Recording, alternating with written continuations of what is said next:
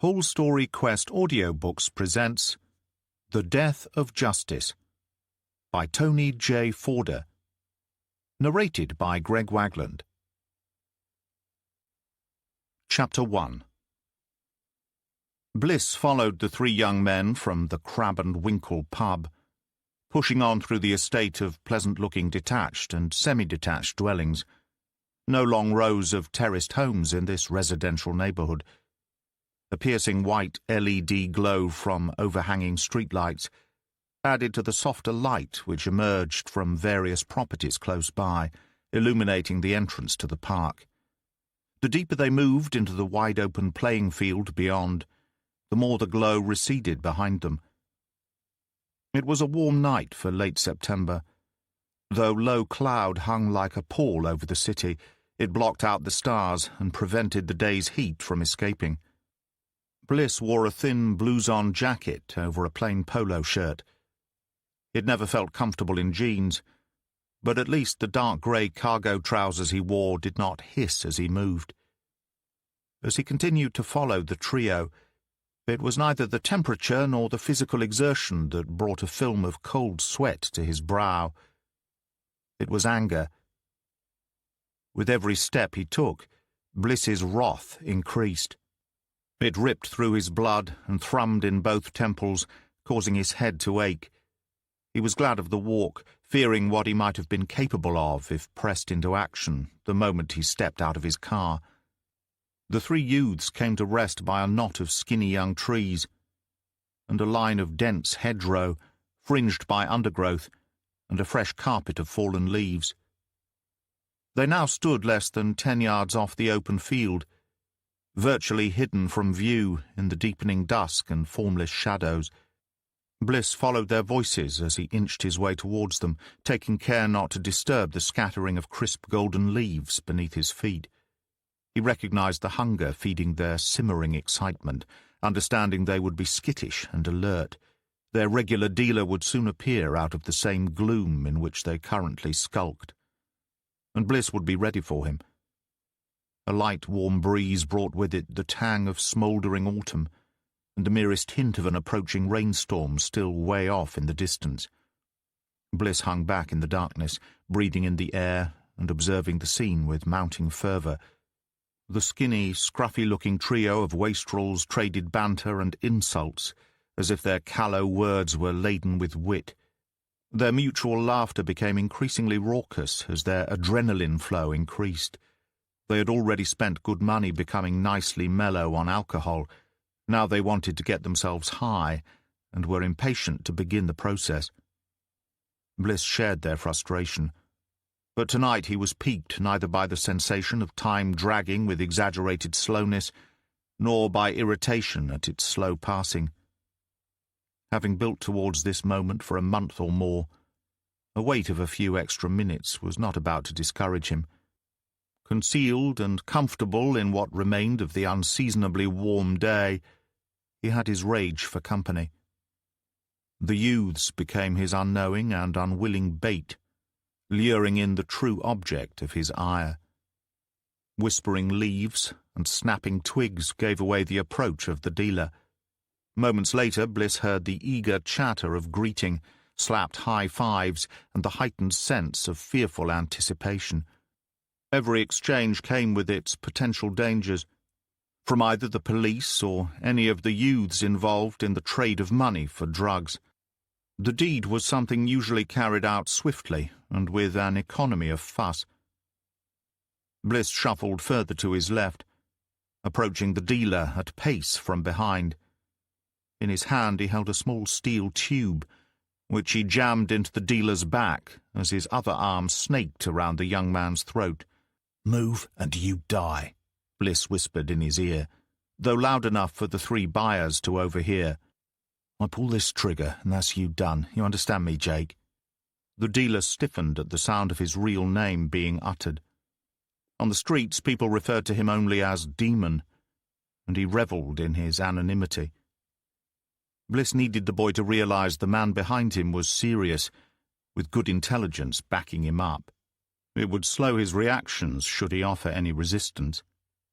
Bliss squinted over the young man's shoulder. He put real weight into his voice. "You three, piss off, and I wouldn't come back if I were you." Each of them stared at the dealer. "Don't look at him," Bliss spat. "Don't wait for him to give you the nod. Fuck off now, while you can still walk." Two of them said nothing. The shortest of the three decided he would put on a show. "There's four of us, or can't you count?" "I can. Let me prove it to you. The gun pressed into this scumbag's spine holds 16 rounds. By my calculations, that's 4 bullets for each of you. Am I right? Do I win a prize?" Bliss was holding on to his temper despite the pain spearing through his head and the acid squirting in his gut. A decade ago, he might have beaten the shit out of all of them. But his focus now was to accomplish only what he had come for.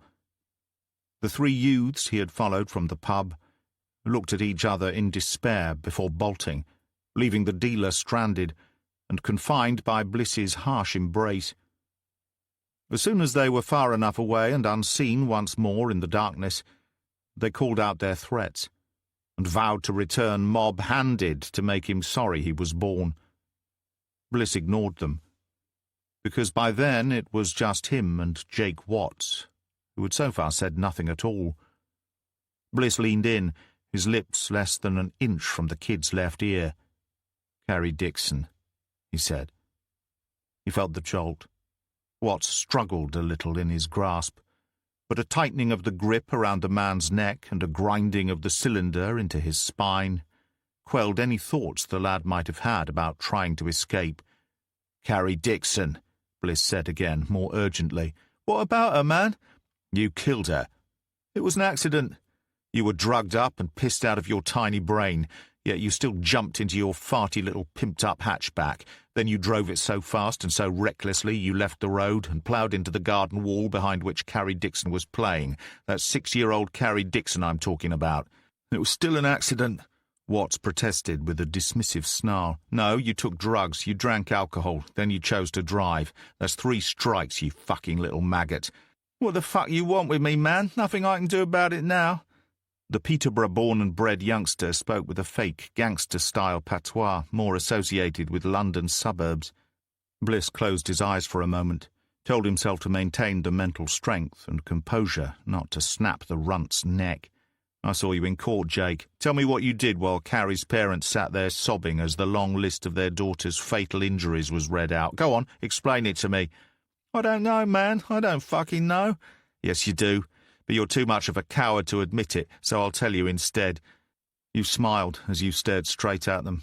Then you yawned. Meant nothing to you, right? It bored you having to listen to such a sorry tale of misery. After that it was the exaggerated roll of the eyes. A 6-year-old's death was totally unimportant as far as you were concerned, even though you caused it, yes? And then, as Carrie's mother howled with grief, You laughed. You laughed at them, Jake. You laughed at their loss, at their grief, at their impotence. Is it all coming back to you now, Jake? Without realizing it, Bliss punctuated each sentence with a jerk on the youth's neck, and a deeper stab in the back with the steel tubing. The rage burned inside him like molten lava, spilling from every open pore. Carrie Dixon's death, earlier in the year, had been reported both locally and nationally, and although the investigation had not landed across Bliss's desk, his interest in it began immediately. He felt outraged by what Jake Watts had done, more so by his obvious lack of remorse afterwards. Because Jake had somehow managed to crawl out of the wreckage of his devastated Peugeot and subsequently go into hiding for 3 days, the prosecution had ultimately rested on a charge of dangerous driving while under the influence of controlled substances. This despite witness testimony to the fact that Jake had been drinking heavily and smoking meth from a glass pipe all day. Without an admission of guilt or any blood work to prove the allegations, the judge postponed court proceedings to allow the prosecution time to enhance their case. Bliss saw the trial heading in only one direction. The dangerous driving charge would probably stick, but the while under the influence aspect would fail. It could even get dropped altogether, to allow the jury to focus on the solitary element they believed might earn Watts some jail time. Even then the defense team cited temporary loss of control. Jake claimed he was being chased by another vehicle, driven by his competition. Bliss thought about how easy it would be to end it. Choke the life out of the kid. Maybe even snap his neck. Easy for some, perhaps, but not for him. He knew how much pressure to apply to get the job done. He had the rage required to pull it off. But he was no killer. He wanted this kid to suffer for as long as Carrie Dixon's parents would endure their own agony. He even yearned to inflict a little pain along the way, to see terror aligned with suffering in Jake's eyes. But that was not his purpose here, not this time around. "Did you see me coming, Jake?" Bliss asked. "Did you have any clue that I was creeping up on you, intending you harm?" The kid made no reply, but his body quaked. Bliss had put a scare into him. But was he scared enough? "I know you didn't, Jake. It was easy, and it will be just as easy the next time I pay you a visit. You understand that, don't you?" Bliss clamped his arm tighter, inducing a response this time. Yeah, man. What you want from me?" "What I want is for you to call your brief tomorrow morning and tell him you've decided to admit to each charge against you. You can claim whatever you like. That you found God over the weekend, or somehow grew a conscience in 2 days. I don't give a shit, provided you cough to everything. And if I don't, you come looking for me again, yeah? Who the fuck are you, man?" Jake's voice faltered all the way through the bluster. It betrayed him, revealed his fear. Bliss ignored the second question. "That's right. Only there's one major difference, Jake. Just like this time, you won't know when I'm coming. You won't see me, and you won't hear me. In fact, the only time you'll be aware of me is when I jam this gun against the side of your head and pull the trigger. You got that, Jake? Do you understand what I'm telling you here? Believe me when I say there will be no further chances. You killed Carrie Dixon just as surely as if you'd stuck a gun in her mouth and shot her dead. I can't allow you to go unpunished for that." He paused, summoning any and every power in the universe to prevent the dealer from calling his bluff, and waiting for his heart to stop smashing itself against his rib cage. He swallowed back some foul-tasting bile. Despite loathing everything Jake Watts stood for, behaving this way was not something Bliss enjoyed. It was the only move he could think of to ensure Carrie Dixon's parents received a small measure of justice, and maybe a little peace. "So what's it going to be?" he asked. "A prison sentence that sees you back on the streets in less than 14 years, perhaps as few as 6 or 8, or checking out with a bullet through the brain. Your choice, Jake. Just understand it has to be one or the other. No alternatives. No second chances." "You don't scare me, man." Bliss recognized a terrified voice when he heard one, and he was listening to one now. "Oh, I think I do. Check your shorts when you get home, Jake. You've got a fair bit of leakage going on there by the smell of it." The kid tried to wrestle himself away one more time, but then became still, at which point Bliss felt Jake's shoulders lose all of their tension. "So I do what you say, and you leave me the fuck alone, yeah?" "That's right. It really is that simple." "Why are you doing this, man? What was she to you, that kid?"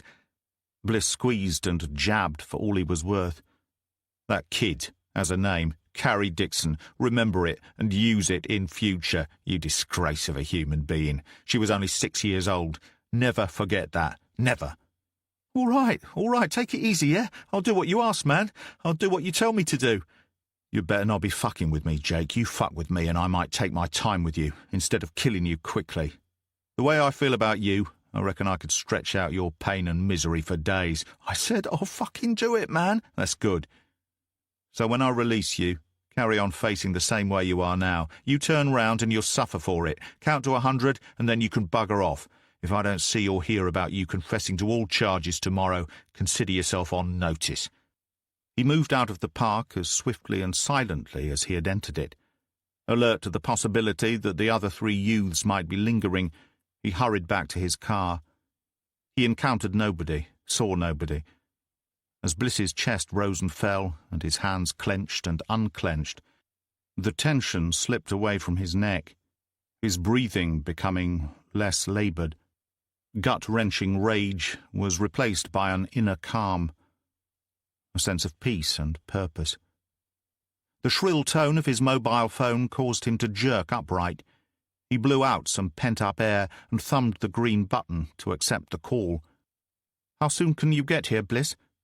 The voice of Detective Chief Inspector Edwards was unmistakable. "That depends on where you are," he replied. "In my office. I can be there in 10 or 15 minutes. Make it 10. Bliss was puzzled by his boss's tone and attitude.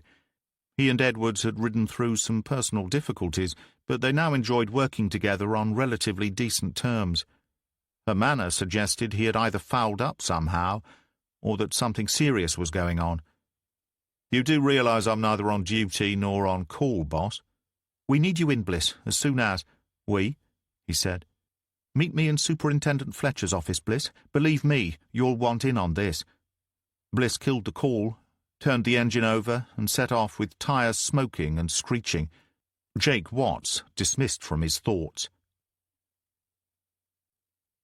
Chapter 2. Bliss had left his service-allocated airwave communication device at home. The beaten-up handset ran on aging and unreliable technology, but having use of it now would at least provide access to crime-related chatter taking place in the city. Bliss did not enjoy the thought of going in blind without it. Decrepit system or not, he wished he carried the airwave with him now. Having briefly considered calling his regular partner, Penny Chandler, Bliss left his phone where it was. The DS tended to keep herself well informed, but as she was back on shift rotation the following morning after a week of annual leave, he decided not to disturb her until he had further information. Roadworks held him up on Lincoln Road.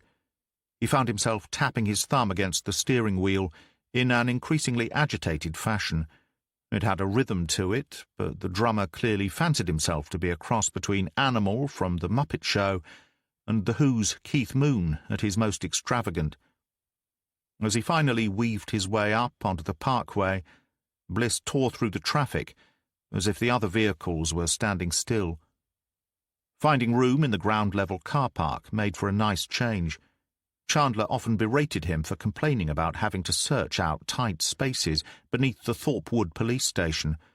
Given the sense of dread lying in his stomach like a dead weight, Bliss doubted whether his steering wheel would have survived hunting out a vacant slot this evening.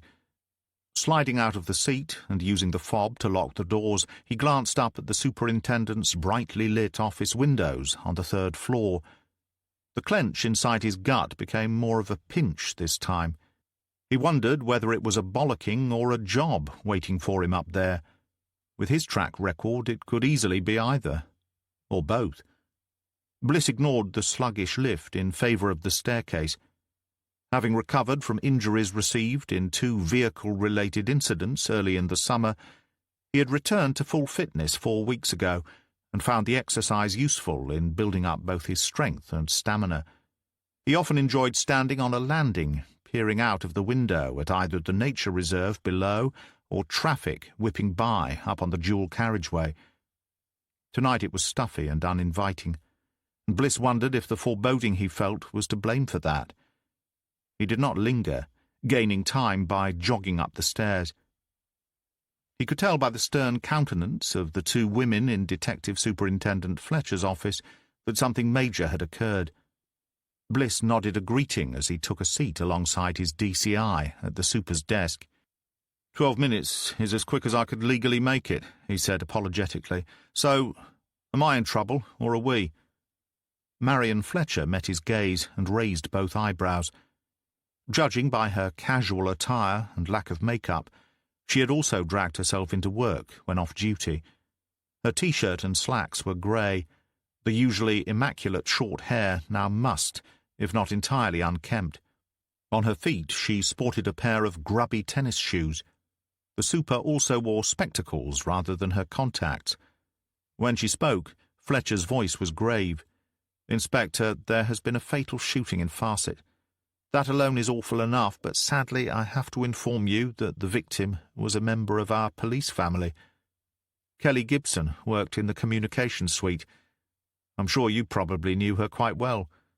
Bliss felt a hand grip his heart and give it a squeeze. Kelly. he half-whispered. Gibson had been a calm and knowledgeable operative, not a police officer, but regarded as one of their own by those who worked with her. Bliss had spoken with the pleasant and cheerful woman on a regular basis. As far as he could recall, she had a husband and young child. What on earth happened?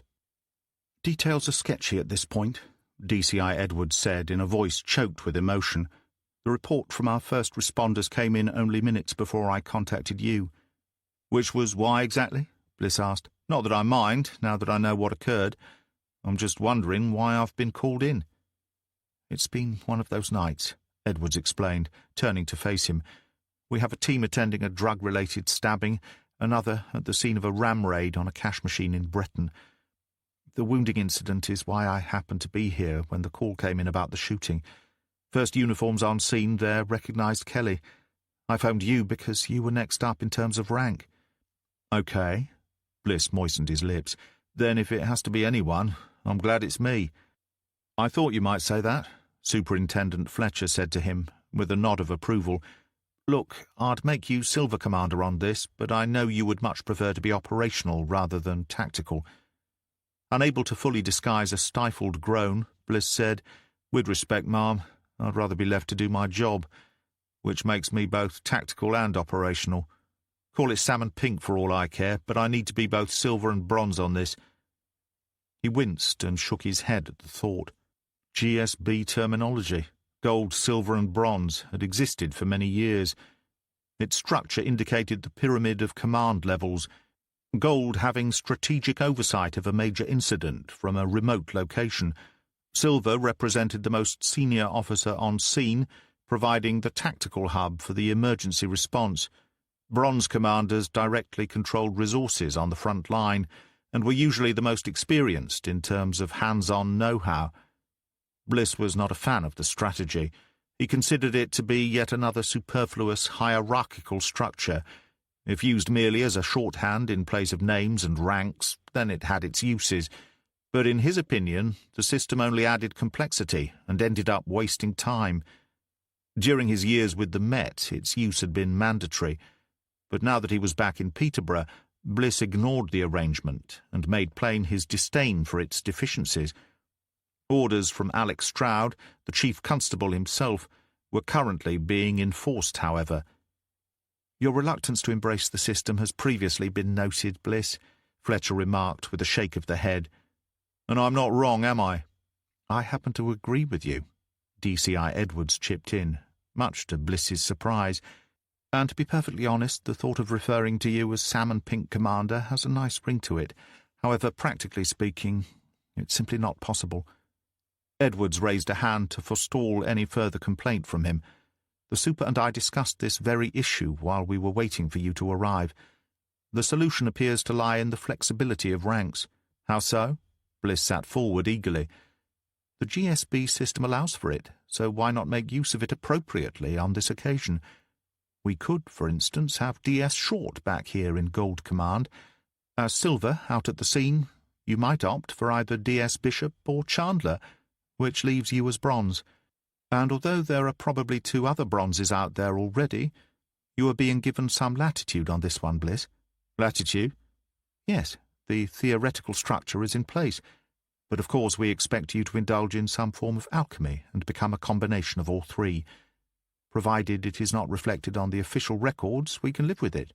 The Super and I are agreed that the chain of command in this instance may slow us down, and nobody here wants that."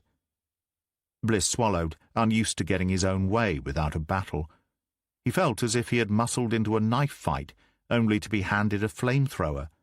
"Just to be clear," he said uncertainly, "I take control of the scene, make whatever decisions I deem to be appropriate, and report back to you as soon as I have anything worthwhile. Is that correct?"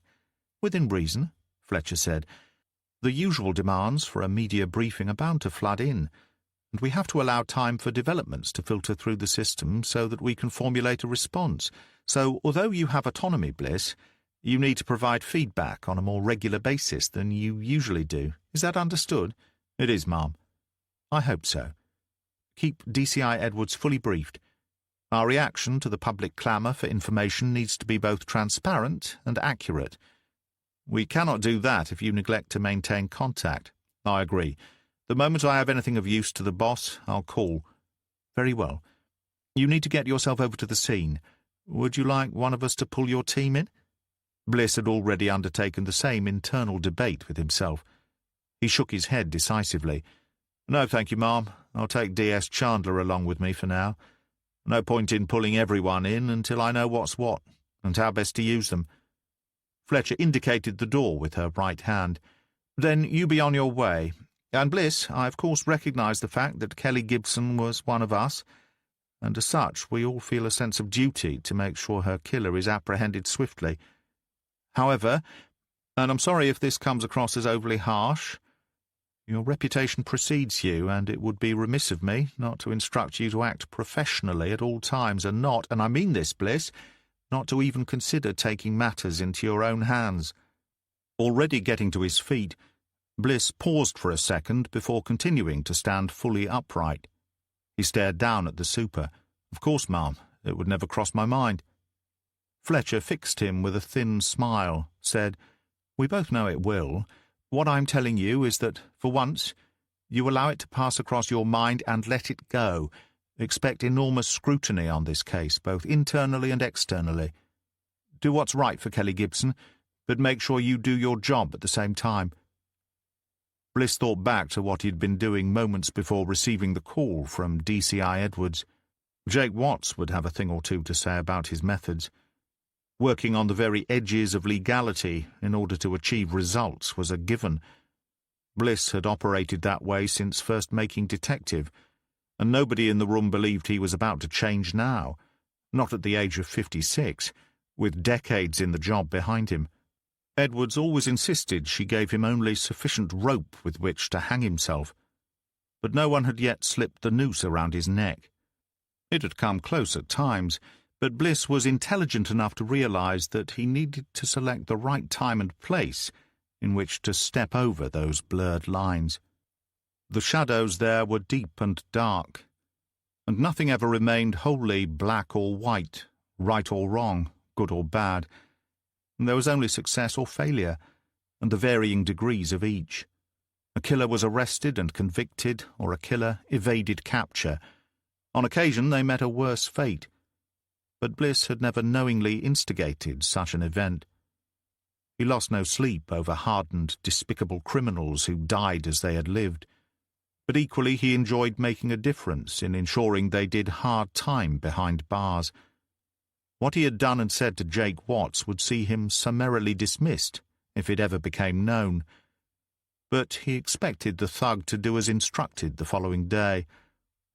A little pressure applied in the right place, and a length of steel tubing with the shape and heft of a gun barrel seemed like a small price to pay in Bliss's eyes. Now, with the gunning down of Kelly Gibson having become his case, once again Bliss acknowledged to himself that some things were worth the risk. Chapter 3. Detective Sergeant Chandler lived on the exotically named Viersenplatz, in a 5-story apartment block whose shadow often draped itself across the River Nene. Rather than negotiate a secondary one-way system, Bliss parked illegally on the London Road side of the building, bumping up onto the pavement to allow other vehicles to flow freely around him. The streets were well lit as he drew up at 8:45 p.m. Chandler was waiting for him a few yards beyond the traffic lights. She hurried across to yank the door open, long, dirty blonde hair streaming behind her. "Sorry for disturbing you on your last day off," Bliss said, as Chandler slipped into the insignious passenger seat and clicked her belt into place. "But you look as if you scrubbed up well enough in the 10 minutes I gave you." "Yeah, we both know I look as rough as a badger's arse, so drive on," Chandler motioned with her fingers for him to go. Bliss checked his mirrors, then dipped the accelerator and got them moving. He slid a sidelong glance at his DS and smiled. "Now that you mention it, I think that's unkind to the badger." Chandler gave him one of her looks, the kind that told him she would happily strangle him if she could only be bothered to get her hands dirty. "We're not like you men," she explained, A quick squirt of deodorant, if that for some of you, and you're done. You don't give a stuff about your appearance. We women like to look presentable when we're out in public." Smiling, Bliss chuckled. Chandler was such an easy wind-up. "Anyway, where are you taking me?" she asked, growing serious. They had forced the initial humour in light of the grim duty awaiting them. "Farsit. And it's definitely our Kelly Gibson. No change on that status since you called? No chance the victim was misidentified?" "Unfortunately not. It's Kelly, I'm afraid. Shot dead as she walked towards home from her car, it seems." "How awful. I didn't know her well, but she seemed nice and good at her job." "She was both. And now she's gone. Just goes to show. You can never predict how you exit this world." Chandler's professional mask slipped into place. "Been a while since I attended the scene of a shooting." "Me too." Bliss gave a reflective grunt. "Had a few when I was working organised crime." "You ever have a gun pulled on you?" "Yeah. Tests out the old rusty sheriff's badge, that's for sure." Chandler turned her head, frowning. "The what?" "Your ring piece, your anal sphincter." His colleague allowed that to permeate before puckering up her face. "Oh, that's gross." He shrugged. "It's just language, Pen, that's all." "Well, it's disgusting language." Bliss caught the smile turning up the corners of her mouth. He knew Chandler would file the phrase away in her repertoire for later. Jocular verbal exchanges at such times offended the sensibilities of some, but Bliss always found it to be a necessary release. Theirs was a dark enough job, and any light shone upon the gloom was welcome. He circled around by the court building and back onto Rivergate, before heading towards the old Fletton area, beneath the vast concrete structure of the Frank Perkins Parkway, on past Stand Ground and into the small village of Farsit. The drive gave them a few minutes to chat. "So how are things out in Turkey?"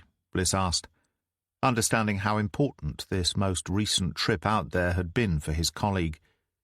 17 years ago, Chandler's 2-year-old daughter, Hannah, had been abducted by her Turkish father. He then disappeared into that vast country, taking the girl along with him.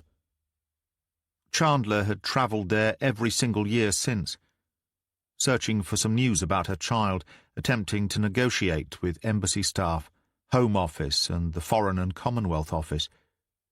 Bliss's intervention on her behalf earlier in the year had paved the way for a possible reunion, after his MI6 contact confirmed that Hannah was still alive and well, and living in her father's homeland. Chandler's visit on this occasion had been arranged to smooth the waters between her legal representative in Turkey and those working for her ex. "Good, very good, in fact." Chandler's expression revealed genuine enthusiasm. "It's a slow process, but Hannah knows about me now, so it's worth every step, no matter how minor." "You think she will allow you to use her original name? Or do you have to call her Anna?" "Anna is her name now. It's all she's known since the age of 2. I guess I'll have to get used to it. Must be tough. Not as tough as it was when I didn't even know if she was still alive. It's only a name, and not so different, I suppose. The main thing is there's now every chance of her being in your life again. Thanks to you." Bliss crinkled his nose. "I did nothing, really. Other people put in the real time and effort." "Don't do that," Chandler told him, turning her face towards him. "Anna will come to understand the role you played in bringing us back together again, if it happens. Please don't belittle it. If she visits me, I will want her to meet you. I'm sure she'll have much better things to do with her time than spend it with a grizzled old git like me. But I'll be happy to, if that's what you both decide. From the little I know about her, she seems like a very level-headed young woman. A lot like you. Sometimes genetics finds a way." When the pair arrived at the scene of crime, the emergency vehicles remained scattered along the short, narrow street. Their lights lapped against the walls of neighbouring properties with a flickering blue glow, and shadows danced across the night sky. A firearms unit stood by, having cleared the area ahead of the ambulance crew and further uniformed police officers, 12 in all, They appeared alert yet relaxed at the same time. The immediate threat no longer existed, but they stayed behind in case it returned. "How come you got the call on your day off?" Chandler asked Bliss as they climbed out of the car. "They're a bit short-handed back at HQ. I was volunteered, which in turn volunteers me. You could have said no, that you were too busy applying face masks." "You'll need a bloody face mask of some sort if you carry on," Chandler muttered. The pair pushed their way through the gaggle of onlookers and ducked below the cordon tape, gently fluttering in a light autumnal breeze. A white tent with its blue fringe was lit from inside and stood out like a beacon, though it concealed the potential horrors beneath. Bliss admired the speed at which every component of the emergency response had sprung into action. Lack of staff and reduced budget notwithstanding, when it came to major crimes, the services still had the chops to get things done right.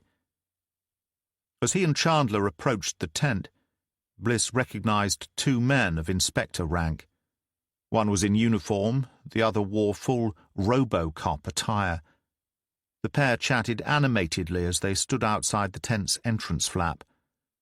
As the two detectives reached the staging area, a male uniform jotting something down on a form attached to a clipboard stopped them at an inner cordon of ribbon. They both held out their warrant cards for his perusal. "D.I. Bliss and D.S. Chandler," the officer said with a stiff nod. "We've been expecting you. Will you want to examine the victim in situ?" "We will," Bliss told him, signing in. He passed the clipboard to Chandler, who did the same. They each picked up a full forensic bodysuit from a pile sitting on a fold-out table. Wedging the plastic-wrapped garment beneath one arm, Bliss strode across to the two senior officers who remained engaged in their conversation. "Evening, troops," he said, interrupting them. "Are you two Bronze Command on this so far?" The pair nodded in unison. For incidents during which weapons were used, it was usual for both a firearms and uniformed senior rank to act as the third rung on the ladder of command. The former was responsible for the armed response, the latter working on public order. "Anything we need to know before seeing the body?" Bliss asked. The firearms officer was the first to respond. "Nothing out of the ordinary. How's tricks, Jimmy?" "Not so bad, Eric. You and yours?"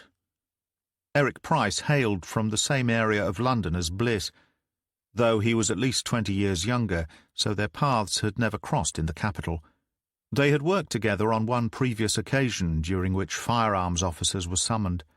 A single projectile was fired during the incident, the weapon holder somehow managing to shoot himself with what proved to be an air pistol during an angry dispute with a neighbor.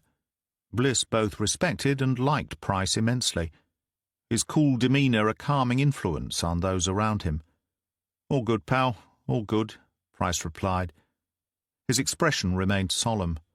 "So, what we have here is a woman identified as Kelly Gibson, aged 30, gunned down as she made her way from her car towards her own front door.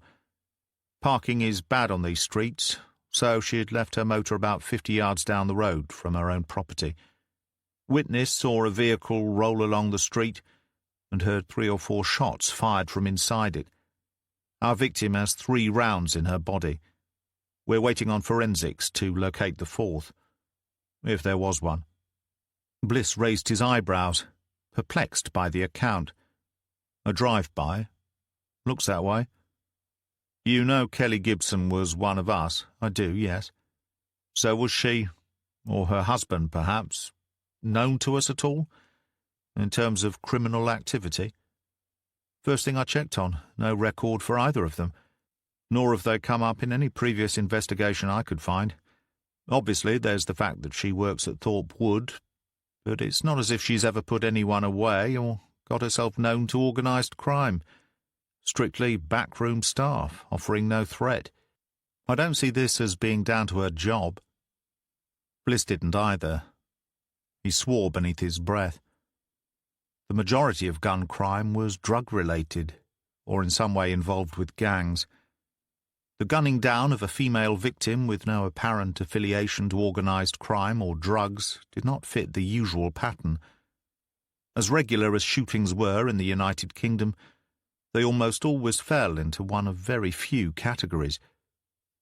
As if reading his mind, Inspector Price said, "This may be the result of something more personal. Either way, it's going to leave a very bad taste in the mouth." Chapter 4. Bliss knew what Price meant. Any murder, no matter who the victim was, deserved the investigation team's best efforts, and they usually got them. Even so, some were more palatable than others. Bliss had a live-by-the-sword, die-by-the-sword attitude towards some homicides. It was the killing of complete innocence that stung the most. Inspector Stringer, the uniformed officer that Eric Price had been talking to, leaned in and said, "She doesn't appear to have ever been on our radar at all, plus she's a civilian doing good work. I think Eric is right when he suggests it could be a personal matter. A love affair gone wrong, perhaps, that sort of thing." Bliss agreed. It was the next logical conclusion. "Did our witness happen to get a plate?" Stringer shook his head. "No, white SUV of some description, maybe a Range Rover, but that was a guess on his part. The witness is at the city hospital being checked out for signs of shock.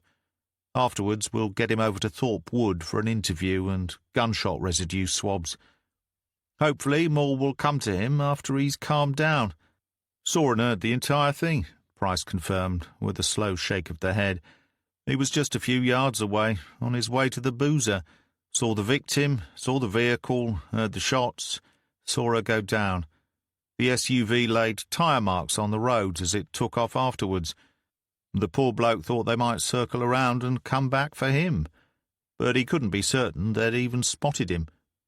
His first movement was to duck when he heard the shots. So my guess is he wasn't noticed as they drove down the street looking for their target, and they sped off without being aware they'd left a witness behind. Lucky for him," Bliss said. His mind ran through the processes as the night pressed in on them. "Okay, well, obviously we'll want to have a chat with him later. Time for Kelly Gibson, I suppose." Bliss pulled on the lilac one-piece suit and a pair of nitrile gloves, and followed Chandler, who was already inside the tent, having clambered into the protective coverall while he was chatting. He found his partner squatting beside the body, her hair tied back to prevent strands from hanging down as she closely studied their victim. A single lamp illuminated the scene. Bliss shuffled around to the other side and took his first look at their murdered colleague. Thankfully, their victim's face was untouched. Gunshots could often be so much more destructive than TV shows and films portrayed, and head wounds often left a person unidentifiable. Gibson's upper body was naked. Bliss assumed the paramedics had removed clothing in order to locate her wounds. Her jeans had also been stripped or cut off, but her underwear remained in place. The 3 separate wounds were immediately obvious. One in the left breast, a second just beneath the right breast, another in the lower abdomen. It was perfectly natural for a hand holding a gun to travel on a slight downward arc when firing, so his guess was that the first bullet to enter Gibson's body did so through the chest. The entry wounds themselves appeared innocuous, but Bliss was aware of the devastation almost certainly wrought internally. A significant volume of blood had pooled around the stricken woman, suggesting Kelly Gibson had not died instantly. The lack of gunshot residue blackening around the 3 entry wounds confirmed the witness statement. The rounds travelled a distance before felling the victim. A fresh appendectomy scar reminded Bliss of Gibson's recent absence from work, and he also noticed another wheal around her armpit.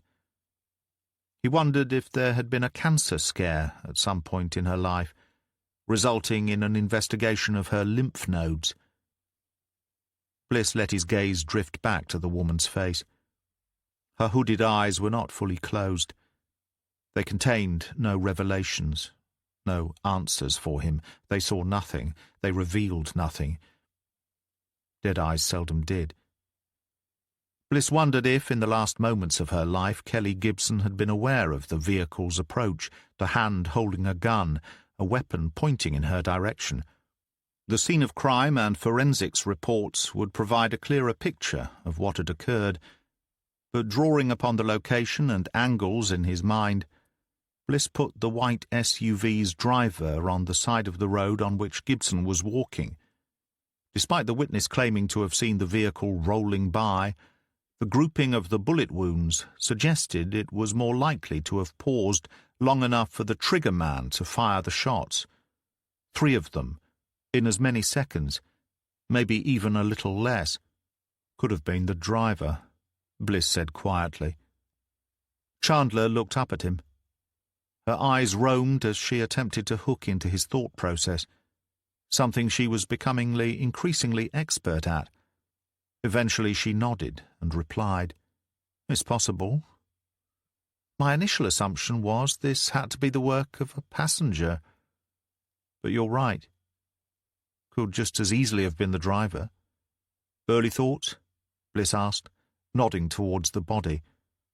"I have no idea. She seemed to be an ordinary woman, living an ordinary life. I can't begin to imagine why anyone would do this to her. Wrong time, wrong place, maybe. Could have been some form of gang initiation. That's a possibility. And if not, what's her story, do you suppose?" Bliss explained everything relayed to him by Price and Stringer. He shook his head and said, "If this wasn't a chance shooting, then our best theory is this is a relationship gone badly wrong. She's no age. Such a tragedy. Which reminds me, where are her husband and son? I'm assuming they're both tucked away inside their house with a uniform or two. Most likely the first responders. I'll check in a moment, make sure an FLO is either here or has been arranged." Having a family liaison officer available to the bereaved was one of the few relatively modern policing measures Bliss approved of. The primary purpose of the FLO was to act as a conduit between the investigating team and the victims' loved ones, while at the same time obtaining information relevant to the case from the family members. In some circumstances, the role was invaluable. Bliss continued discussing the wounds with Chandler as they exited the tent and removed the protective garments. Their conversation reminded Bliss of something he had forgotten to ask as he stripped off the gloves and discarded them in a plastic bag set aside for such items. The uniformed officer was nowhere to be seen, but Price was standing alone, cradling his Heckler & Koch carbine. He looked pensive as his eyes scoured the locals gathering outside the cordon. "I meant to ask about the casings," Bliss said to him. "Did you find any on the road?" Price shook his head. "Could have used a revolver, but I doubt it. The wounds look like 9mm to me, and we don't see too many 9mm revolvers. Those who prefer revolvers tend to go for the large caliber, big fuck-off 44s, like Dirty Bloody Harry." Bliss thought about it, his mind immediately pulling up the stark image of Kelly Gibson's broken body. 9mm bullet wounds in the UK tended to come from pistols, so he agreed with Price. But the lack of expelled casings concerned him. From what our witness said, it doesn't sound as if the driver stopped to pick up his brass, which suggests his hand was inside the vehicle when he pulled the trigger. Price shrugged. "Or very close to it.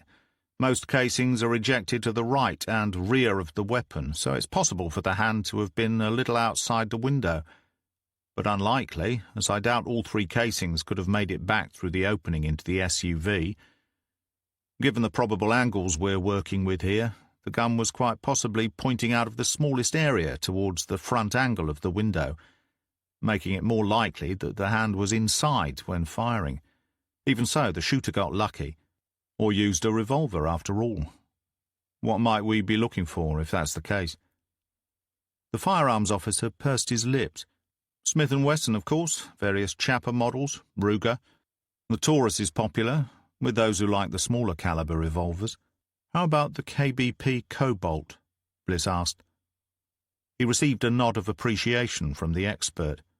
That might be a good shout. Plenty of those around, if you ask the right people. You seem to know your weapons, Jimmy.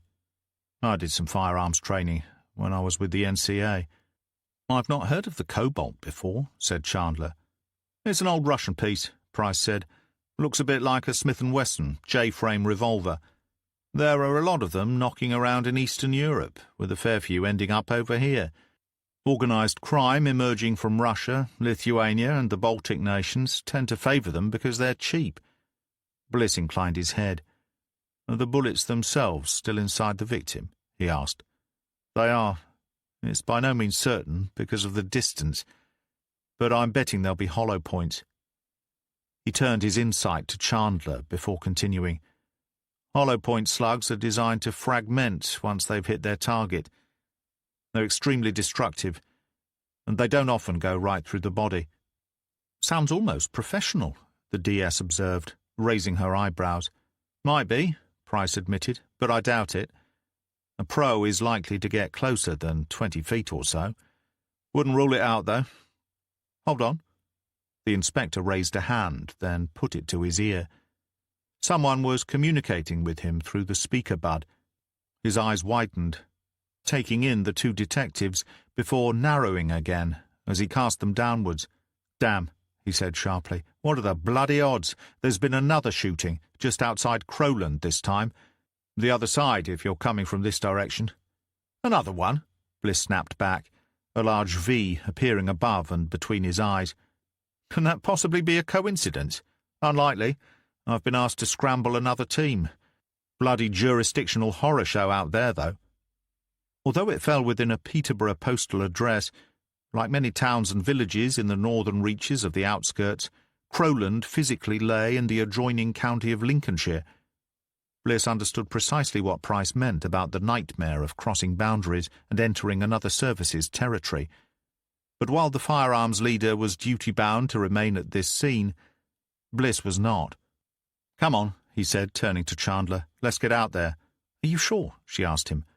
Are we done here so quickly? No, Bliss shrugged, but we're going anyway. How come?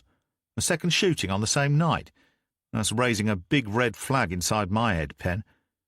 Price winked at him. Good luck, Jimmy. You'll need it out there. Bring me back a stick of rock. As the detectives hurried towards his car, Chandler harangued Bliss about the bird-in-the-hand principle. He said nothing. His mind was focused on the shooting in Crowland and what, if anything, it had to do with the murder of Kelly Gibson. Chapter 5. Bliss pushed the car hard along the Frank Perkins Parkway, turned towards the city recycling depot, then hit the A16. It was a 20-minute drive in normal conditions, but he knew he could shave at least 5 off on a Sunday night in good weather. On a straight stretch of road with wide, flat grass verges, he called DS short by thumbing a speed dial number on his phone, which was in its holder, affixed to the dashboard. Mia, he said, as she answered, sorry to haul you away from your family on your day off, but we have a situation. Bliss quickly explained the scene he and Chandler had been summoned to, and then the second shooting out near Crowland. Are we certain Kelly is the Farsit victim? Short asked, a tremor in her voice. Sadly, yes. You think the two shootings are connected? Wouldn't you? Bliss knew Short would already be on her feet and moving around the house to prepare herself to go to work. Pretty huge coincidence, if not, boss. So, what do you want from me? Smiling to himself, Bliss was confident in Mia Short's abilities. She was going places within the job, and getting there quickly. He gave it some thought before identifying her role. Sorry, but first up is to call in the rest of the team. I'll do it myself, but I'm about to be extremely busy. Our witness is coming in from the city hospital as soon as they've checked him over. I want you to get his statement. Focus on agreed distances between him and Kelly, and concentrate on the vehicle, a white SUV. Have Bish work with CCTV. I doubt there will be any along the street itself and scarce throughout the village, so have him look at the entry and exit points immediately prior to and after the shooting. Tracing this SUV is clearly a priority task. Have Ansari take door-to-door at the scene. See that she spreads it out into neighbouring streets, just in case anyone saw a vehicle come or go. I want Hunt to spend time on our victim profile, And make sure he goes deep on this one. Grattan can hold the fort and get the operation ball rolling." Short was one of life's note-takers, habitually carrying a leather-bound notebook with her everywhere she went, but she was also sharp, easily capable of retaining the information he had thrown her way in quick-fire fashion. She had no need to repeat it back to him for clarification. Her mind was like flypaper to his words. "What about Kelly's husband, boss?" "Leave him to me. Contact the FLO, tell them Penny and I will be back there just as soon as we're done with whatever we find in Crowland. Shouldn't be too long." "Who are gold and silver commands on this?" "Superintendent Fletcher and DCI Edwards have agreed to a large amount of flexibility. In theory, you're gold command, Penny will be silver and Bish are bronze. I'm a kind of salmon pink for the duration, which means we'll run this like any other major crimes operation and do without all the bullshit." "Okay, boss, I'm on it." Secure in the knowledge that the early phases of the team's primary investigation were in safe hands, Bliss set his mind back on what lay ahead. The further they moved away from the city, the less its amber glow impinged on the dark night sky.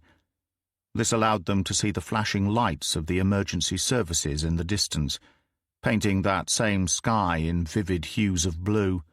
While Bliss pushed the car as fast as safety concerns allowed him to drive, Chandler listened on an open channel to the chatter arising from the crime scene ahead. A car was earlier discovered in a roadside ditch, she told Bliss. No word yet as to whether the shot came before or after the vehicle went into the ditch. Any witnesses? The road running east out of Peterborough was the main link to Boston and was often well-travelled. Not so far, certainly not at the scene. His hopes were dashed, but not crushed. People often came forward some hours after witnessing something inexplicable or frightening, delaying either because they believed somebody else would report it or because they were wary of becoming involved. It might take notices at the side of the road, perhaps even a media request. But the chances remained high that this incident had not occurred in isolation, and eventually a witness would emerge. Although the road further ahead was blocked by the road traffic collision crew, and traffic was being turned away as diversion signs were distributed, some vehicles blundered on until they were stopped and the drivers instructed to turn around to find an alternative route through. Bliss waited for a couple of minutes for the queue to disperse before he himself became impatient. He put on his siren and front grille lights, making his way along the wrong side of the road to get to the incident more swiftly. The first vehicle he encountered tried to play chicken with him, but he was not turning for anything, and the smaller car brushed up against a hedge to avoid a collision. Chandler carded them through a flimsy barrier of tape. Beyond, a dozen vehicles sat scattered across the road or up on the grass verges. Bliss manoeuvred his car as close as he could before they had to park up and walk the final 50 yards. In addition to liveried police patrol vehicles, roads policing unit SUVs, and an ambulance, a pump ladder fire appliance stood at the scene with its engine running noisily. Crews from all units discussed priorities and protocols, while others went about their clear-up duties. Work on the vehicle itself appeared to have finished, and Bliss wondered what that meant for the victim. He knew by now there would be an investigator from the roads policing unit in amongst the group, plus 2 more third-layer command officers. This all took place beneath the harsh glare of halogen lamps encircling the immediate area. It was a road policing unit officer they encountered first, a ruddy-cheeked Lincolnshire-based sergeant who introduced himself as Barry Smith. In addition to his RPU status, the officer also carried a semi-automatic carbine as part of a mobile unit that provided an armed response throughout the county. He puffed away on a cigarette, though it was against regulations to do so while on duty. "Surprised to see Peterborough's finest here," he said by way of a greeting. Smith stood some distance from the other responders, taking in the entire scene as it unfolded around him. His was the air of a man finished with his initial role in the incident, and now waiting for everyone to move on so that he could get down to the nitty-gritty business of hunting down a killer. The end of his cigarette glowed in the dark as he took a long drag on it. "We happen to be closer than anyone else, I guess," Bliss offered with a tentative smile. I dare say the Lincoln team will be with us soon enough. It's a bit of a trek if they're coming all the way from your HQ in Netlham." "So you decided you'd pop over to have a sniff around first," Smith said. His fluorescent jacket was grubby and ill-fitting. Bliss thought he detected dried blood smears also. "Actually, we just came from the scene of our own shooting in the city, and 2 in a single evening bothered me." I can understand why." The armed officer took a deep breath, blew out some smoke. "But I warn you both, there is nothing ordinary about this one.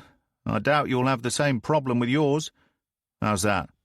"For starters, our victim is missing his head."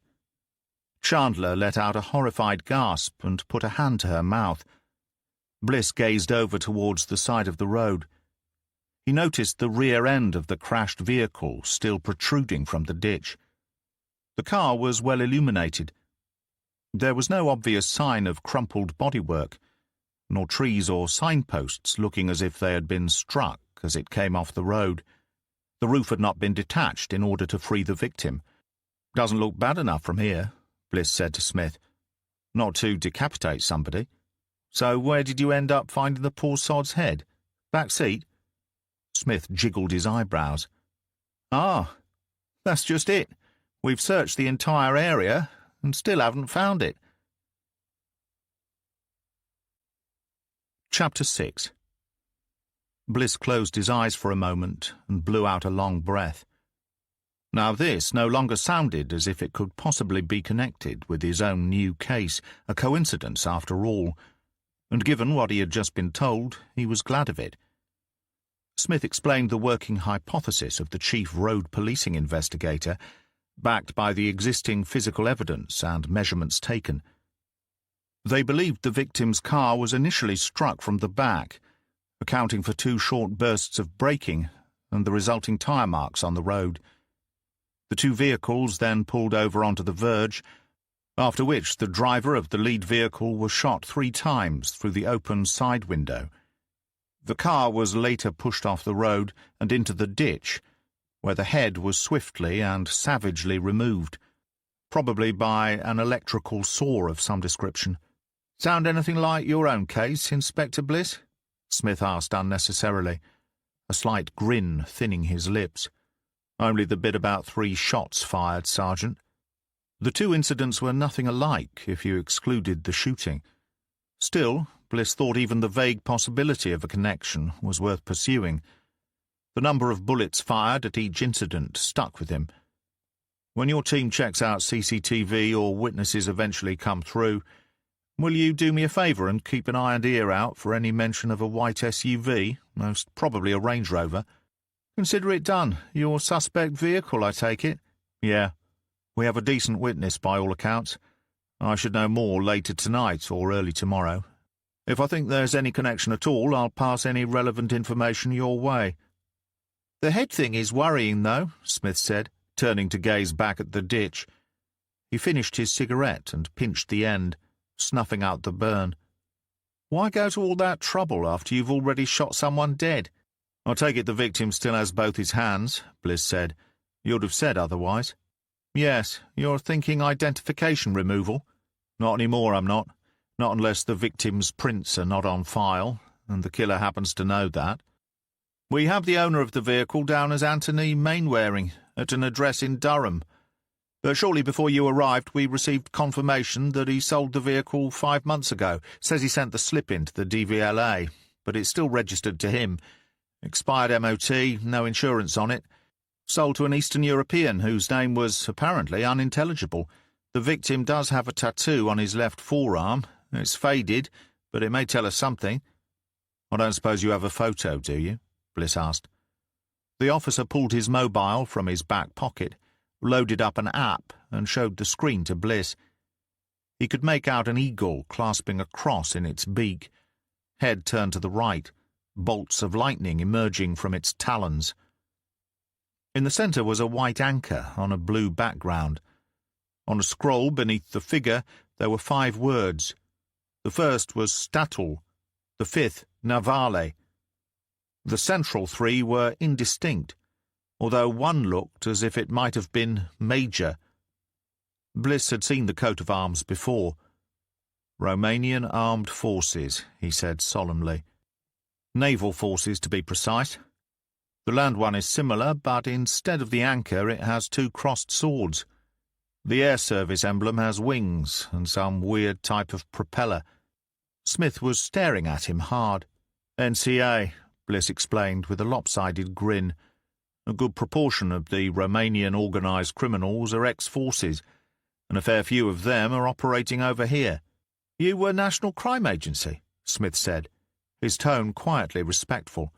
"For a number of years, Syria's organised crime agency beforehand, from its inception. Why did you give it all up for this place?" Bliss sneaked a glance at Chandler.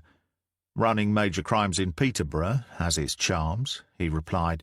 "Besides, working organised crime has a habit of catching up with you. If you outstay your welcome, it can be bad for your health." "I hear that. You must have seen some action." "Just ask him about his rusty sheriff's badge," Chandler chimed in with a perfectly straight face. "Apparently it's not quite as tight as he'd hoped." "Don't take any notice of her," Bliss told the armed officer. "She's not all there, poor thing. Care in the community and all that. So, any chance we could get a look at the body?" Smith raised his eyebrows. "You up for that?" "I've seen worse." "Okay, give me a few minutes to clear it with the crew. Then you can wander over." He swiveled on his heels and started making his way back towards the ditched vehicle. Bliss turned to Chandler. "It's entirely up to you if you want to peek in under the canopy pen. I won't blame you if you decide not to." "That bad, is it, boss?" "It's not so much the gore that gets to you, although it's decidedly grotesque. More a question of what it does to your mind and how long it lingers. Thing is, our brains are predisposed to seeing fellow human beings with heads. When you see a body without one, it's as if the brain can't compute any of the information coming from the eyes. Initially, the glitch lasts only a few seconds, but then it replays it for you every so often. It's a bloody weird sensation, on top of the ugliness of it." Chandler's chest rose and fell. She swallowed once. "I'll come with you. All part of the job." "If you're sure." Bliss set his jaw. "Just don't say I never warned you." Chapter 7. During the drive back from Crowland, both detectives were largely quiet. After seeing what remained of the body, Chandler acknowledged her difficulty in reconciling the nightmarish figure inside the vehicle with a human being. Despite Bliss's warnings about how the sight of a headless corpse played tricks on the mind, in her opinion he had underplayed the gruesomeness factor by a wide margin. The raw and still glistening disarray of severed muscles, veins, arteries, and subcutaneous tissues was grotesque enough. The ragged edges of meat left behind by a saw resembled anything but a human being. But it was the stark clash between the dark and bloody pulp of tissue and the hard white nubs of exposed cervical vertebrae and spinal cord that jarred most of all. Some things were never meant to be displayed anywhere other than on an operating or autopsy table. Finally, there was the gaping trachea to conjure with, looking for all the world as if it might find a way to start aspirating blood-tainted air at any moment. To her credit, Chandler had merely swallowed thickly a couple of times, managing to keep down her dinner. Bliss knew his partner had seen something which would live with her for some time to come, and he let it percolate as they drove back to Farset on the south side of the city. The familiar multiple spires of the cathedral came into view, by which point in the journey Bliss had dismissed from his thoughts the horrific image of the Crowland victim's neck. Instead, he focused on the gunshots. Crime scene investigators confirmed 3 small-caliber entry wounds to the chest, with only a solitary corresponding exit injury. This nagged at him. On hearing about the second shooting victim being subsequently decapitated, Bliss wondered if the murders were linked after all. 2 shootings in a single night was the kind of statistical rarity and coincidence that occurred every now and then. The bullet wounds themselves bothered him, though. The truncated ex-Romanian serviceman was shot from a much closer distance than Kelly Gibson had been. Gunshot residue stippled the victim's T-shirt at the point where the 3 bullets entered him. Bliss was aware of the ballistic documentation, suggesting shots fired from more than 12 inches away allowed for far greater forensic misinterpretation. Both Smith and Bliss agreed, however, that the trigger had most likely been pulled outside the driver's door while it was open, as the projectiles had clearly not passed through either glass or bodywork before striking the victim. 3 shots with a small-caliber weapon, no casings found, 1 exit wound.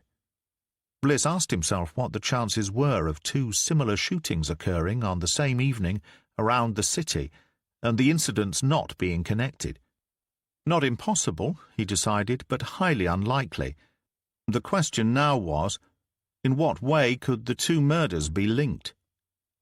The street in Farset remained sealed off to anyone other than residents and emergency service personnel. In addition to standard elevated halogen lamp rigs used to illuminate crime scenes, forensic specialists also held Labino white light torches, whose piercing beams flashed around on the road and pavement like an under-rehearsed display. Bliss assumed the techs were continuing to look for expelled firearm casings, despite realizing their search was almost certainly futile. The CSI unit were nothing if not thorough. Detective Constable Gul Ansari led the door-to-door canvassing and stationed herself close to the crime scene. Bliss and Chandler found their colleagues standing outside the door of Kelly Gibson's narrow terraced home. Hands buried deep inside her pockets, head down, Ansari cut a forlorn figure. The young DC jerked to attention as she heard footsteps approaching. Sad, moist eyes greeted them. "How are things here?" Bliss asked, keeping his tone casual. The personal element of such investigations was something less experienced detectives struggled with. Bliss was having difficulty with it, so he could only imagine how Ansari was coping. Nothing much coming in from the canvas, boss. Ansari shrugged before hunching back into herself. Crime scene tech's not turning up anything either. How about Kelly's husband? How's he doing? He's not here. He's away on a business trip to Dubai. He was informed by local police and is flying home, but for now we have Kelly's sister indoors with the son.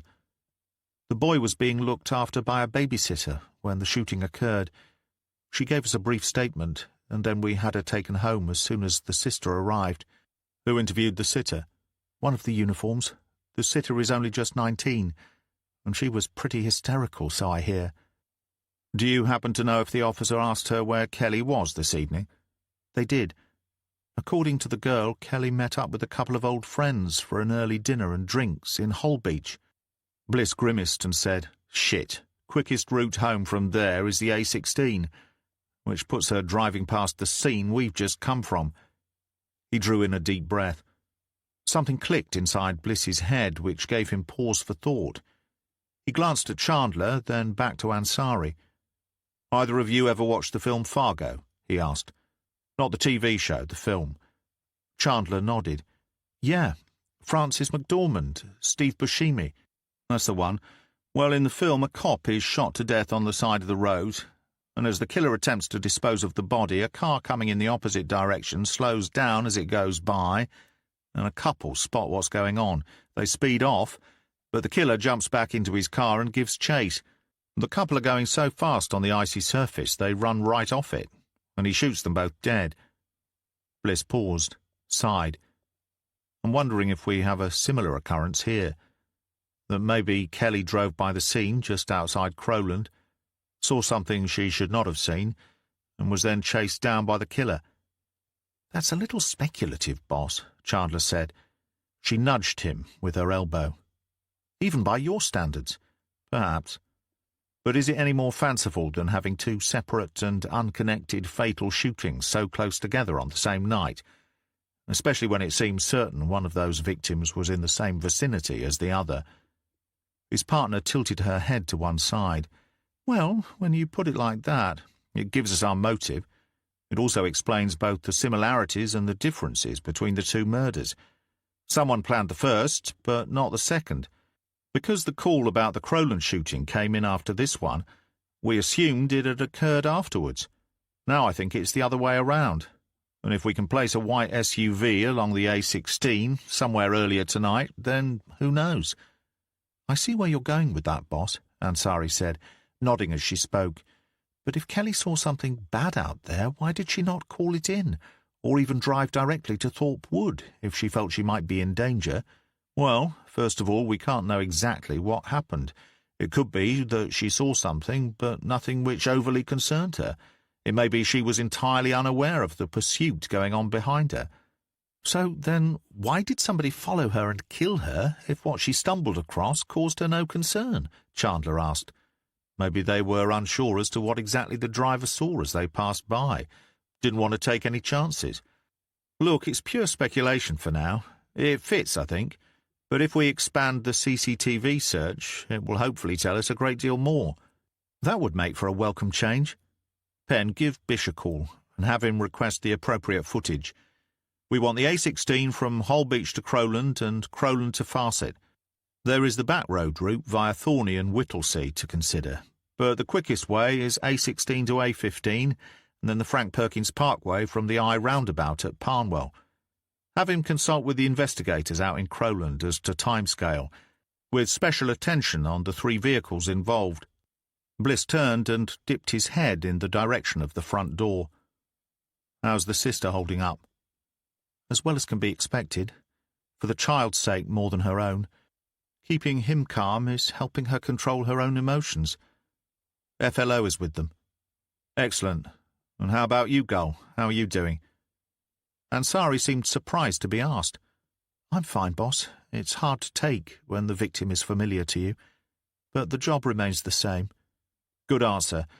But you let me know if it starts weighing on your mind.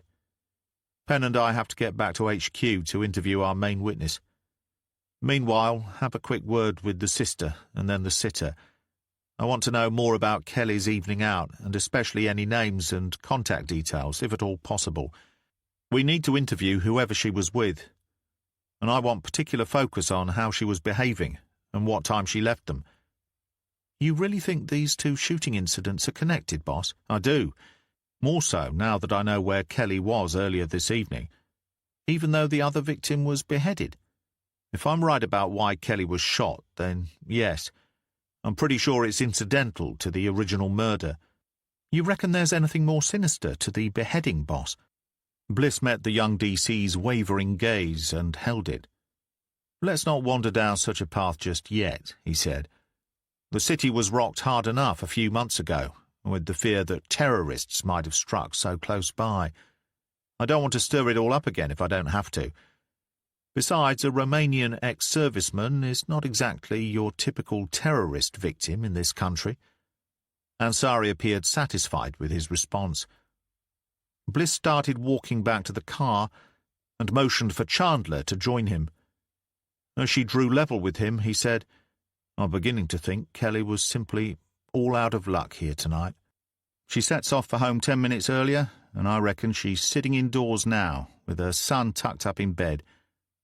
So you think your Fargo scenario is what took place then? I do, Penn. Who knows what she actually saw as she drove down that road earlier? It was just her misfortune to cross paths with a killer hell-bent on covering his tracks. Chandler shuddered as she opened the passenger door and started to climb in.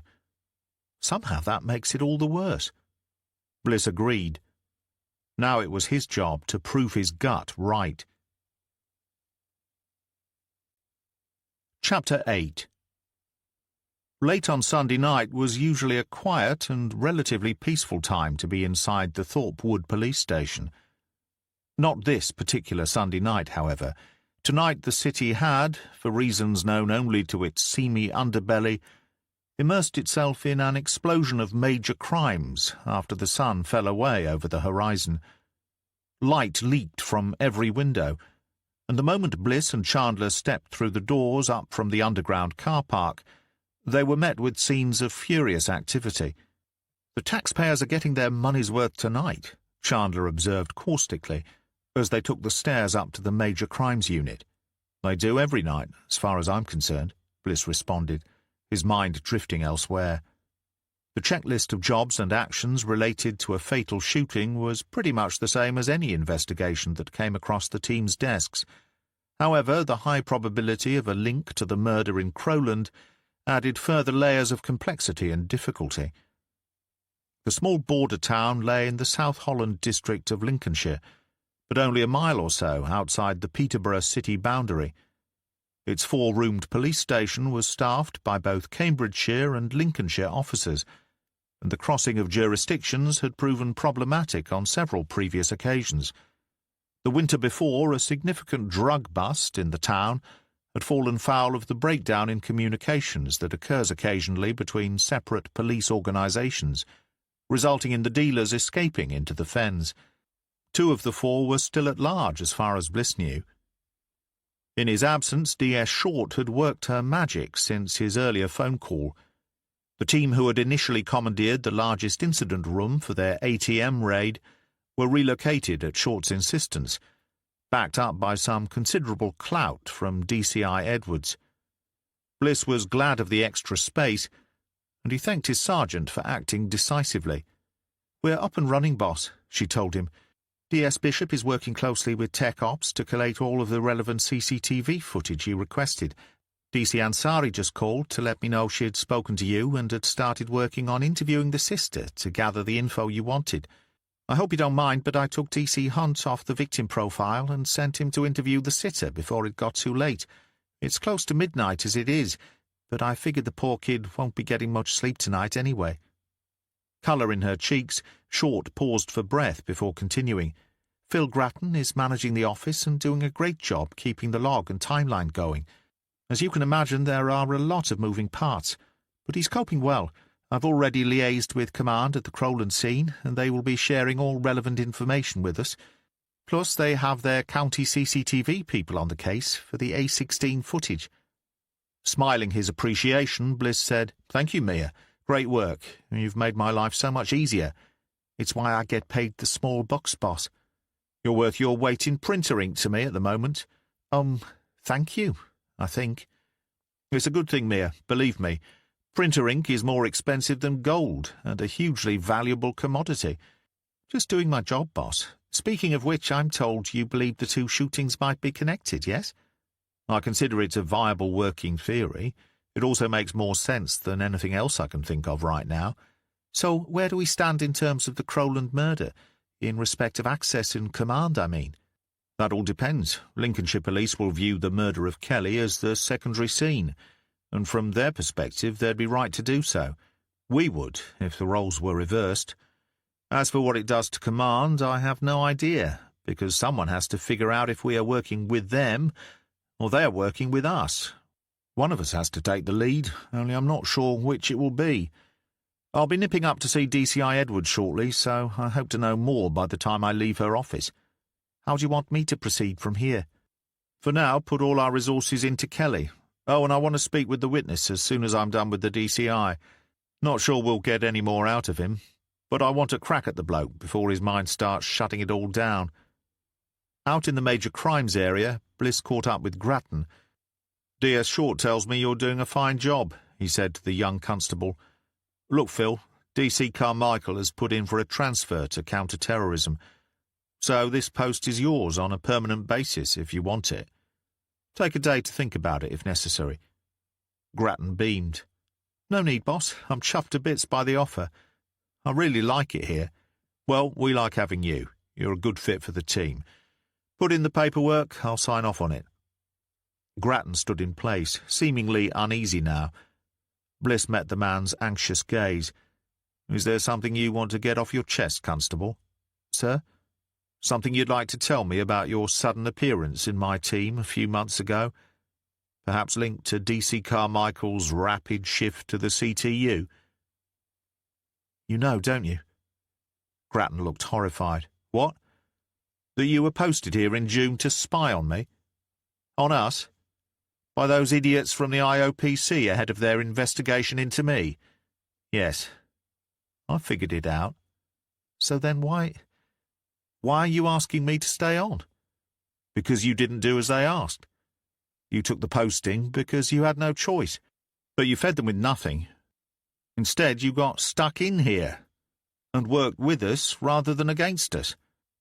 I don't care why you came here, only about what you do now you're one of us. Understood?" Grattan fought against a trembling bottom lip. "Yes, boss. Thank you. Thank you so much. And the rest of the team?" "Need know none of it." "But, boss, how did you know?" Bliss smiled. "There was something about the way you introduced yourself. Couldn't put my finger on it at first. A look in your eyes, maybe. So I asked around about you. And you never said a word to me about it. I was waiting to see how you acted. I got a sense you were uncomfortable with the whole thing. So I let it play out." "Well, I'm very glad you did, boss." "Yes, me too," Bliss replied, turning away. He was back out on the staircase, about to head up, when Bishop called him. He caught sight of his reflection in the window on the landing, lit up against the darkness outside. As with all cities, the night was never fully black, but the street lights and the glow from local housing estates softened the impact of 40-year-old architecture. As for himself, Bliss turned his eyes away. "I have a white Range Rover entering and exiting Farset inside our timeline," Bishop said. "We're back tracing it now, and so far we have it coming in along the route you suggested. And the bad news is?" "How do you know there is any?" "Because you don't sound anywhere near as excited as you should be by the news you just gave me," Bliss told him. His pulse was racing, but he thought he knew what his DS was about to tell him. "The plate is false," Bishop confirmed. "Belongs to a Range Rover, right enough, but one which was destroyed a year or so ago, following a bad RTC in which the driver and 2 passengers were killed." Bliss sighed and thumbed the scar on his forehead. It was a mannerism he returned to whenever an investigation turned up unwanted news. He took a breath and tried not to sound too disappointed. "Good work anyway, Bish. It's still progress. As soon as you and the people in Lynx confirm the same vehicle was on the A16 around the time of the Crowland murder, let me know. Also, trace the motor as far as you can after it left Farset. I doubt we'll get too far with it, because whoever did this tonight is no mug, and they'll have a route out where eventually our cameras can't follow." "Will do, boss. It's looking as if you were right, though. Same man responsible for both shootings." "Yeah. Though I wish I was wrong on this one occasion. He's no fool, this bloke we're dealing with. Certainly not a man dead from the neck up." "Boss?" Bliss huffed a humourless laugh. "Nothing. Bad taste. It was a saying my old man often used to describe people he considered stupid. Just popped into my mind, and I thought it was appropriate, but it wasn't. Forget I ever said it.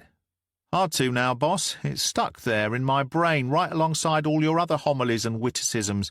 Actually, I rather like it. Might use it myself. In different circumstances, of course." "Of course. And you're welcome. Have that one on me. Oh, by the way, you said you have the Rover moving in and out of Farset. In which direction did it leave?" "Left onto Broadway and through into Yaxley." Closing his eyes, Bliss pictured the vehicle's movements. His guess was that rather than continue on and head for the A1 or travel through towards Peterborough, the SUV had detoured earlier into the centre of the village and out the other side, disappearing off-camera into the fens, implying their shooter was familiar with the area, if so. He cut the connection after Bishop confirmed he would call back the moment any further news came in. Bliss then turned his thoughts to Edwards, knowing that eventually he might have to convince her to fight for the major crimes team, taking the lead on both murders.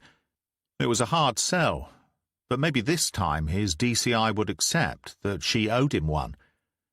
Bliss did not relish the prospect of investigating a case in which some nutjob had removed the victim's head from both its body and the crime scene itself, but if the same person was also responsible for gunning down Kelly Gibson, then he wanted to own it. He would have his say, and intended to stand his ground. It was time to find out if his boss was willing to stand with him. Chapter 9. Born and raised in a landlocked country, Paul did not see the ocean until he was 19 years old. He had loved the sea ever since acquiring a particular fondness for English coastal towns. He visited many along the eastern coastline, from Margate in Kent all the way up to Yorkshire's Whitby. Mablethorpe was new to him, and from the moment he had discovered his destination that day, Paul's intention was to enjoy mixing business with pleasure. He arrived at high tide, shortly after 6 a.m. Finding a parking space close to the front was easy enough at that time of the morning, and he ended up a short walk from the fairground and amusement parade. With the temperature not quite hitting double digits and a salty breeze coming in off the sea, Paul took a quiet stroll along the promenade. Wrapped up tight in his favourite leather jacket, gloved hands stuffed into its pockets, he embraced the buffeting gusts with deep breaths and long exhalations of building excitement. Nothing was yet open as he walked past the fairground and the lifeboat station further down, encountering only a few hardy dog-walkers and joggers along the way. He kept his head down as they passed by, though they paid him little or no attention. Although Paul appreciated the hustle and bustle of tourists clamouring for sandy beaches and entertainment for their children, he much preferred the relative solitude afforded by early mornings. It was quite something to experience the reawakening of a seaside town, the change in sounds, smells, moods, and the ever-colourful visual stimulus as the day wore on. Overnight, the detritus left behind by thoughtless holiday-makers had been flushed away, and the resort was reborn anew around him. Paul felt as if he were part of its reanimation, and there was comfort in that. Though the outer shell of the town was tranquil during those early hours, behind the scenes he knew the townsfolk were busy, preparations being made for another long day ahead. There was still some money to squeeze from the season, and a hive of activity started taking place behind closed doors, well away from the public gaze. Today this knowledge was especially useful to Paul. There was nothing particularly unique or interesting about the architecture to keep him exploring, so he found a cafe whose garish advertising boards mentioned hot tea and toasties. The toasted sandwich was something else he liked about England, and over the years he had tried many filling combinations. On this morning he settled for cheese and ham, and a large mug of tea, which was as hot as advertised. He chewed his food slowly in order to appreciate the different flavours. The tea was good and strong. When he was done, he felt better prepared for what lay ahead. He thanked the woman behind the counter and left the cafe, content with his day so far as he made the short journey to his ultimate destination that morning. The frontage of Pete's Place was clean and inviting, its location little more than 100 yards from the seafront itself. Paul was less interested in the customer entrance as he was the one at the rear. Given the intelligence provided to him in a text shortly before midnight, which suggested staff tended to use the scuffed and faded blue door at the back of the premises. It was a little before 8:30 when he made his way around the corner into a quiet side street and on through an alley servicing several properties, expecting only one person to be working inside the shop at this time of day. The single-story red brick extension held only 2 windows, both small with frosted glass panes and steel bars fitted on the inside. Paul paused to listen by the blue door, smiling at the sound of a woman singing to herself somewhere behind it. He recognized the tune, Perfect by Ed Sheeran. Paul was not a fan and did not care for the song much, but he listened along for a few beats before rapping his hard, bulbous knuckles on the door. When Mariana Iliescu pulled it open, her narrow, inquisitive eyes swiftly became wide with horror. Paul had no idea who or what she might have been expecting when she answered his knock, but he knew it could not possibly have been either him or the gun he now pointed at her face. "Don't scream," he warned. His voice was low and untroubled.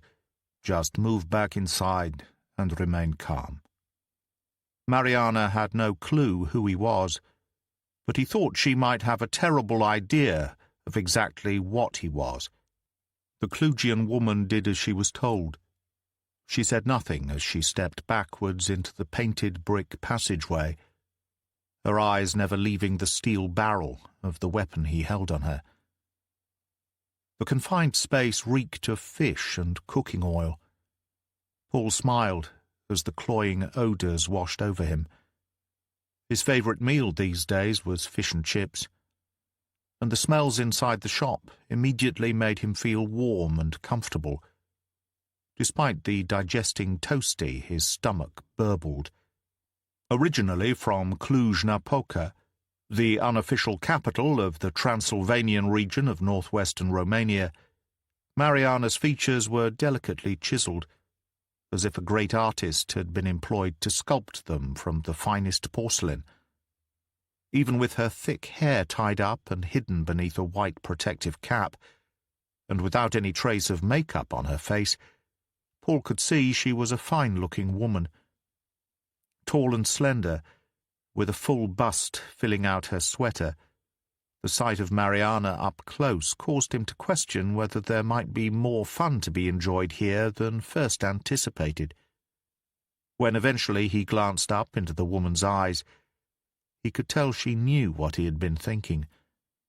He saw hope spark there for a moment, and knew then that she would submit to anything he asked of her in exchange for her life.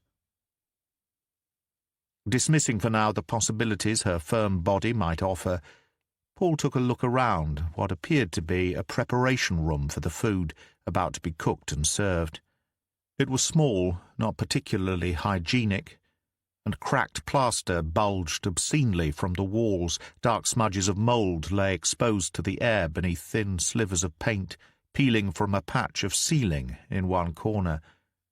Happy not to be eating here, Paul passed by 2 other rooms along the narrow corridor to check out the service area, where he noticed the hatches on both fryers were open, the sound of boiling oil bubbling away inside.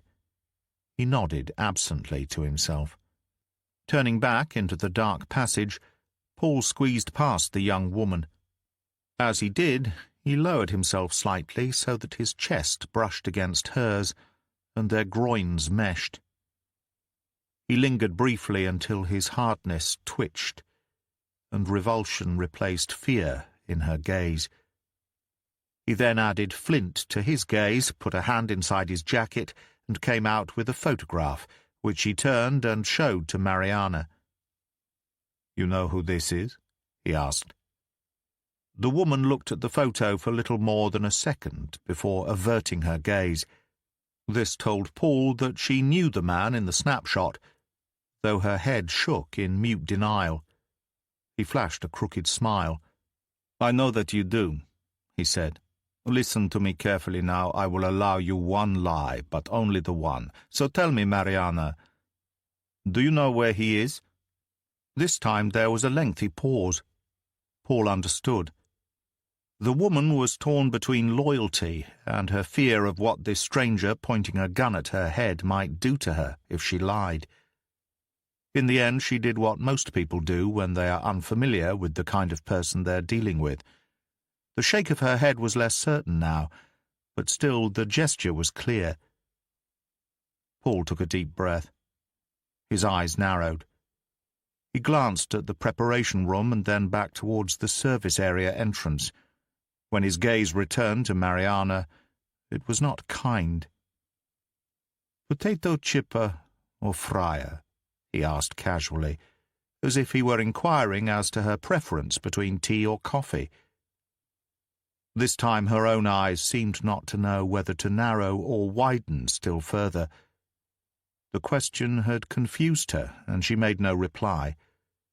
"Mariana," he said softly, "I know you understand English, but I could just as easily speak to you in your native tongue, if you preferred it. So let's not waste time with pretense. I need to know where I can find the man in the photograph. I believe you know the answer. I also believe you have no clue what I am capable of doing to you in the event you keep lying to me. So, What I'm asking you is very clear. If you do not tell me what I want to hear, I will put your left hand in either the potato chipper or the deep fat fryer. In an act of kindness, I am offering you the choice as to which. But, and let me make this clearer still, if that is not enough to prise the truth from you, then I shall continue with your other hand. Only I will not then be so kind. Understood? Mariana nodded as her eyes blazed, and her body started trembling. Yes, I understand you.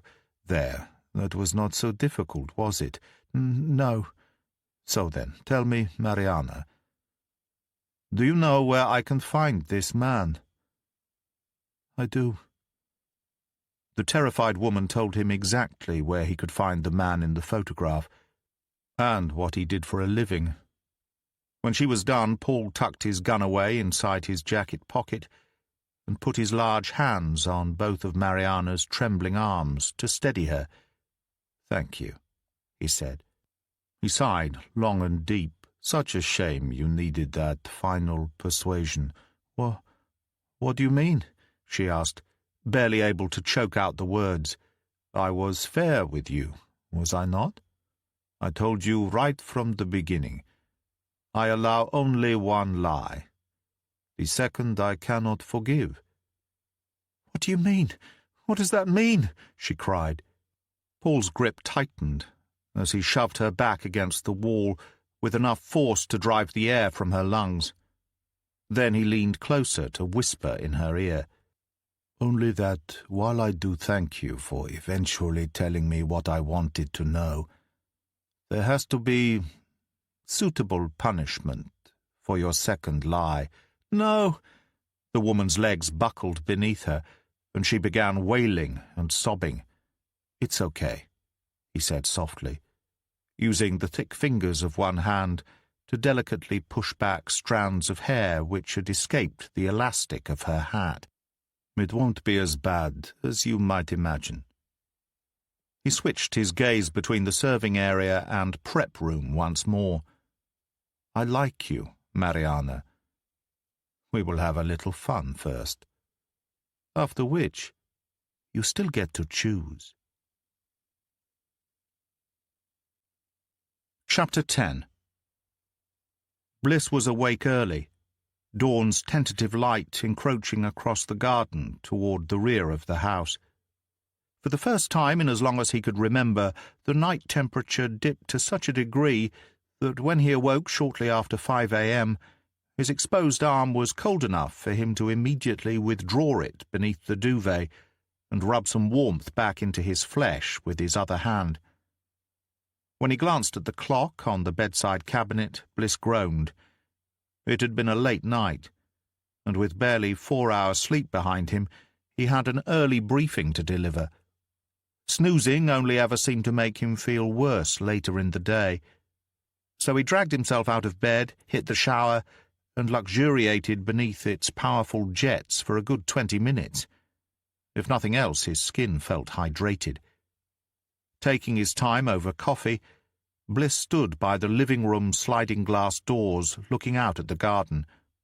The sight of it always made him feel more relaxed, and often he caught himself smiling as his eyes took in the various plants, koi pond, bamboo bridge, and rough standing stones. It was the one place in which he was ever able to find true peace.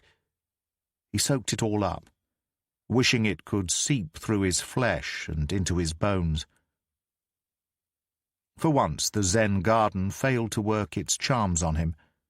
Overwhelmed by the feeling that the current investigation was only going to get worse, he was unable to relax, and tension started building in his neck and shoulders. His meeting with DCI Edwards in the remaining minutes of the previous night had not lasted long. After apprising his boss of progress made, Bliss dropped the first hint that he would be keen for his team to have a foot in each of the 2 murder investigations. "How convinced are you that these incidents will eventually be connected?" Edwards asked. "Virtually 100%. Bliss gave a confident nod. D.S. Bishop has so far been able to track the Range Rover back along the route I suggested it may have taken, had it come from the direction of Crowland. I need the confirmation from Lynx, but I'm as certain as I can be."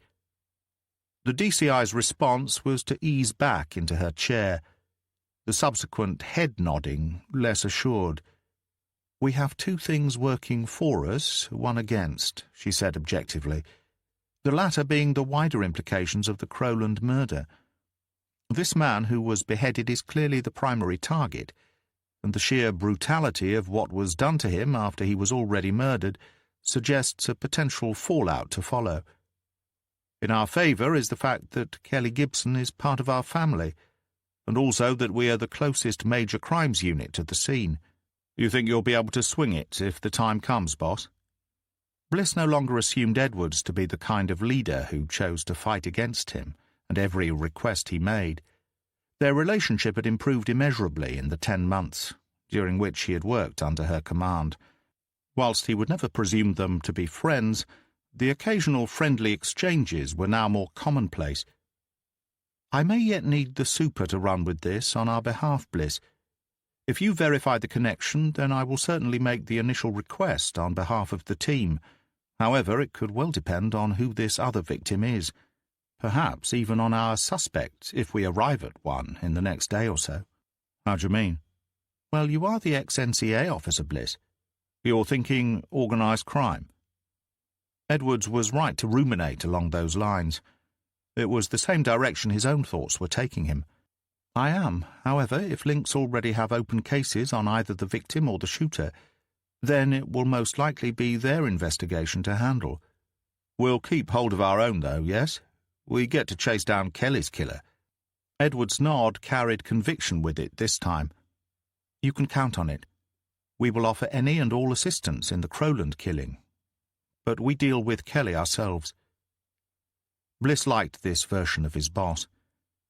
The fact that she referred to Kelly Gibson as family, and also used her first name, was the kind of touch he had hoped for from the DCI, and for once she seemed more in tune with the case itself than the political quagmire surrounding it. Bliss ended the meeting by offering assurances that he would steer clear of the Lynx team until the connection between the two killings had been firmly established. That appeared to satisfy Edwards. Raymond Gantry, the 45-year-old man who witnessed the gunning down of the police administration worker, had ultimately offered Bliss and Chandler nothing more than they already knew from his statement taken earlier by D.S. Short. Following Short's briefing about the interview, Bliss decided to take Gantry through it one more time to see if there were any inconsistencies. Having overcome his initial shock at what had happened on the street where he lived, Gantry was understandably reluctant to revisit the incident in his mind. But with Bliss gently steering him through it, from the moment the vehicle's presence first caught his attention to the point at which it roared away with its tires screeching, the witness made it all the way through the harrowing story for a second time. The one change to his original verbal statement was that the white Range Rover had probably stopped in those few brief seconds when the gunman opened fire, which tied in with Bliss's own line of thinking. Gantry revealed how he first noticed the SUV because it felt closer than usual as it glided past the parked cars lining the street.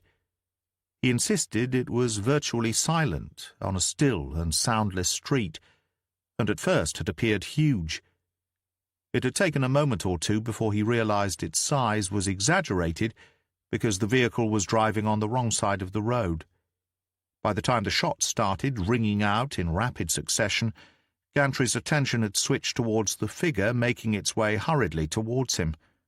He did not know the eventual victim, he attested, but recognized her as a near neighbor and was about to nod and bid her a good evening. The sound of gunshots broke the stillness and reverberated along the street, confusing Gantry as to how many shots had been fired. He first ducked and squatted, and then threw himself to the floor. He only heard the Rover driving away, his view obscured by the parked vehicles belonging to neighbours. But by then his focus was on the woman, lying spread-eagled on the pavement ahead of him. Her face turned his way. The woman's mouth hung open in an endless scream that would never be heard. Her eyes appeared to bulge in their sockets, the whites almost seeming to glow in the dark. She was still, not even groaning. Gantry admitted that was the moment he realized the intended victim was not him, and that the neighbor was dead. When he spoke about this to Bliss and Chandler, he paused, before revealing that for a few brief seconds before the first shot, the street behind the Range Rover had been stained in red blood. "Brake lights?" Bliss suggested. Gantry closed his eyes, gave a stiff nod, and then fell silent, as his shoulders heaved and fresh tears spilled down both cheeks. Bliss lowered his head and ended the interview. When a witness reached such an emotional stage, it was pointless carrying on. There was also their own welfare to consider. Every mention of Kelly Gibson's murder felt like a dagger being driven into his own heart. As he and Chandler left the room, with the still sobbing man being comforted by a uniformed officer, Bliss expressed his hope that the babysitter and the sister might yet provide further information whilst giving their formal statements. But he was convinced that neither were going to offer any clues as to the identity of Kelly's killer.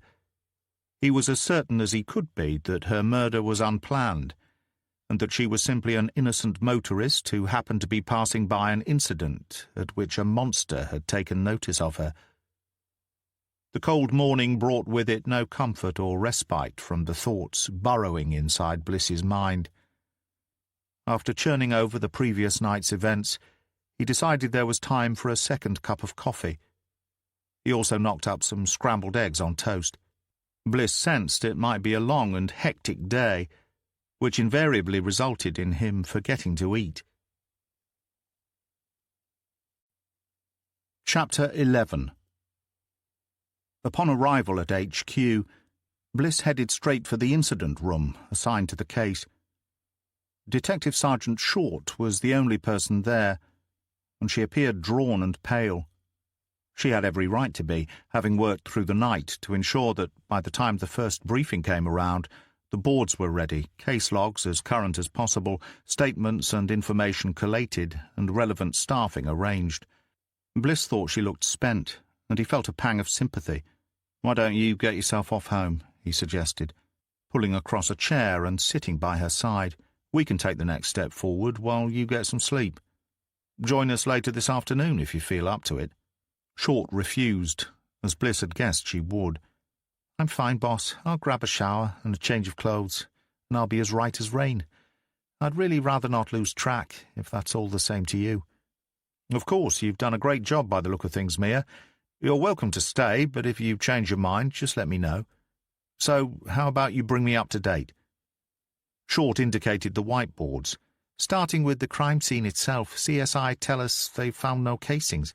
So chances are good that a revolver was the weapon used. You've spoken to both the witnesses and Bish, so you already know about the Range Rover and how the shooting went down. It was obviously a deliberate hit on Kelly, and although we can't yet confirm the motive, everything points towards your theory that she may have seen something she shouldn't have when driving home from an evening out with her friends.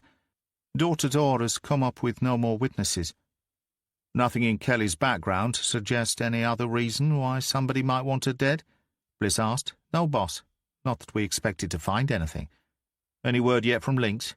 "I'm waiting for CCTV confirmation that the Rover was seen on the A16 around the time of the Crowland murder, and an update from Sergeant Smith, their lead RPU and firearms officer on the scene.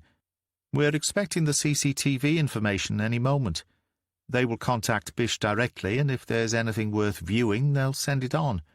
Your RPU man left a message to say he'll be putting the word out about a missing ex-forces Romanian, as well as his interest in a white Range Rover.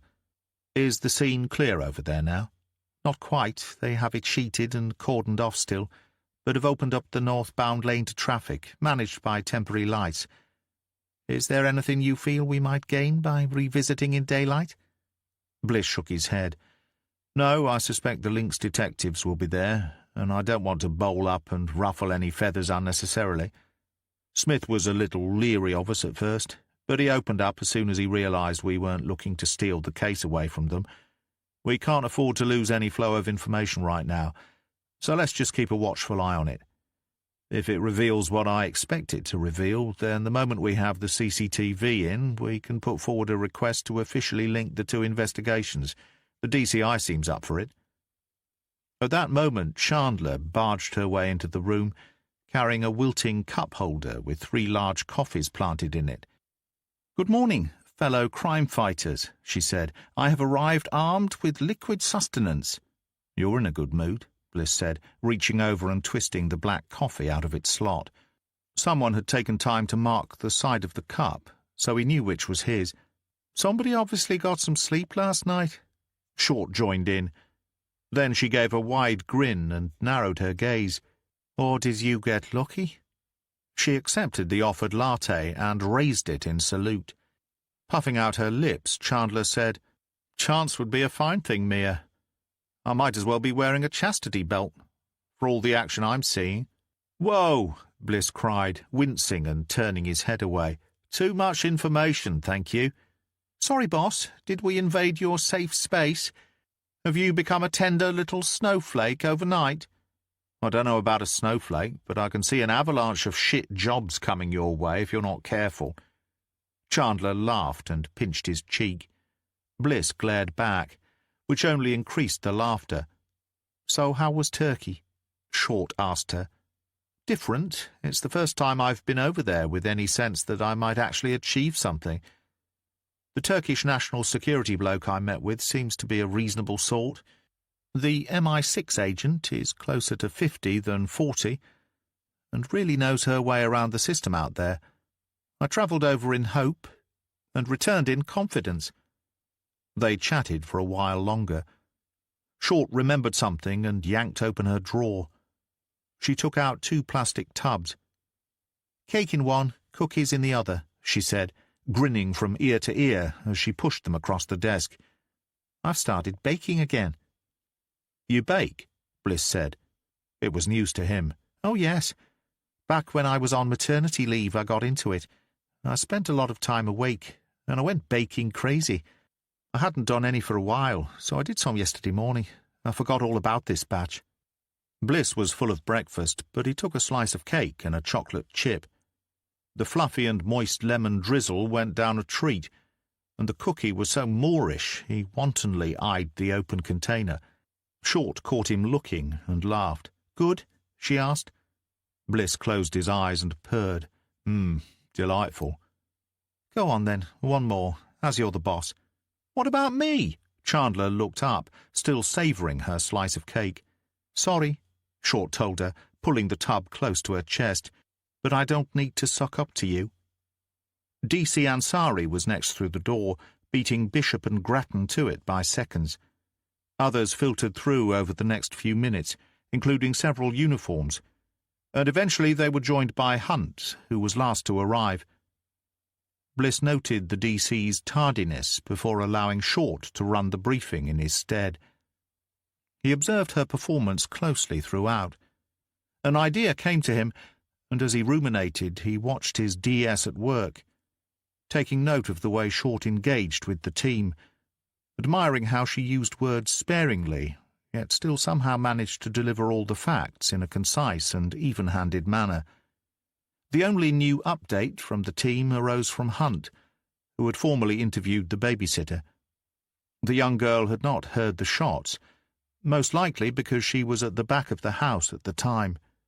She told Hunt that, although she had been a little concerned by the delay in Kelly's reaching home, the first she had become aware of anything amiss was when she went back into the living room and saw all the flashing lights from emergency vehicles outside.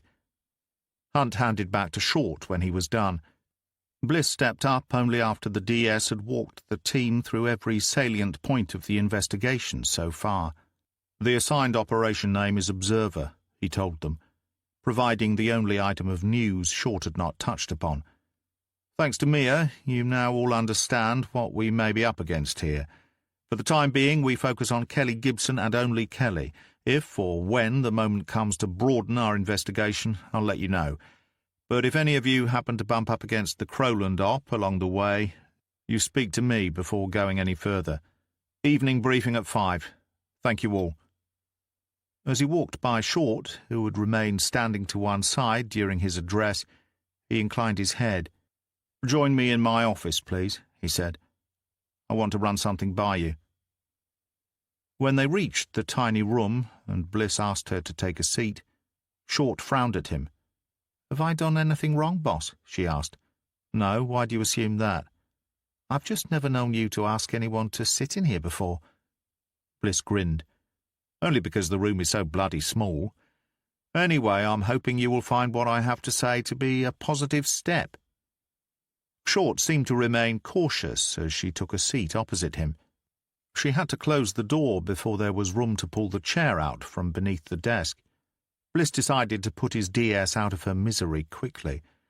"Mia, I'm considering approaching DCI Edwards with a recommendation that you are made up to acting DI.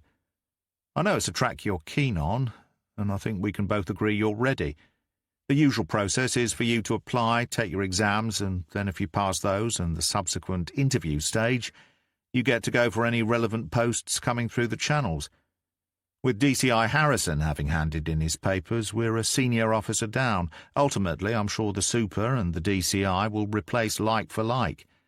But for the time being, I thought I might suggest this move as a temporary compromise. What do you reckon?" Short's response was everything Bliss had hoped for. She shrugged off her anxiety at being summoned to his office, and her face broke out into a huge smile. "Boss, I don't know what to say. I'm extremely grateful to you for bringing this to me, and for the suggestion itself, of course. But, with all due respect, am I your first or second choice for the role?" "You mean, have I already offered this to Penny and had her turn it down?" "The answer is no. Mia, you were promoted to sergeant before Penny, and your work since I've been back in the city has been exemplary. There is no reason why you would not have been first on our list. I thought perhaps Penny's secondment down in London with Operation Sapphire might have given her the edge over me. A year down there in a different and challenging environment is great experience to add to the CV. It is, and there's no doubt she will eventually be a terrific candidate. But let's be truthful here. First, I know you two are close friends, so I must assume you know Penny currently does not want the step up. Secondly, with the way things have gone over in Turkey in relation to Hannah, Penny's mind is nowhere near focused enough to accept the challenge, even if she wanted it. But third, and most significantly as far as I'm concerned, you are the best person for the job. And this is not just because you got a second cookie." Bliss smiled. "Well, not just because of that." Short glanced down at her hands, neatly clasped together in her lap. When she looked up again, however, her grin faltered. "I'm blown away by your faith in me, boss. But there may be a slight fly in the ointment." "Oh, how so?" "Well, you see, by the time all of this promotion stuff is over, I won't be around anymore." "Whatever do you mean? You're not ill, are you?" Bliss grew immediately concerned. A look of pure joy was now back on Short's face. Bliss read it and knew what was coming. "No, boss, actually, I'm pregnant." Bliss laughed, a whoosh of relieved air escaping his chest. "Well, that's terrific news. Congratulations to you both. Are you eating for 3 again?" "Not this time, no. It's not twins again." "So how far gone are you?" 8 weeks. Starting to show, too." "That's such wonderful news, Mia. But when you say you won't be around, you are intending to come back after maternity leave, aren't you?" Short nodded. "Oh, of course. In fact, the old boy and I are sharing the leave. So I'll be gone for a month before the due date and 3 months afterwards." "Then we can go ahead as I've suggested." "Thank you so much, boss. It means an awful lot to hear that coming from you." "You're welcome, Mia. You deserve it. You earned it. Look, I wanted to run my idea by you before I spoke to the DCI about it. I can't imagine she will have a problem with it at all. Without wishing to denigrate the woman, she'll like the fact that the budget won't take such a big hit. and she is extremely keen to see more women promoted. I also happen to believe she will consider it a decent move. Bish is a good DS, and he's certainly running you close. But I have every confidence in you. I won't let you down, boss. I've no doubts whatsoever where that's concerned. I consider myself extremely fortunate in having the three of you sergeants at such a stage in your careers. My only disappointment will be the eventual loss of one, two, or even all of you at some point. But I think if you spend some time now acting up as DI, it can only work to your advantage in the long run. Short got to her feet. She held out her hand. Bliss rose and grasped it firmly. "Congratulations once more on the new family member," he said. "Thanks. And for now, can we keep this between us? I don't want to tempt fate and jinx things before the first 12 weeks is up. I felt I had to tell you, but I don't want anyone else to know just yet." "Of course. As for the promotion, I know you'll make the most of this opportunity. And when you do, I will be very proud." He could have sworn Short grew an inch in that moment. She thanked him again, and left him standing there feeling better than he had in several days. Then Bliss thought about Kelly Gibson, and his mood darkened once again. Chapter 12. It took Paul over 2 hours to make the journey between Mablethorpe and Peterborough, but he was in no rush. He made a couple of phone calls during the drive, and long before he arrived in the city his plans were fully developed. He had been right about Mariana. She had opened up to him like a spring flower, in the vain hope that he might spare her any pain afterwards. But Paul kept his promise, having drained himself inside the woman before making good on his threat. The industrial complex he drove to was in the Orton Southgate district. Mariana had told him that in one particular estate, populated by a garage, several distribution centres and a number of warehouses, the extensive parking area was used by van drivers who wished to leave their vehicles away from the bays outside their own front doors in residential streets. Paul recognised it as a tactic often employed by those who claimed incapacity benefits, despite making deliveries during the week on a cash-in-hand basis. On this occasion he made the system work for him instead. Paul parked up in a prime location from which he could see every vehicle entering and exiting the estate. As he sat in contemplative silence, his thoughts turned back to Mariana Iliescu. Getting better acquainted with her had been an enjoyable experience, but he had felt no guilt whatsoever in the final outcome. People needed to know that when he promised something, he also delivered. There was no such thing as an idle threat in his world. He lived by that maxim, or he might very well die otherwise. Although it had been a fine start to the day, he was eager to return to his accommodation. There his little beauty awaited him, and Paul was desperate to see her. With her by his side, his favourite booze to quaff, and music to delight in, he had everything his heart desired. He had no need of luxuries, and certainly he craved no other company. In the weeks or months to come his current state of contentment might very well alter. But for the time being he was a happy man going about his business, and looking forward to heading home with his work completed. Paul sat perfectly still for a little under half an hour, stirring only when he recognized the sharp, angular features of the driver of a white Renault van coming towards him as it reached the T-junction ahead. Moving swiftly, Paul exited his own vehicle and dashed across the centre of the parking area over to the distant block, in which the majority of vehicles standing idle were also vans. There he tucked himself behind one of the larger transits and turned his ear towards the sound of an approaching diesel engine. The white van passed by and pulled into a bay 2 rows further down. Paul stepped out into the open, took a good look around for any sign of movement, and decided there was no better moment to act. By the time the man in his photograph had stepped down out of the aging Renault traffic, Paul was standing directly behind him. He leaned in and jabbed the revolver hard into the man's back. "I know you were once military," he said, "but so was I, and believe me, I am better. So listen to me and do exactly as I say. I want you to open the sliding door of your own van and step into the rear compartment. Now." The man made no reply. Instead, he did as instructed. He did not look back over his shoulder. Paul understood why.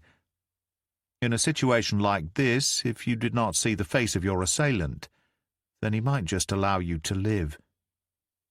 The rear of the van was empty, save for a few flattened cardboard boxes, a length of rope, and a coil of jumper cables. Once he had joined the man inside, Paul slid the side door closed.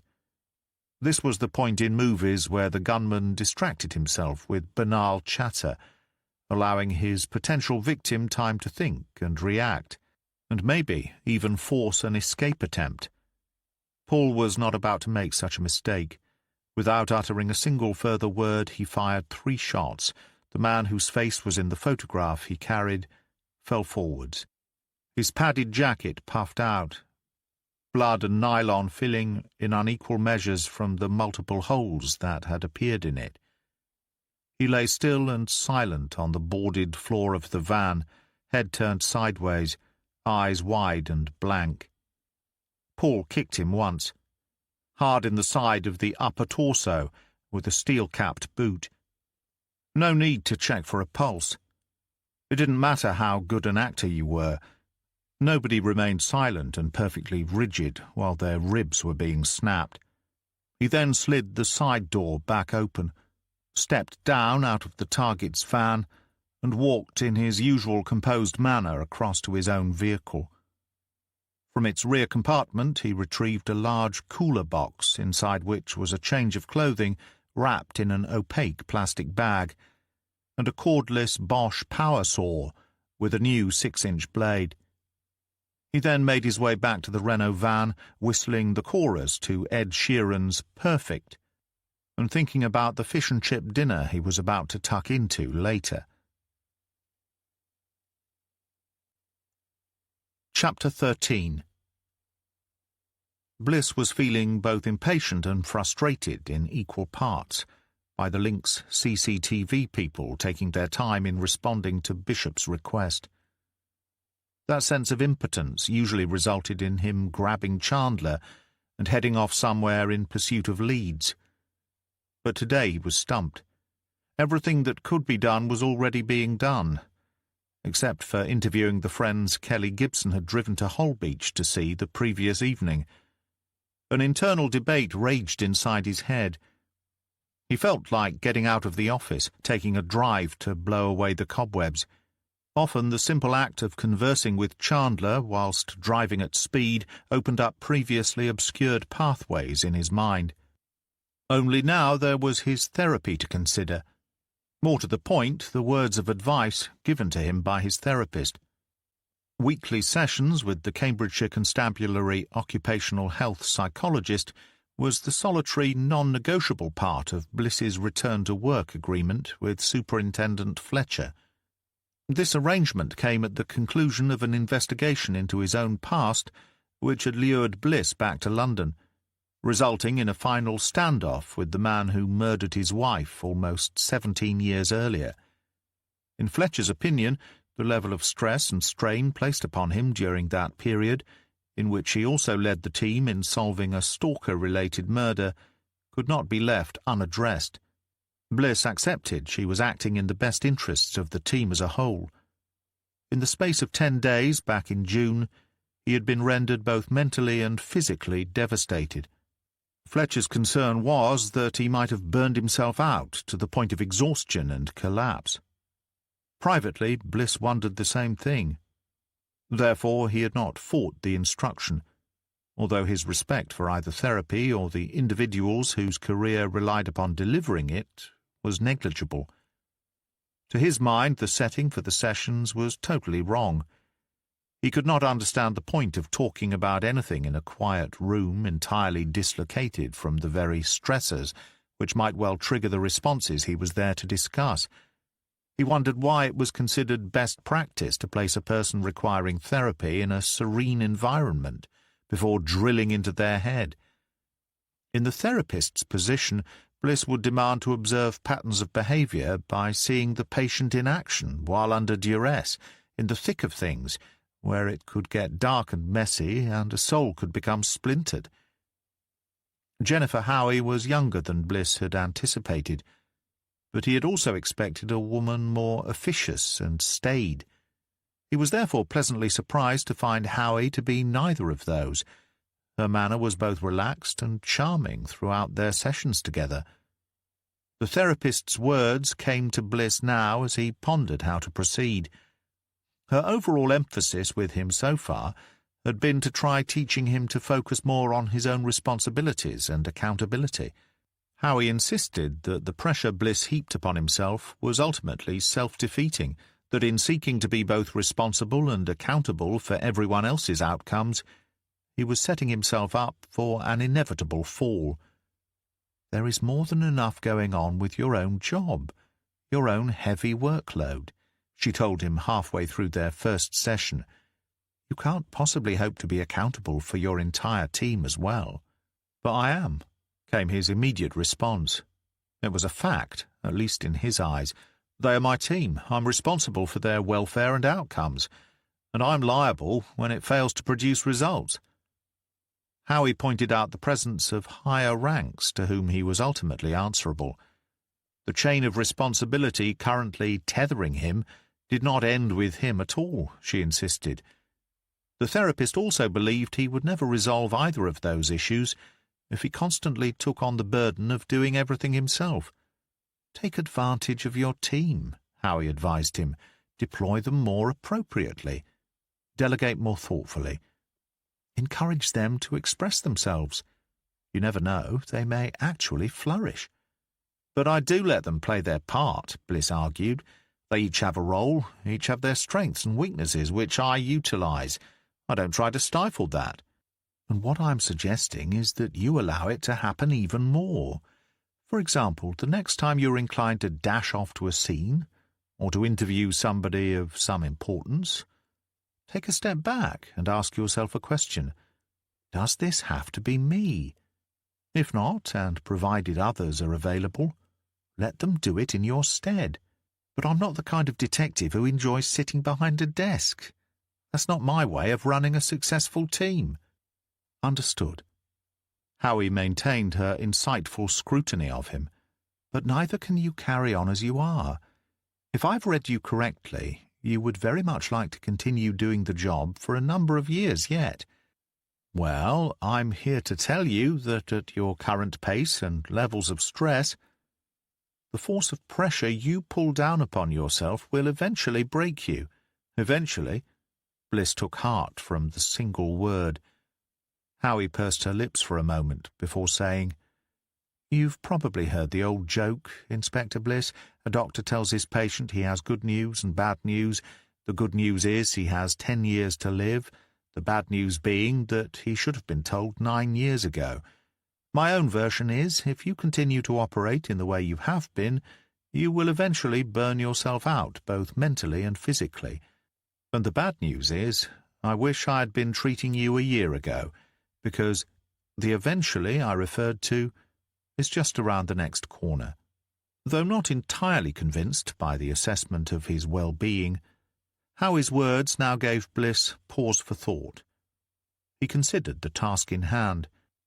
It did not necessarily require him to personally carry out the interviews with Kelly Gibson's friends. Any one of his detectives was more than capable of asking the right questions, using their experience to read body language and instantly analyze responses. Whoever he sent to do the job was not going to fall off the edge of the planet, and the case would not start to unravel without his own presence. Moments later, Bliss stepped out into the major crimes work area and summoned DC's Hunt and Ansari. He told them what he needed. John, you take the lead on this. Hit them with the usual questions. Remember, whichever one of you is doing the asking, the other monitors the person giving the answers." "Yes, boss," Hunt said. He gave a firm nod. Of course. They knew how to do their job. Bliss knew they knew. He felt a little foolish in even second-guessing himself. This was their chosen career. It was what they were trained to do. And if he had led by example at all over the past 10 months, they would do it well. He busied himself catching up on admin, occasionally sneaking glances at the open case log as it updated following every insertion of new data. After a while, he threw down his pen and made a call, connecting with the National Crime Agency in London. In his time there, he had garnered a good reputation, and Bliss knew his name would prompt cooperation. There was little to go on, but he asked whether they were running any organised crime investigations involving Romanian nationals in or around his patch. The response he received was to the point. The agency was often interested in Romanian men and women, especially those living in eastern counties where indentured slavery was a common practice. Critically, they were also able to confirm that nobody even close to the city had been under NCA surveillance at the time. Satisfied that his ex-employers were a dead end, Bliss headed back out of the office. He swung by Bishop's desk first. "Still nothing from Lynx about the CCTV?" he asked.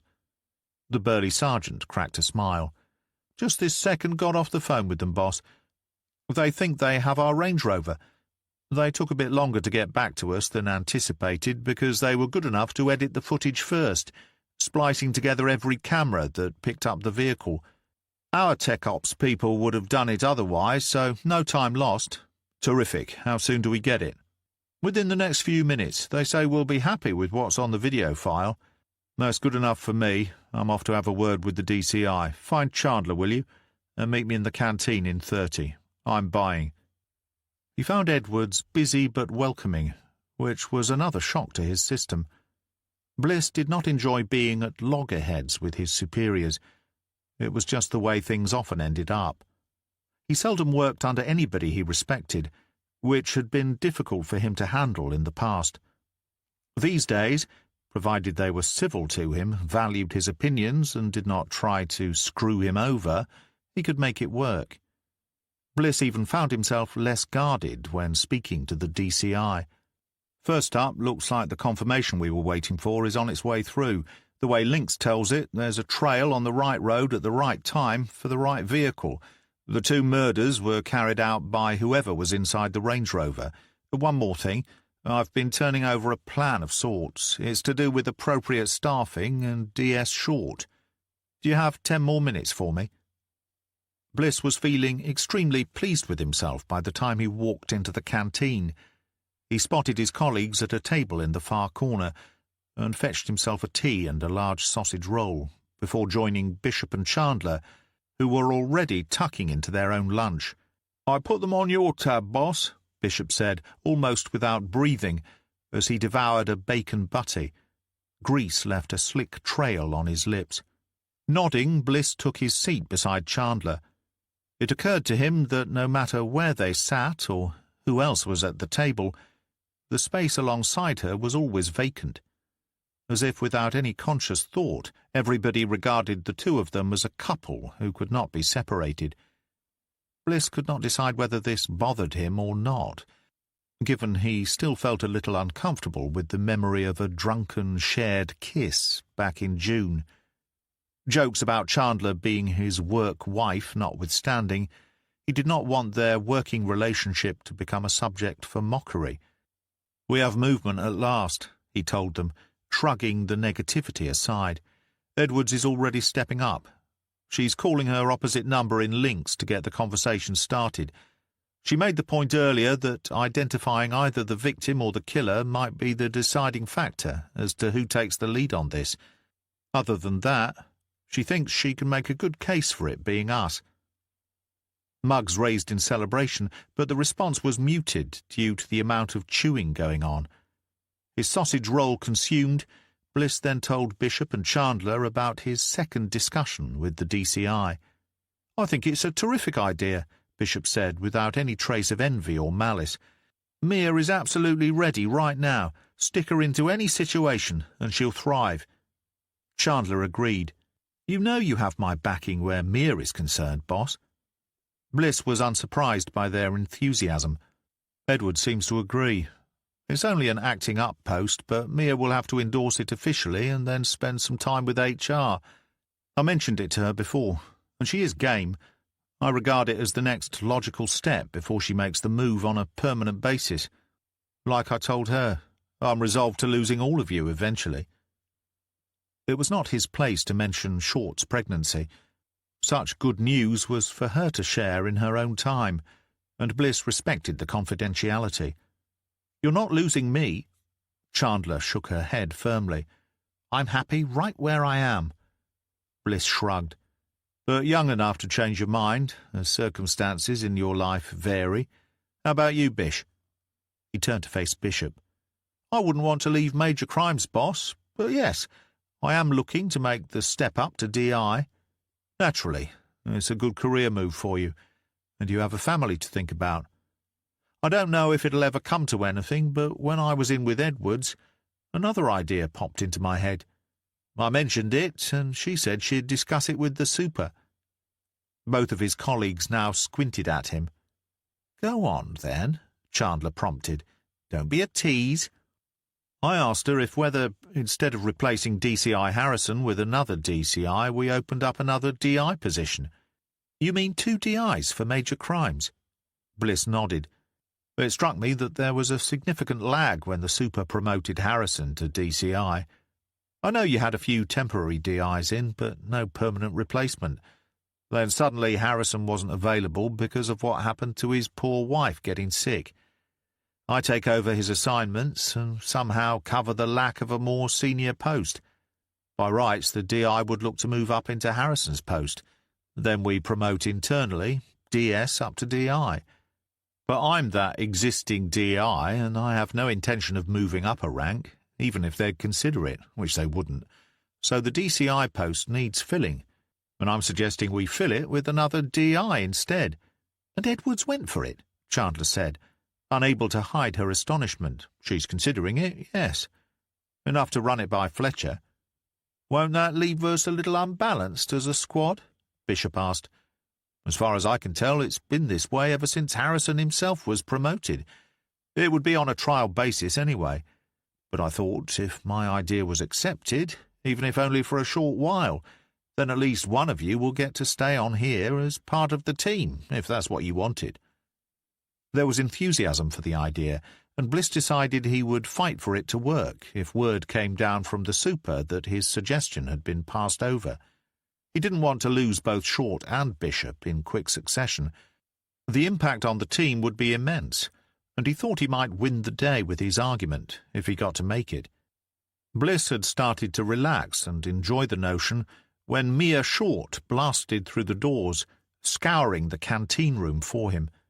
She strode briskly across the floor, and he stood to meet her.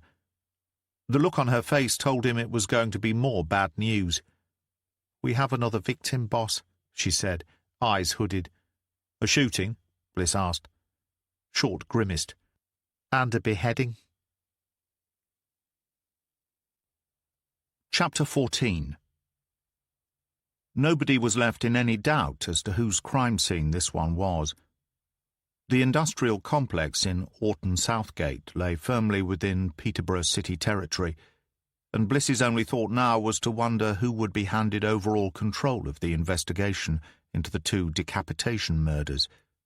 He wanted it, no question. This fresh killing would only provide further backing for his claims.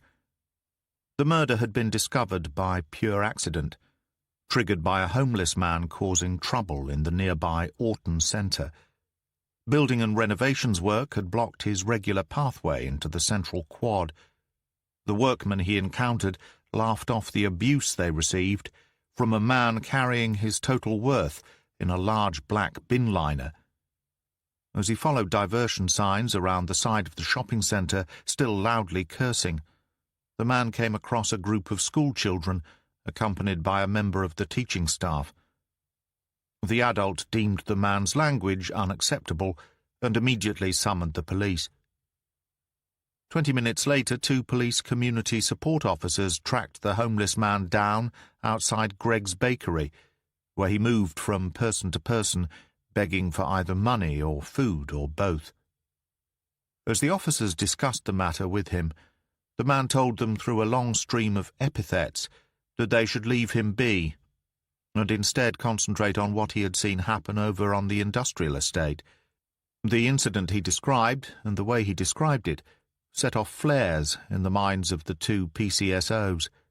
They invited him to show them where the odd behaviour had occurred, offering him a hot meal and drink in exchange for his assistance.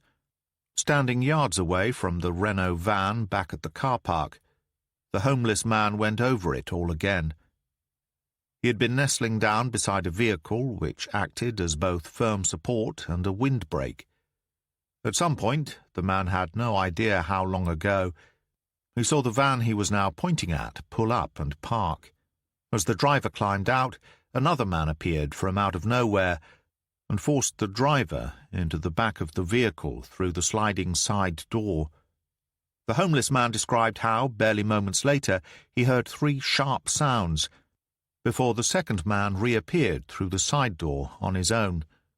At first, the homeless man thought there was something queer going on, but then the second man came back with a light blue cooler box and climbed inside once more, after which there came a loud whining and high-pitched buzzing noise from the back of the van.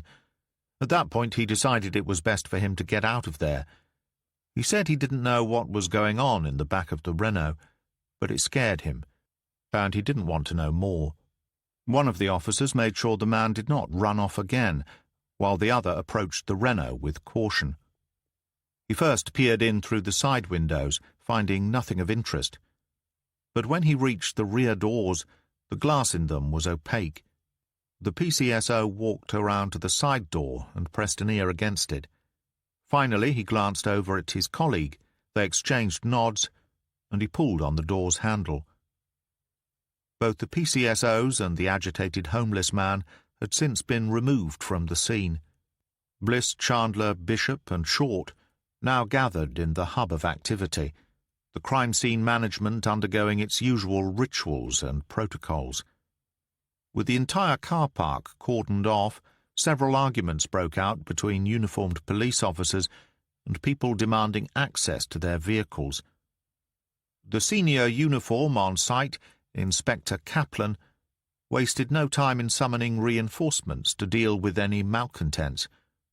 24 or more vehicles were caught inside the perimeter of the crime scene, resulting in a lot of angry confrontations with the public. Bliss and Kaplan were long-time friends, having worked together many years earlier in both London and Essex. The two plotted how things might pan out ahead of the inevitable media rush. Though the air around them was warmer than it had been during the morning, a low grey cloud was rolling in from the east, and the sky was beginning to darken. "Doesn't seem 5 minutes since I was handing that mutilated body over to you at Ferry Meadows," Kaplan said to Bliss. His voice was uneasy as his eyes worked the crowd. Yeah, that was a bad one. Bliss remembered it well. An ugly crime scene, followed by an uglier investigation. Poor woman. I popped by their house from time to time to see her husband. The bloke was distraught, enough to be right on the edge.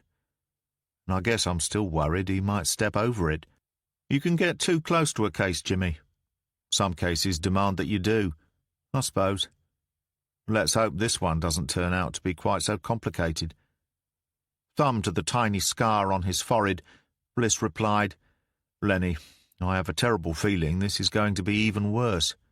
You thinking another serial? I'm not sure what I'm thinking right now, and that's what bothers me."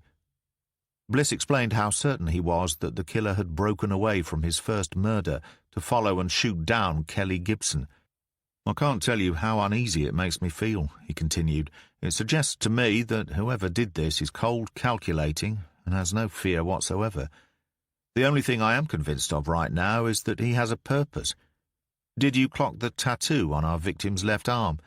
I snapped a quick photo and sent it to the Lynx RPU officer I met last night. I recognized the ink, just as I did on yesterday's victim. Romanian land forces. The first was Navy. There's a pattern emerging. You think they were part of the Romanian travellers community? You mean GRT? That's how we're supposed to refer to them now, apparently. Gypsy, Roma, and travellers. I get so confused with these sort of things.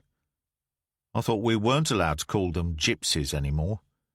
Apparently, travellers usually refers to the Irish, whereas either gypsy or Roma covers the Eastern Europeans. Kaplan shrugged. The only thing I know for sure we can't call them is pikeys. Another word that's been bastardised. Shame. What do we call West Ham fans now, then? Wankers? Bliss suggested with a grin. Kaplan laughed, but quickly grew serious once more. These beheadings, they could be part of some gypsy feud. Perhaps. Possibly OC. I suppose. If it's organised crime, it should be right up your alley. It might give me a way in. I've already had a word with someone at the NCA, but I can always call them again and see if they have any intelligence on specific GRT communities in the area. You really think this could be OC? Decapitation tells me a message is being sent, so it certainly fits. Bliss was confident that if something was going on within the local Romanian OC world, such as a power struggle at the top, or a feud between rival factions, his old colleagues at the NCA would be aware of it. Kaplan took a deep breath. He glanced around at the crowd gathering beyond the taped perimeter. The natives are certainly restless, he said. It's National Have a Pop at a Copper week, Lenny. We're all fair game. I thought that was last week. Bliss chuckled. It's every bloody week, mate. True enough. How's your mum, by the way? Doing well, as it happens. Loving life in rural Ireland. She has a bunch of friends, many of whom are on their own. I keep asking her if she's found a replacement for Dad yet, but she just laughs it off. Would it bother you if she did? What, a bit of companionship in her old age? Not at all. I'd probably worry about her less. You? Worry less? That'll be the day. Bliss knew his friend was right, though not entirely. I'm mellowing, Lenny. I keep telling you that. Right, I'll catch you later. I'd better see how many of my team are still green around the gills, having clocked our headless corpse inside the back of the Renault. Luckily the poor sod was dead before his head was lopped off, or it would have been even more of a bloodbath in there. The two men shook hands. Bliss strode back across to where his partner and their two other colleagues stood in deep discussion. Bishop looked up as he approached. We were just saying, boss, how none of us have ever seen anything like this before. Now we have two in as many days. What's your angle on it? Bliss walked them through his theory, revealing his knowledge concerning the tattoos and the organised criminals he had encountered in the past. My money is on OC, he told them, but I'm not ruling anything out right now. I'd be more certain if it wasn't for what happened with Kelly. I've run across several Eastern European gangsters, some stone-cold killers among them, but I can't think of any who would have jumped in their motor to follow a passer-by the way this bloke did. Scarper away, yes, in the opposite direction, most likely, but pursue and then gun them down. That's a new one on me. He broke off from the discussion as his mobile rang. He checked the name on the screen. It was Sandra Bannister, a journalist from the local newspaper. For a second he considered ignoring the call, but his inquisitive nature got the better of him. He wanted to know what she knew. Good afternoon, Miss Bannister. Something I can do for you? Bliss kept his tone light and easy as he moved several paces away from his colleagues. Are you ever going to call me Sandra? That depends, Miss Bannister. On what? I haven't decided yet. So what's up? I arranged our appointment, so it can't be that. Bliss had agreed on the first of 3 officially sanctioned interviews to take place the following week. Each represented partial payment of a debt he owed the reporter, who was writing a book about the implosion of the local police service and his part in it back in 2005. You know full well what I'm calling about. Something major is going off over in the Ortons. Look, I appreciate your help previously, but I have repeatedly told you that when I'm in the early stages of a case, I'm not slipping you any confidential information. Not unless it helps you, correct? Absolutely. We both have our jobs to do. Mine is to catch criminals, killers even. I'm sure we both want the same thing where that's concerned, yes? Of course. There you go, then. Look, I have no problem feeding you something ahead of your competition at the appropriate time, but we're not there yet, and we never will be on any investigation which is less than an hour old. After a moment of silence, Bannister said, That's fair, I suppose. So how about Kelly Gibson? Are we far enough down the line for you to be offering me anything there? Bliss realized he had been caught out by his own words. He considered the matter for a few seconds, eventually deciding there was something he could give the woman that would do the investigation no harm. Miss Bannister, let me just say this. It will not hurt you to start suggesting there may be a link between the shooting of Kelly Gibson and 2 other fatal shootings in or around the city since last night. The silence went on a little longer this time before Bannister responded. That's very interesting. I'm hearing all kinds of rumours about the murder in Crowland. Are you able to confirm— Let me stop you there, Bliss cut her off. I'm unable to confirm anything until my boss gives me the nod. All I'm willing to say at this stage is that if you explored the possibility of a link between the 3 shootings, you will be heading down the right path. So the incident in Orton is another shooting, then? It is.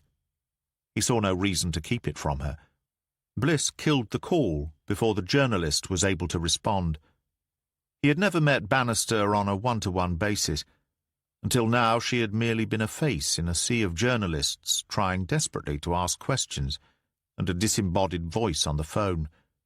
He had not been allowed to attend any formal briefings since the previous winter, which he had stormed away from after the questioning became personal. That suited Bliss. But the media invaded virtually every major crime investigation in one form or another, so he had caught glimpses of her since. He liked Bannister. So far she had played the game with him, providing useful information of her own when requested. He wasn't looking forward to the forthcoming interviews with the woman, but she seemed pleasant enough, and he was no longer dreading being in a room alone with her. "Who was that?" Chandler asked as Bliss returned to the group. Peterborough's answer to Lois Lane. "Looking for a scoop, was she? Aren't they all? We were just saying that even though the ex-serviceman lead is interesting, we can't think how to make it work for us." Bliss shook his head. "Me neither at the moment." He was about to add more when his phone rang again. He blew out a long breath as he took the device from his pocket once more. This time it was DCI Edwards. "We need you back at the ranch," Edwards said without pleasantries. "We're in the conference room, Bliss. Myself, the super, plus a couple of guests who have some information for us, which I think you will find extremely interesting. On my way." Bliss grimaced as he turned back to the other detectives. A summons. Fletcher, Edwards, and guests. "This case?" Bishop asked. "I think so, yes. I'm hoping it's the team from Lincolnshire." Edwards didn't sound exactly happy, so I have to wonder whether it's being taken away from us. "I'm sure you won't give it up without a fight, boss," Short said. "If there's one thing you can count on," Bliss replied, "it's that." Chapter 15. DCI Edwards was the first to glance up when Bliss entered the conference room on the 3rd floor of the Thorpewood building. Her expression was every bit as sombre as her voice had been on the phone. Alongside her and Fletcher sat 2 figures, one of whom Bliss recognized. Superintendent Fletcher flashed a thin smile as he walked across to join them at the large bespoke walnut table. She spread her left hand and gestured towards the male officer seated next to her. "Thanks for coming so quickly, Inspector Bliss," she said. "I believe you and Sergeant Smith from the Lincolnshire Roads Policing Unit have met." Bliss responded with a nod. "Yes, ma'am. Last night over in Crowland." "Then let me introduce you to DCI Warburton. Diane is running the links side of things.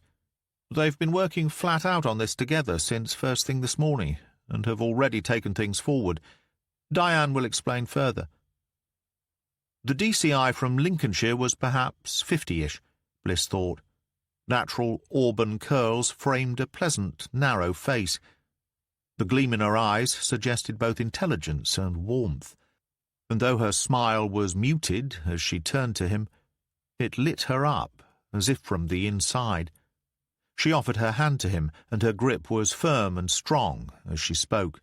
"Inspector Bliss, Barry and I have made significant advances today, mainly thanks to your swift identification of the tattoo, so thank you for that. We contacted the Romanian Armed Forces headquarters in Bucharest and asked them for the names of naval servicemen, covering 5 years either side of our victim's estimated age. Men who were still alive, according to their records. The Romanian officials proved to be extremely helpful, and their pensions department were able to offer us the data we required." "Sounds like a significant list," Bliss observed. "It was. Fortunately, it was the naval services and not the land, whose records we were assured would be considerably longer." "And presumably you then cross-checked the list with all known Romanian nationals currently in the UK. Within reason, as you might imagine, we covered documented illegals as well as economic migrants. Once again, however, we were able to filter the list down further still." Bliss narrowed his gaze a little. It was good work, but he could not see how it helped them identify this specific victim. It occurred to him that there was something else in play here. He chose his next words carefully. Even so, absent other individual identifying marks, you'd still be struggling. Impossible to narrow down without DNA, and I know you can't have that at this early stage, unless you already happen to have an idea of who it might be. Warburton's smile was broader this time. "Spot on," she said. "We ran a cross-check of our own, and a name from their list popped up on ours. That alone meant nothing, of course, but it was food for thought." She looked across at Smith, allowing him to pick up the story. "We were at the station in Crowland when your message came in containing the photograph of today's victim. We set the ball in motion to obtain the same result from Romania, and decided to immediately head over here to await the results. Our guts told us this might be starting to go our way, and I take it your guts were right," Bliss said. "Yes, between the call asking you to come in and your arrival, we got the news we'd been waiting for. All I can say is thank heavens for electronic data and a helpful computer operator. It allowed us to confirm a name on their list as also being on our own." Bliss was unable to hide his surprise. "Really? That's great work. But all we have to go on are 2 victims with force-related tats. So I'm still not following how you narrowed things down to the point where we might identify them, not unless— Tell me, how many names are on your own list?" Smith's eyes almost squeezed shut as he answered. "Only 7. "Ah, I see. So not a coincidence, then." "We don't believe so, no. Okay.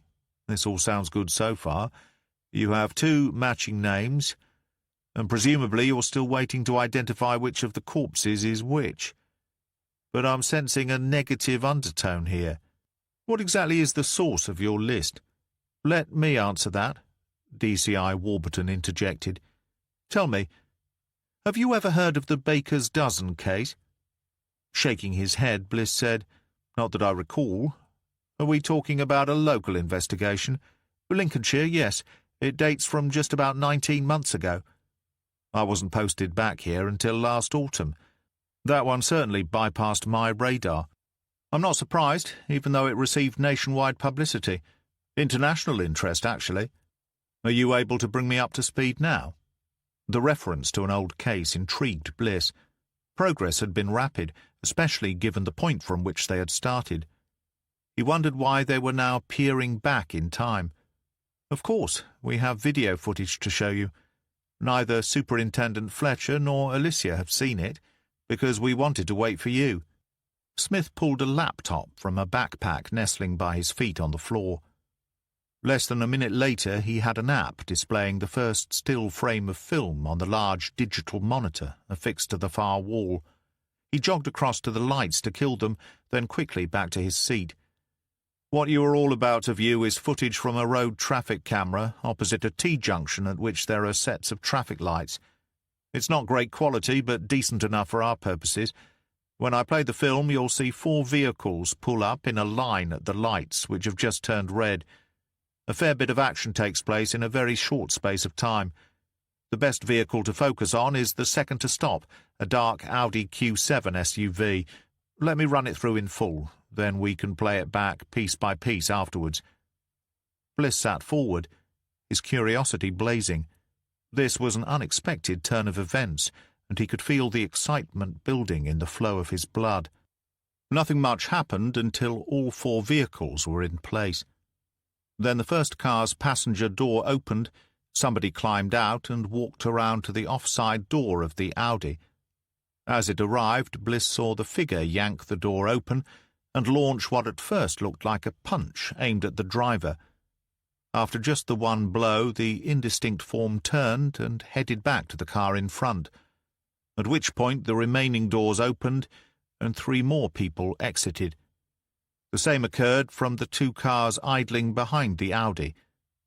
During the following 33 seconds, each of the figures repeated the actions of the first. Only now Bliss could see flashes of light glinting off metallic items held by each of them. When they were done, they returned to their cars and drove away. There was complete silence in the room as Smith stopped the video.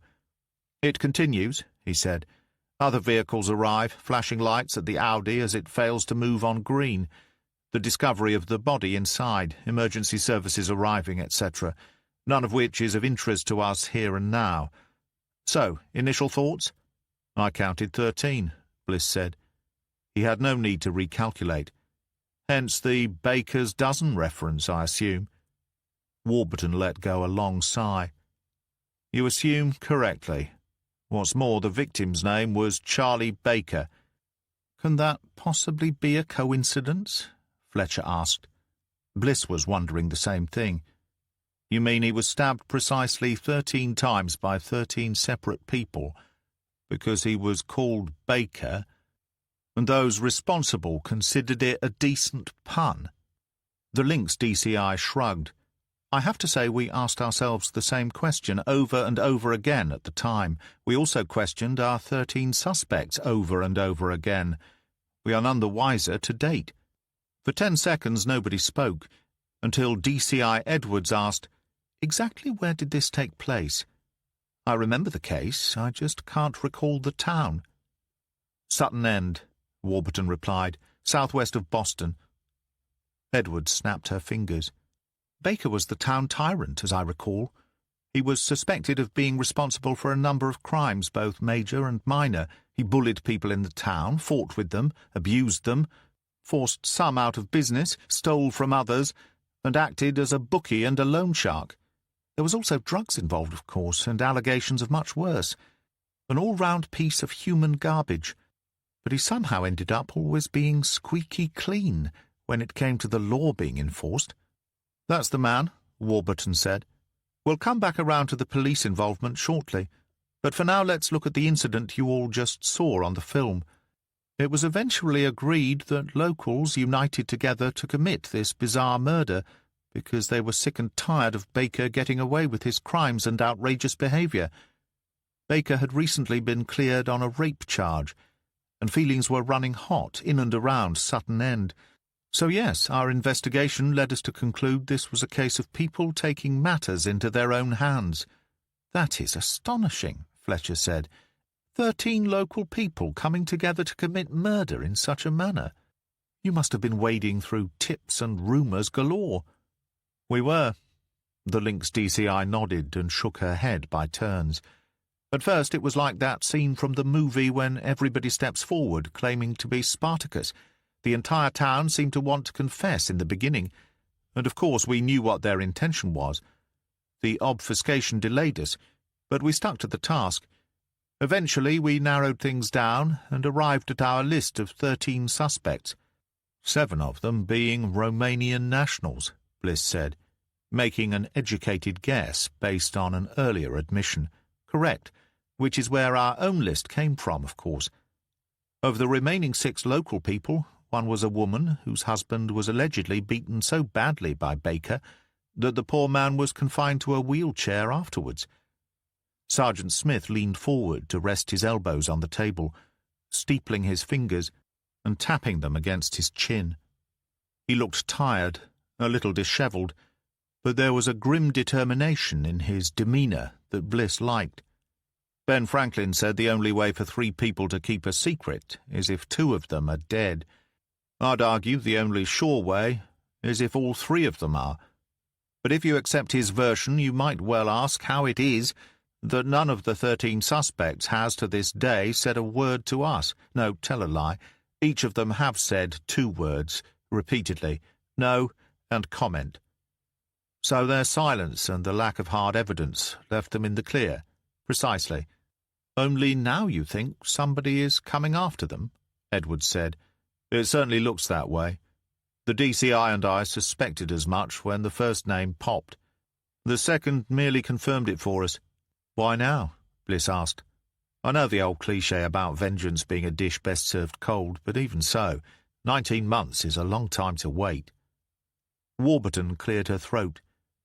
We think the breakdown of our case against the 13 suspects might have been the trigger, she said. She moved her mouth as if chewing on the inside of her lower lip. Our problems from the very beginning have been many and varied.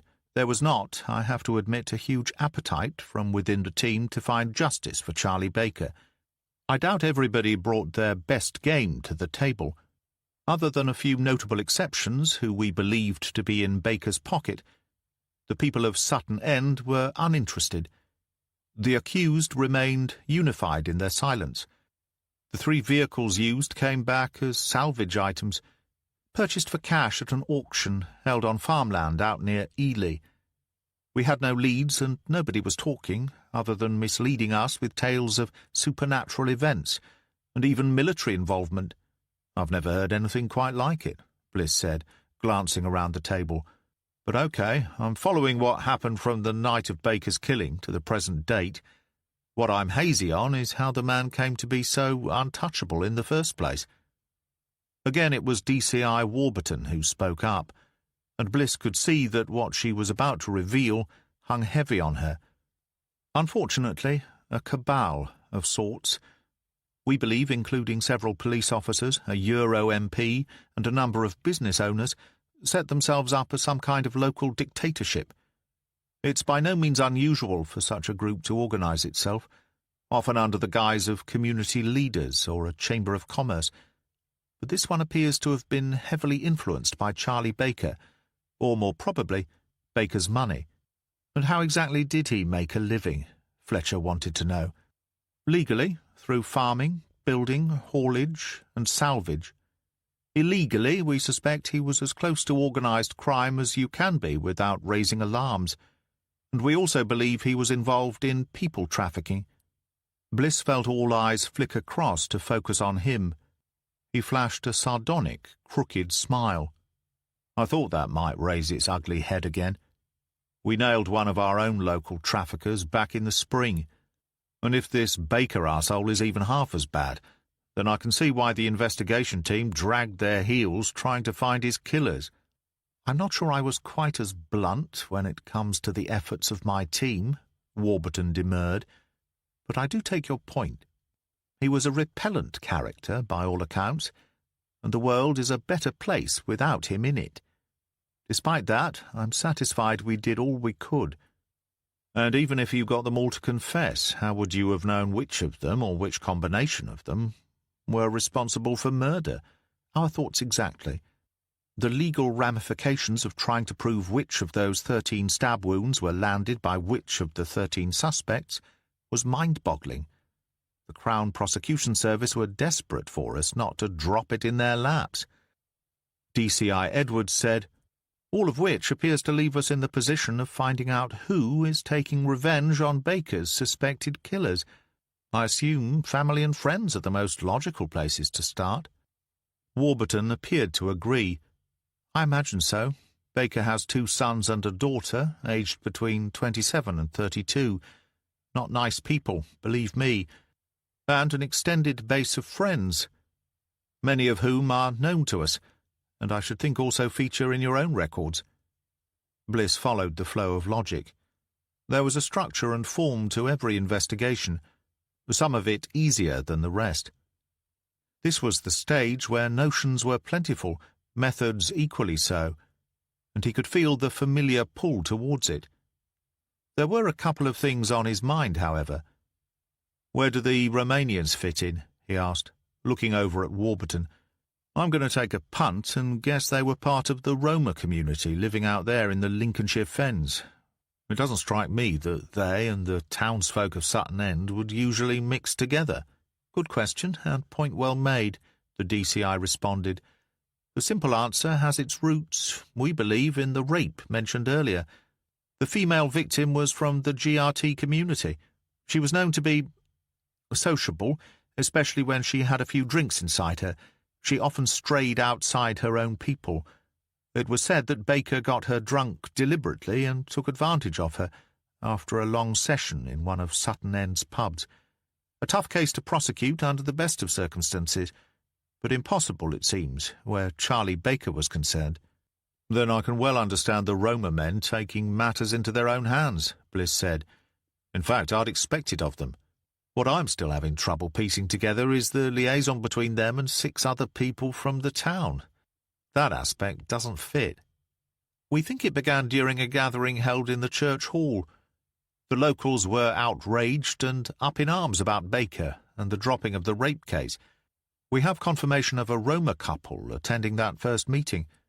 It's possible they were the girl's parents, but we have no way of knowing for certain at this point. Either way, our opinion is that the conspiracy to murder Charlie Baker grew from there. Sounds plausible enough. What about the victims' families? I assume we'll want to talk to them sooner rather than later. Neither man was married, as far as we can tell. None of them were. The only traceable family are still in Romania. Okay, I have another question. Fire away." Warburton's eyes blazed, seeming to be almost enjoying the grilling. "Why didn't the Audi's security lock work?" Bliss asked. The DCI opened her mouth and closed it again immediately. She turned to the RPU officer to her left.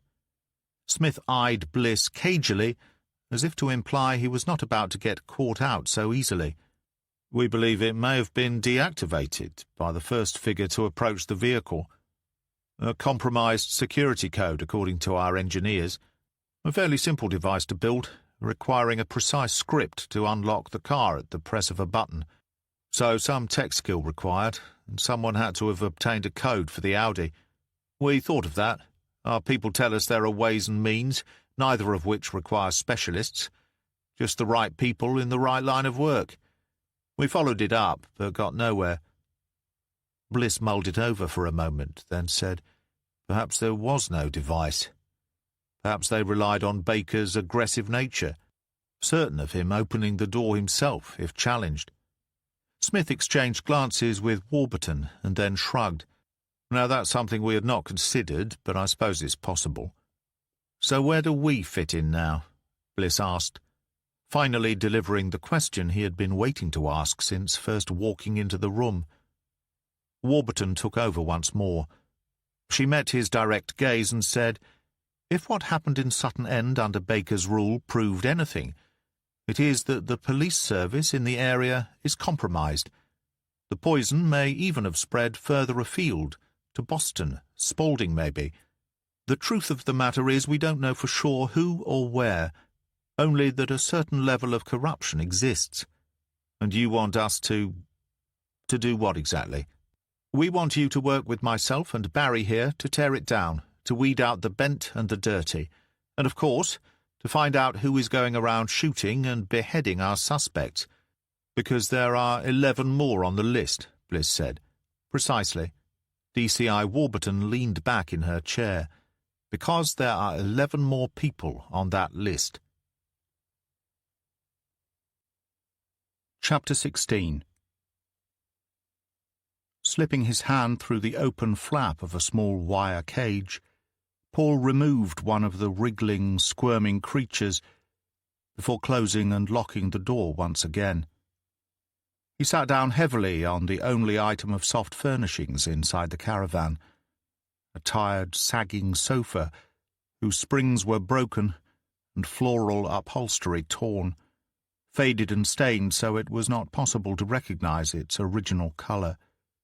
Yellowed foam bulged through many of the apertures, and in places the wooden framework itself was exposed. Paul did not dwell on the condition of his surroundings. Instead, pinching its tail between his forefinger and thumb, he dangled the mouse he had removed from its cage over the arm of the sofa. It hung down almost to the floor, front feet wildly pawing the air. The rodent wriggled itself and continued to squirm, clearly both uncomfortable in such an exposed position and also wary of danger. He knew it sensed the close proximity of a predator, just as the predator reacted to the presence of the animated little creature. "Come on, my beauty. Do your thing." The adder was not hungry. The evolution of such animals meant they could reduce their metabolic rates to such an extent that they were capable of surviving without food for several months at a time. His beautiful pet consumed treats regularly. Even so, despite not craving a meal, he was certain she would not pass up on the opportunity to devour something set before her. Paul had no idea of her whereabouts, only that his beauty was out there somewhere and probably winding her way towards him now. One of her favorite resting places was behind the TV cabinet, but he refused to so much as glance down. He did not wish to see her approach, which she would do with utmost caution, anticipating a trap, yet sensing another tiny creature's wild contortions as it fought to escape. Such was the hunting instinct of his darling pet, whose anticipation never ceased to amaze him. Paul gripped the mouse's tail tighter still as he lowered his hand an inch or two further. This was the moment of greatest danger.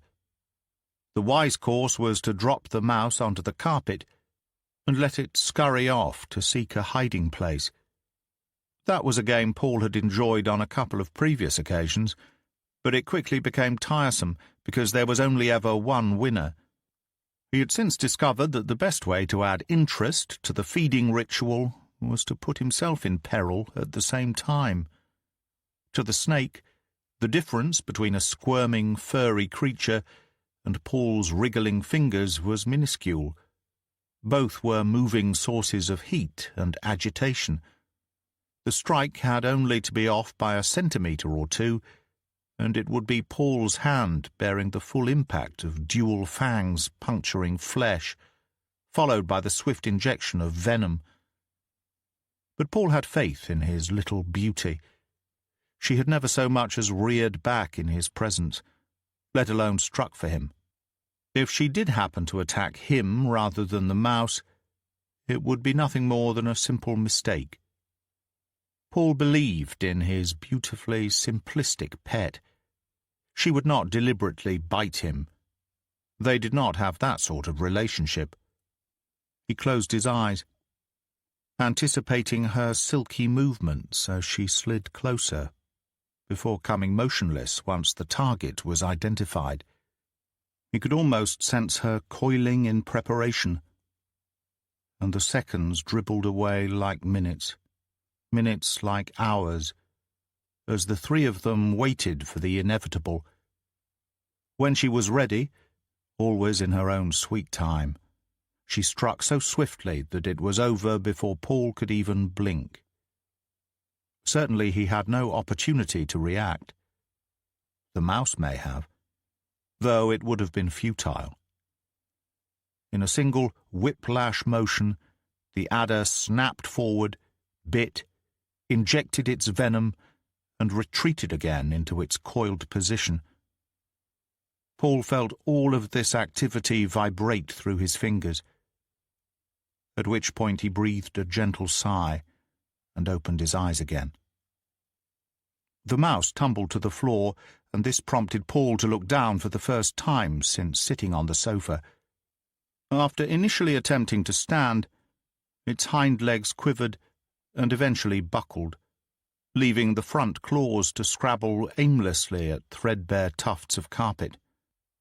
Moments later, it was still, for good. The beautiful creature he had made a pet of almost a year ago glided forward, and in a motion that took Paul's breath away, unhinged its jaw and slid its open mouth around the entire circumference of the mouse, swallowing it whole in 2 further movements. It was a thing of such exotic splendor to watch, and Paul could not avert his eyes from such a perfect display of nature at work. The adder slithered off with her prize, and seconds later Paul began to reflect on his own current predicament. The police would eventually realize what was happening. Of that he had no doubt. It was a logical process and only to be expected. This knowledge did not faze him at all. He was neither discouraged nor daunted. He carried out his work in strict order of priority until something occurred to derail the plan, and he was not about to be deterred. Taking out the most dangerous targets first was the main objective. Before long, the police would discover he had been busier in that respect than they were aware. He also accepted that from the moment they realized he existed and subsequently began hunting him, his job would become much more demanding. Paul was indifferent to this. The merely difficult was not as hard to overcome as the wholly impossible. He poured himself a second glass of rakia. The fruit brandy made from plums was almost 50% alcohol by volume, but he had acquired a taste for it at an early age, which dulled its effects now that he was in his 40s. He allowed it to sit on his tongue and inside his mouth before swallowing, savouring every drop. Such a fine drink deserved his patience. Besides, only 4 bottles had travelled with him to England, and he did not want to run dry before his mission was complete. His temporary accommodation came equipped with a variety of electrical items, including a TV, multimedia player, and a decent radio. He listened only to classic FM, favouring the likes of Grieg, Bach, and Schubert.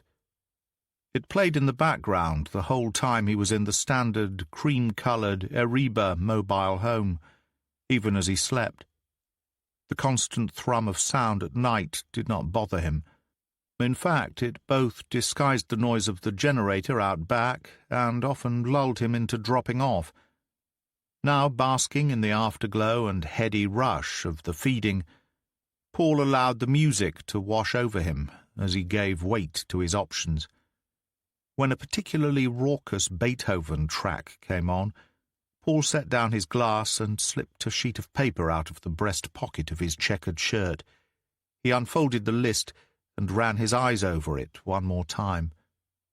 Paul felt it was only right to congratulate himself on a job well done so far. But doing well was not the same as being wholly successful. From this point on, he would have to be even more vigilant and resourceful. He had been fully aware of the difficulties involved when accepting the task, the volume and complexity of risks entirely reflected in the remuneration he was receiving.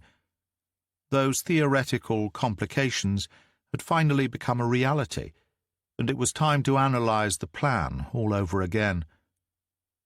Paul was in no doubt that the authorities had by now established a connection between all 3 murders. The woman in Farset might throw them for a while, but that shooting offered neither him nor them any advantage. He was not a monster, so he felt a pang of remorse over the death of the woman who had driven past him on the road just outside Crowland. Unforeseen casualties were to be expected. Unlike the woman he had shot, Mariana Iliescu would recover in time, though use of her left hand might not be possible again. He had muffled her screams of pain by forcing a cloth towel into her mouth, while the hot oil in the deep fryer first devoured the epidermis of her hand, then the thick, living tissue beneath, followed by the subcutaneous fats, before finally eating its ravenous way deep into the muscle. The flesh bubbled and separated as it reddened, peeling off in long, thin strips before the outer layer seemed to slide off her hand like a translucent glove. For Mariana, Paul felt no sympathy whatsoever. She had lied to him, and she had not taken his words seriously. People needed to know that you said what you meant, and you meant what you said. There were consequences for disobeying. It was only right and proper. As for the woman in the car, she had done nothing wrong, and her punishment was perhaps harsh. But standing in that ditch at the side of the road, he could not be certain what she had seen as she drove by, and he could not take chances. With the police now investigating, Paul imagined there would be other victims in the near future, whose only crime was to have become involved in his world as part of their job, or maybe even as an innocent bystander. He had no desire to make superfluous kills or to leave unnecessary wounded lying in pools of blood. However, if they got in his way, then the alternatives were limited. In fact, there were none. Chapter 17. At the rear of the open-plan major crimes area there was a small meeting room. Nowhere near as grand as the conference room on the third floor, it was nonetheless functional, and could comfortably seat 6 people around a table formed by shoving 2 desks together. A seldom-used space, Bliss decided it was the ideal location from which this particular group should operate. He first introduced his senior colleagues to both DCI Warburton and Sergeant Smith. The structure of the modest task force was limited, mainly due to the potential for information leakage, but also because Bliss had decided to initially keep the splintered operation entirely separate from the team looking into the murder of Kelly Gibson. It was Warburton who requested the condition limiting the number of officers in the group, explaining that at all costs the officers most under suspicion of being associated with the Sutton End cabal could not discover they were under investigation. Despite having complete faith in the loyalty and discretion of his entire extended team, Bliss nonetheless agreed to keep things simple. Some compromises made sense. Although Bliss was not the senior officer in the room, the case was officially under Peterborough command, which meant it was his to run. He briefly laid out the plans discussed upstairs at the earlier meeting, providing concise details relating to Charles Baker, his toxic relationship with influential figures in the Sutton End community, his murder, and its subsequent investigation. Together with our 2 colleagues from Lincolnshire, Bliss said as the group settled into their creaking and overly flexible chairs, myself and Mia will work the cross-county investigation. Bish, Penny, I want you to run with Operation Observer. What about the inevitable overlap? Chandler asked. Her face betrayed no emotion at DS Short being selected to accompany Bliss rather than her. That's when this task force can easily expand to the 6 of us. I see it as something fluid. I'll brief the wider team, inform them that you and Bish are taking the lead on the murder of Kelly Gibson. For now, all they will know about the cross-county task force is that we are looking into the other murders. Bishop coughed into a balled fist. So this group here will actually be investigating not only the current murders, but also the Baker's dozen case, plus Baker's connections prior to his death. That about sums it up, Bliss confirmed, because they are all probably connected in some way. Now, of prime importance are the 11 remaining people suspected of being involved in the murder of Charles Baker. I'm opening this meeting up to thoughts and ideas about how we proceed from here. We can't offer them protection, Short said immediately. There's no budget for it. Nor has there been an explicit threat made against any of them, DCI Warburton pointed out. So even if money was no object, it wouldn't be sanctioned, based on what we have at the moment. But we can warn them, yes? If we can trace them, sure. It is our understanding that, of the 7 Romanian men involved, only 3 remained in the local area. As itinerants, the missing 4 could be anywhere, So I'm wondering whether our best bet is to focus on their home country, to see if they returned there. Good plan, Bliss said. Which leaves 7 remaining people on the original list who may still be living in or around Sutton End. Finding them ought not to be too difficult. Warburton continued. Inspector, I imagine of the 4 of us you have the most experience dealing with the GRT community, in which case it's probably best if you speak with the final Romanian national once we've managed to identify him. Interviewing in pairs also seems logical to me, each pair including one from Links, one from Peterborough, with a male-female split. I think that covers all bases. Bliss liked Warburton's suggestions. They felt like something he might have thought of, had his mind been focused on how the task force would handle those meetings. Which puts you with me and Barry with Mia, he said. We all okay with that?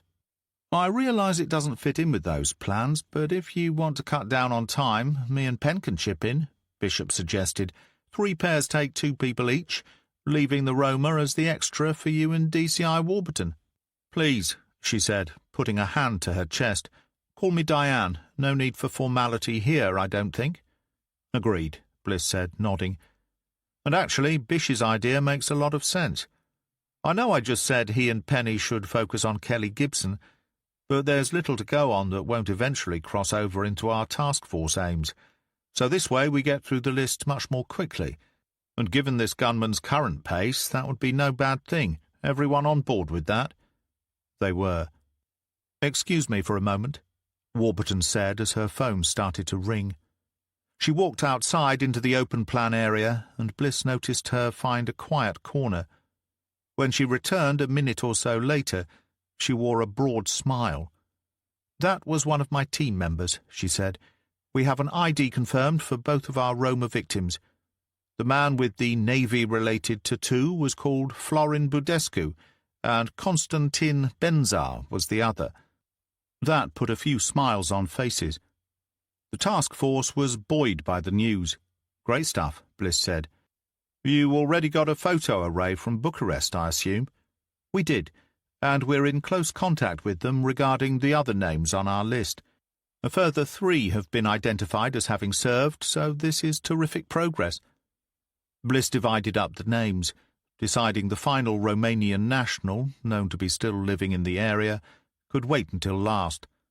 Attempting to speak to someone inside the Roma community was likely to be a difficult and lengthy process, so it was better to get the others out of the way before taking on that particular unenviable task.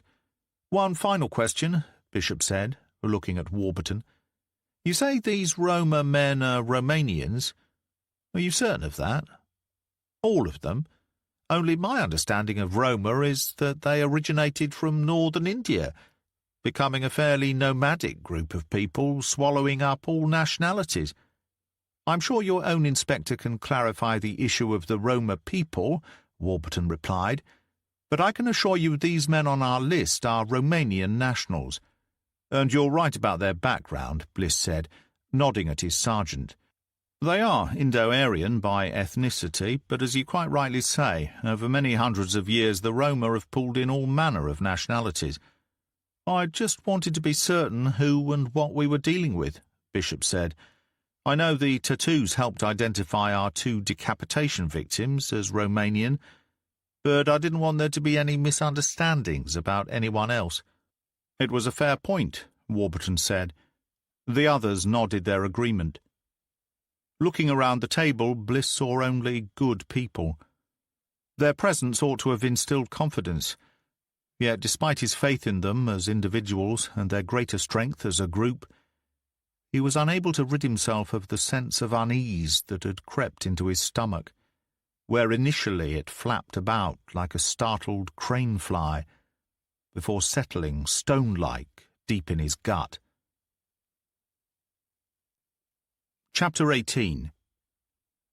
The Greenfingers nursery lay just over a mile outside the picturesque Lincolnshire town of Sutton End.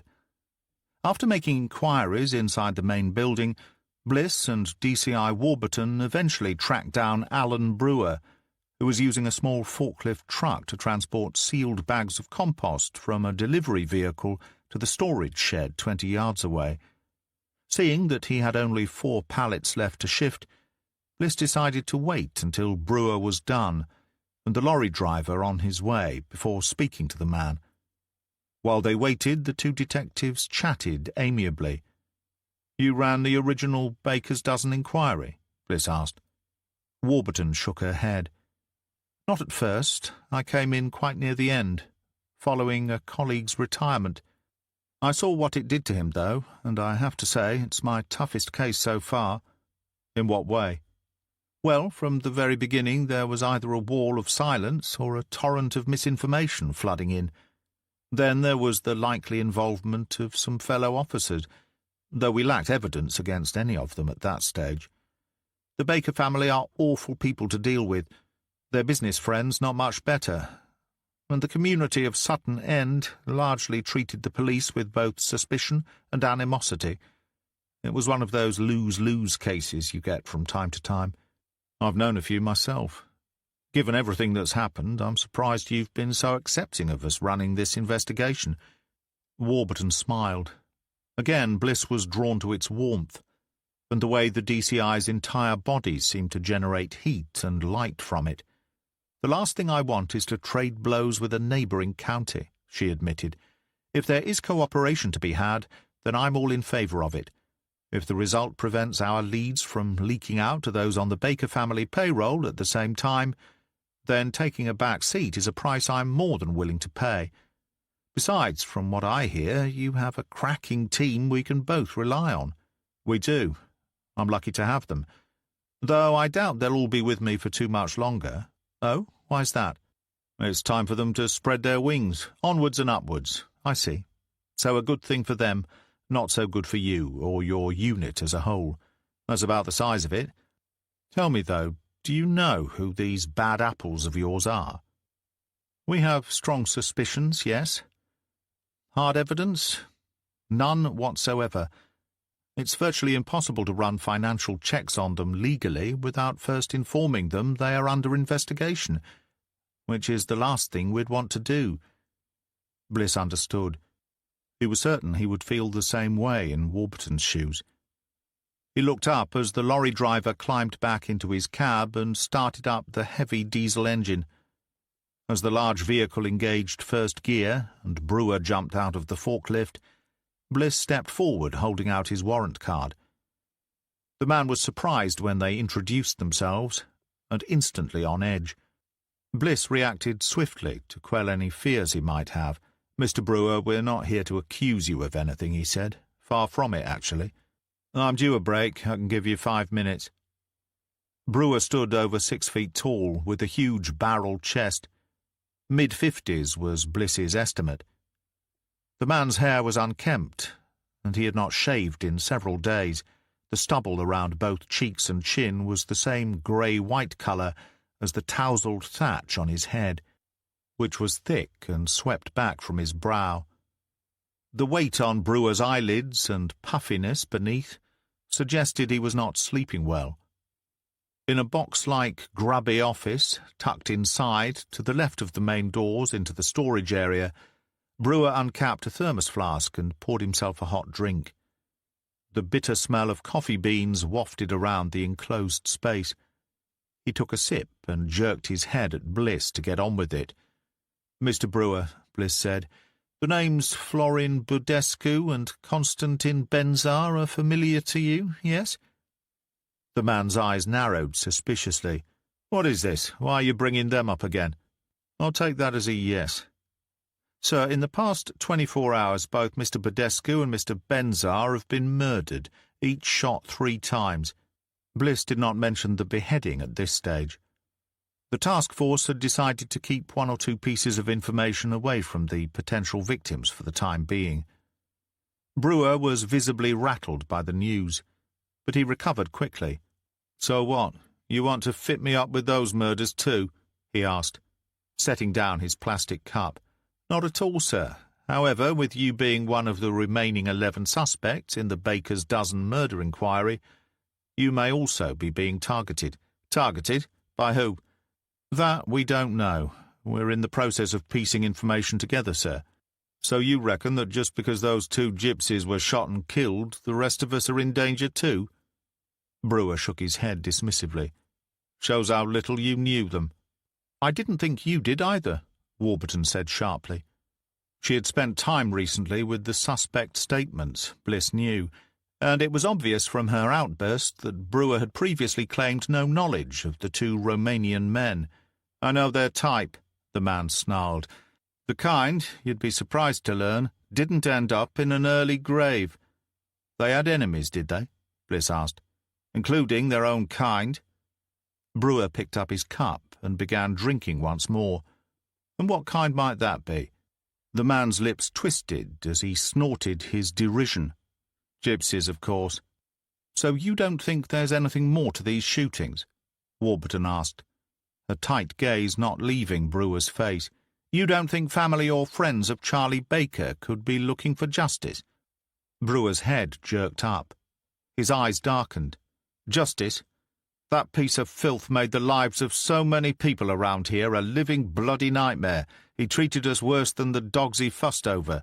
We were the shit on his boots, and one by one he scraped us off. Justice? What happened to him was justice.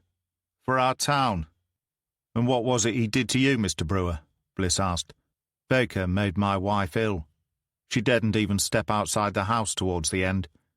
He swore he'd burn our place down one time after he and I got into an argument.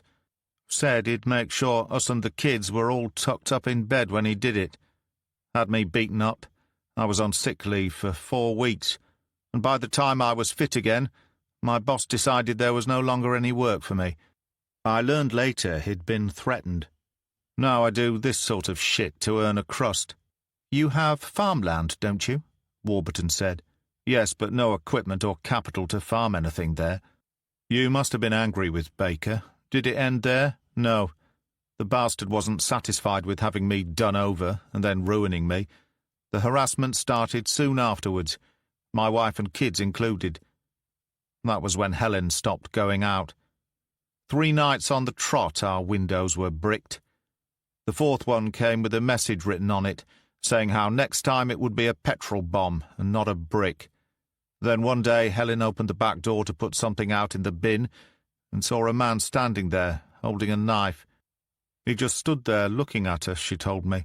The next day, when we heard something out in the garden, Helen got into such a panic she couldn't breathe. Alan Brewer shook his head, and his chin slumped almost to his huge chest. He made a choking sound in the back of his throat. Without looking back up, he said, She died in my arms, before the ambulance reached us. Stress-induced heart attack, as far as they could tell. Pain came off the man in waves. Bliss sympathized. I'm sorry to hear that, Mr. Brewer. Baker was responsible? No doubt in your mind? None whatsoever. Then you must have felt great anger towards him. I know I would. You must have at least considered getting back at him, somehow. Again, I'd have felt much the same. This time Baker did look up.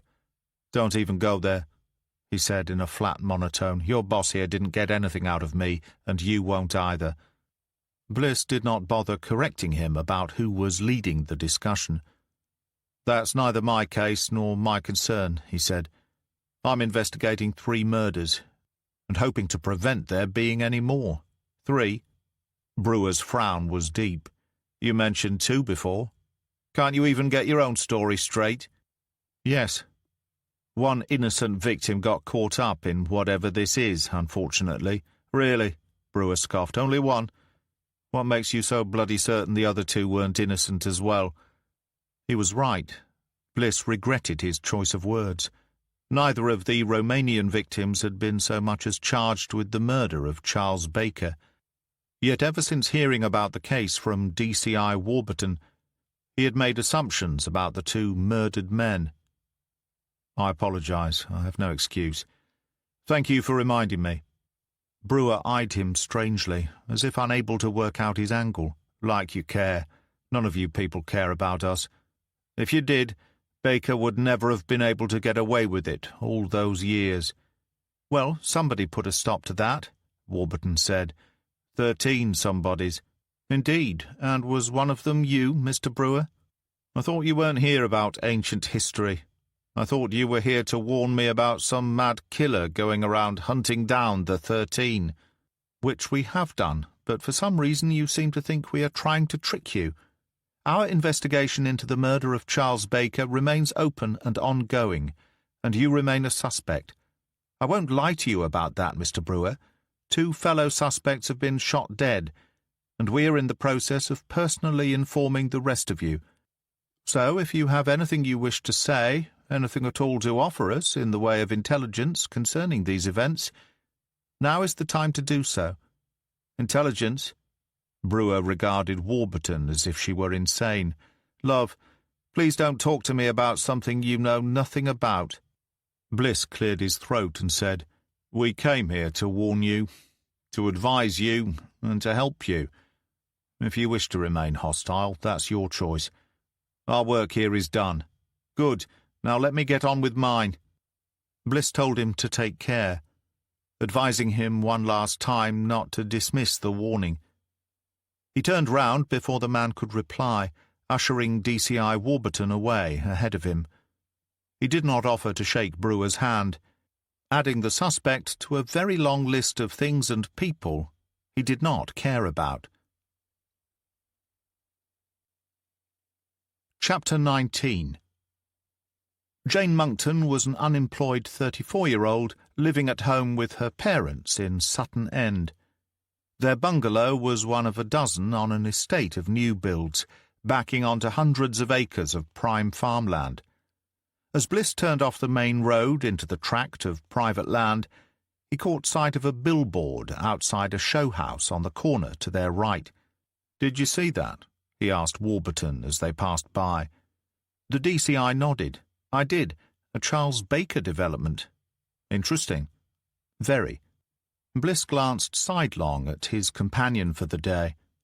Warburton was a woman of few words, yet he could tell there was a lot going on behind eyes that were constantly alert, as she sucked in information like a sponge soaks up liquids.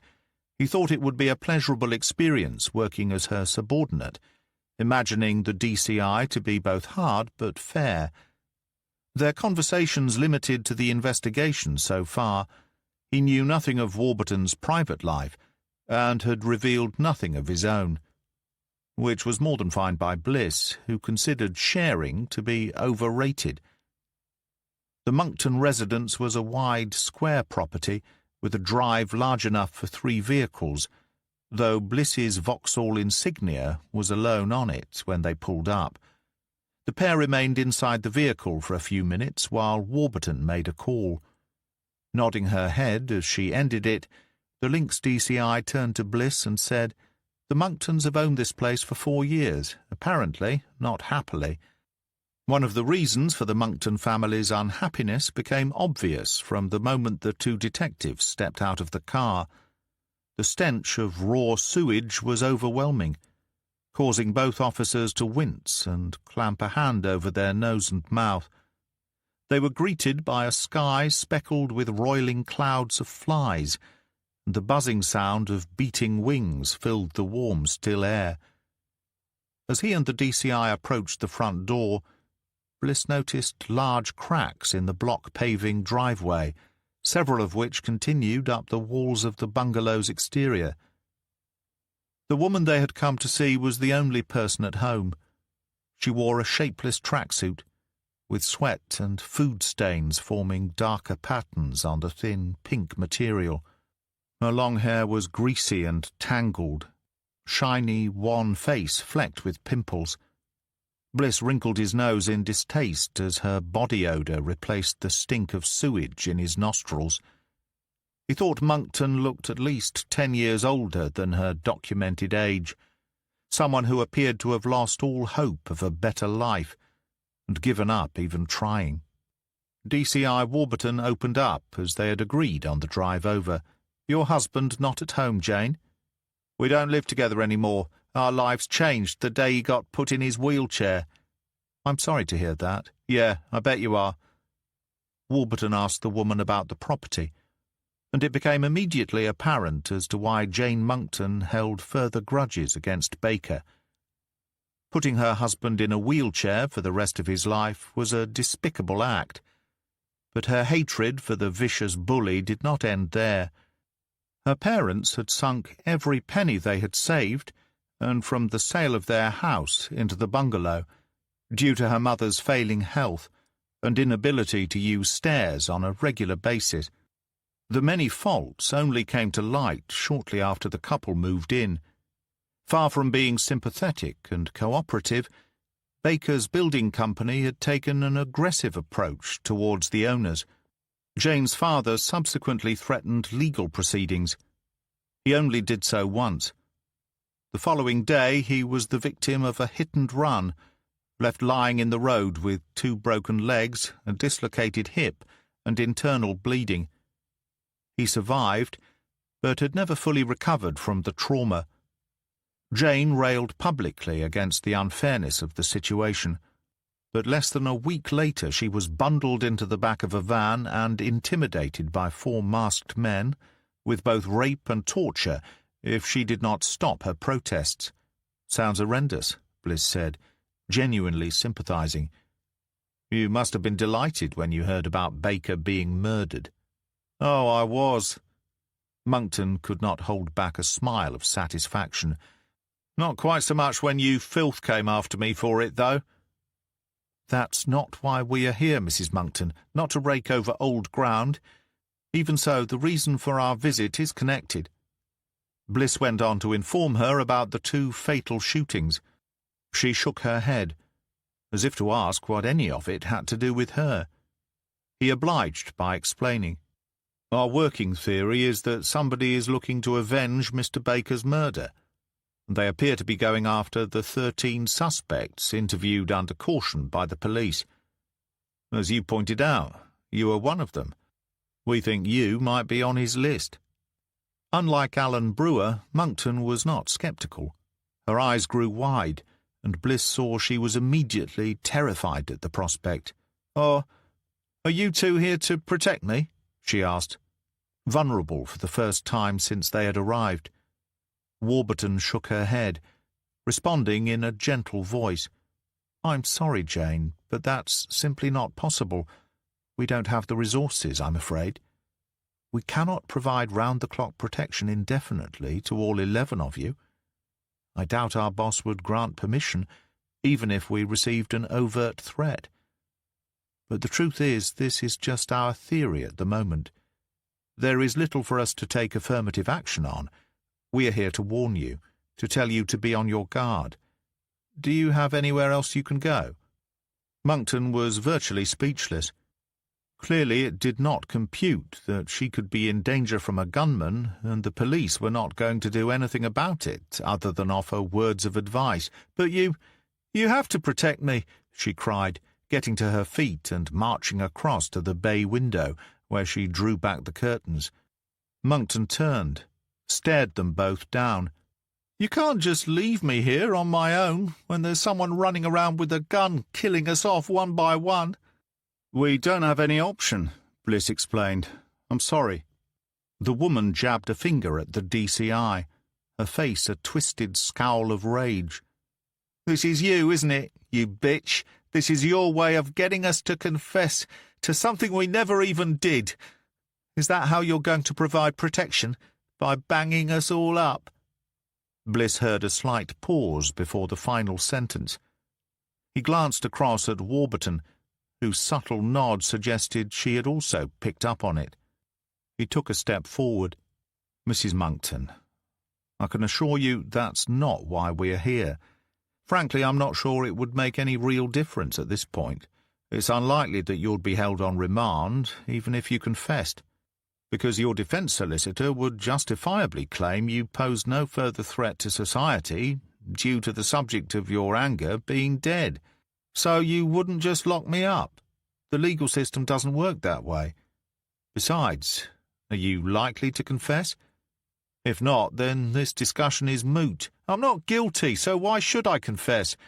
You've just alluded to a possible reason, that by confessing you could be held under lock and key, and therefore out of this gunman's reach." Bliss let the implication hang there for a moment.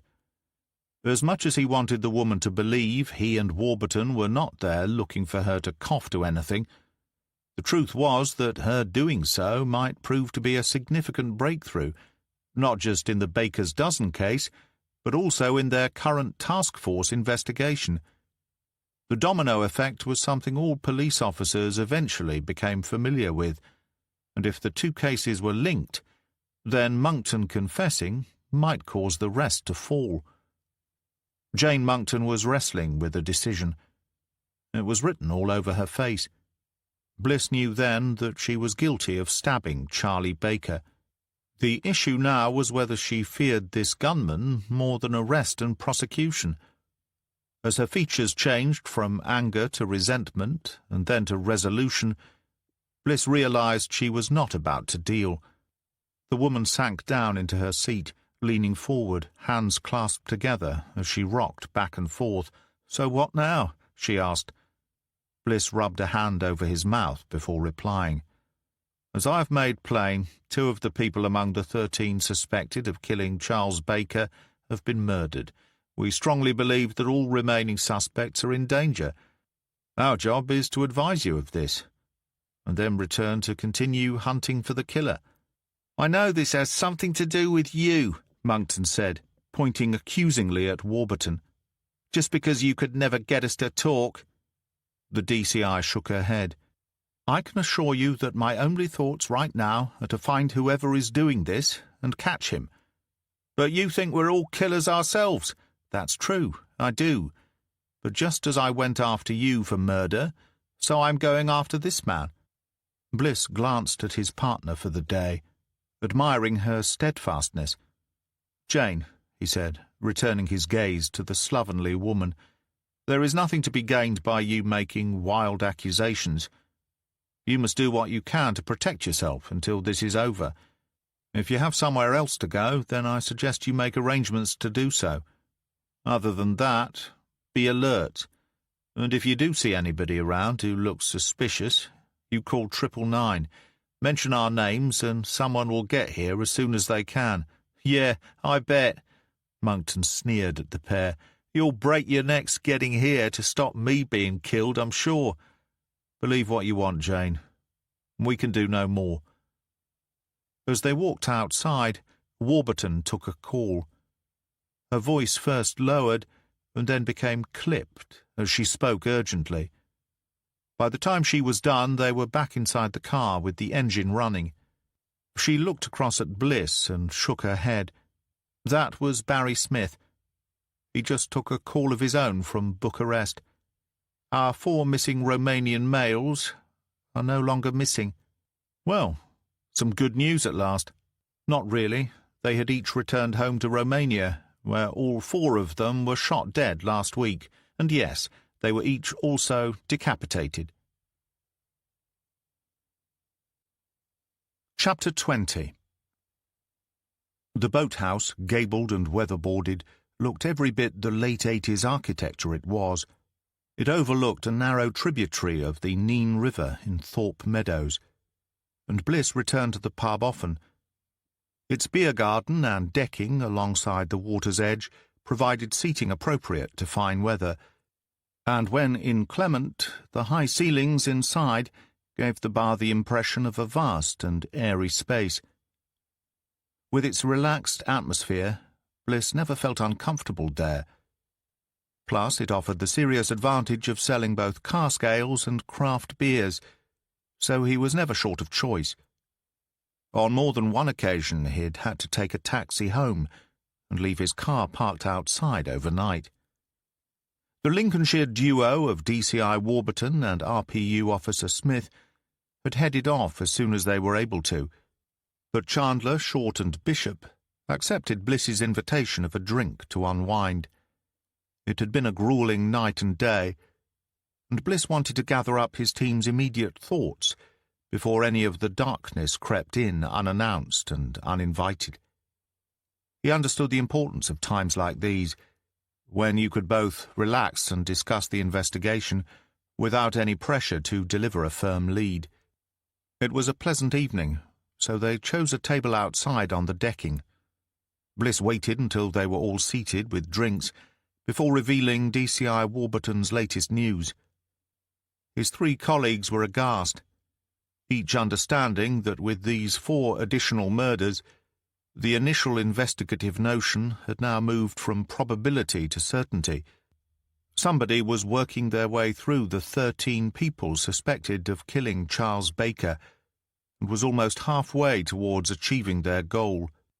If it's the same killer, then he's ruthless and astonishingly proficient, Short said, concern deepening a vertical line in the centre of her forehead. Bliss agreed. This is no local yokel with a grudge and a Stanley knife. We're looking at a contract killer here. Nobody at the table disputed his assertion. The Baker family have the wealth, Bishop said, and it makes perfect sense for them to bring someone in from the outside rather than get their own hands blood-stained. It does. Make that your first-up job tomorrow, Bish. A contract killer needs paying. See if you can trace the money back to the Bakers.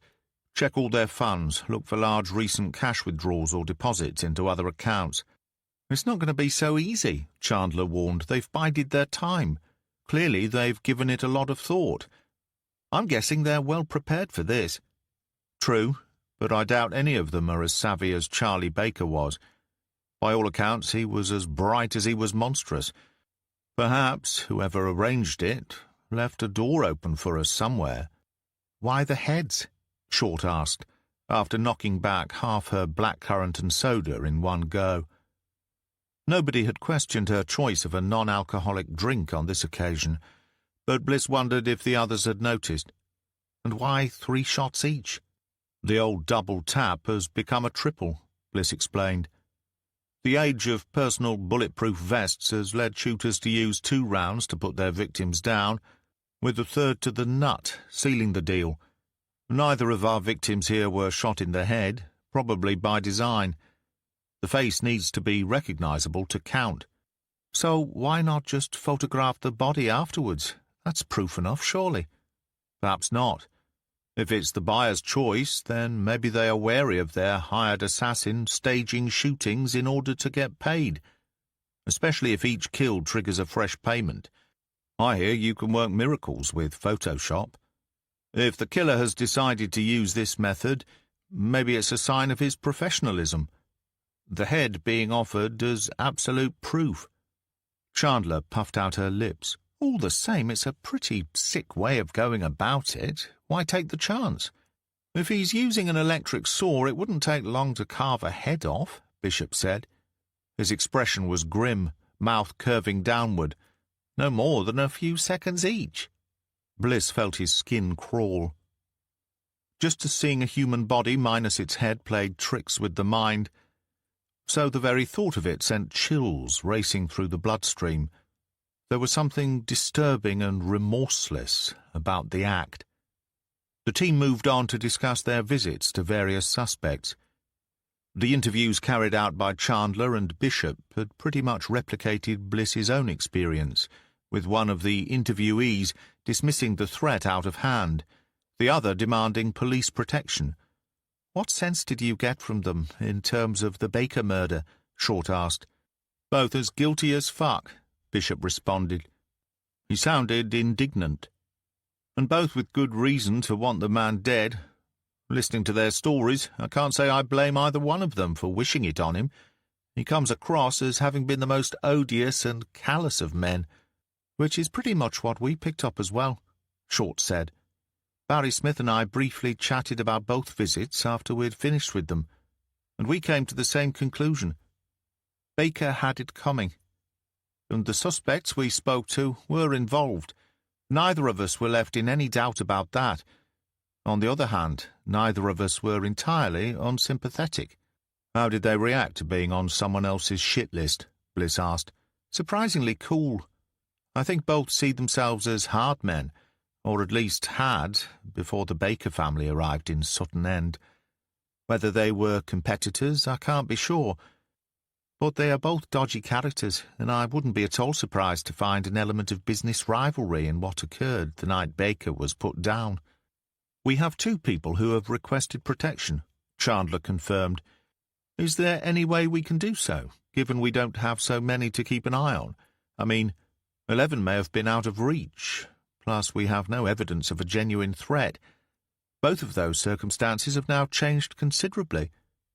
Bliss hitched his shoulders. I'll have a word with Edwards and Fletcher.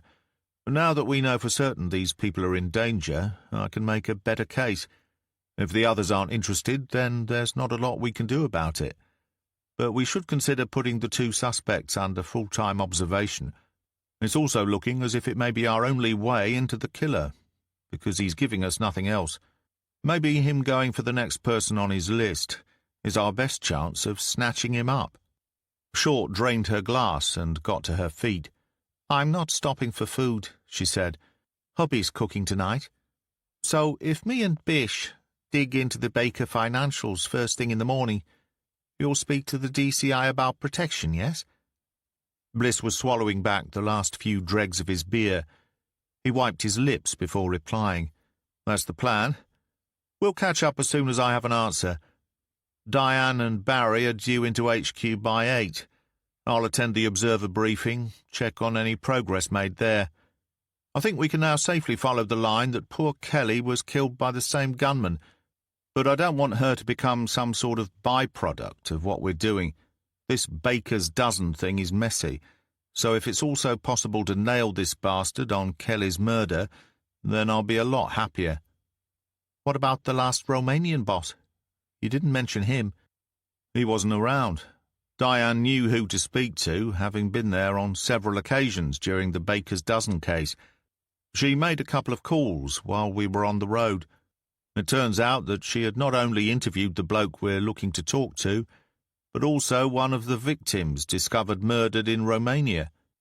Providing that piece of news to the community welcome wagon brought us some cooperation from them, and we both felt it was genuine when they said our man wasn't there. We'll try again tomorrow. A few minutes later, D.S. Bishop also announced he had dinner plans at home with his family. Bliss and Chandler checked out the menu, and both went with the chef's chicken, which came in strips with melted cheese and a tomato and herb sauce. Bliss realized he had missed being with his usual partner during the day, despite having struck up a comfortable relationship with DCI Warburton. How did you get on this afternoon, without me there to hold your hand? He asked. It was good, actually. Ollie is a great bloke to work with, and he doesn't give me shit like you do. Bliss laughed. That's because he's terrified of you. Good, that suits me just fine. Bish is a bloody good copper.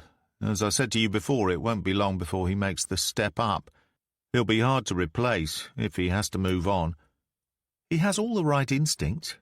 Not to give you an even bigger head, but he mentioned today that he's learned a lot from you. Good. I'm glad something is rubbing off. Her eyes widened. Yeah, not only good either. What do you mean? He said he's also learning from you how not to do things, which is just as invaluable. We each have to find our own unique way to make progress, Pen. Bish has a good head on his shoulders, no pun intended, and it's only right that he chooses the best of my influence to follow and leaves the worst behind. It's certainly a very different ride. You and me are pretty similar, in that we have little going on in our lives other than the job, hence the reason why it's just the 2 of us left here now. Ollie mentioned his wife and kids quite a bit, and it did make me think even more about Hannah. It's bound to, but it's not quite as bleak as you make it sound. Don't forget your wider family, including your parents. And I still have my mum around. We're not exactly alone in the world. But they're not present in our daily lives, not a physical presence in our homes. Family we wake up to every day and who are there when we come home again at night. It's hard to deal with sometimes. Bliss understood. Having come this far over the past few months, the wait for final arrangements to be made must feel like purgatory to his partner. Knowing you, Pen, you'll be focusing on the positives and ignoring the negatives. I try to. It's in my nature. But I swear it's getting harder with each passing week. I know everybody is doing their best and that the situation out there is volatile, but it feels like torture at the moment. Is there anything I can do?" Chandler shook her head. "God, no, Jimmy. I couldn't ask more of you. Even if there was something I thought you might be able to influence at this late stage, you've already stuck your neck out enough on my behalf." He shrugged. "There probably isn't a great deal left for me to do.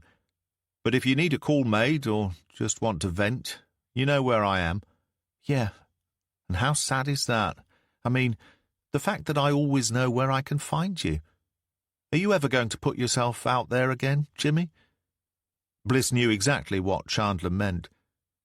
Since the murder of his wife some 17 years ago, his relationships with women had been scarce. He had got as far as living with someone whilst posted to Bedford, but the situation fell apart due to his lack of further commitment. Previously, a potential relationship with a specialist his team had come to refer to as the Bone Woman ended when he was sent packing back to London after his first stint in Peterborough ended badly for him. Other than those 2 brief flings, a short dalliance with a DI working in the sex crimes division was all he could point to in terms of failed attempts at moving on. Back in June, however, time had caught up with Bliss. With the darkest shadows of his past threatening to overwhelm him, he unexpectedly managed to turn the tables in his favour, and subsequently found the strength to take a few uneasy steps forwards. But opening up your heart and being willing to embrace the possibility of a new relationship was not the same thing as finding one in the first place, and Bliss's dry spell was in danger of taking on drought proportions. "Perhaps you've ruined me where other women are concerned," he said, stifling a grin. He felt his twitching lips giving him away. "Maybe I'll never get over that one snog." Chandler rolled her eyes and groaned theatrically. "Oh, my God! Are you ever going to let that go, Jimmy Bliss? A solitary drunken kiss when I was worried about you and thinking I might lose you does not a snog make." "You used your tongue on me, Pen. A man doesn't forget things like that." Her expression changed to one of utter disgust. "Ugh, that's a damn lie, and you bloody well know it." Chuckling now, Bliss's broad shoulders heaved. "Are you sure?" "Pen, it was like being French kissed by a giraffe. It felt like a demonstration of true love to me." "Yeah, you wish. Don't delude yourself, old man. I'm more woman than you could possibly handle." "You're right about that." The drunken incident with Chandler was etched upon his mind. The memory of their kiss had taken a day or so to fully filter its way through the alcoholic haze, but it remained with him for quite a while afterwards. At the time, he worried that a single crazy moment might ruin their friendship. For a couple of weeks, they were a little awkward around each other, but eventually their relationship eased back into familiar patterns. Within a month, they were making wisecracks about it. Bliss relented, holding up a hand to call for a truce. "Seriously, though, I have made progress," he said. His gaze wandered absently to the water being gently stirred by the warm evening breeze. A crimson sunset made this part of the Nene look like a river of blood. "I've turned my sterile house into a home, just as you suggested. Family photos are now on display, instead of sitting inside cardboard boxes, including those of me and Hazel. That's a serious move in the right direction, and precisely what you told me I needed to do. A good start, I think you'll agree." "I do," Chandler acknowledged with a nod, "and to be fair, I've not exactly been in the best of circumstances to meet anyone since." "I understand. I know how tough it can be." "But the barricades are down, right?" "Right. So give it time." "You're coming along, I suppose. And while we're on the subject, Diane seems very nice." "She does. I also clocked the gold and diamonds on her finger. So there's nothing going to happen there. She could be in the throes of a divorce for all you know, Jimmy. And she is definitely your type, which is, She has that sultry, brooding thing going on." Bliss laughed and shook his head. "You don't give up, do you? Anyway, you're a fine one to talk. Has there been anyone in your life since your ex-boss on the Sapphire team?" Chandler sighed as if it didn't matter, though he knew it did. "Not really. Same problem as you, I suppose. Lack of opportunity. It'll end up being someone in the job." "Oh, please." Chandler gave a mock shudder. "How about Grattan? He seems a nice enough bloke, and he follows you around like a puppy." "Phil." "Sorry, but he's DC Grattan to me, remember? And there's no way I'm getting involved with a junior rank." Bliss spread his hands palm upwards. "I understand. Before long, you and I may have to make the pledge." "What pledge?" "The one where friends decide to settle for each other when they haven't found anyone else to share their life with." Chandler's eyes widened, and she stabbed a finger at her own chest. "You cheeky bugger! First of all, this lady isn't about to settle for anyone. It'll be love, or it won't happen at all. Secondly, you'll reach that stage long before I do, you fossil." Chandler had a point. Bliss refused to give it up straight away, though. "All I'm saying is there's more sand in the bottom half of the hourglass than the top these days." "Jimmy, I'm not even 40. Not quite. Don't measure me for my coffin just yet." He sniggered. "Well, at the rate you're going, it won't need to be a Y-shaped one, that's for sure." "You cheeky bastard, I'll pay you back for that one, Jimmy Bliss." "Ho-ho, I'm in trouble now. You only use my full name when you're angry with me, and that's the second time tonight." Chandler laughed and waved his observation aside. His own laughter continued. This was everything Bliss had missed during the afternoon. Diane Warburton was a charming, easygoing woman with a seemingly lovely nature. Intelligent and outgoing, she had proven to be a wonderful companion. But the sparking chemistry between him and Chandler helped get him through the days, especially those that were filled with the very worst humanity is capable of. "You'll miss me when I retire," Bliss said. He took a sip from his glass, nodding at her as if emphasizing the import of his words. Chandler grunted. "Not that old bollocks again. You threatened to retire back in June. 3 months on and you're still with us, still tormenting the life out of me. But not sucking the life out of you, which is the important bit. True, I dare say I'll miss you when you're no longer around. You bloody well better had. Not that I'm ready to jack it in just yet." "Now, is that a threat or a promise?" Bliss gave a snort of derision, but made no reply. Their food arrived and the banter stopped. They were both hungry, and as they ate, his mind had already wandered back to the investigations and the tasks that lay ahead. Chapter 21.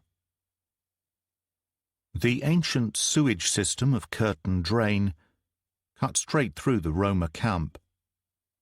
It was now more of a stream than a river in Bliss's view, but as DCI Warburton reminded him, if the locals referred to it as a river, then he should respect their opinion. He was, after all, in their own backyard. By the time they arrived at their destination, Bliss had yielded to her point. Perhaps the drain held more water in the spring. Warburton filled him in on who they were about to meet. The Roma people had initially taken up residence on the plot of land by the river back in 2013. Following a long-running and bitter feud with the owners, the community eventually purchased 2 entire acres, an area twice as long as it was wide. The families who lived there had no intentions of moving on any time soon, and so excavated half the property, laid hardcore to provide foundations, skimmed this with tarmac, built brick supports set into concrete to support the expansive mobile homes which arrived in 2 separate pieces, each on the back of huge flatbed lorries. A few months later they added the final touches, with utilities being fed in from local spurs. It was a settlement that was there to stay and built to last. According to Warburton, Tudor Kip Chu was the elected elder of the community. His was the first home you came across when entering the site, and if you knew your business, you stopped there to ask permission before venturing any further into the camp. Non-compliance often met with aggressive resistance, though seldom physical violence. The community was a largely peaceful one, within its own boundaries. Its leaders leaned towards a Vegas-like philosophy in regard to what happened away from the immediate area. Bliss waited in the car while Warburton spoke with Kip Chu at the man's own front door. Having elected to dress down a little today, the DCI's casual smart crew-neck sweater and boot-cut slacks looked nonetheless stylish and pretty expensive. The change in style softened her all the more, and Bliss felt himself drawn closer to the woman during the 45-minute drive northeast from HQ. He thought about Chandler's observation regarding the rings on a woman's finger not necessarily meaning anything, but closed his mind to it as he saw Warburton striding hurriedly back to the vehicle. "They have a community hall," she told him, easing into the passenger seat. "Nikolai Stoyan will meet with us there in a couple of minutes, but 3 community leaders will accompany him, including Tudor. They want to know more about what happened to the other victims, as well as how it all relates to Stoyan and the local Roma people in general." "I expected as much," Bliss said with a nod. "Anything which may eventually impact on the community as a whole is a problem best shared, as far as they are concerned." Warburton pointed ahead. "You take the first left and then a right. The community hall is the only structure painted yellow, apparently. We're already the subject of great scrutiny." He stared out through the windscreen at the children, toddlers mainly, now standing on grass verges around their homes. No horse-drawn gypsy caravans of old stood looking forlorn and aged, and even the non-mobile homes came in the form of large and expensive modern caravans. As Bliss looked on, several adults also wandered outside to see what was going on, their expressions inquisitive. "They've seen me talk with their elder, so they'll leave us be. This place is a lot cleaner and tidier than many I've visited," Bliss observed.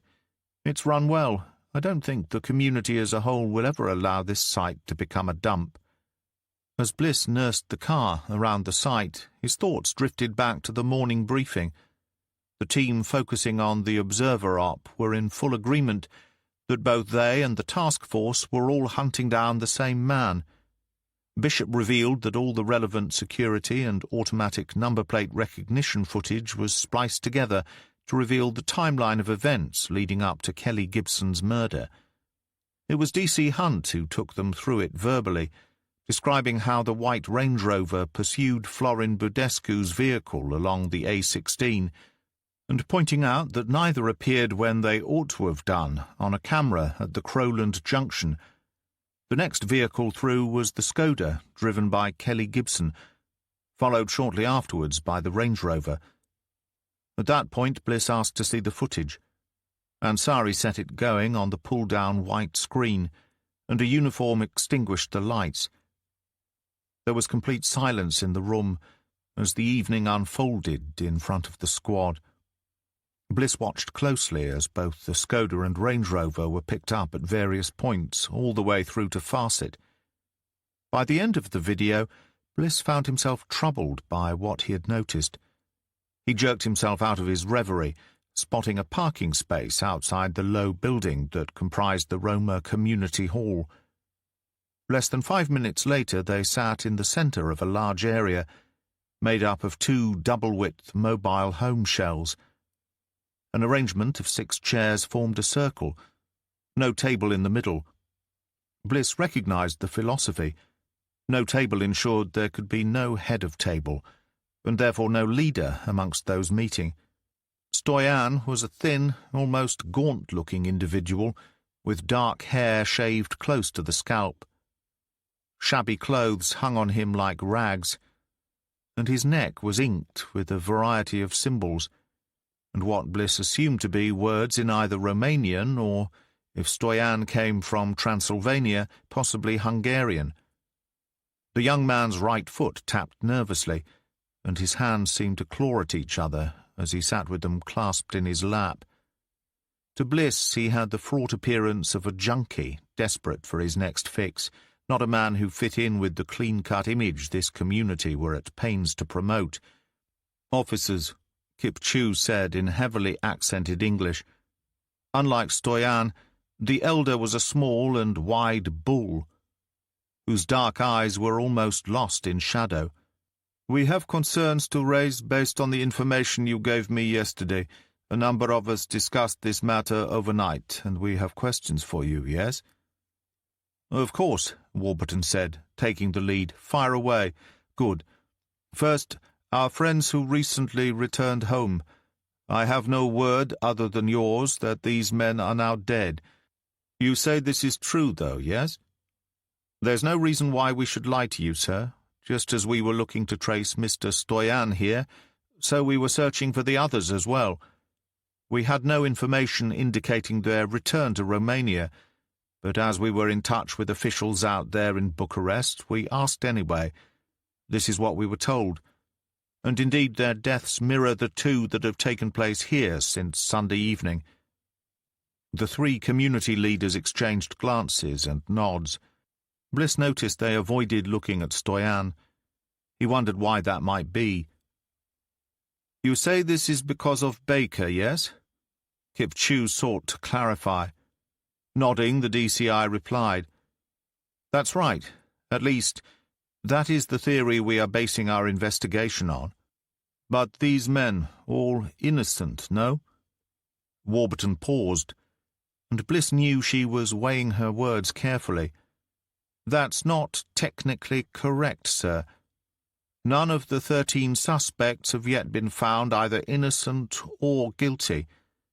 At this stage of the operation, we have not yet charged anybody. Do you understand the difference?"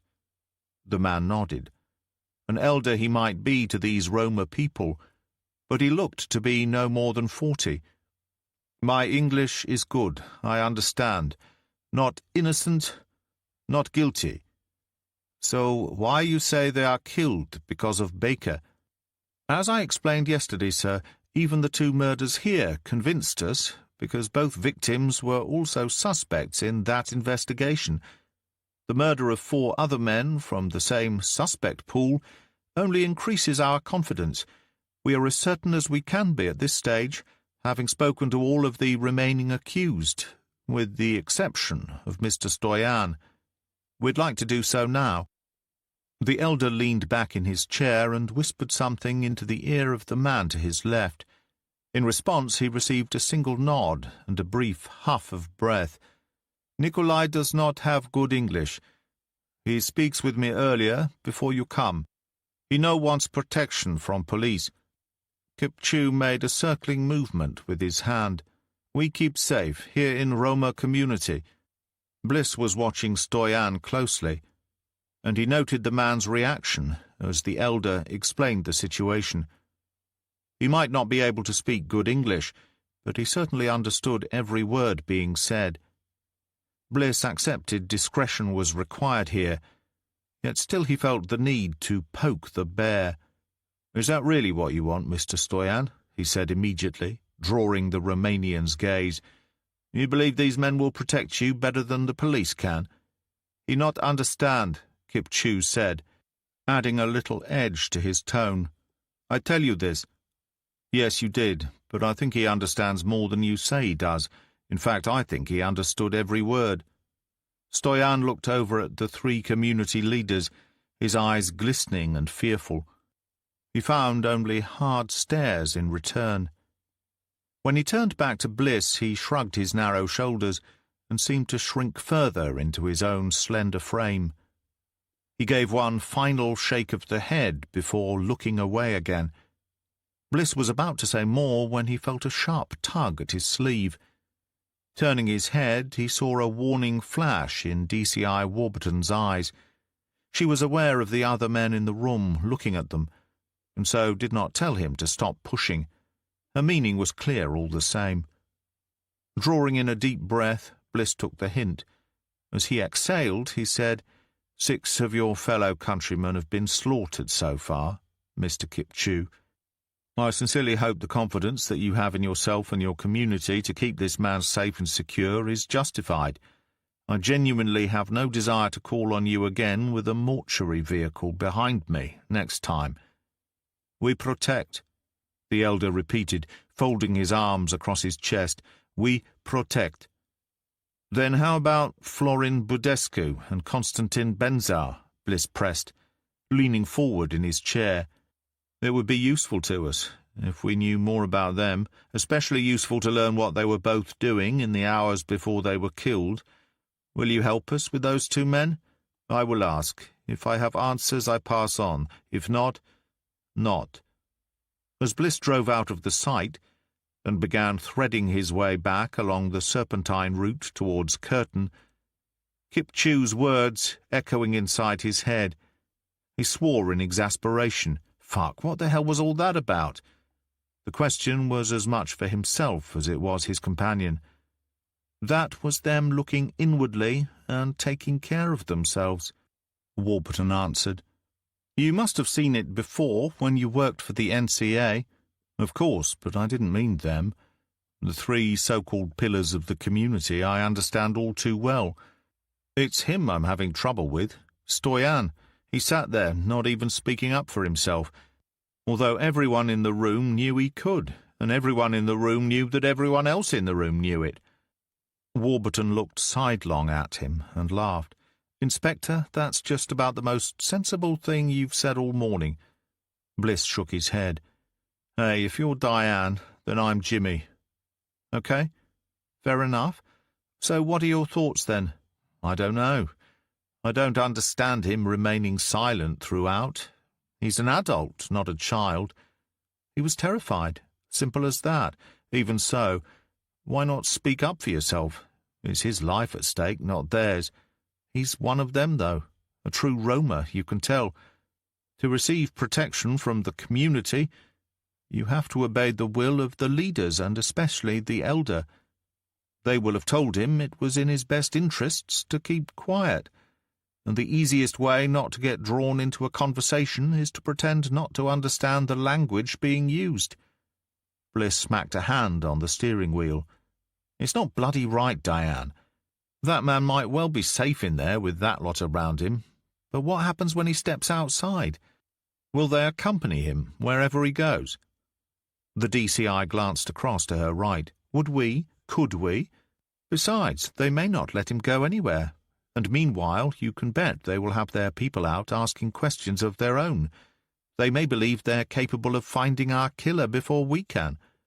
And they could well be right about that. They can intimidate in a way we can only dream of doing. Oh, I suspect you're capable of intimidating others when you put your mind to it. That may be true, only I'd never get away with it. You know, I came close to telling them about the beheadings, just to see their reaction, or even if they reacted at all. Fact is, I wondered if they already knew. Alongside him, Warburton began to nod. I have to say the exact same thought crossed my mind. Charlie Baker was able to keep police officers on his payroll. And I have to ask myself whether the Roma elder does too. Which leaves us where? Bliss asked. Warburton gave a slight shrug. I don't really know, to be honest with you, but we do have 2 other suspects to focus our attentions on. We do.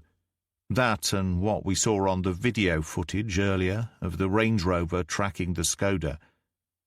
Bliss thought back to his initial concerns following the viewing of that video file. When the light went back up, Bliss had risen out of his chair, holding up a hand. Does anyone else have a problem with what we've just seen? He asked. There were some puzzled looks tossed his way, but the eager D.C. Grattan sprung to his feet. Boss, there was something that occurred to me. Well then, let's hear it.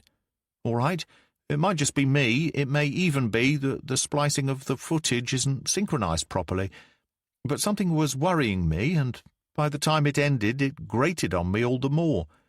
Bliss offered encouragement. Go on then, spit it out.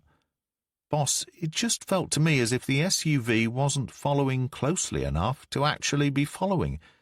What I mean is, at times I wondered how it was able to follow, because it didn't seem to keep the Skoda in view throughout. It was when it reached Farset that I was most concerned, though. I was pretty sure that when Kelly Gibson turned off the main road, the rover did not have it in view. Even more curious, when it eventually slipped down the road where Kelly lived, it entered from the opposite end to the one Kelly drove into. You may want to play it back, but right there and then I told myself there was no way they could have followed her there. Bliss wagged a finger at the young DC. No need to replay it, Grattan. That was an excellent spot. I noticed the very same thing, and it worried me too. Now, we all know how good they are in tech ops, but while DCI Warburton and I are out interviewing Mr. Stoyan, I want you to pop over there and ask them to check the synchronization. Because if what we're seeing follows a precise timeline, then, like you, I don't think there is any possibility that Range Rover followed the Skoda all the way to the street in which Kelly was murdered. Then how did they know where to go? Ansari asked, beating several others to the punch by the look of it. That, Bliss said, is a very good question, the answer to which, I fear, is going to make us all very angry indeed. Chapter 22. The incident room was still buzzing by the time Bliss and DCI Warburton returned to Thorpe Wood. Grattan was at his desk, but jumped up the moment Bliss came through the door.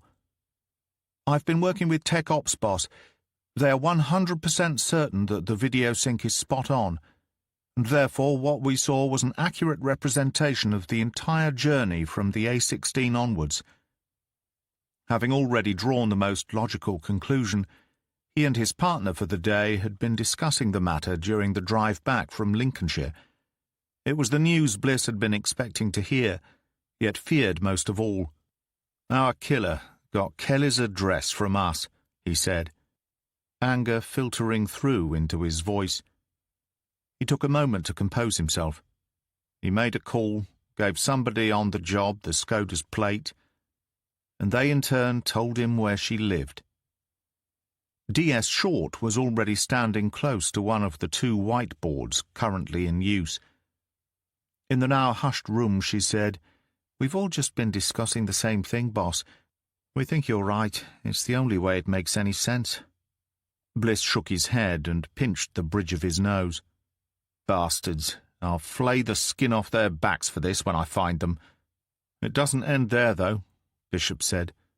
His jaw was jutting, barely able to draw the words out. "We now have to ask ourselves what else our man is being fed." "And from whom?" Ansari added. "Of course," Bliss agreed, "which makes it all the more urgent for us to find whichever scumbag amongst our ranks is providing this sick fuck with information. We don't plug that leak, we don't stop any of what's about to happen." It was a bleak picture he was portraying, but it was also a realistic one. Everyone in the team now needed to digest the evidence from the perspective of the worst case possible. Bliss looked around the room and noted a particular absentee. "Where's D.S. Chandler?" he asked. "She stepped out to take a call," Short told him. "I think she was going for a hot drink afterwards." "Thanks." He had left Warburton in the Major Crimes meeting room with the RPU man, Smith, and was in a hurry to get back to them. "Anything else I need to know right now?" "Gull and I spoke to Kelly's friends," Hunt said. "The early dinner and drink was arranged via Facebook Messenger on the spur of the moment on Saturday morning. According to each of them, she was in a great mood and had no obvious worries. They all left the pub at the same time, and Kelly was the first to drive away. Her mates are genuinely stunned by what happened. Nobody noticed anyone lurking or following, specifically a white Range Rover." "No, boss." Bliss wrinkled his nose. "Thanks. I really didn't expect anything from that source. We know how it went down, I think." His mind latched onto something else. "Bish, how are Baker's financials looking?" "Still ongoing. Nothing so far to suggest recent payments have gone out to anybody, but we're continuing to dig." "All right. Is that it, everybody?" "It is," Short answered, I think our next move is to find out if we can provide security for the 2 suspects that have requested it. Bliss tutted through clenched teeth. Damn, I forgot all about that. I could have called DCI Edwards earlier about it. He fastened his gaze on Short. Tell you what, come upstairs with me now. If she's able to spare 5 minutes, you and I can have it out with her. Me? Short touched a hand to her chest. Smiling, Bliss said, Yes, you. You're an acting DI now. So act like one. They walked along the corridor and up one flight of stairs. Bliss heard his DS taking deep breaths and expelling them slowly. It was Short's way of psyching herself up. Her next move would be to pluck a rubber band from somewhere about her person, pull her shiny blonde hair back, and fashion a tail. By the time they reached the DCI's office, Short had done exactly as he had predicted. What? She asked, noting his smile as they approached the door. Bliss shook his head. Nothing. It must be something. You don't go around smiling for no good reason unless you're a simpleton. Well, then, either there is a good reason for keeping it to myself, or I'm simple. Short grinned. I'm not taking bets on which. You spend far too much time with Penny Chandler. You've said that before, boss. Yeah, and I meant it before, too. Edwards was at her desk. She beckoned the pair inside. Bliss remained standing, and Short did likewise. What's this? Edwards asked, frowning. Some sort of deputation? Not quite, boss, but we do have something we'd like to put to you, Bliss said. I thought acting DI Short could do with experiencing this side of the job as well. You mean the one where you grovel and beg me to allow you to take some foolhardy action? Bliss shot her a broad grin. He had previously considered the DCI incapable of making such a crack in his presence. It was yet another positive step in the right direction, something like that, boss. Only this time I'm not the only one who believes it's the best move. Go on, then. I'm listening. Boss, we have a couple of Baker's dozen suspects who are not only willing to be placed under protective surveillance, but are actually beseeching us to do so. I know resources are stretched and, unfortunately, will require 3 teams of 2 to cover each 24-hour period, but I'll happily take on one of those shifts at no cost to your budget. I'm expecting DCI Warburton to make a matching offer, but I haven't asked her yet. I wanted to run it by you first. Well, thank you for that, Bliss. Usually your methods rely on the old cliché of asking forgiveness rather than permission. I assume you're hoping our killer will approach one of these suspects, at which point we can apprehend him. That's precisely my thinking, boss. We know it's only a matter of time. The Roma community insist on providing protection for their own, leaving us with 6 civilians out there, making themselves easy targets. Those are decent odds in our favour, I'd say. After a moment of deliberation, Edwards nodded. I'll approve 72 hours at the outset. Come to me again if there's no show in 3 days. Thank you, boss. I doubt we'll need it. This man is in a hurry to get the job done. Agreed. Edwards looked up at Short and said, Please don't be fooled into thinking it's always this easy. The reason your boss goes around me so often is that I don't usually give it up without a fight. On this occasion, however, the budget is secondary. Just, well, be careful. Keep your wits about you at all times. Of course, Short said gratefully. Thank you, Ma'am. Edwards acknowledged Short's hesitation with a smile. Temporarily, I am only the 1 rank up from you at the moment, so let's make it boss for the time being. You okay? Bliss asked Short as they stepped back out into the 3rd-floor corridor. I am, actually. I thought that went well. It did indeed. DCI Edwards and I have recently mended some fences, which once lay in disrepair and, I'm sorry to say, disarray. 6 months ago I'd have been arm-wrestling her for that same result. I'm hoping you will get to see her better side more often than not, Mia. Me too. I need all the help I can get. We all do. That's why we're part of a team. But she's right when she warns you to take care on this one, Mia. We all know what this man did to Kelly Gibson, so it stands to reason he'd not hesitate when it comes to pulling the trigger. I understand. Short tried to smile, but it was crooked and weak. To Bliss, she seemed just about the right amount of nervous. "I'm going to head down to the task force room," he said. "Would you mind stirring Penny out of the canteen? And if you'd bring me back a cup of coffee, I'd be ever so grateful." "Will do. Was that a DI to DI request? Or DI to DS? Bliss thought about it for a moment, said, "How about friend to friend?" This time Short's smile was full and wide. On his way down the stairs, Bliss took out his mobile and placed a call. There was something he had forgotten to take care of the day before. "Is this Colin Tracy?" he asked. "Speaking. How can I help?" "This is D.I. Bliss. I was wondering whether there was any movement on the Carrie Dixon case today." Tracy was the prosecution solicitor handling the briefs. "Ah, Inspector Bliss, as a matter of fact, the case has spun on its heels. Jake Watts walked into his local police station yesterday morning and confessed to being both drunk and having taken drugs shortly before the offence took place. Police immediately took his new statement, which was also taped. Needless to say, the Dixon family are delighted." As was Bliss. The threats had worked, and he did not feel the least bit guilty for having used them in order to help achieve a small measure of justice for Carrie and her family. In the meeting room temporarily assigned to the task force, he caught up with Warburton and Smith, filling them in on his discussion with DCI Edwards and the updates from his team. "I mentioned your services only as leverage, Diane," he told the Lynx DCI. "I genuinely don't expect you to join us. I'm sure Penny, Mia, and Bish will pitch in with an extra shift each." But Warburton held up a hand. No, I wouldn't want anyone to suggest we Lincolnshire officers are not willing to put in the time and graft." "I'll throw my hat in the ring as well," Smith offered. Bliss thanked them both, adding, "Barry, it would actually be good to have 1 or 2 ARVs floating around the general area over the next few days. I'll also have a word with Eric Price's team down in Huntingdon, see if they can spare a unit." Smith seemed pleased with that suggestion. "Having an armed response close by is the only way to go where our man is concerned. He's far too dangerous to approach in terms of arrest without armed backup." "I agree." "You said you underwent firearms training while you were with the NCA. Did you ever acquire full authorization to carry?" "I did. I passed my last physical and both tactical and shooting tests to retain my permit just before I left the agency.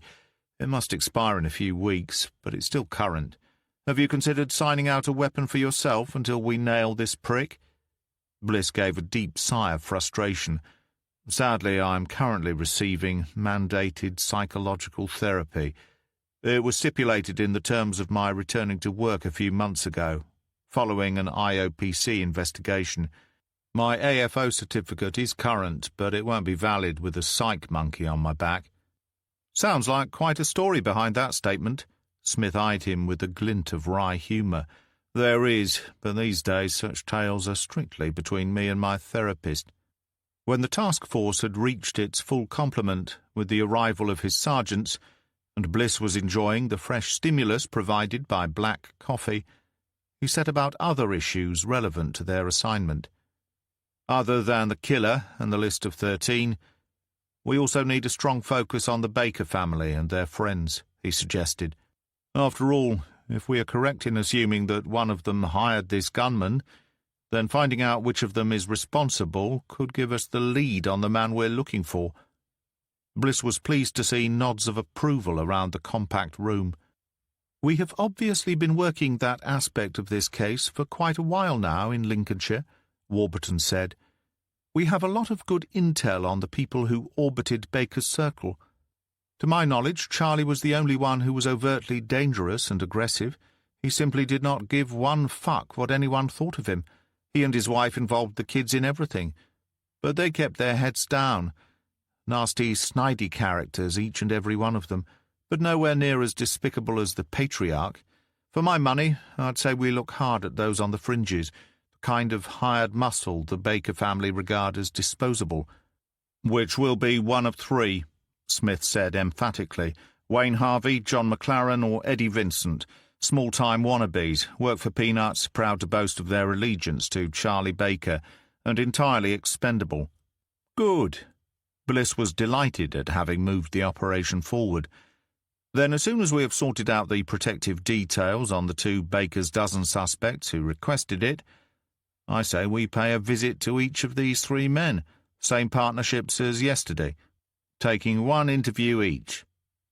It took no longer than 10 minutes to organise the shift rotation, after which Bliss instructed Chandler to action it all. Before he left to head back into Lincolnshire, Chandler asked him for a word in private. He met her in the car park at the rear of the building.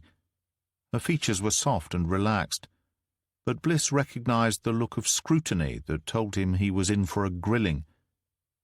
"I heard a whisper about the Carrie Dixon case," she said. "Really?" "Yes. It's odd, because I remember you being all steamed up about that scrote Jake Watts being such a callous bastard. Then I happened to hear from the prosecution that you'd taken an interest in the court case. Now all the talk is about Watts coughing to the lot sometime yesterday." "Yes, I seem to recall hearing something about that, too. A great result in the end. Isn't it just?" Chandler's gaze narrowed, and her voice took on the edge of scepticism. "I don't suppose you know anything about Jake Watts's change of heart, do you? Me? Is there any reason why I should? No reason. It's just that things rarely turn out so well for us.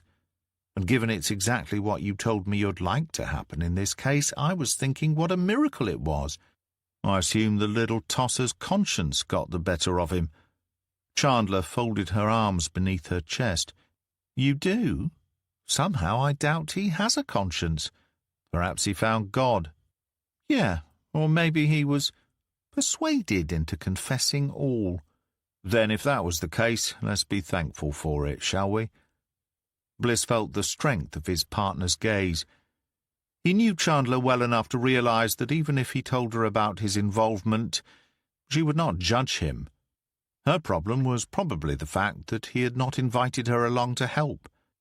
"You didn't actually deny being involved," she said then. Bliss winked as he saw Warburton striding across towards his car. He said, "You know, Pen, I think you're right about that. Sorry, but we need to get going. We've had one thing go in our favour. Now we all have to work hard at getting another." Chapter 23. Less than 5 minutes into their interview with Eddie Vincent, Chandler was certain she and Bishop had drawn the short straw. Vincent looked and behaved like a 1950s spiv, or perhaps the type you'd find hanging off the pole on the tail end of your bumper car at a fairground.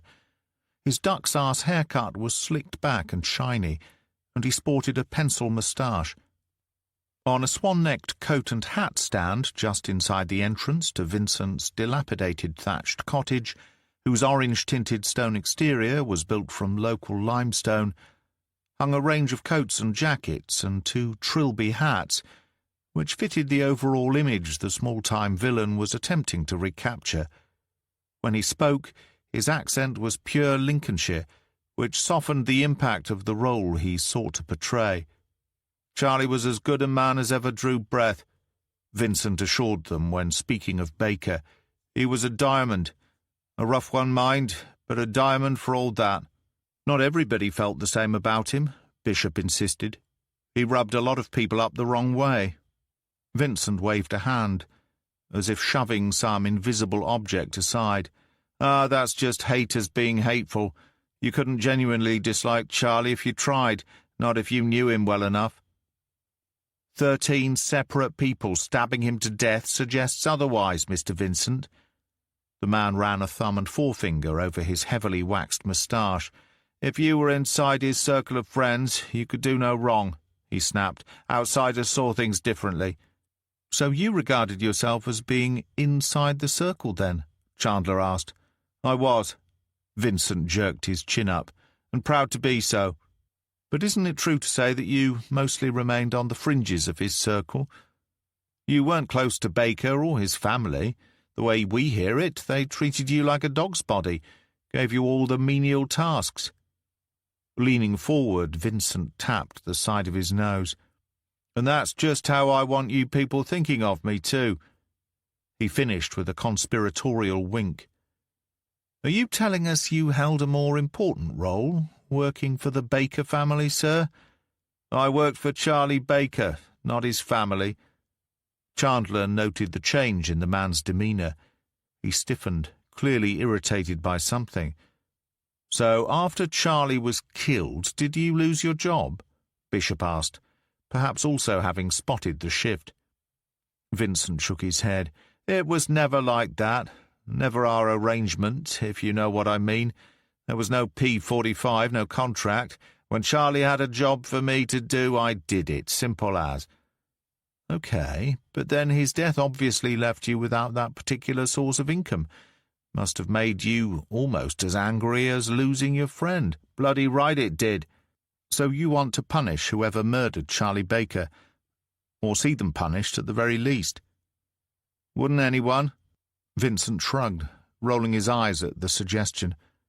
"So is that what you did, Mr. Vincent? Did you decide to go after the people suspected of killing the man who fed you work from time to time?" Vincent hesitated before pleading ignorance. "I've no idea what you're talking about. What people? Why would I get involved?" Chandler edged closer to him, though repelled by the oily slickness of the man. "Are you telling us you don't know about the murder of 2 men suspected of killing Baker? I find your story hard to believe in a small town like this." News of the 4 additional men murdered in Romania had yet to be released, and the task force agreement was to share only widely known information during their interviews. I heard something about it, yes." The man shrugged. "Couple of foreigners? What's it to me? Opens up some fruit-picking jobs for locals, I reckon." Chandler decided to push a little harder. "So, Mr. Vincent, you are trying to tell us that 13 individuals decide to kill your friend and boss, costing you a living in the process, but neither you nor any of your own friends bear the suspects any ill will.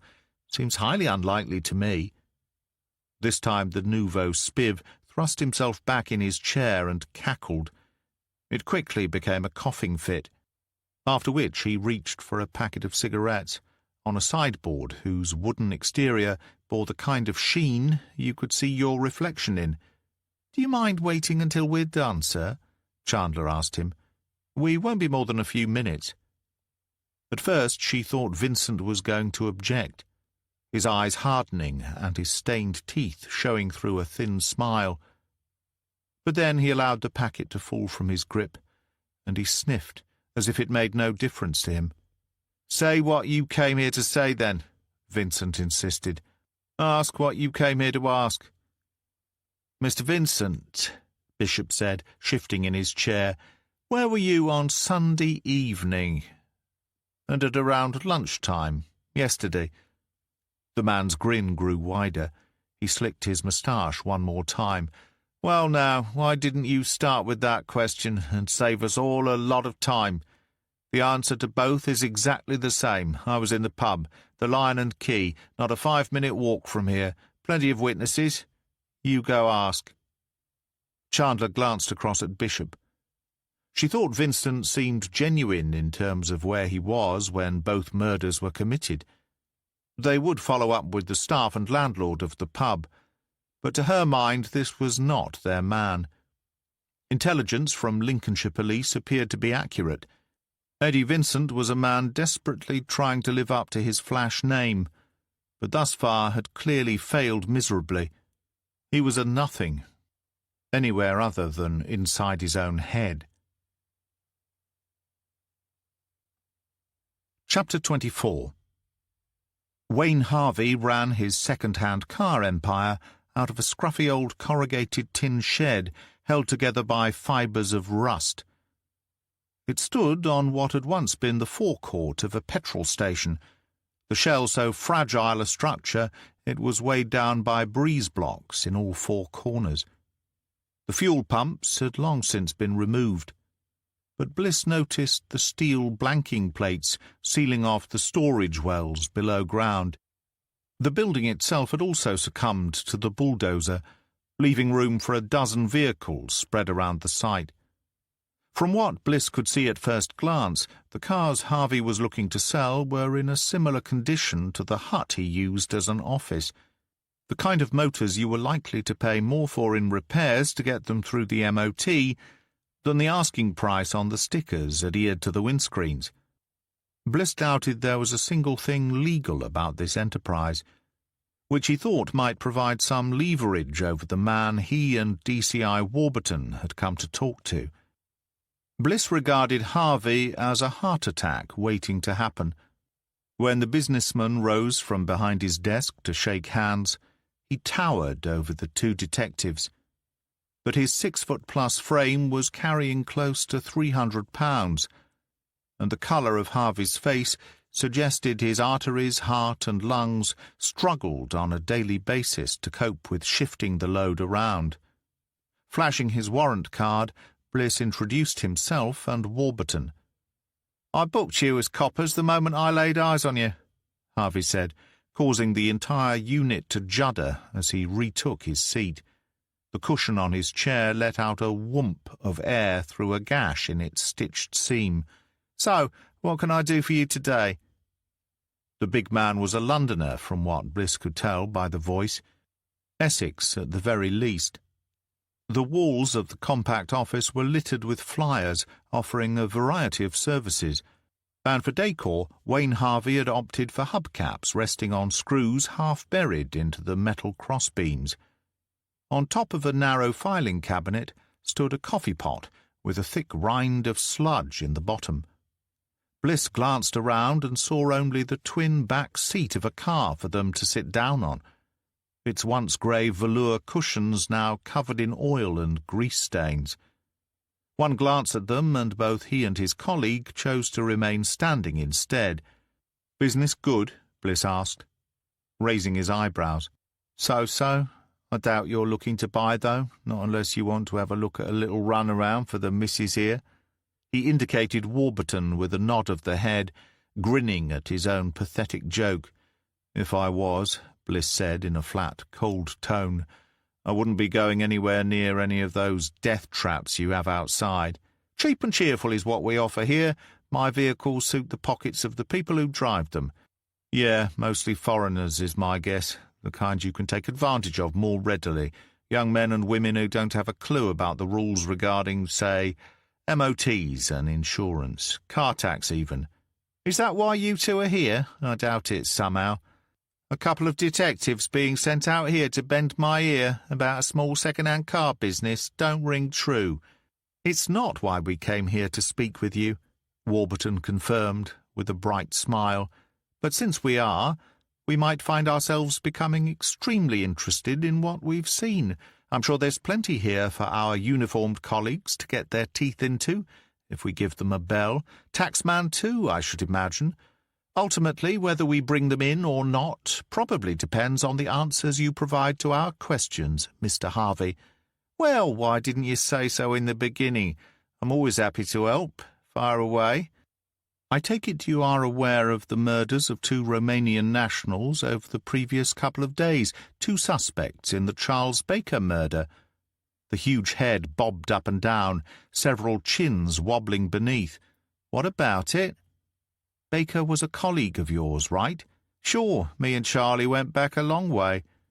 "You did some work for Baker, so his death must have put you out of pocket." "Yeah, I felt the pinch. So what of it?" "Were you ever tempted to act against the people suspected of killing him?" Harvey laughed. The flesh on his face turned an even darker shade of red, as his whole frame shook and rattled. "Are you serious?" he asked. His eyes became almost invisible behind narrow slits. "Me take on 13 of them, including a bunch of Roma pikeys? Look, sweetheart, I don't know what you're on, but I could do with puffing some myself." "No need for you to be rude, Wayne," Bliss said, taking a step forward and glowering down at the man. "My partner has been nothing but pleasant to you so far. I suggest you respond in kind, or DCI Warburton here will rip you apart piece by piece if she feels the urge." Bliss managed to yank himself back from a thoughtless reaction. His natural instinct was to step up on behalf of the DCI, not because she was a woman, but because she was a colleague. Following the initial outburst, he had allowed wriggle room for Warburton to have her own say, if she thought it was warranted. "You'd better listen to him, Mr. Harvey," Warburton said so softly her voice was almost a whisper, "because if I don't fuck you over, D.I. Bliss here most certainly will. Now do yourself a huge favour, stamp down on your ego like you were putting out a cigarette, and answer my damned question." Bliss felt the chill of her words. They impressed him. Harvey was clearly a good listener. He held up his hands in deference. "All right, fair play. I don't understand why you're paying me a visit, is all. I was always low-level, given the donkey work, just a hired help to Baker. Truth is, I may have said otherwise, but I couldn't actually stand the man. He was a bully, which was one strike against him, but he was also a psychopath. A bloke who enjoyed hurting people, who really took pleasure in it. He was a sadist, but also protection for those of us making a living in the margins." The man's words smacked of genuine antipathy towards Charlie Baker. Bliss did not see Harvey exacting revenge for the murder of such a man, whose influence was wide-ranging, but who did not appear to have lined with gold the pockets of the men who acted as his muscle. "Any ideas as to who might have felt differently?" he asked. "Somebody has started to pick off the 13 suspects. Either they really loved Baker, or someone is paying them a decent amount of wedge. We'd appreciate your thoughts on the matter." The big man took a deep breath before replying. "I very much doubt it's anyone employed by Charlie. He hardly treated us any better than he did other people in the town. Difference was, we sucked it up because we earned out of him. If it was me, I wouldn't look further than Charlie's kids. Seemed to me, all 3 of them have the same psycho gene in them. You know the sort, nothing going on behind the eyes." Bliss did know, just as he also understood that a meeting with the Baker family could not be put off any longer. But he did have another line of inquiry to develop. "Mr. Harvey, even on the fringes of Baker's reach, you must have known he was being protected. We've heard rumours of a group of interested people. Some of them are businessmen. There may be at least one councilman and also an MEP. But of greater interest is the intelligence suggesting Baker had one of us, or even several of us, on his payroll. What can you tell me about that?" "Other than the fact it's true, not much," Harvey admitted. "We knew he had bent coppers in his pocket. We just had no idea who they were. Leastways, I never did. And I never spoke to anyone else who did either. I think you needed to be pretty close to Charlie to be trusted with the full strength of his dealings." Bliss nodded. "If you do suddenly discover more, you'll give us a bell, right?" "Of course." Bliss knew they would never hear from the man again about the subject. But then Wayne Harvey said something interesting. "What I can tell you is that Charlie Baker was a member of the local Masonic Lodge, along with a few businessmen, a councilman, and an MEP. The very people you just mentioned to me. As for coppers, that I don't know. But it would be a good bet now, wouldn't it?" The look of pure cunning and spite on his face almost enticed Bliss to wipe it off. Almost. Chapter 25. Paul enjoyed what he liked to think of as eclectic tastes. Good food and fine drink, a love of travel, and taking great delight from his music.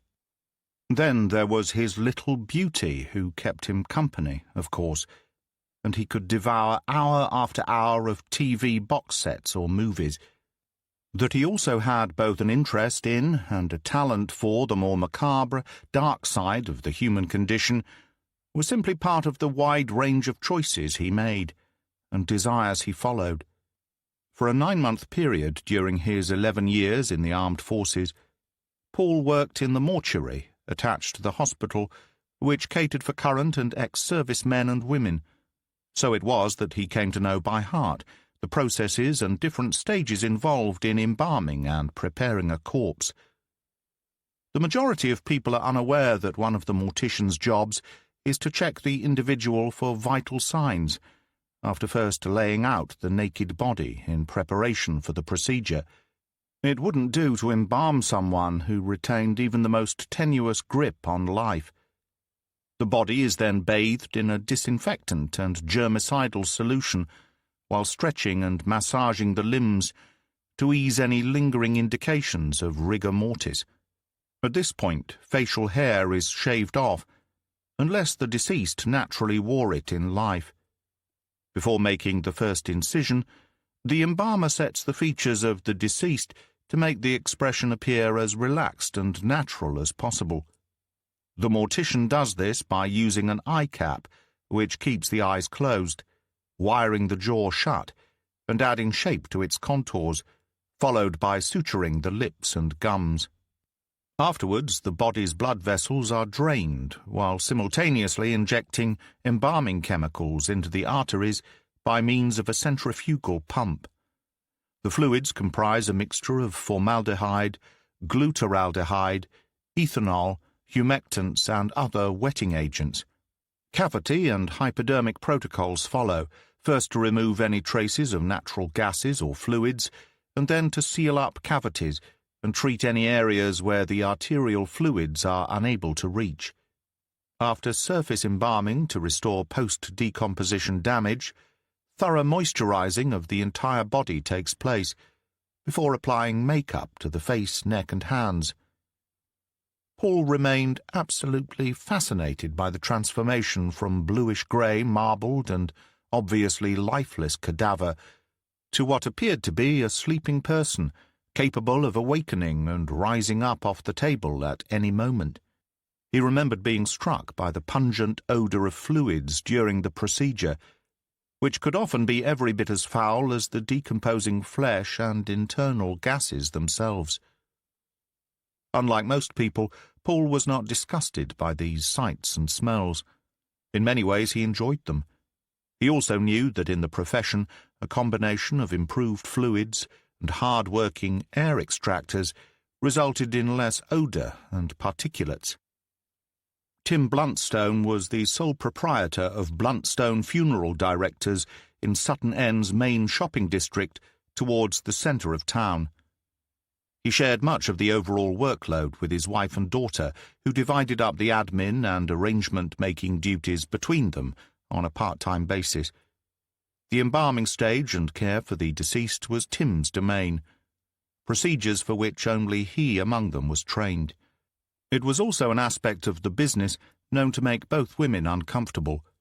Paul was therefore confident of discovering Bluntstone alone that Tuesday afternoon. Paul's information suggested the police had visited the man within the past 24 hours, and that during their meeting they provided him with a clear warning in respect of the danger posed to those suspected of killing Charles Baker. How seriously Bluntstone took their advice was anyone's guess, but he was not thought to be one of the two people to have requested protection, given how easily Paul had gained entry into the High Street shop by picking a single cheap and flimsy lock. His impression was that the funeral director did not believe he was in any imminent danger. All counsel banished from his thoughts, Bluntstone had lost himself in his work. Unsure whether to be delighted or affronted by the lapse, Paul gradually made progress from room to room, inspecting each before moving on.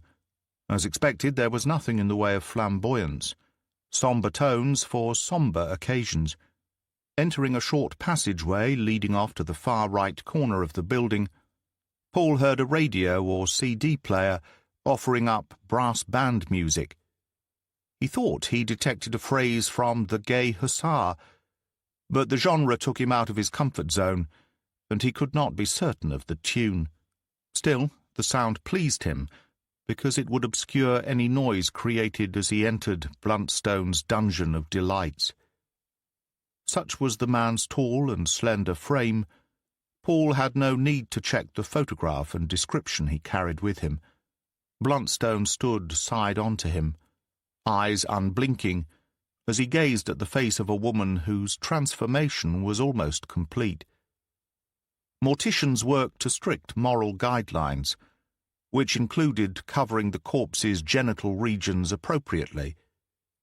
In this instance, however, Bluntstone had not done so, or at least had not replaced the cover following the moisturizing session. Paul did not care to dwell upon where the undertaker's fingers might have probed during this stage of the procedure, but as the lanky man bent double over the face to apply makeup, the woman's heavy breasts and groin remained fully exposed. Paul slid his gun from its holster strapped to his waist. The sheath's leather was well oiled, and the cold steel slipping from it made a sound no louder than a faint whisper. Certainly it could not be heard above the combination of music and the wall-mounted aluminium air extraction system. He held the revolver at chest height as he approached, a brass band in the background having shifted to the surging version of Jerusalem. Bluntstone's long-fingered hands were gentle and skillful as he slowly made the woman appear human again, if not exactly beautiful. Only when the undertaker stood upright to survey his work did Paul make himself known. "Nice job," he called out. At first the man's head twitched and his body stiffened, uncertain as to what, if anything, he had heard. His peripheral vision must have then caught something out of place, for he turned slowly to his left. His eyes latched onto the weapon pointing straight at him. Paul set a cooler box down on the floor, then raised a finger to his lips, shook his head. "Not a word," he cautioned. "Not a single sound." Bluntstone nodded, unable to wrench his gaze from the dead black eye of the revolver. The man was on the list. Therefore he existed as a name, not a person, to Paul. A job to be completed, no more, no less. 6 such victims had already met the desired end. The 6 heads sitting in his chest freezer behind the caravan bore testimony to his diligence. The only difference now was his curiosity. He knew all about the perils of being curious, but was no feline, and always felt in charge of his own destiny. His task now was simply to pull the trigger 3 times, then use the tool he carried in the cooler box to detach the funeral director's head from his neck. Only this time he had questions. Unsure why, but seeking an advantage should he need one in the future. "Which of you led the attack on Charles Baker?" he asked. Bluntstone blinked rapidly, his mouth opening and closing again, with only a low, strangled, retching sound emerging from the back of his throat. "I want to know who led the attack on Baker," Paul reaffirmed, more forcefully this time. The gun in his hand stirred the air in small, ever-decreasing circles. "I can guess why. I just want you to tell me whose idea it was, and who took charge on the night he was stabbed to death." Bluntstone shook his head. He wore thick-framed spectacles which perched precariously on the narrow bridge of a thin, pointed nose.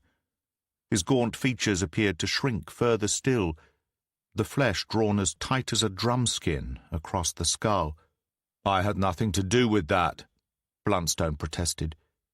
His voice was surprisingly deep, as if booming out from a considerable distance via a form of amplification. "Nothing." Paul sighed.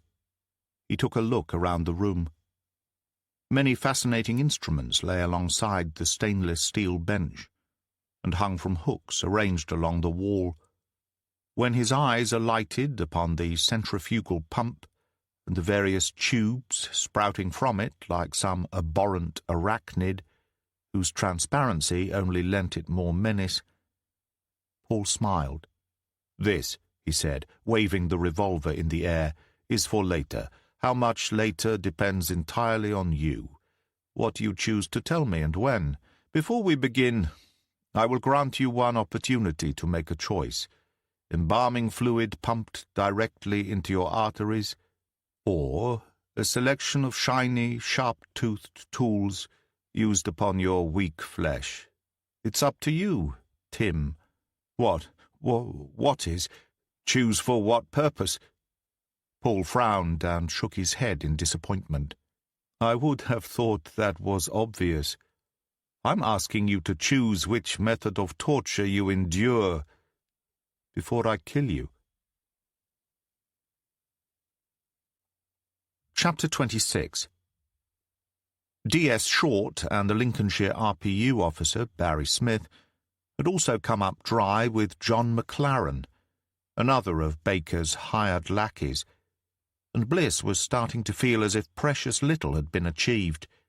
Back in the task force meeting room discussing both the interviews and the protective watch on Jane Monckton and Brian Stout, the small team decided there were only 3 channels left open to them. Smith counted them off on his fingers as he laid it out. "First, we hope he turns up at one of the 2 locations we have obs on, allowing us to snatch him up. Second, we interview the Baker family and maybe catch a break there. Third, and final as far as I can see, we track down those officers who are feeding information to the family or the killer, or both, and we flush out the name of our man that way." It was a dismal set of options, in Bliss's opinion. The first relied on chance and a probable armed confrontation. The second required seasoned criminals to break their silence, whilst the third meant somehow weeding out bent coppers who had remained undetected for any number of years. None of the possibilities filled Bliss with much enthusiasm, but neither he nor any of the other members of the task force team came up with anything more solid. Eventually he said his piece. "If nothing happens at either location tonight, we go mob-handed to Sutton End early tomorrow morning. We split up again, and each couple takes one of Baker's offspring. We leave the wife to stew in her own juices a little, and the first pair finished with their interview bags her. Different teams this time, though. These interviews are unlike the others we've conducted so far, and I think it's important for each of us to be familiar with the way the other works in the room. So, Diane and Barry, you get Stephen Baker, the eldest son. Penny and I will take his brother, Harry, leaving Mia and Bish with the baby of the family, Charlotte." Bliss knew all about the best-laid plans. No matter how much time went into formulating them, nor what strategies were used prior to or during, they had to remain fluid. Situations changed continuously. One answer to one specific question might alter the entire investigative process from that point on. He was prepared for any eventuality, which was just as well. Bliss didn't think anything of it when DCI Warburton's phone chirped, nor when she glanced at the screen and her eyebrows raised. But the immediate change in her demeanour once she started listening to whoever was on the other end of the line told him something was terribly wrong. He also thought he knew exactly what it might be. Warburton's words were resigned, curt. "Yes, thank you. Yes, I know where it is. As soon as—" "Another one," Bliss said as the DCI ended the connection. Warburton nodded, her face seeming to crumple as she spoke. "Funeral director in the centre of Sutton End. Name of Tim Bluntstone." "Same M.O., I take it?" "Yes and no. Not quite, seemingly. In addition to the 3 shots and the beheading we'd expect to find, Bluntstone appears to have also been tortured with a scalpel and his own embalming fluids." "Bloody hell," Chandler breathed, screwing up her face in obvious distaste. The room was completely silent for several seconds afterwards. Bliss shut his eyes to the horror of it all. But when he opened them again, it was with renewed determination. "We can't allow this to throw us off track," he insisted. "The protective details on Jane Monckton and Brian Stout must continue. Diane, Barry, it's your uniforms and firearms officers who are currently on location. If you can have them hold in place for a while longer, I'll make sure we have teams over there as soon as possible to replace them. I suspect we're going to be busy for a while." As each member of the task force team made preparations, Bliss pulled Chandler to one side. "Is there anything at all you can think of that I may have forgotten or neglected?" he asked. His partner shook her head. "Everything we could have done either has been or is. Bluntstone was warned. We could have protected him, if he'd only agreed. You were right earlier, because none of those 3 options Barry outlined is ideal. But it's all we have at the moment. Another body probably isn't going to change our thinking too much. I just feel this one is slipping away from me, Pen. Everything is coming at us thick and fast, and we've had less opportunity to sit back and consider the nuances this time around. That's how it goes sometimes. We might not like it, but we don't always get the rub of the green. Come on, you know this as well as I do. One day we're kicking our heels and cursing a lack of leads. Another day we can't stop to draw breath. I know what you mean. It feels like we're reacting to events rather than being able to analyze every single aspect of the case first. But we go where it takes us, boss. You know who taught me that?" "I have a horrible feeling I do." Chandler squinted at him. "Then maybe for once listen to your own sound advice, eh?" "You think that's likely?" "Not in the slightest, but you should. No doubt this bastard has been one step ahead so far. Occasionally we run up against somebody who confounds us. This is one of those occasions. Yeah, well, I don't much like the state of affairs we find ourselves in, Pen. Our man is too slippery at the moment to get a firm grip of. I can't afford for anything more to go wrong on this one. If I do, then someone else dies. Boss, it was you who recognized the tattoo. That alone got us as close as we are. It might not seem like it to you, but we're doing okay. Better than you realize or are willing to accept. I know you want to nail him, and nail him right now. We all do. But we've been at this for 5 minutes in realistic terms. Your legendary impatience and trying to force square pegs into round holes is not going to work for us this time." Bliss breathed out uneasily.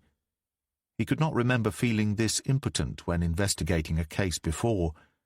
He had operated under enormous professional and personal duress while working the Jade Coleman stalker murder back in June, an operation which gained its own momentum by following all of the usual protocols and procedures.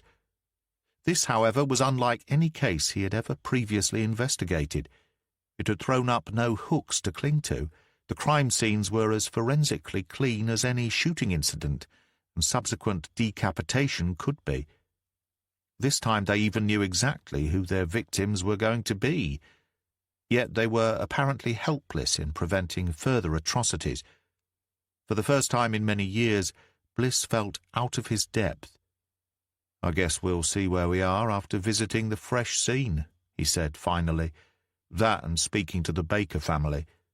Perhaps then we'll have a clearer idea of who is behind these killings, if not a line on the actual killer himself." "There is one thing, boss," Chandler said. Bliss sensed a little hesitance from his colleague. "Go on." "Well, without wishing to appear crass and opportunistic, of the 13 original people on our list of potential victims, only half a dozen are still alive. We already have a commitment to sitting on 2 of them, the only 2 who requested it. Is it really such a stretch for DCI Edwards or even the Super to now work with their Lincolnshire counterparts to jointly fund a watch on them all?"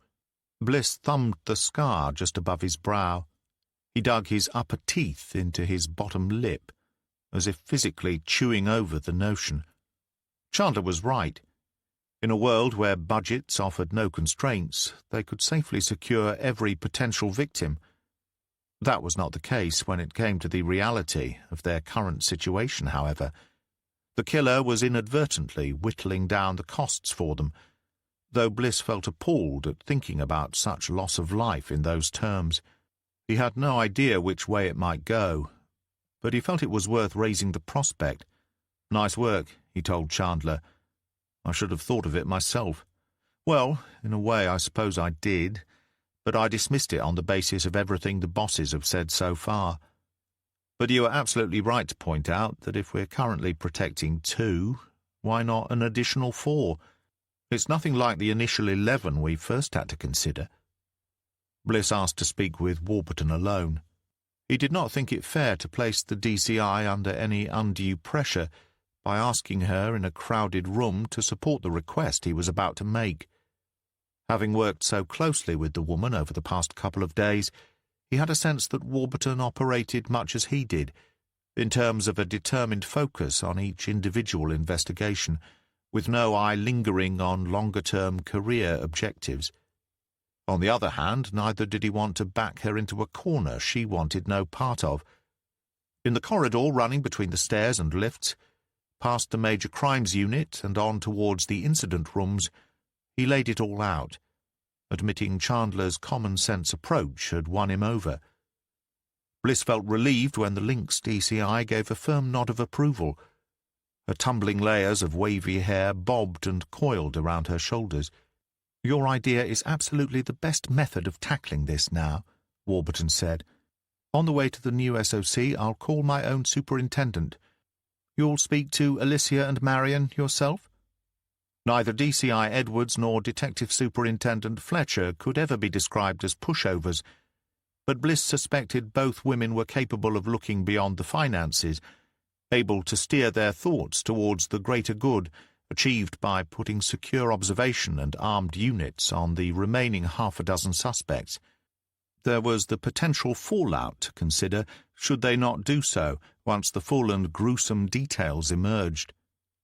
But he liked to think that they too would concentrate more on the saving of life and the arrest of a monster. "I will," Bliss replied. "You and Barry get going. I'll have Mia and Bish follow you over. Penny and I will join you as soon as I've had words with the boss." Warburton maintained her gaze for a few seconds longer. She smiled warmly, and her cheeks flushed a little. "It's been a genuine pleasure getting to know you, Jimmy, and to work alongside you. I confess I was warned your attitude might be somewhat abrasive at times, but you've made it an enjoyable experience for me, despite the awful circumstances." Bliss glanced down at his feet for a moment or two. "I received no similar warnings," he said, "but right back at you in terms of the pleasurable experience. You're not at all what I expected of a DCI. Don't fool yourself with this one-off case, Jimmy. I'm not usually this proactive in the field. I'm as desk-bound as Alicia under normal circumstances. Sorry, she is DCI Edwards to you, of course. But it didn't feel right, somehow, allowing anyone else to get their hands dirty on this particular tainted investigation. Well, I'm glad you decided to venture out into the light, Diane. Your experience has been extremely helpful. We needed an insight into these people, especially the Roma elders. Not that I was able to help much there. You helped by paving the way. I picked up a lot during my stint at the NCA, but each community operates a little differently from the other. So you got us in the door, whereas I'd probably have had it slammed shut in my face." Now it was Warburton's turn to grin. "Don't be too hard on yourself. If it helps, your super admires you enormously. As for your DCI, let me tell you, she has warmed to your particular brand of coppering. You mean old school? If I do, it's by no means a bad thing. We are both old school, Jimmy. Along with the warning I was given about you, I was also told you are a DCI in all but name. Although, in my view, they're wrong about that." "Oh?" "Yes, I think you're a DS at heart, with the skill set and experience to have become a DCI." "If that was a compliment," Bliss said, "I'll take it." It was, so please do. Sergeant Smith came out into the corridor looking for them. "We good to go?" he asked. Warburton winked at him. "We are, Barry. We'll talk during the drive up about what we hope happens next." Bliss said goodbye to them both and walked back into the meeting room. He gave the remaining team members his instructions and then headed upstairs to find DCI Edwards. She was not in her office, and Bliss discovered she was attending a conference at the county HQ in Hinchingbrook. Undaunted, he walked further along the corridor and found the super's PA at her desk. "Is the boss lady in?" he asked. "She is," came the stern response. The PA peered at him over the rim of her glasses. "But she is also extremely busy. I'll be very quick," he pleaded. "You won't let it drop, will you, Inspector Bliss? "You know me too well, Janet." The woman's eyes flicked towards the door. She huffed, but said, "If you must, 5 minutes, and then I will chase you out of there." Bliss winked. "4 is all I'll need," he said, with far more confidence than he felt. Fletcher listened in silence to everything Bliss said. Only when he was done talking did she form a response. "From what you tell me, this is unlikely to play out for any real length of time. 3 premeditated murders have been carried out in as many days, so our exposure in terms of budget ought to be limited." "I'd say so, ma'am. He could well hit another tonight, but tomorrow for sure. Unless this man has planned ahead and pauses long enough to see us retreat. There's always a possibility," Bliss agreed. The super said, "I want to do this. I mention finances only because I will be called upon to answer for our costs at some point. However, it seems to me that these remaining 6 individuals are in grave danger, and if we don't protect them, who will? So have we your go-ahead?" "You do, for the time being, and in a limited but functional way. By that I mean, do what you can, but we can't afford to have dozens of officers tied up for lengthy periods, hitman or not. There just isn't the money. Check back with me in 48 hours if our man hasn't taken the bait." "Thank you, ma'am." "We need this sick bastard off the streets, Bliss. I take it our colleagues from Lincolnshire are playing their part?" "Absolutely. They've been a great help to the investigation. Not just local knowledge, but they bring their own expertise into the mix as well." Fletcher flashed a flickering smile. "I'm pleased to hear it. The DCI had only good things to say about you and your team. It's nice to see cross-county cooperation working for a change." Bliss rose from his chair. "I'll be off then, ma'am. Unless there was anything else?" "How's the Short situation working out? Her temporary elevation to DI, I mean." "Mia hasn't really had the opportunity to prove herself yet, but she will. She's ready." "Your confidence in her is understandable. From what I've read in her annual reviews, Short is a first-rate detective. Nobody has a bad word to say about her." "Me included," Bliss said, itching to leave, but wanting Fletcher to be in no doubt as to where he stood on the issue of Short's promotion and her longer-term aims. "I have the utmost faith in Mia's abilities. She'll make mistakes, as we all did, and still do in some cases, but she will be a top-notch DI. The super dipped her head in the direction of the door. "You'd better be off, and, Bliss, be careful. Look after yourself and your team. I'm not happy about putting you in the direct path of a psychopath, so whatever you do, make sure the armed units back you up at every stage." Bliss smiled. "I will do. Don't worry, this is one suspect I won't be taking for granted." Chapter 27. The neglected old house was attached to dozens of acres of rich farmland, all of which appeared to be fertile and potentially prosperous. Paul wondered why the man who lived there laboured every day for a business selling plants rather than toiling his own soil.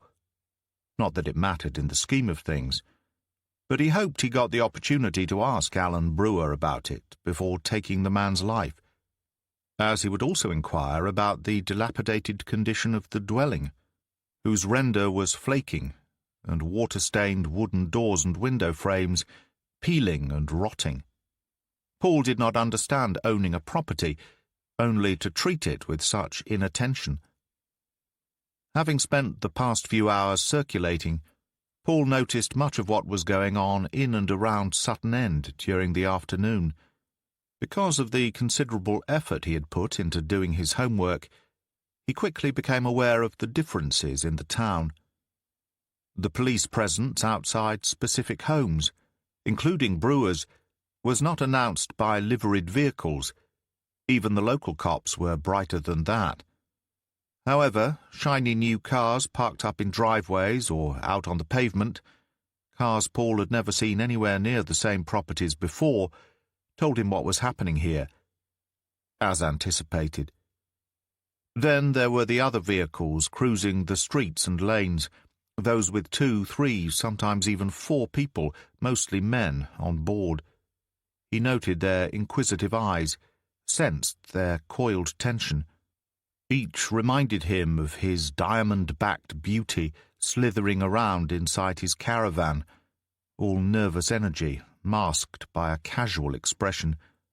Armed response vehicles was Paul's guess, on the hunt and fully alert. Not that they noticed him at all. The transit van he used came with almost perfect BT OpenReach logos on all 4 doors, the psyche of which meant that nobody ever gave the driver a second glance. He saw them clearly, though. They remained oblivious to him, an ideal combination. Still, his job was now predictably much more difficult. His analysis of the homes belonging to the remaining 6 people on the list suggested Alan Brewer's as being the one which might afford him the best opportunity of getting close enough to make a final hit before his tactical withdrawal. Taking a short break from his assignment was necessary if the authorities were going to provide these soon-to-be victims with round-the-clock security.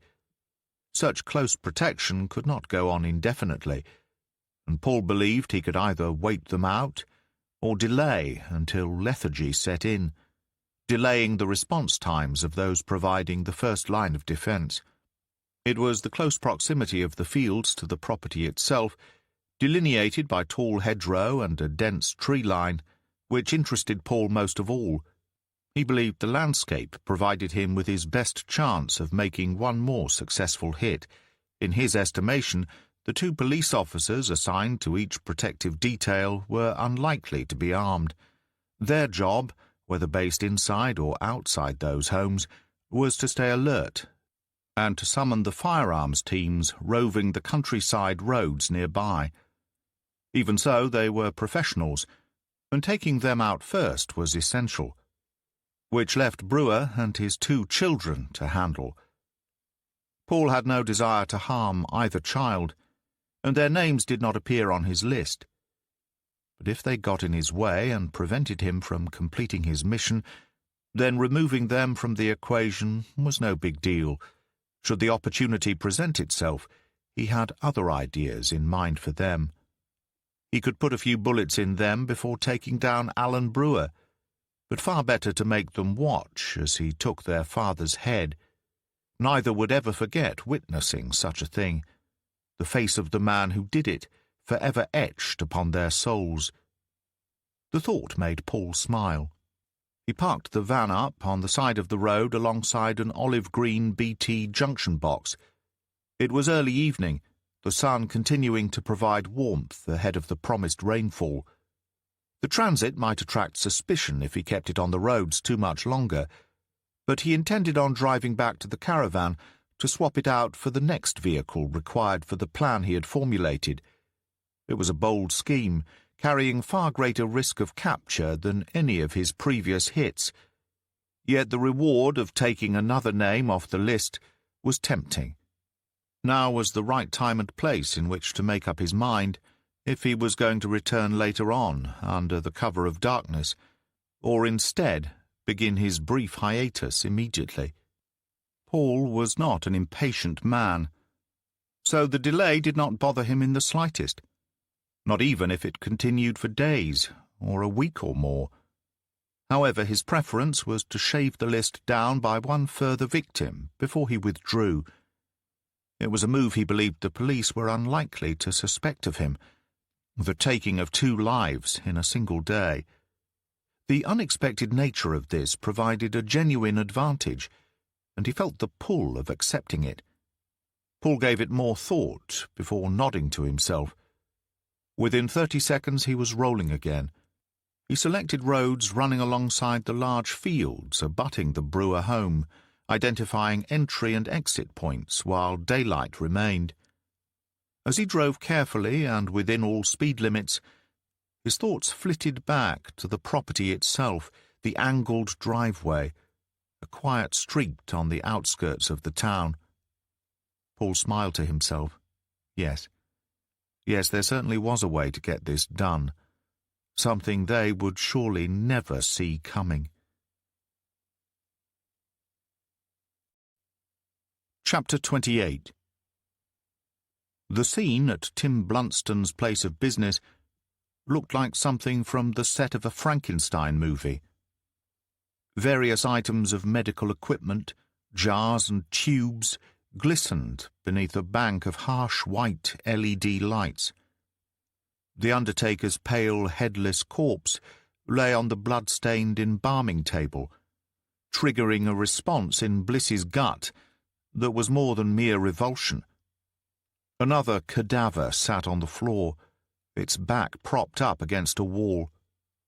Bliss assumed Bluntstone had been working on the body when he was disturbed. The beheading was a gruesome enough detail to tolerate, but there was something completely nauseating about looking down at a victim of torture. No matter how much of a sickening violation decapitation clearly was, there was some consolation for the team in knowing that the head was severed only after the man was first shot to death.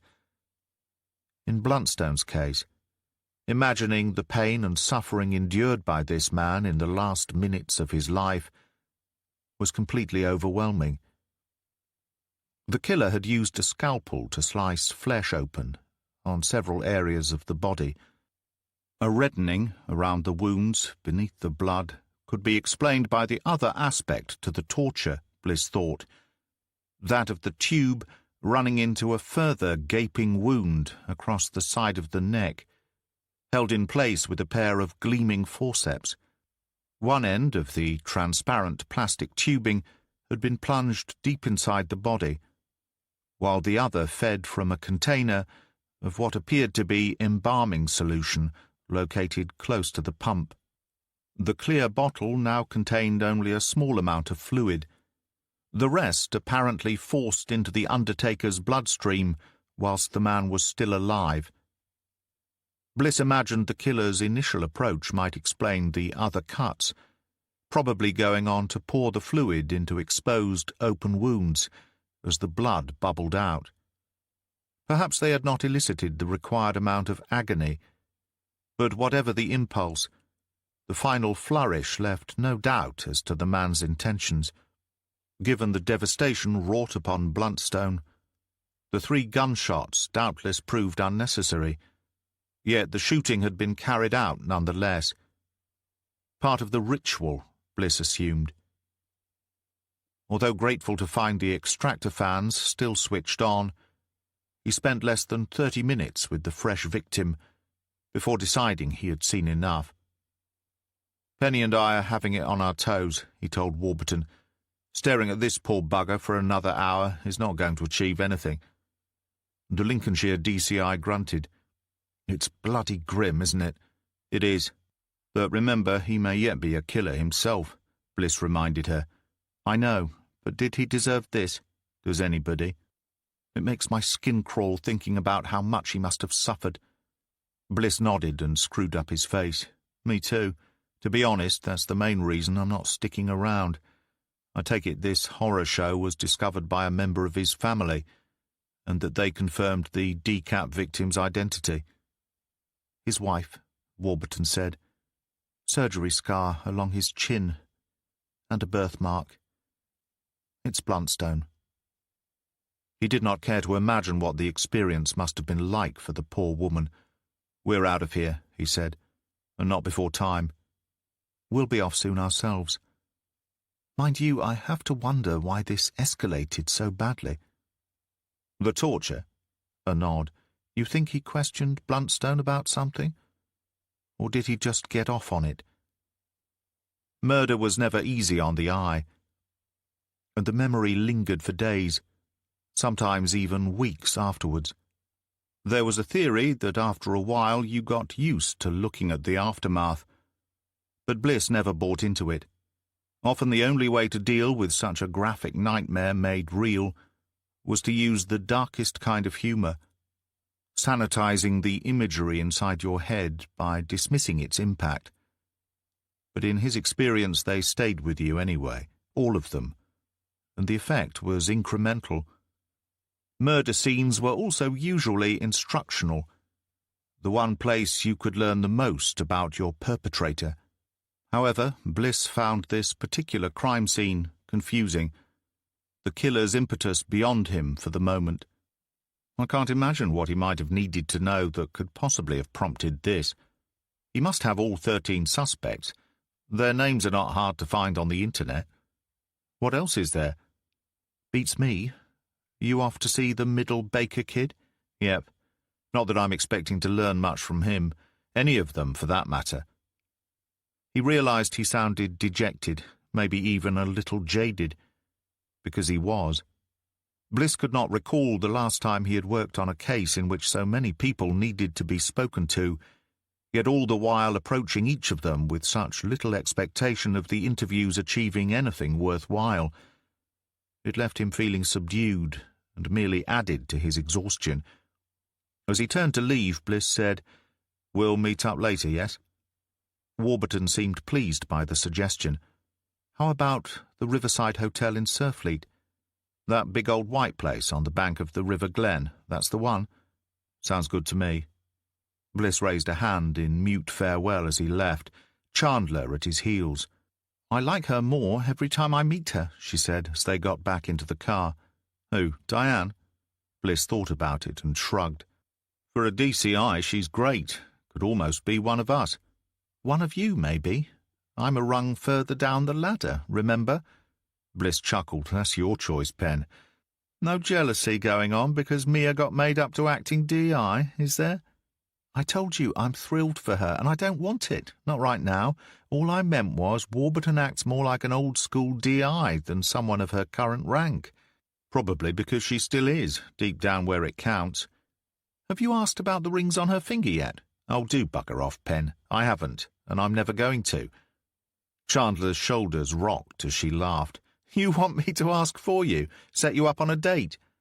He shook his head. "You are incorrigible." His partner's jaw fell open in mock surprise. "You know a 5-syllable word. You really must be a DI." They settled into the short drive, heading west out of town. The further they drove, the more distance there was between individual properties, and the bigger and grander the homes became. 30-year-old Harry Baker lived with his much younger girlfriend in a sprawling, detached house that seemed to be a mock version of every architectural style imaginable. A triumph of money over taste was Bliss's first thought as he nosed his car into the driveway, where the full horror of the clashing periods presented itself to them both. "Wow," was all Chandler could manage as she peered up out of the windscreen. Bliss was unable to find any words at all. The 4-vehicle garage appeared to have as much square footage as his entire house, but the very idea of swapping his humble abode for this abomination with its Tudor beams and gables, Georgian windows, and even a Gothic tower appalled him. "You reckon he designed this himself?" Chandler asked, stepping out of the car. Bliss peered at her over the insignia's roof. "Yeah, with a sketch he did with a pack of crayons when he was 10, by the state of it. I read in his file that he owns a Maserati Gran Turismo. That's a cool 100 grand's worth. I'd love to take that for a spin. Behave yourself. You can barely handle a Ford Focus," says the man who drove his car into a lake. Bliss shrugged. Fair point, though it was for Queen and Country at the time. Chandler looked back at the house and shook her head in dismay. "What would you do if you had their money, Jimmy? You mean in my spare time?" "It could all be spare time if you wanted it to be." "I don't think so." Bliss pursed his lips. "I'd still work." "Don't tell me you wouldn't either. It's in the blood now, Pen." "Shit, it is your blood, same as it is mine." "Sadly, you're almost certainly right." "Okay, so when you do eventually hang up the tattered warrant card, how do you see yourself living the rest of your life?" "Same old simple pleasures," he said without a pause. "Cold beer, decent scotch, good music, bit of sport, maybe a season ticket at Stamford Bridge, the odd England game at Twicker's." "You'd get sick of that all too soon." "I doubt it. Especially when I have my garden to look at as well. Sounds idyllic to me. But if I got fed up, I reckon I'd find my old boat, buy it back with an offer they can't refuse, and putter off into the sunset down the Nene." Chandler was grinning at him. "What?" he asked. It really is all about the simple pleasures for you, isn't it? And when you gaze into your crystal ball, do you see yourself alongside someone? What, sunbathing out on the deck of the Mourinho? I don't know. Maybe. Sure, why not? So who is she? Chandler asked, after just a moment's pause. Who's who? Come on, Jimmy, don't be coy with me. Who is the woman lying on your boat as you move on? Bliss cleared his throat, glanced down at his feet, back up again. Who do you think it's most likely to be? He asked. Wagging a finger at him, Chandler said, This is your vision of the future, Jimmy. You tell me. For a moment he made no reply. When he did, his voice was low, and even to his own ears sounded distant. I actually don't know. I can't see her face. Just tanned legs, gleaming in the last of the setting sun. Nice pair of pins, though. No Yorkshire pudding knees. 2 security lights snapped on, bathing them in a ferocious glow. Happy to be spared any further grilling about his future, Bliss looked up at them and said, No more night games for my team, then. This bugger's nicked our floodlights. Shielding her eyes from the glare, Chandler said, They'd be able to see this place from the bloody moon right now. Bliss grunted. Come on, Pen, let's see what planet this twat is from. Chapter 29. Baker proved to be every bit as obnoxious as DCI Warburton had led them to believe. Immediately belligerent, the man proceeded to lambast the pair of detectives for having the sheer effrontery to harass him when they ought to be out turning over rocks searching for his father's murderers. The entire 5-minute tongue-lashing took place on his doorstep, while Bliss and Chandler remained passive and mute. Aware of a sudden silence, Bliss looked deep into Harry Baker's wild, round eyes. You done? He asked. Do you feel better, having got all that out of your system? No, I fucking well don't, the man screamed in his face. By this point, his girlfriend, who was still in her teens, had sidled up beside him, arms wrapped around his waist, her head resting against the side of his chest. Who's this, babe? She asked him, her eyes hooded and dark. The haunting stuff of nightmares trailed up both arms in various coloured inks, failing to obscure obvious track marks from needle use. Intelligence gave her name as Tanya Muldoon. Just the filth, they'll be fucking off again in a sec. Bliss took it all in his stride. Mr. Baker, if you don't calm down right now and allow us to speak with you inside, I'll have a couple of uniforms come back in the dead of night with a warrant for your arrest. For what? Harry Baker was not a tall man, but he was solidly put together. Heavily muscled, arms also sleeved with ink, and numerous piercings dotting his ears and lower lip. His head seemed massive by comparison to the rest of his body, square and heavy, as if he had a skull made of cast iron. The look of astonishment on his face created bulges where before there had been rigid lines, contorted by more than fury, Bliss thought. He knew steroid abuse and roid rage when he saw it.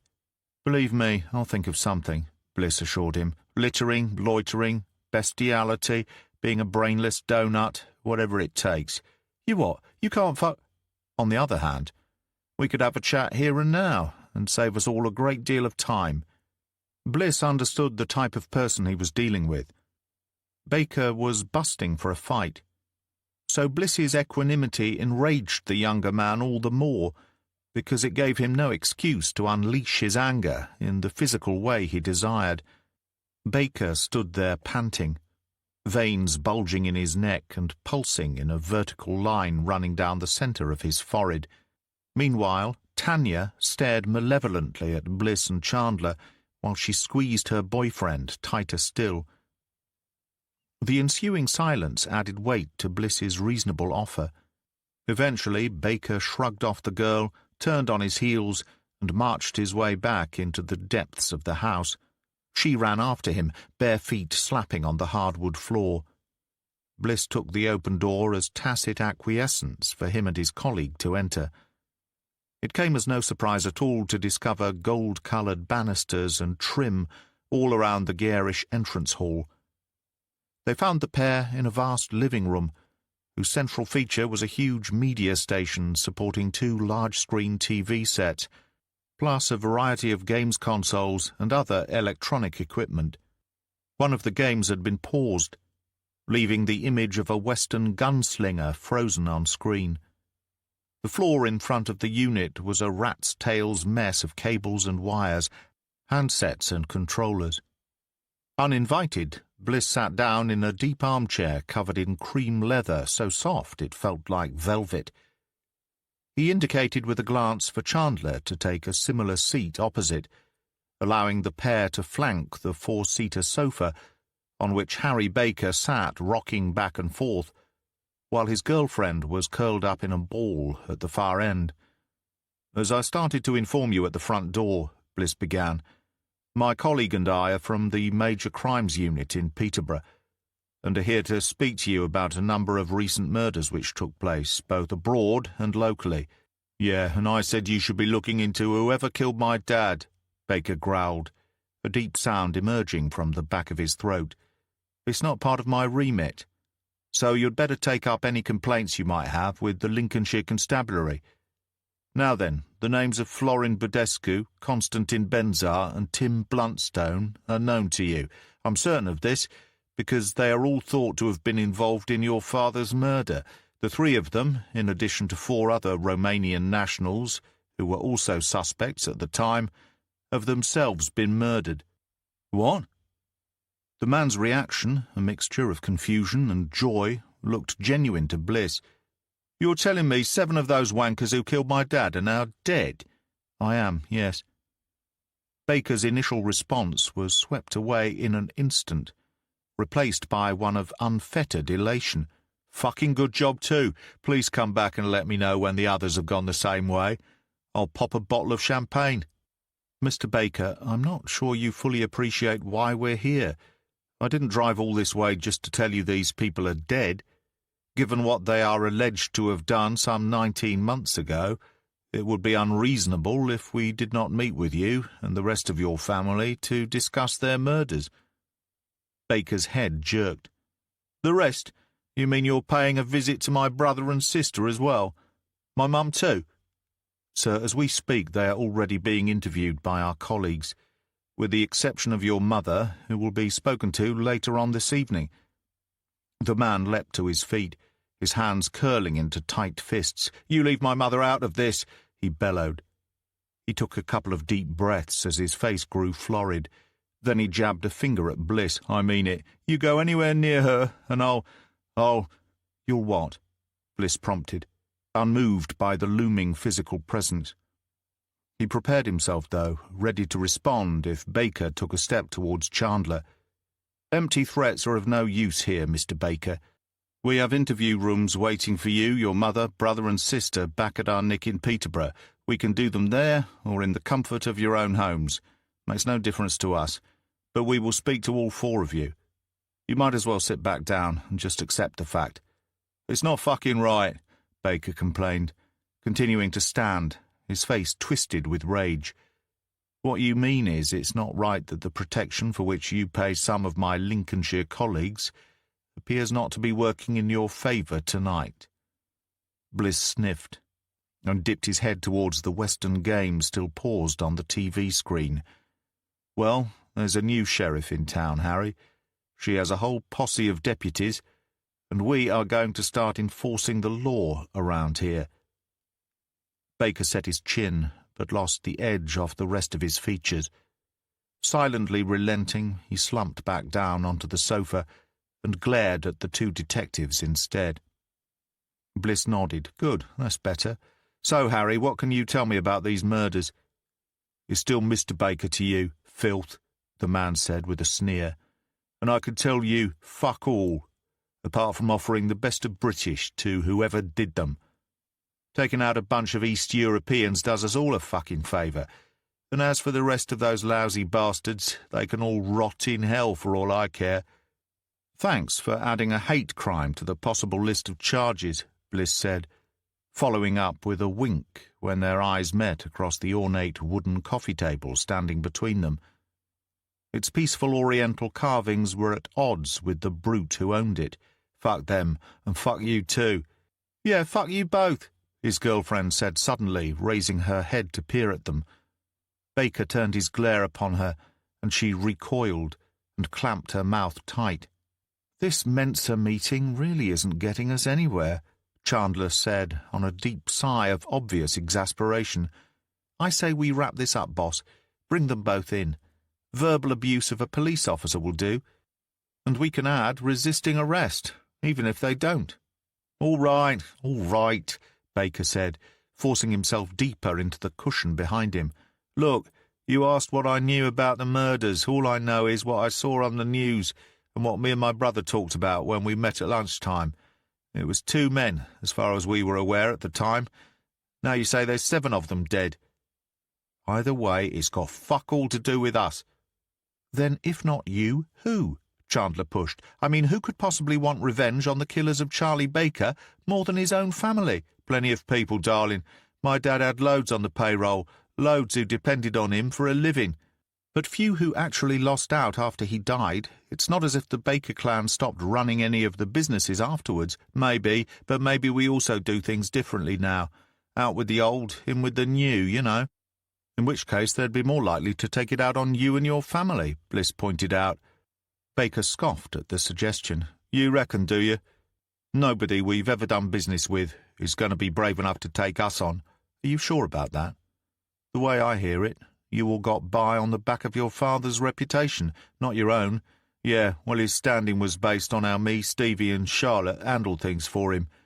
Bliss smiled. "I see. So those 2 are the brains and you are the brawn, eh? Don't underestimate me. Others have found out the hard way, not to take me lightly." "I imagine so. Your girlfriend certainly seems shit scared of you, so kudos to you there, Baker." The man is a quick learner, Bliss thought. This time he did not rise to the bait. Either his drug-induced temper was dipping as the chemicals in his bloodstream diminished, or he had reeled it in order to learn more whilst giving less away. Bliss decided to give Harry Baker another nudge. "We've been asking around about you Bakers," he said. "Despite everything you tell me, what we're picking up on the street is a pretty common theme. You're all nothing without the figurehead your father came to be. Prime for the taking is what we hear." Baker shook his head and folded his arms across his enormous chest. "I don't believe you for 1 minute. First, nobody in their right mind would say anything like that out loud, even if they did think it. But second, none of them is ever going to say something poisonous about us to you people. Because we're the police, or because they couldn't be certain which of us were in your pocket?" Chandler asked. "Either. Both." The man snapped off a rapid, shark-like grin. "It don't matter. The Bakers aren't going anywhere soon. Understood? Still sounds to me, then, as if you're also the only ones who really have a solid motive to take down these murder suspects one by one. What do you have to say to that, Baker?"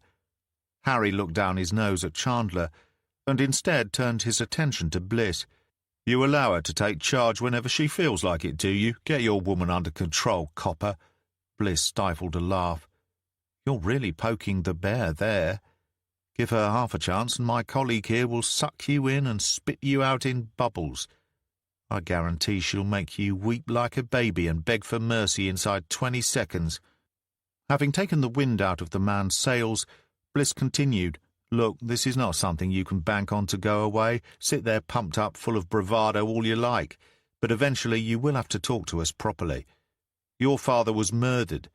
The police tried to nail those responsible, came up with a list of 13 suspects to match the 13 wounds individually made.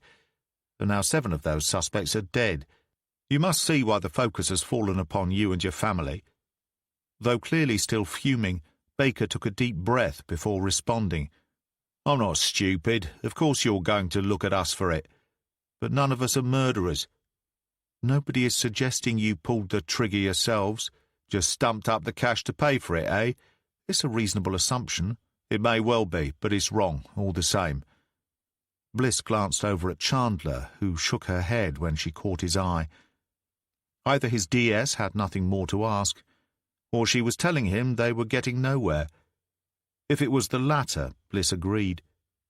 Harry Baker was evidently a thug along the lines of his old man, using his name and his physical appearance to intimidate and bully. But if he or anyone else in his family was responsible for murder, he was not about to give it up. Also, the look of surprise when told about the other murders was hard to fake. Back in the car, a few minutes later, Bliss texted the rest of the task force. Harry Baker done, moving on to the mother now. He sent the message and then turned in his seat to face his colleague. First impressions? He asked. Chandler let loose a steady sigh. I'm honestly not sure. If what he demonstrated back there was feigned annoyance and belief, then he was better at it than most. I know, Bliss scowled. If you strip away the chemically induced outrage, beyond it there appeared to be a genuine anger at being suspected, and the shock also seemed sincere to me. Is it possible that someone else in his family is responsible, and he just doesn't know about it? I reckon that's a discussion for when we're all back together. We'll pool our impressions and wring something out of it.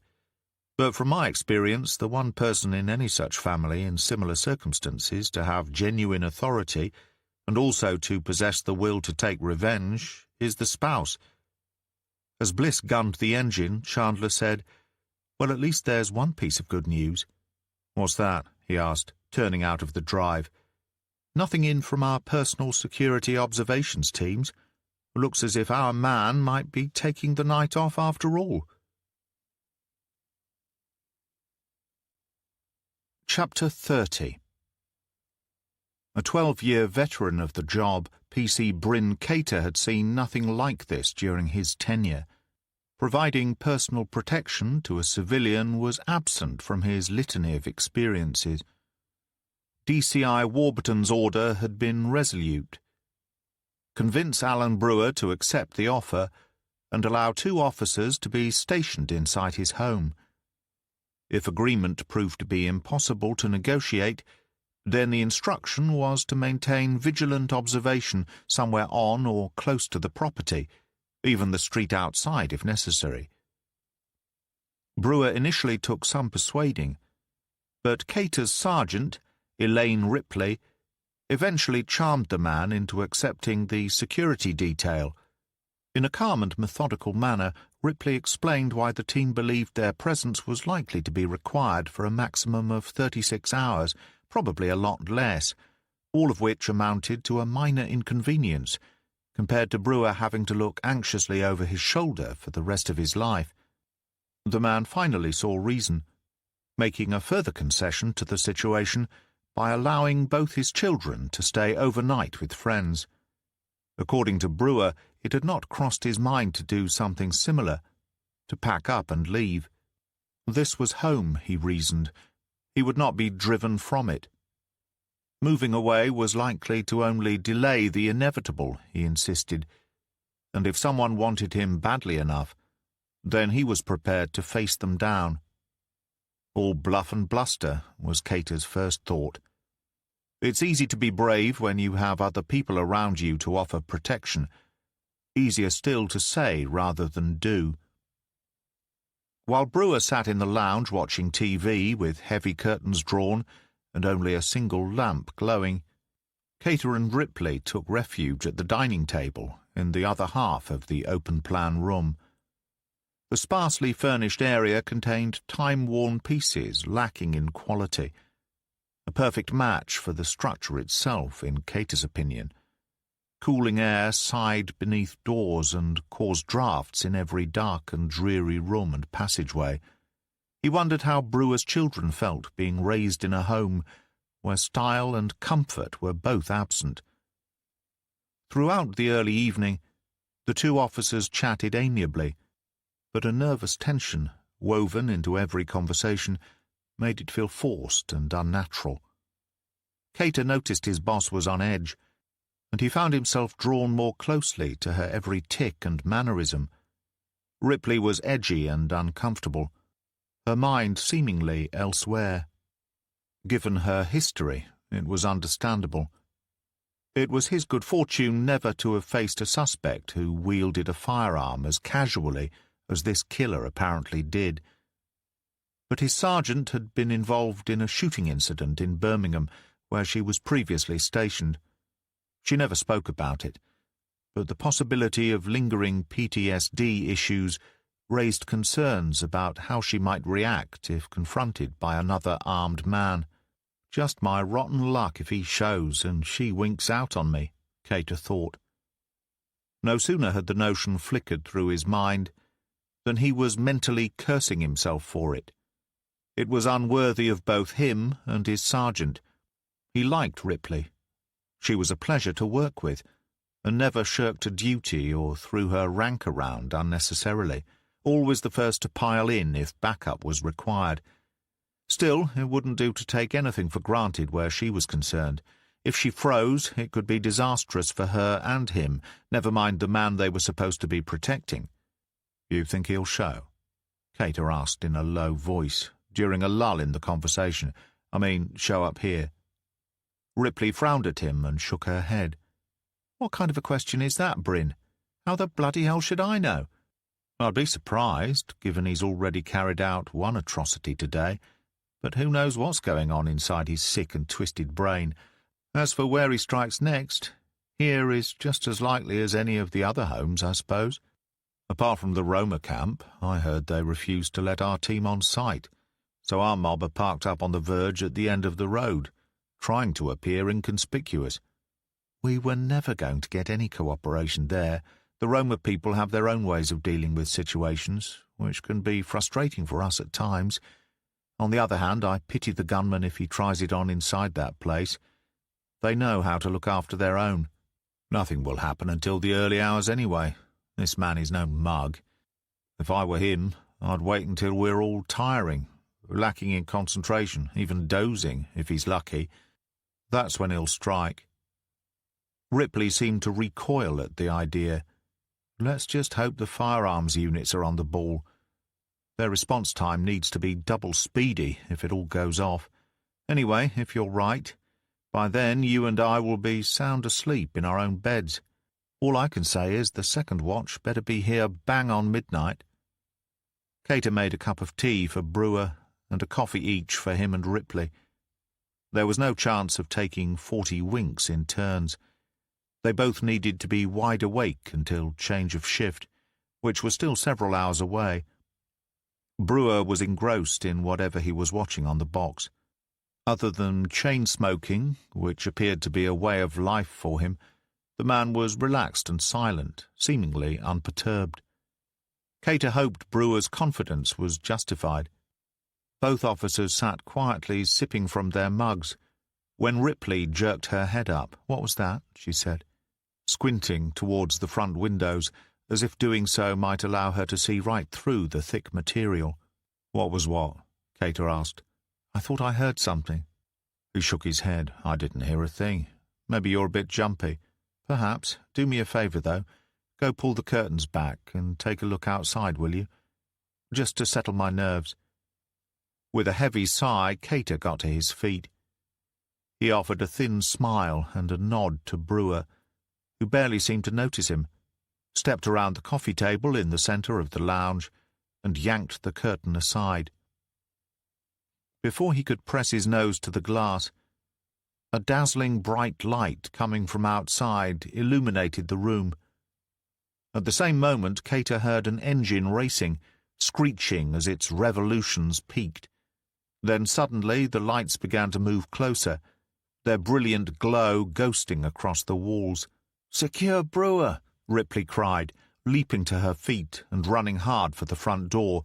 "And call for the ARV! He's ramming a vehicle into the house!" Cater reacted swiftly. He reached down and grabbed hold of the startled Alan Brewer with both hands, dragging him from the chair, as if he were as light as a feather. A surge of adrenaline gave him a strength he was unaware he possessed. Stumbling away from the bay windows towards the dining area, removing their protectee from the most immediate source of danger, He heard the front door crash against the skirting as Ripley threw it open, her rubber-soled shoes thrashing on gravel out in the front yard. Cater steered the now terrified man beneath the table and then squatted down in front of him, creating a physical barrier with his own body.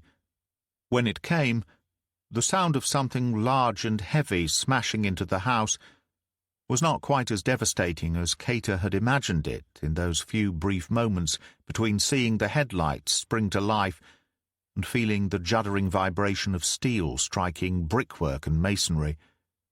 Whatever the vehicle was, it did not have either the force or momentum necessary to break through into the lounge, nor even to damage the glass in the window, the surrounding stone structure having taken the impact incredibly well.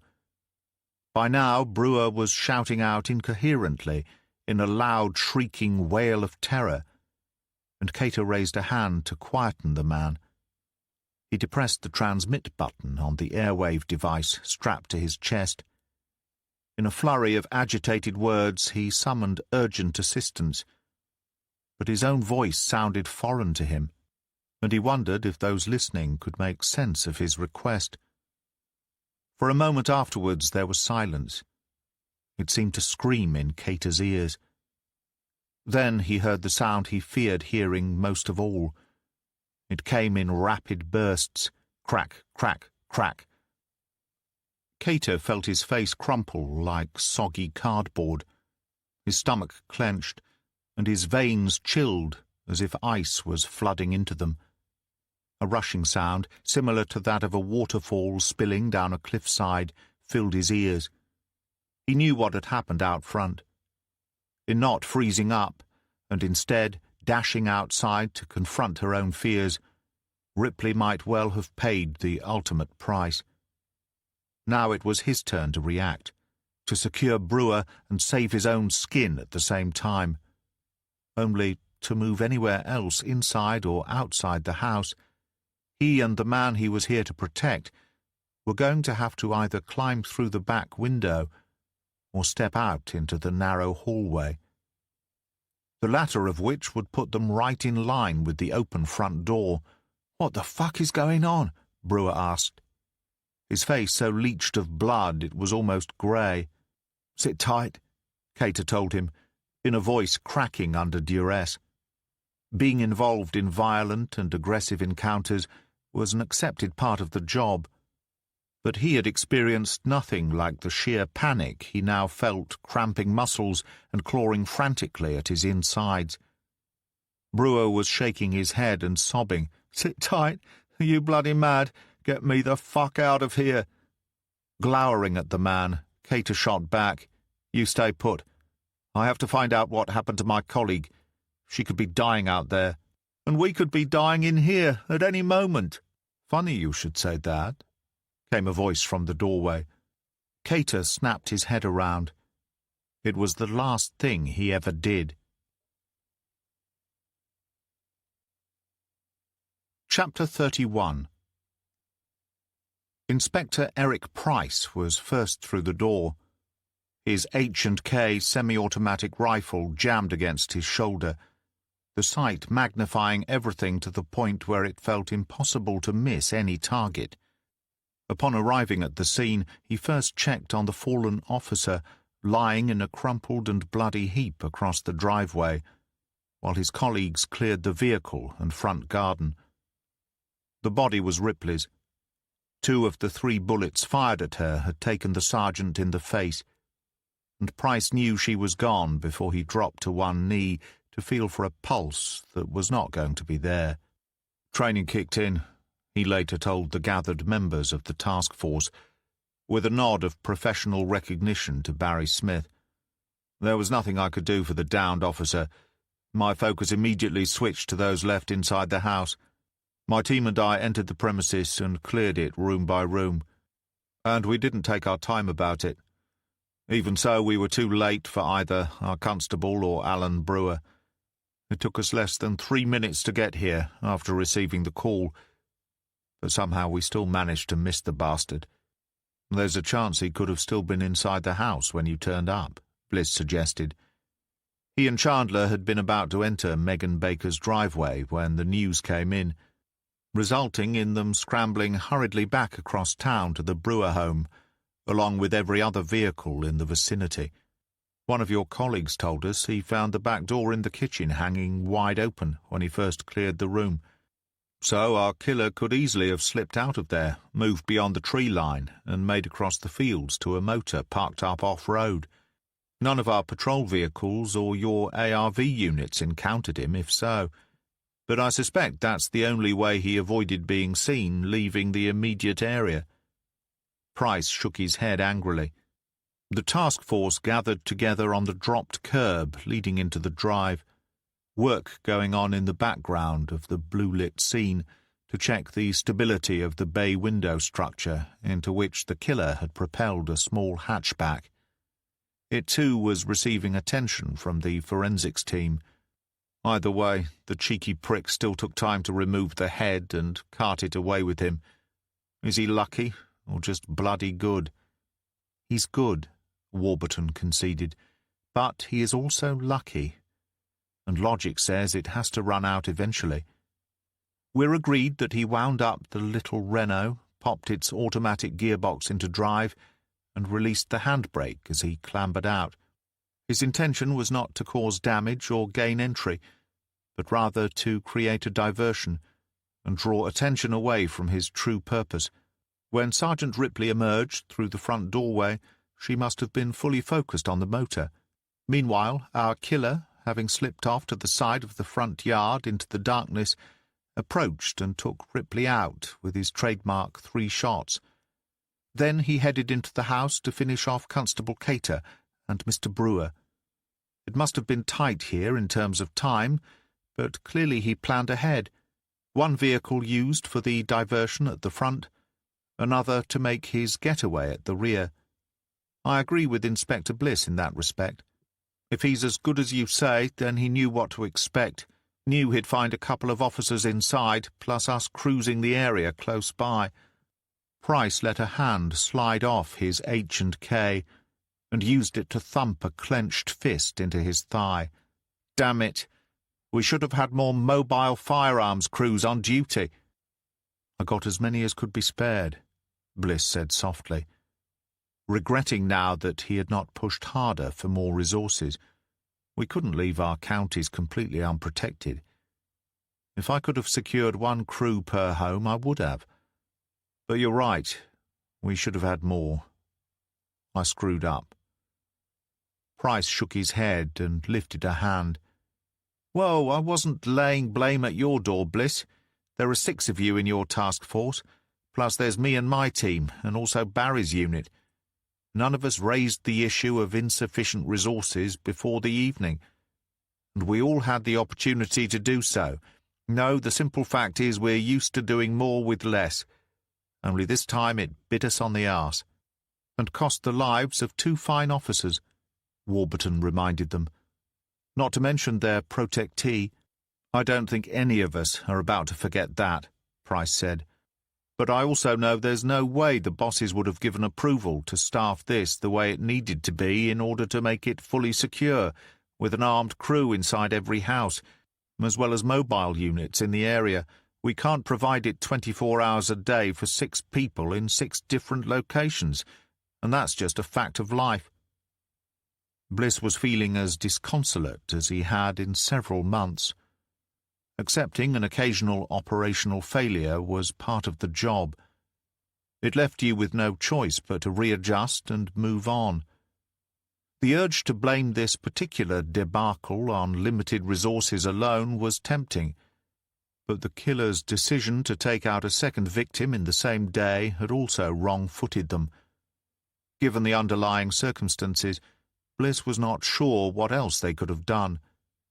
But 3 more bodies lay dead on the ground, and when this case was over, somebody would be called to account. It was then that something lying fallow in the back of his mind surged forward. "I have a question," he said. "If our killer escaped in another vehicle, how did he get both of them here this evening?" "That's an excellent thought," Smith said, nodding furiously. He must have left his getaway motor somewhere close to the fields out back and then driven the Renault here. But as Bliss says, how did he achieve this on his own? He had help, Warburton said. Must have had. I'm not so sure. Bliss shook his head. This man doesn't strike me as someone who works well with others. I suppose it's always possible that he stole the Renault from somewhere close by. He's not going to have dropped his escape vehicle off and cabbed it to wherever the Renault was, so nicking it locally makes some kind of sense. I'll make it a priority to chase it up, boss, Chandler said, but there's still a chance he worked it out with a partner. Of course. I suspect it's something much simpler, though. However he did it, the bastard is still at least one move ahead of us, Price said, kicking out a loose stone on the curb. Nothing was in our favour here, Bliss responded, even if we'd persuaded every one of our remaining suspects to stay in a single safe residence and had them individually shadowed by firearms officers. It would only have driven our killer underground to wait us out. In a game of chicken with those parameters, we blink first because we are hamstrung by costs. The moment we ease off, up pops our man again. It's what we feared might happen. And with each victim, it becomes more likely. Because the fewer we have to protect, the more protection we can offer them, Chandler said bluntly. Precisely. We put 2 unarmed officers in here tonight. Their job was to alert the ARV units as soon as they sniffed out any danger, which is exactly what they did. But the man we're up against is clearly no amateur. To be honest, even if we'd had a couple of firearms officers here tonight instead, I'm not confident it would have altered the eventual outcome. Our killer has the tactical advantage of deciding where, when, and how to strike, which makes all the difference. The day had begun with a chill in the air, and it was ending that way too. There was no breeze nor any cloud cover, the absence of either allowing the low temperature to settle over the flat terrain of the Lincolnshire fens. The stars were bright and plentiful, and Bliss thought dawn might bring with it a light frost. He shivered, but not because he was cold. So what do we do now? Warburton asked. If sheer volume of numbers is likely to send him running for cover, and lack of numbers leaves us vulnerable and puts our own people at risk, how do we overcome such a dilemma? Although I don't like to suggest it, and in doing so I realize I'm going back on everything I said before, we now need to buy ourselves some time, Bliss said. Resigned to the inevitable, his voice was dull and flat. I think we have to come down in favor of the safest option available to us at present, even if it's only to allow us to regroup. Which is? Price asked. Pretty much what I said a minute or so ago. The very thing I'd rather not do. We gather up the remaining 5 suspects and hold them in a single location. We flood the area with armed officers, have them roaming the neighbouring streets as well, and we secure these people to the point where our man realises it's pointless even trying. That way we buy ourselves a couple of days, perhaps 3 or 4, and during the lull it creates, we find another way to nail this bastard while he's underground. But how and where do we even begin to track him down? Smith asked. Him coming to us seemed the only sure way of getting our hands on the man. It may not be much, but we still have Charlie Baker's wife to talk to. Plus, we have the names of the prominent people Baker did business with, people who must have felt some impact at the man's loss. It doesn't matter who they are, what they do, or how prominent they might be. I want them spoken to. More than that, I want them grilled, harassed even. Same with officers, potentially on the family payroll. I don't care about upset feelings right now. Nor do I give a stuff about protocol. I want to shake the tree and see what falls loose. Maybe then we find the one rotten apple we need. Warburton whistled. Our bosses are not going to like that. No, Bliss agreed. But I think they may like further headless corpses and murdered police officers even less.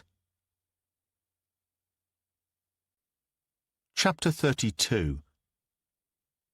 Bliss arrived home in the dark moments during which Tuesday ticked slowly over into Wednesday.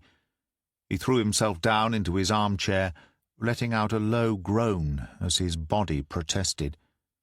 Running a hand over his scalp and down to the back of his neck, he released a long sigh. For 13 years he had lived with Meniere's disease, a chronic ear condition which affected his equilibrium and his hearing. A better outcome than the brain tumour he and his doctor initially feared, but a life-changing illness nonetheless. Time and experience had allowed Bliss to manage the disorder, so while his episodes of vertigo were now rare, fatigue and imbalance remained as permanent reminders. Stress was a known trigger, and could often set off an attack. Hence his Zen garden, and the more relaxed and practical approach he tried to adopt to his work environment. It was not always successful, but without it he would not have been able to remain in a job whose very nature brought with it untold stressors in many guises. The day had drained him, no question. The investigation weighed heavily on him, and each death now felt personal. These days, Bliss knew how to adapt, to embrace the unacceptable. What he needed was some relief from the jumble of thoughts cascading around inside his head, a period of relaxation, and a decent night's sleep. Considering the day he had experienced, he thought it unlikely any of those were coming his way soon. It was only after vowing not to move again until the morning light edged across the fringes of his lawn that Bliss realized he had not eaten since the night before. Moonlight crept in through the glass sliding doors leading to the garden, bathing the room in a stark silver glow, which cast long shadows over the walls and floor. Sunlight always filled the lounge with vigour and life, whereas a cold sterility now surrounded him. It seemed fitting. He was hungry, but could not bring himself to cook or even rustle up a snack. He was thirsty, but he eschewed his usual chilled beer and lacked the energy to even make himself a cup of hot tea. With another long groan, Bliss finally wrestled himself up off the recliner and walked into the kitchen, where he fetched himself a glass of water from the tap. The cold, clear liquid slaked his thirst, yet at the same time caused his stomach to protest against its lack of sustenance. Bliss caught and held his own thoughts, becoming angry with himself. Going without food or drink was nothing unusual for him, once a fresh case had him locked firmly within its grasp. Given the pace at which this operation was moving, his lapse was all the more understandable. He had not once inquired as to the welfare of his colleagues, however. While they were big enough and ugly enough to take care of themselves, the task force was his responsibility, and therefore it was part of his job to ensure they kept themselves fueled, rested, and ready to go.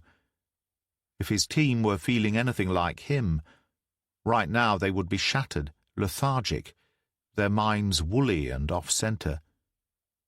His fault, not theirs. Ignoring them in the same way he disregarded himself was unacceptably poor leadership. It was his responsibility to set the pace and have others follow. He should have ordered a lunch break at the very least. Oblivious, he ploughed on, full steam ahead, without thought or caution for anyone else. As a consequence of events at Alan Brewer's home, the team had brushed aside their planned meal and drink at the Riverside Hotel. Instead, having first gathered to discuss the case outside the property, they then joined in with the search in surrounding fields, streets, and lanes, checking on isolated structures that looked as if they might provide temporary shelter for a fugitive. Bliss recalled the line from a movie in which Tommy Lee Jones's character orders the search of every warehouse, farmhouse, henhouse, outhouse, and doghouse in the area. But even as he continued to search, Bliss knew their own quarry was long gone, somehow managing to slip away from the scene of crime, carrying another victim's severed head in a container of some description, and that no manhunt, irrespective of how thorough it might be, was going to unearth him. The question of how the killer had managed to get 2 vehicles to the scene continued to nag at Bliss. The information on the Renault left them none the wiser. It was listed as an MOT failure 4 years earlier. This detail matched that of the white Range Rover, yet did not preclude it from having been stolen from a nearby home. The owner was hardly going to report it missing. Confounded by the fast-moving events of the past few days, Bliss could not recall the last time he had investigated a case of such headlong pace and forward momentum. The tension of it felt solid enough to ring out in 2 hands, and the nervous energy coursing through their blood was what kept the team going. At the back of his mind, Bliss recognized the unpalatable aspects of the operation. The group he and his team sought to protect were themselves likely killers.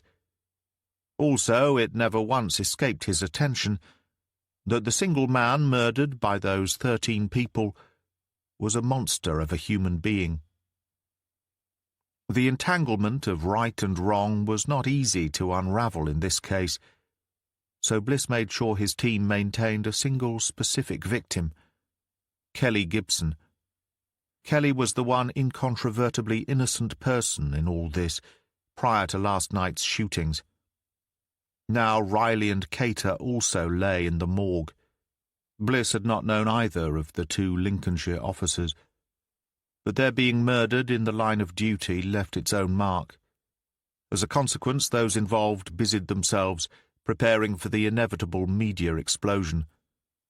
The bosses would find it almost impossible to resist the urge to reveal all, encouraging journalists to swarm over every single aspect of the investigation. It could only make the task force's job harder, which in turn could only damage their chances of a successful resolution, if such a thing was even possible now. Back in the living room, and spread out in his chair, Bliss briefly considered putting on some music. He was in the mood for something smooth and melancholic, but decided his attention was too scattered to truly appreciate the indulgence. He also dismissed the idea of putting something mind-numbing on the TV. Eyes darting around the room, his gaze fell upon one of the photos retrieved from a cardboard box a few months back. There was a time when simply looking at the 2-dimensional landscape of Hazel's face sent him careering over the edge. But after yielding to Penny Chandler's constant nagging, he now realized that, far from causing him pain, the photographs gave him a small measure of comfort. Without them, he could not be certain of remembering the precise contours of his wife's delicate features, and he missed catching unexpected glimpses of her beautiful smile. The last time he and Chandler sat together in this room, she asked him what it was he missed most about his late wife. Initially unable to form a coherent response, he eventually considered the question and gave the truest answer he could think of. Oddly enough, our disagreements, although few and far between, when they occurred, they reminded us both just how complete we were as a couple. I spent much of our married life believing it might all disappear like smoke. There was an ethereal quality about it. It felt unnatural to be so happy. That's why when we did argue, it made me realize our relationship was all too real, and we were actually living that life together. In the darkness, splintered only by moonlight, Bliss smiled to himself as a warm glow of contentment settled in his stomach. Hazel was here with him again. It was all he needed or wanted. Yet wrapped inside this small pleasure was a growing and unfurling disturbance. The investigation fighting its way out to demand his attention. He took a breath and gave in to its insistent demands. It occurred to Bliss that there were several strategies he could put in place overnight which might turn things around in favor of the task force again. He knew he did not hold all of the authority needed to start putting everything in motion, but as DCI Edwards had indicated recently, Bliss also lived by the maxim that it was better to ask for forgiveness than permission. He first fired up his laptop and signed into the secure police network. He opened up the mail application and flexed his fingers above the keyboard. Bliss composed a few words inside his head before he started typing. Subject, crisis meeting. Body of mail. Detective Inspector Bliss calls for a crisis meeting prior to start of business this morning. Brackets Wednesday, close brackets. Attendees requested. All members of task force plus DCI Edwards, Detective Superintendent Fletcher, Detective Superintendent Yates, brackets links, close brackets, time and location 7:30 a.m., Mobile Command Center, Sutton End, brackets details to be sent later, close brackets, purpose of meeting, update, media, interviews. DI Bliss requires full commitment and agreement on stalling the media and on interviews to be held throughout the day. These will include influential people and fellow police officers, and speed is of the essence, which is why DI Bliss requests the presence of relevant decision-makers at this crisis meeting. When he was done pecking at the keys, Bliss reclined to read the message through in full. As far as he was concerned, what needed to happen from this point could only rely on the usual working methods, where requests got passed up channels and responses later came back down them again. He wanted the remaining 5 Baker murder suspects rounded up and secured away in a safe location, with armed guards inside and out. Then he required the names of local officers suspected of colluding with the Baker family, with each of them immediately pulled in for interview. Finally, he needed every known influential member of Charlie Baker's inner circle questioned hard about who might be responsible for the 8 murdered suspects, plus the 2 police officers and police civilian worker caught up in the slaughter. What's more, Bliss suspected the only method of achieving any of it was to have all of the players in the same room at the same time. It was a big ask and a massive undertaking, but he regarded it as the best way forward, perhaps the only way. He had a solid reason for electing to communicate using this method. The dedicated mail system included a delivery mechanism capable of calling the recipient's numbers and automatically reading the message to them when they answered the phone. One click of the mouse was all it needed. Bliss took a deep breath, knowing he was about to wake 2 very senior officers, in addition to DCI Edwards, none of whom were likely to be best pleased with him. He weighed up the options one last time, decided this was the way he preferred it to be. Bliss clicked the button, signed out of the system, and closed the laptop. Then he took out his phone and arranged for the mobile command center to be readied and made available for first thing in the morning over at Sutton End. Essentially, the MCC was a vast motorhome designed for the specific task of acting as a central mobile office from which senior commanders could make command decisions and control all communications if necessary. When asked under whose authority and responsibility the vehicle should be allocated, Bliss gave Superintendent Fletcher's name and hoped she would forgive his impertinence when the time came to sign for it. When he finished making the phone calls, Bliss checked his messages. 2 of them sat in his voicemail box. The first was from Lenny Kaplan, inquiring as to whether Bliss was free for a few beers and a curry at some point over the weekend. The moment he heard the voice on the second message, Bliss cursed aloud in the empty room. "This is Jennifer Howie. You missed an appointment with me earlier on today. I need you to call me as soon as possible. As I'm sure you are aware, Inspector Bliss, I have to report this missed appointment. I'd be interested to know why you failed to attend. It would be especially useful if you let me know ahead of next week. Thank you." Bliss swore.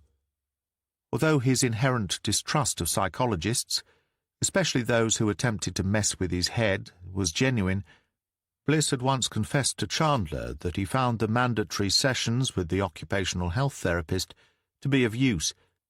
Unlike Howie, he did not believe he was suffering from mild post-traumatic stress disorder, yet he did admit to being unusually on edge, often for prolonged periods. At some point during the last days of an investigation he and his team wrapped up towards the middle of summer, Bliss began to feel better about this life than he had in many years. But not long afterwards, the mood swings kicked in. Flash fires Bliss started everywhere he went, no matter who he was with. Butting heads was his default position, but there were times when it went overboard. It took all of Jennifer Howie's skills and finesse to pull him out of his downward spiral. "Is she young, and getting your red blood pumping?" Chandler asked at one point, and not entirely as a joke. It wasn't like that for him.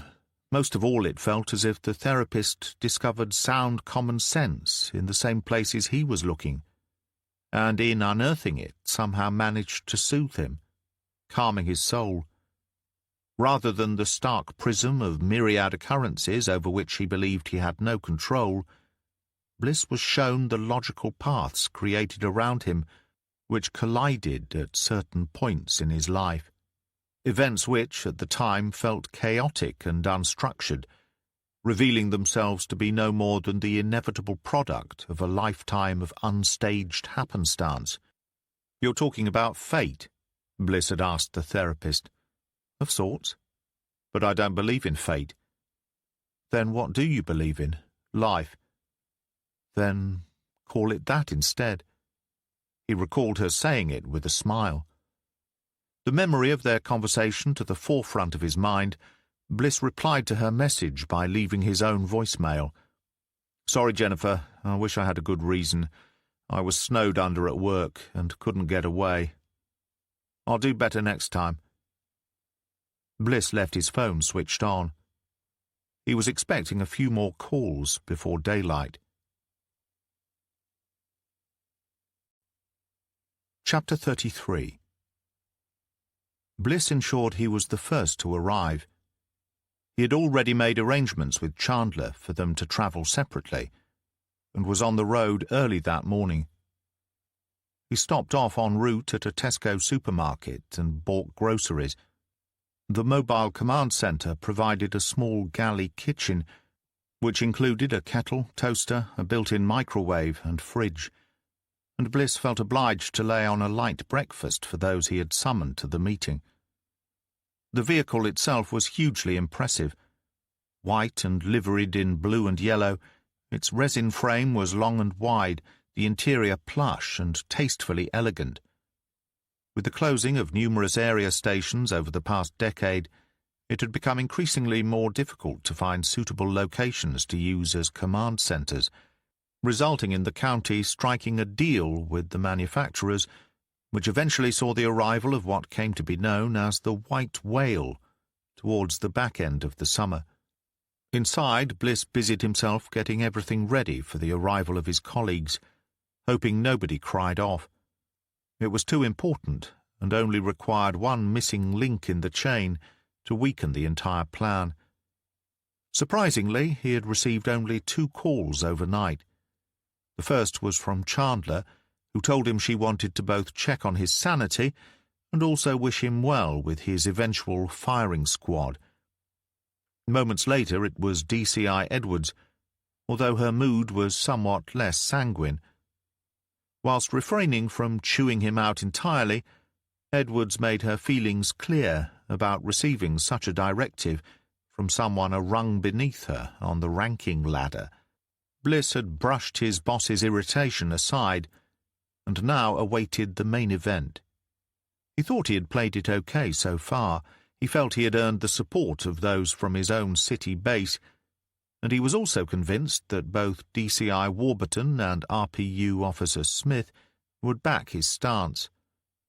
However, for the first time it was the Lincolnshire Superintendent Jasper Yates who held the balance of power. Any officers suspected of having a relationship with Baker worked under Yates's command. Any prominent members of the community about to be caught up in the interviews were all likely to be from Yates's county, something that was bound to reflect poorly on him, irrespective of their complicity. Bliss hoped the man was up to the task of making the right decisions for the right reasons. Bishop and Short came through the door next, swiftly followed by Chandler. Bliss knew they each preferred coffee to start their day, so immediately set about making them each a drink, plus a tea for himself. "You found it okay, then?" he said, in the cheeriest tone he could muster. "Your early morning text directions were spot on," Bishop assured him. Bliss noticed his colleagues looked drawn and weary.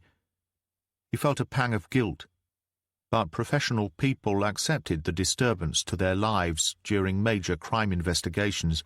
It went with the territory, although he wondered if he was driving his team too hard this time. The unit responsible for deploying the mobile command center were experienced and entirely familiar with the problems associated with sighting such an imposing vehicle. Somehow they had managed to procure the services of Sutton End's only secondary school academy.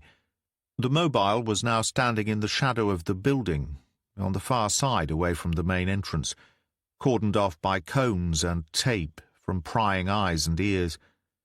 Everyone involved had worked wonders, and Bliss made a mental note to find out which tipple they each preferred. "Do we need a pre-briefing briefing, boss?" Short asked, sliding into one of 10 deep and comfortable leather seats situated around a rectangular table in the center of the meeting space. Bliss shook his head. "Not necessary. Just back me up, if you will. Nothing I'm going to say will come as a surprise to any of you." "Ballsy move reaching out like that overnight," Chandler told him. "Let's hope it pays off." "Hope and even pray, if that's your thing, Penn. But if any of them fails to show, or shows and then doesn't play ball, then we're all stuffed, and I have no other direction for us to lean towards." "You don't have a reverse gear in there somewhere?" "I do, but I refuse to use it." "Then Yates better be as amiable as Diane and Barry, or this enclosed space could get claustrophobic very quickly." The chance he had taken was not lost on Bliss. It was a significant step, going against all protocol, by virtually demanding senior officers, over whom he had no authority, attend this early morning meeting.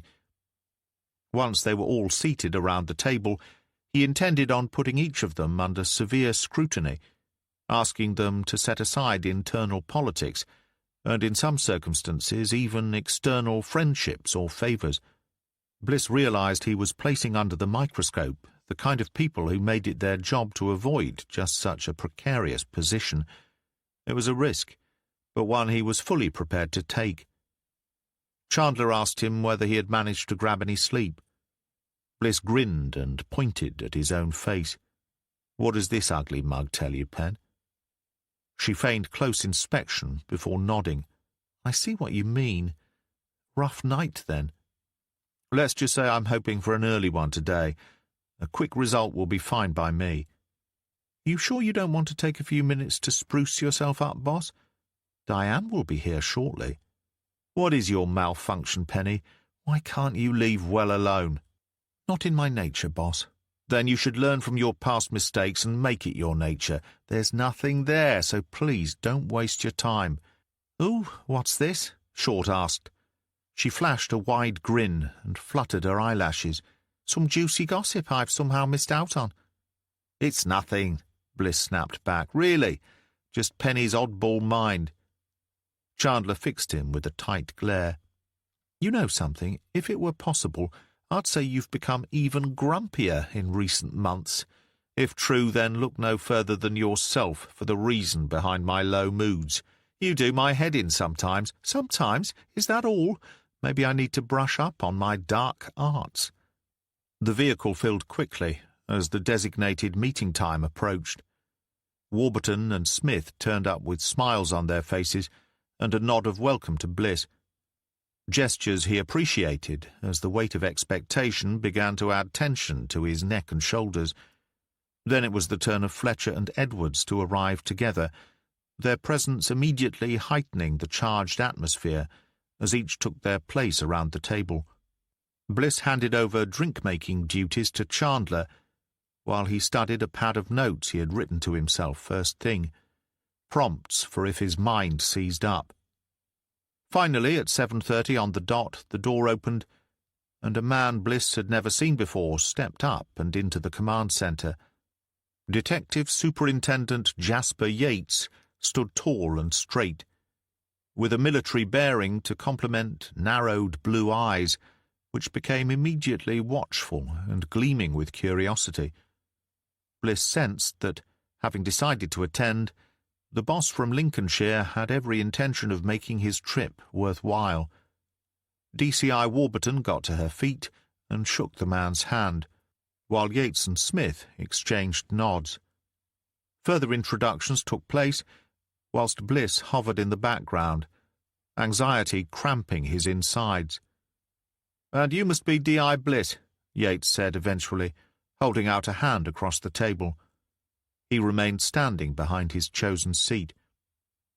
Bliss felt the man's steely grip and was once again reminded of a military deportment. "I am, sir, and thank you for coming." "Did I have a choice in the matter?" Yates asked, his eyes consuming every inch of Bliss. "There are 4 of you in the room who chose to be here, sir. It's not my place to insist where you are all concerned. Next best thing, perhaps?" Bliss allowed himself a modest smile. "As far as I felt able to push it," he admitted. "But the hard work starts now that I have you all here under one roof." Yates nodded, continuing to assess Bliss. Finally, he sat down and said, "Then I suggest we waste no time in getting on with it. The floor is yours." Bliss decided not to dwell on what he had got himself into. Any formal repercussions could wait until later in the day. This was his moment, and he had to make the most of it. "Thank you all for coming. To begin with, I'll quickly cover old ground. Everything we know leading up to my calling for this meeting. Afterwards, I'm going to discuss what your media approach might be, or to be more accurate, how I prefer it to go. And finally, I'll tell you what I want myself and my team to be doing today, and I will outline exactly what I need from the most senior of you in order that we are able to do our work unencumbered and unhindered." Bliss glanced around the table, but did not pause long enough for anyone to ask questions. Instead, he began describing the Baker's dozen case, the 4 suspect murders and decapitations carried out abroad, plus all 7 murders since Sunday evening, only 4 of which were part of the original planned hit list of 13. He then went on to insist that the only way to protect the remaining 5 suspects was to deny them any choice in the matter and remove them from their ordinary lives on a temporary basis. "I'd like a suitable property designated immediately," Bliss continued. "A safe house in which we can secrete and secure 5 people, one of whom is a woman. We then have every spare firearms officer across our 2 counties guarding those 5 people and the property itself, both inside and out. I'm talking about a visible and obvious deterrent, the purpose of which is not just to keep these 5 suspects safe, but also to drive the killer underground for a day or two. A day or two we must use well, to find them rather than wait for them to resurface. How do we do that? First, we conclude the Baker family interviews by pulling in Megan Baker, wife of Charlie.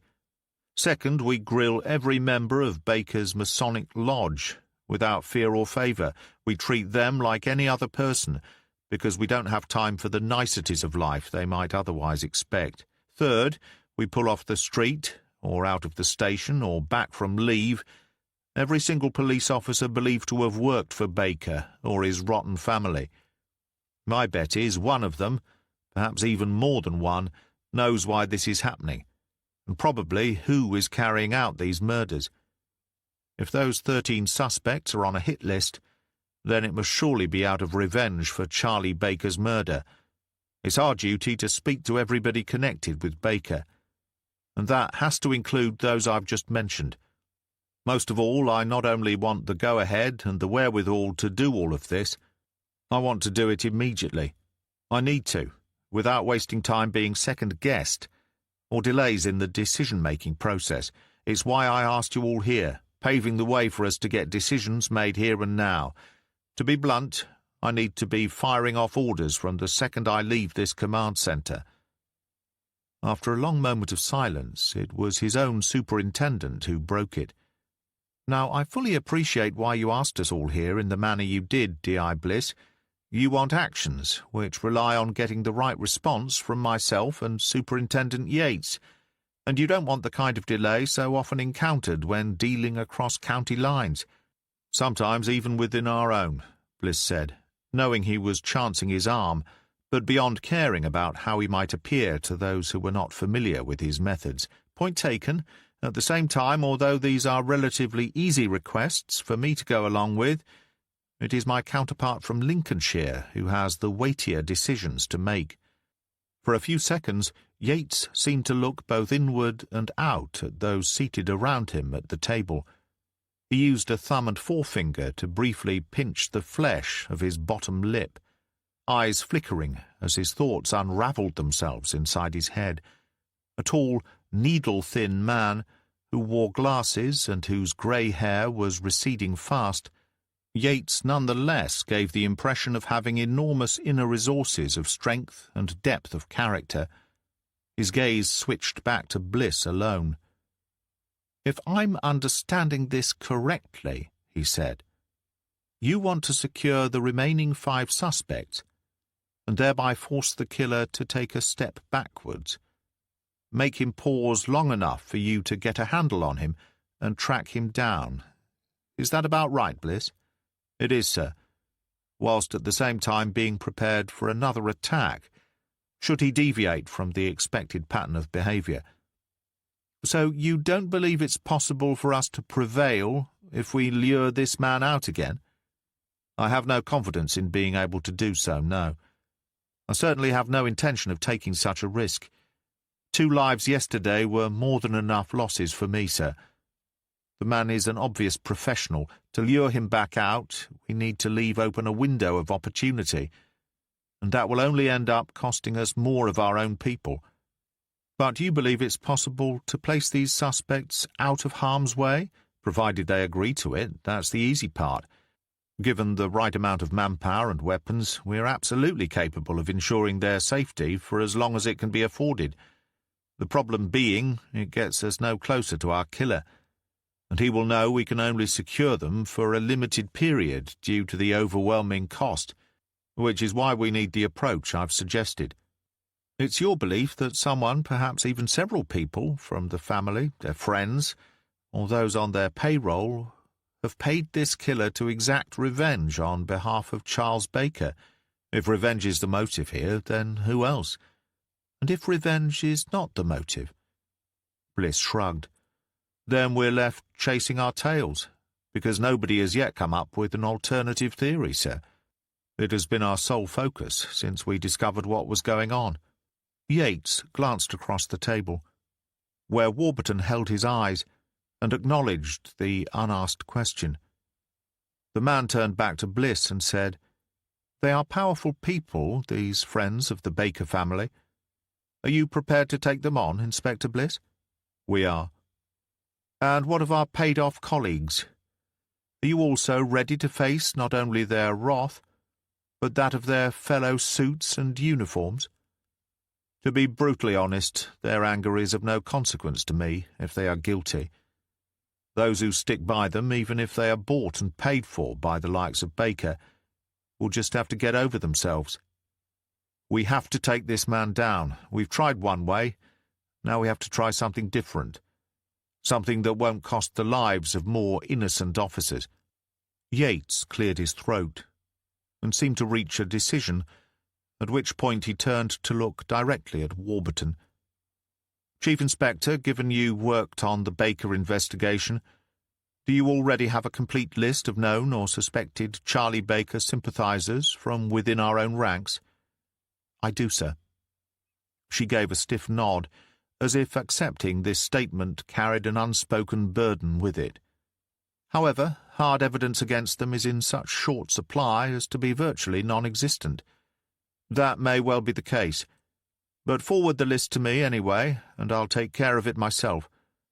I won't have fingers pointing in your direction afterwards. If there is a reaction from fellow officers, let them face me down. Yates turned to Bliss. Inspector, you will have our officers interviewed however you want them. I guarantee it. I'll take the heat from our local heavyweights, and, legal teams allowing, I will also deliver those people to you today as well. I extend our full cooperation to you and your task force. Bliss was both delighted and surprised at how easily the man accepted the situation they now found themselves in. That he had also taken it upon himself to be the focal point for the inevitable ire resulting from the decisions was a testimony to Yates's authority and approach. Thank you, sir. I must say that comes as a great relief. Yates waved it aside. As for the safe house and security, I am happy to split the costs and physical resources with Cambridgeshire. Order whatever you need. Do I have everyone's agreement? Bliss asked, glancing around the table. Be in no doubt this will stretch us to the limit. We are going to be fighting legal battles throughout, and the 5 people we're going to be protecting may well be guilty of murder themselves. I need to know we speak with one voice here. After nods all round, Fletcher was the first to respond directly. Inspector, while these are decidedly unusual circumstances, and this meeting itself is extraordinary, the job is still about protecting life and limb, while at the same time putting together a manhunt. If toes need treading on, then do so with care, but don't let them stop you moving forward. I hope I speak for everyone here at this table when I say we are fully supportive of any methods that will put a stop to this, especially one that prevents us from having to attend any more than 3 funerals in the coming weeks. It was a sober reminder of the death of 3 colleagues. Bliss thanked his super and everyone else in attendance. I'm ready to go ahead with this immediately, he said, but in presenting my case to you, I wandered off course slightly. There is one final difficulty we face, the media. None of you are going to appreciate my next suggestion, but what I'm asking for here is as close to a blackout as we can possibly achieve. Why is this the best way to go? DCI Edwards asked. There was no emotion in either her voice or her countenance, but as someone who enjoyed being in the city spotlight, the DCI was bound to fight this request. Simply because I believe the fewer people who know what we're doing here, the better it will be. This is not something we want the media trampling all over, nor do we want them running their own investigative lines of inquiry. You know these people. They'll pick it apart bit by bit and decide upon the most negative way to report on what we're doing. If they do that afterwards, when it's all over, well then, so be it. But not while it's ongoing, not at this critical juncture. But we must talk to them, Bliss. We have to have something for them, and our silence will only encourage them to do their own digging. That's the very opposite of what you're looking to achieve. Edwards had a point, Bliss acknowledged, which is why I didn't ask for a full blackout, he said. We first of all let them know our investigations are continuing, and then we tell them a full briefing will be provided around 5 this afternoon, by which time we'll have figured out a decent cover story close enough to the truth that they'll have few complaints afterwards, but not so close that it raises flags with them. What about your own contact at the local paper? Sandra Bannister? I've already fended her off. She knows not to try obtaining ongoing case details from me. If she calls again, and I suspect she will, then I'll point her in the direction of the briefing. If I ask her to come back to me with any information she digs up on her own, the cost of doing so may be a head start on the rest of the media. If she does turn up anything, it'll probably be worthwhile. so it's something to keep in mind. "I think we're good to go," Yates said, getting to his feet. "I'll have a quick word with my own officers, then I have perhaps a further 30 minutes or so before I have to leave." "We can catch up," Fletcher suggested. Her glance flitted across to Bliss, and she smiled at him and gave a single nod. He returned both. Bliss was not entirely happy with the situation, but the meeting had gone better than anticipated, and now he and the other members of the task force team could begin to make progress in stripping away the thick veneer of dishonesty erected around Charlie Baker's memory. Bliss knew that all they had to do was peel away one corner, leaving the ugly truth beneath exposed for all to see. Chapter 34. The interview with Megan Baker went about as well as Bliss could have expected.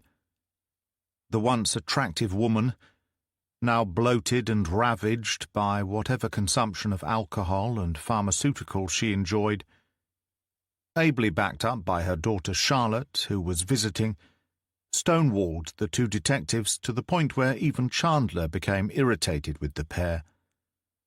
To a certain extent, Bliss understood why none of the Baker family were bending over backwards to be of help. After all, the people on the hit list had most likely killed Charlie Baker, so they might regard it as a fitting end for all 13 suspects. This was true, even if the Baker family happened to be uninvolved with the shootings and beheadings. If any of them were responsible, then they had all the more reason to blank the police. Bliss believed he and Chandler had drawn the toughest group of people to speak with. After 40 frustrating minutes with Megan Baker and her sneering female offspring, they headed to Boston to catch up with ex-Euro MP Simon Thor. A one-time UKIP representative, Thor now led a local party whose narrative was pro-Brexit and anti-immigration. In a county which had seen a huge increase in the Eastern European population over the past decade, the independent ticket Thor ran on was an easy sell to many people with roots in the community going back hundreds of years. Having no particular political leanings himself, Bliss was looking forward to Thor rubbing Chandler up the wrong way. He sensed fireworks ahead.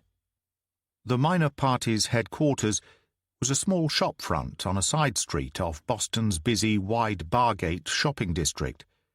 Once a flourishing travel agency before the internet provided greater convenience and choice without the purchaser having to leave home, the windows still bore several posters advertising flights to a number of tourist destinations. At the far end of the lower floor was a single office commandeered by Simon Thor. Other than the man himself, the only other member of staff appeared to be a woman who sat behind a computer monitor filing her nails with keen interest, certainly more than she paid Bliss and Chandler as they entered and brushed by her desk. Thor proved to be a big man with a long-established large belly. Unlike most overweight people, he looked comfortable in his own skin, and his suit jacket provided the good fit of a decent tailor. Though instantly abrasive and irritated at having to speak with the police, Bliss found the political outcast relatively easy to talk to. Thor was a small-time politician with many opinions. He enjoyed sharing those views with others, often in a loud voice full of piss and vinegar. He made himself plain to the two detectives, leaving both of them in no doubt as to Thor's friendship with Charlie Baker. "What did you make of the claims against Baker?" Bliss asked. "By that I mean allegations of bullying, a criminal who made the lives of others a misery, and also a rapist. What constitutes a bully these days?" Thor clasped both hands together around his extended waistline. "This snowflake generation make all kinds of claims, most of which we would have laughed off years ago." "The good old days, eh?" "Precisely. Too many hand-wringing malcontents now. Don't know what genuine hardship is. Unlike you, of course. Your parents must have been down to their last Rolls-Royce at the end. Perhaps just the 2 annual trips to the Caribbean. and a threadbare choice of homes once the estate in the south of France was sold up. You've done your homework on me. Well, mock all you like. My father worked bloody hard for everything we had. One doesn't have to live in poverty to know what poverty is. These days people leave their food banks with a few meagre groceries, and then on their way home buy their cigarettes, top up their mobile phones, collect a takeaway, a few cans of beer and a bottle of wine, before choosing which of their devices to play games on, after which they spend the rest of the day watching Netflix on cable. How dire an existence it must be for them. Bliss decided not to get into it with the man, steering the conversation back to the reason behind their visit. Charlie Baker had a good life, though, seemingly way above anything his genuine business could afford, almost as if he benefited from another, hidden source of income. I know nothing about that. Of course not. Wouldn't do to have a local politician mingling with the criminal element, would it? Yet that is exactly what the police believed him to be. Thor grinned. Yes.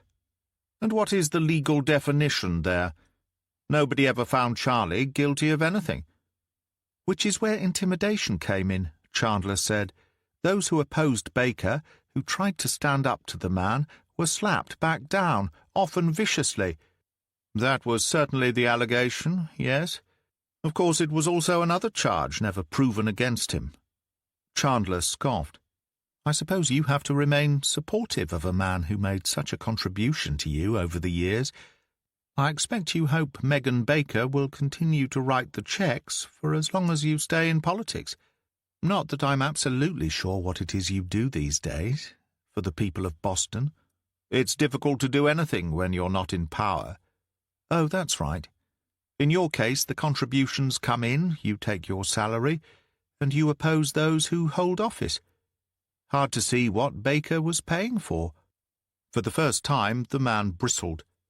He leaned forward until his stomach wedged against the desk. Jabbing a finger at Chandler, he said, You make your snidey insinuations, officer. I'm an easy target, especially for the liberal left, as I assume you are. But the fact remains I only want the best for my people. Charlie Baker felt the same way. Believe me, our day is coming.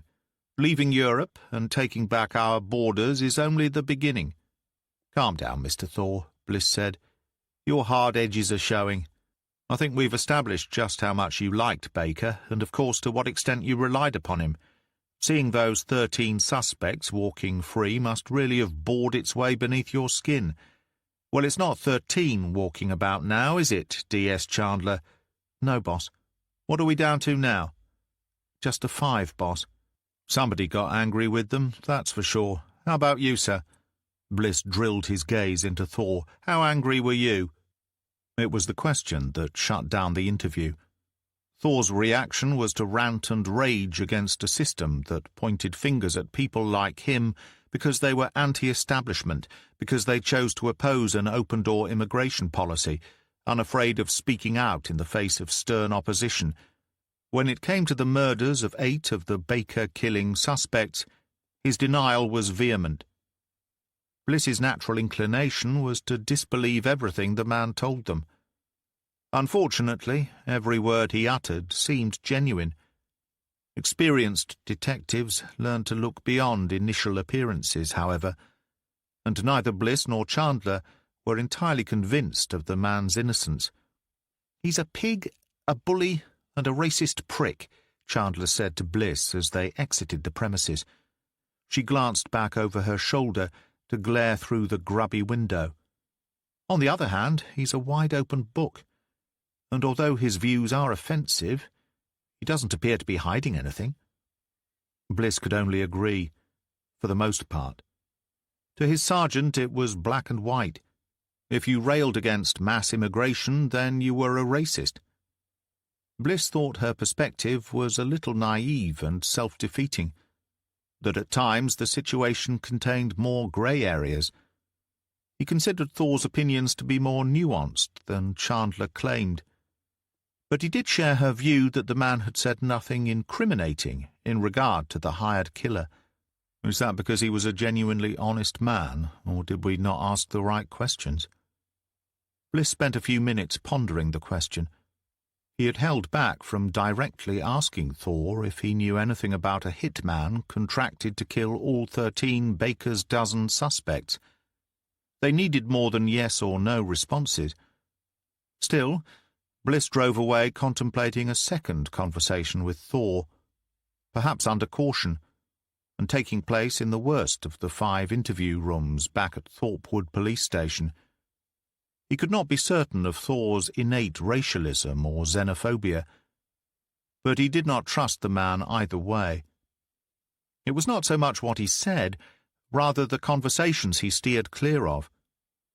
Thor had clammed up towards the end, and that was a sure sign that Bliss had moved beyond the politician's comfort zone. Whether that amounted to guilt or not, Bliss could not tell.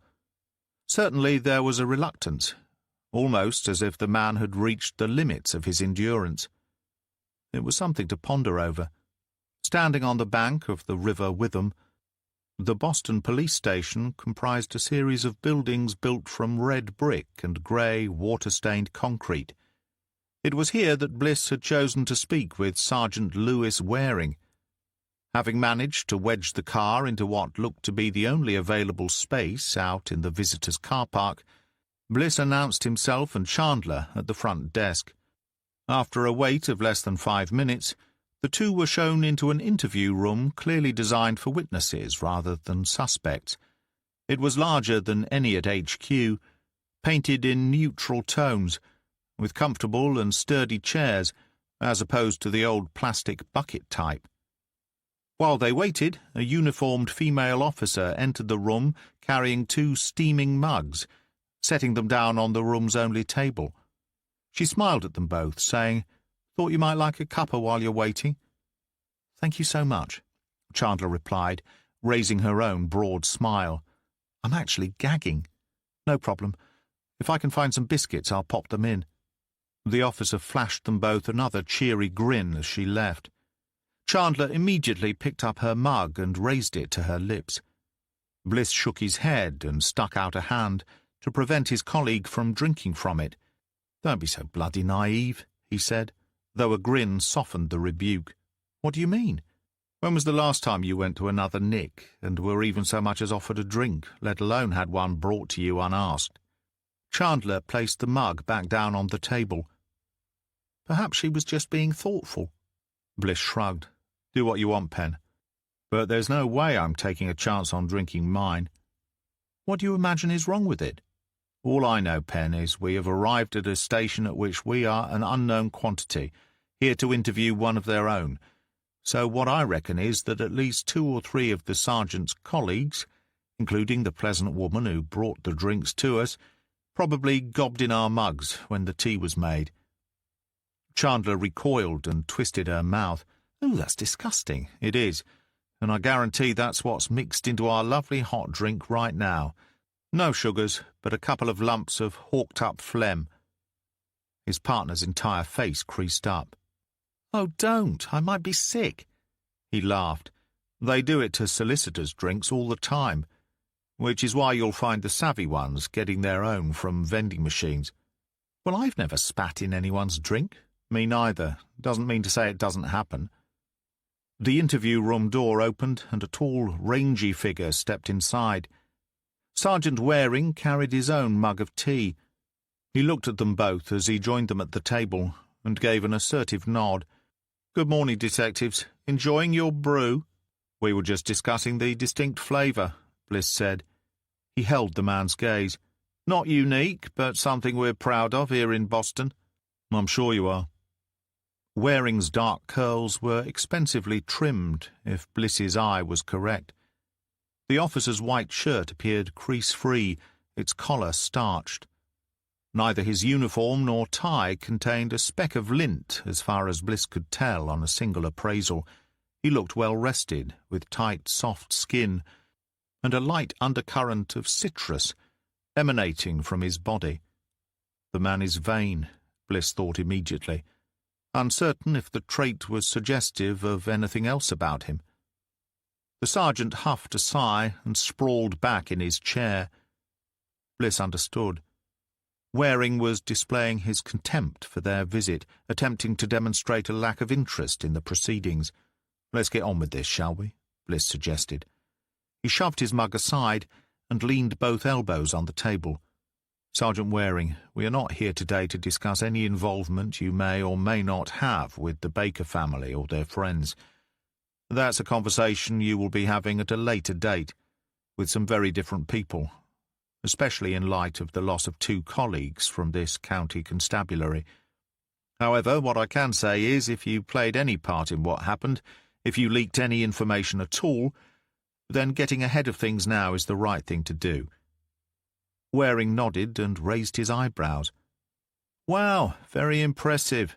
It's almost as if I've never heard a detective attempting to persuade a villain to give it up before. Interesting that you see yourself in the role of villain, Sergeant Waring. Nonetheless, if you have something to confess, then doing so may just lessen the punishment you're likely to receive in relation to the murder of your colleagues. The finer points will be down to others to discuss with you. But if you provide me with information today which leads us to our killer, or even a step or two closer, then you can only gain from it." "Is that so? Well, tell me how you think I can help you, Inspector Bliss." "As you are fully aware, the 13 people suspected of murdering Charlie Baker are themselves being picked off one by one. The problem for whoever instigated this revenge attack is in having 2 serving police officers and a civilian police worker caught up in it all, innocent victims, colleagues of ours. That makes the penalty for aiding and abetting so much harsher than it otherwise might be. However, if information came our way, such as who our revenge killer is, or who might have hired him, then we can probably make a deal. And why are you convinced I somehow have this information to offer you?" "We don't know what you have," Chandler said, drawing his attention. "What we do know is that a list was drawn up of police officers suspected of being on the Baker family payroll. Your name is on the list. So if you have anything to say in your defense, anything at all that might help us catch a killer before he shoots someone else, then do yourself a favor and tell us. What puts me on this list of yours? What intelligence do you have implicating me in working for or having worked for the Baker family?" Chandler shook her head. "I don't have those details. Only the list. The why is not an important factor to us. That you were on it clearly is. Look, you can sit there and deny your involvement, and when you're later found to be lying, then you can pay for it in full. That's entirely your choice. Anyone proven to have worked for Baker will be arrested, charged, and the punishment, when convicted, is going to be severe. But as coppers, we can also agree that the right words in the right ear can lessen any sentence, if we so choose, if we receive the right information from the right person. Right? I'd be bloody crazy to admit to working for Baker without you showing any evidence of my guilt, wouldn't I?" "Perhaps," Bliss conceded. "But perhaps not quite as crazy if you are guilty, and know that we will eventually prove it. And all the while you did nothing to help yourself." For a few seconds Waring was quiet. Neither Bliss nor Chandler spoke either. They allowed the silence to work in their favor. After a while the sergeant relaxed his shoulders and sat forward, leaning in towards them. "Let me just say this," Waring said. "Hypothetically, if I earned from providing the Baker family with information, it must have made me a high card in their pack. Now, to my way of thinking, if I'm a high card, then I'm going to be included in high-level decisions, especially something as high-level as hiring someone to take revenge on Mr. Baker's killers. Agreed?" Bliss nodded. "Sounds about right, yes." "Right. Trouble is, I wasn't told anything. I didn't overhear anything. Nobody said anything about it to me. I don't know a thing. And if I'm as bent as you say I am, I'd know everything. Believe me, maybe you're just not as high a card as you reckon yourself to be. If I'm a part of it, then I'm a high card, believe you me, that's a given. So maybe the only reason I'm not in the loop on this is because there's no loop to be in. So you were telling us the Baker family had nothing to do with these revenge killings? Waring nodded. That's precisely what I'd be telling you if I was as involved as you insist I must be.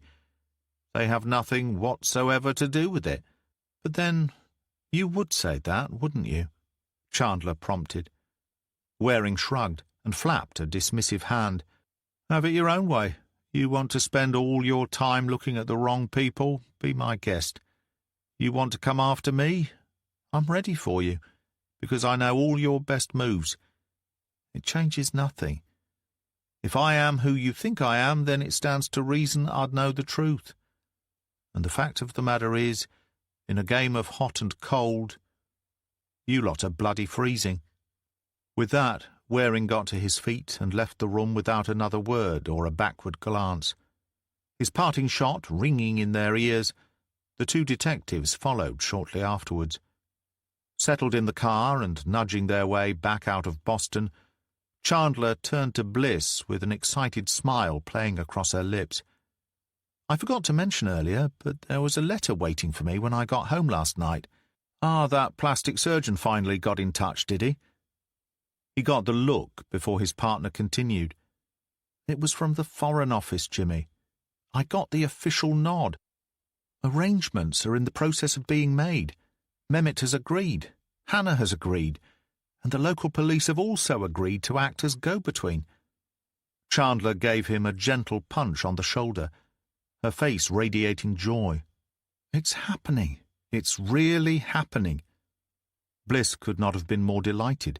And about bloody time, he said. I can't imagine how you feel right now. To a certain degree, it's probably not fully sunk in yet. Each tiny step forward feels like such a huge leap. But this is the big one. This is the FO telling me it's done. All we have to do now is settle on a date and time. I'm so happy for you, Pen. For you both. Drink tonight to celebrate? Chandler nodded. Too bloody right. I'm in the chair. Just don't get too rat-assed. We both know how soppy you can be when you're pissed. On their way back to the command centre, Bliss said little more. His mind was now spiralling and sucking thoughts down like a whirlpool. A trio of odious characters had given them nothing, other than the notion they were barking up the wrong tree. As they neared Sutton End, Bliss eventually turned to his partner. "Did you believe him?" he asked. "Sergeant Waring, I mean." After a slight pause, Chandler answered. I believed in some of the things he said, but he was being very precise, exact in every response, almost as if what he didn't say was of equal importance. I'm not as convinced as he is that he's such a big deal in their organization. Frankly, boss, although Waring might well be working for the Baker family, there's no way they are going to tell a serving police officer of their intentions to carry out mass murder. Bliss scratched the scar on his forehead. I think you're right. It doesn't seem likely that they'd share such information with us cops, no matter how bent. Too great a risk. On the other hand, that doesn't make him wrong about the Bakers not being involved.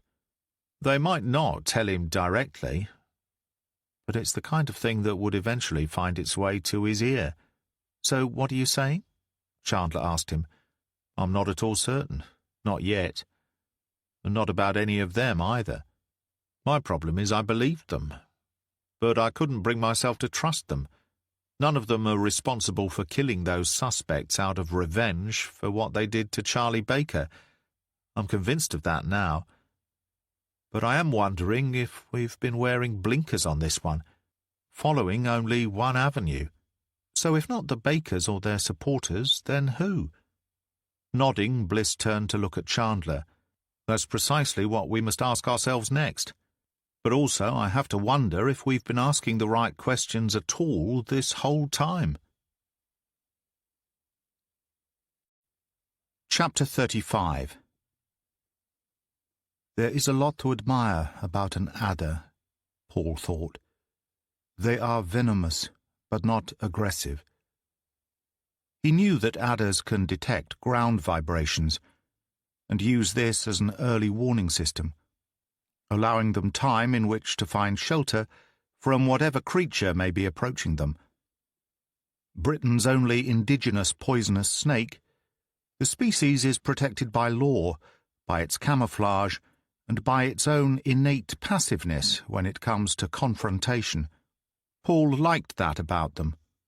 Adders bite humans infrequently, usually when being deliberately handled, accidentally stood upon, or when feeling threatened in some obvious way.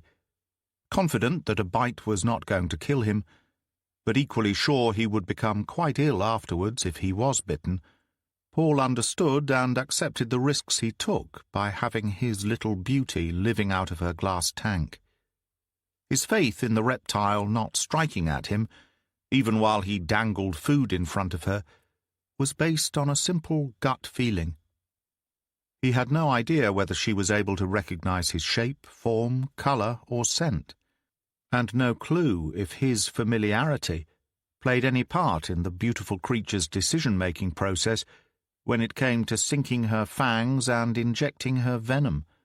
All he possessed was his instinct, and for Paul this was more than enough. It had served him well down the years, his mere existence providing ample evidence of that.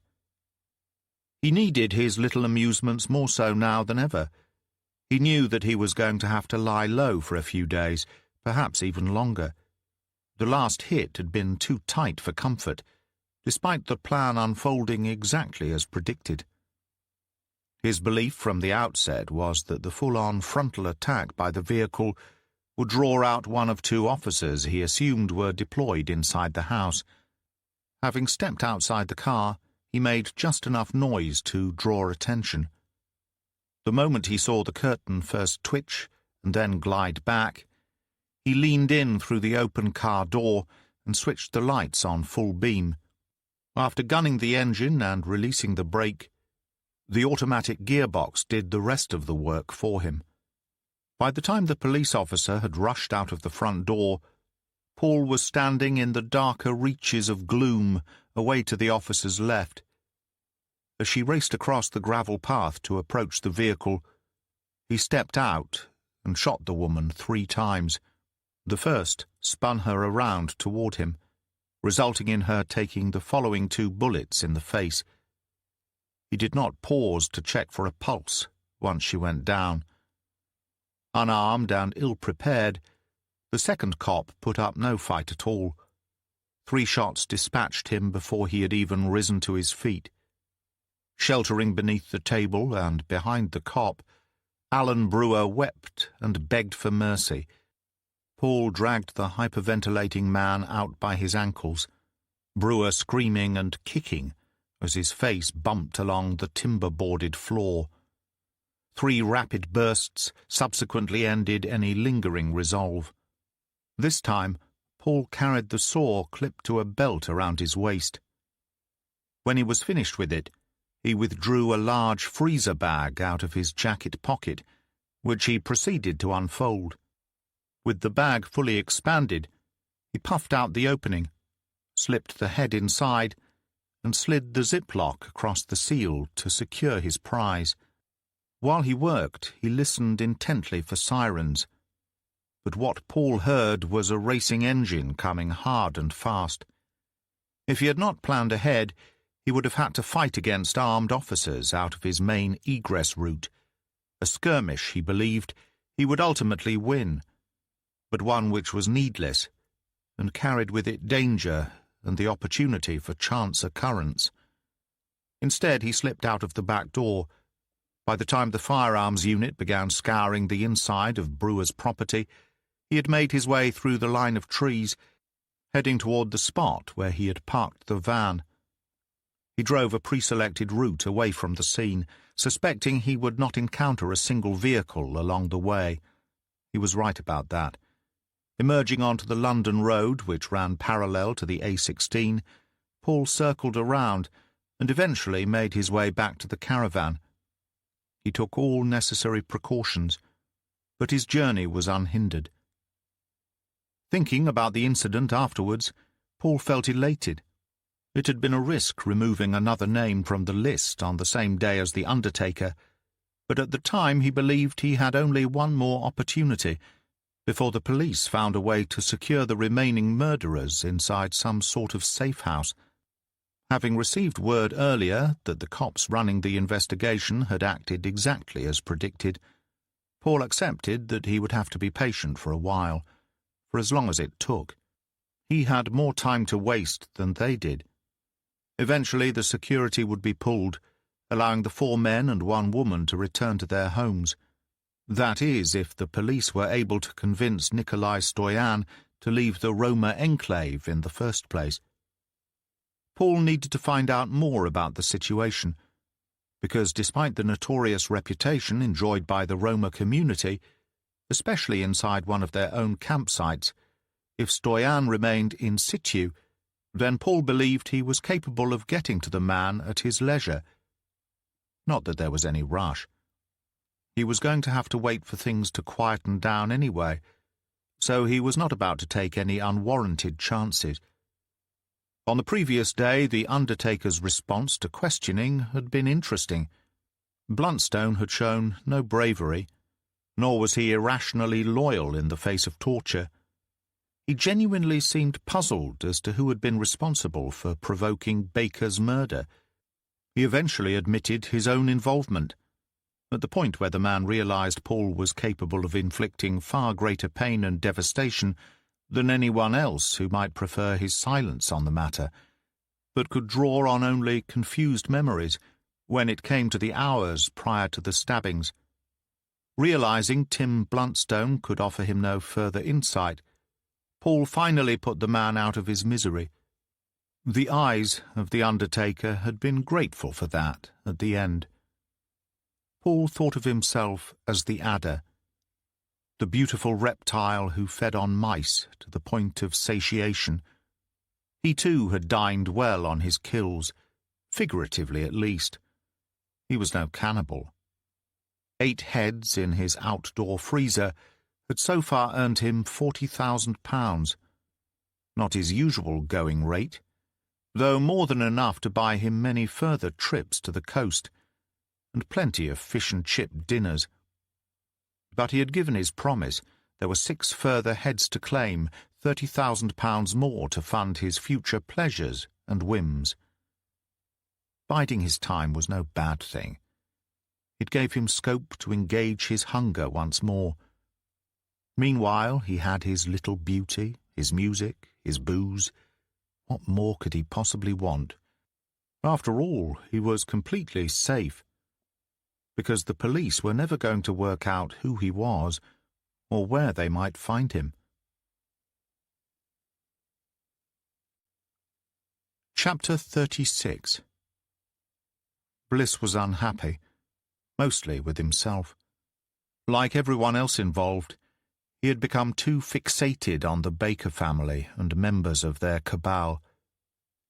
It was easy enough to believe that one or more of them was responsible for hiring somebody to kill 13 people in order to avenge the murder of Charlie Baker. So easy, neither he nor his team had considered any other reasonable alternatives. By now, the mobile command center was heaving, with everyone from the task force in place, plus the firearms officer from Huntingdon, Inspector Eric Price, in addition to DCI Edwards. As each pairing returned to the trailer, they related their experiences to the rest of the group. When Bliss mentioned the hot drinks they were given in Boston, there was a release of much-needed laughter. "Oh, no question they spat in it," DCI Warburton confirmed, wincing at the thought. "If not worse," Smith offered in his dour, low growl. Bliss did not want to imagine what the worse might consist of.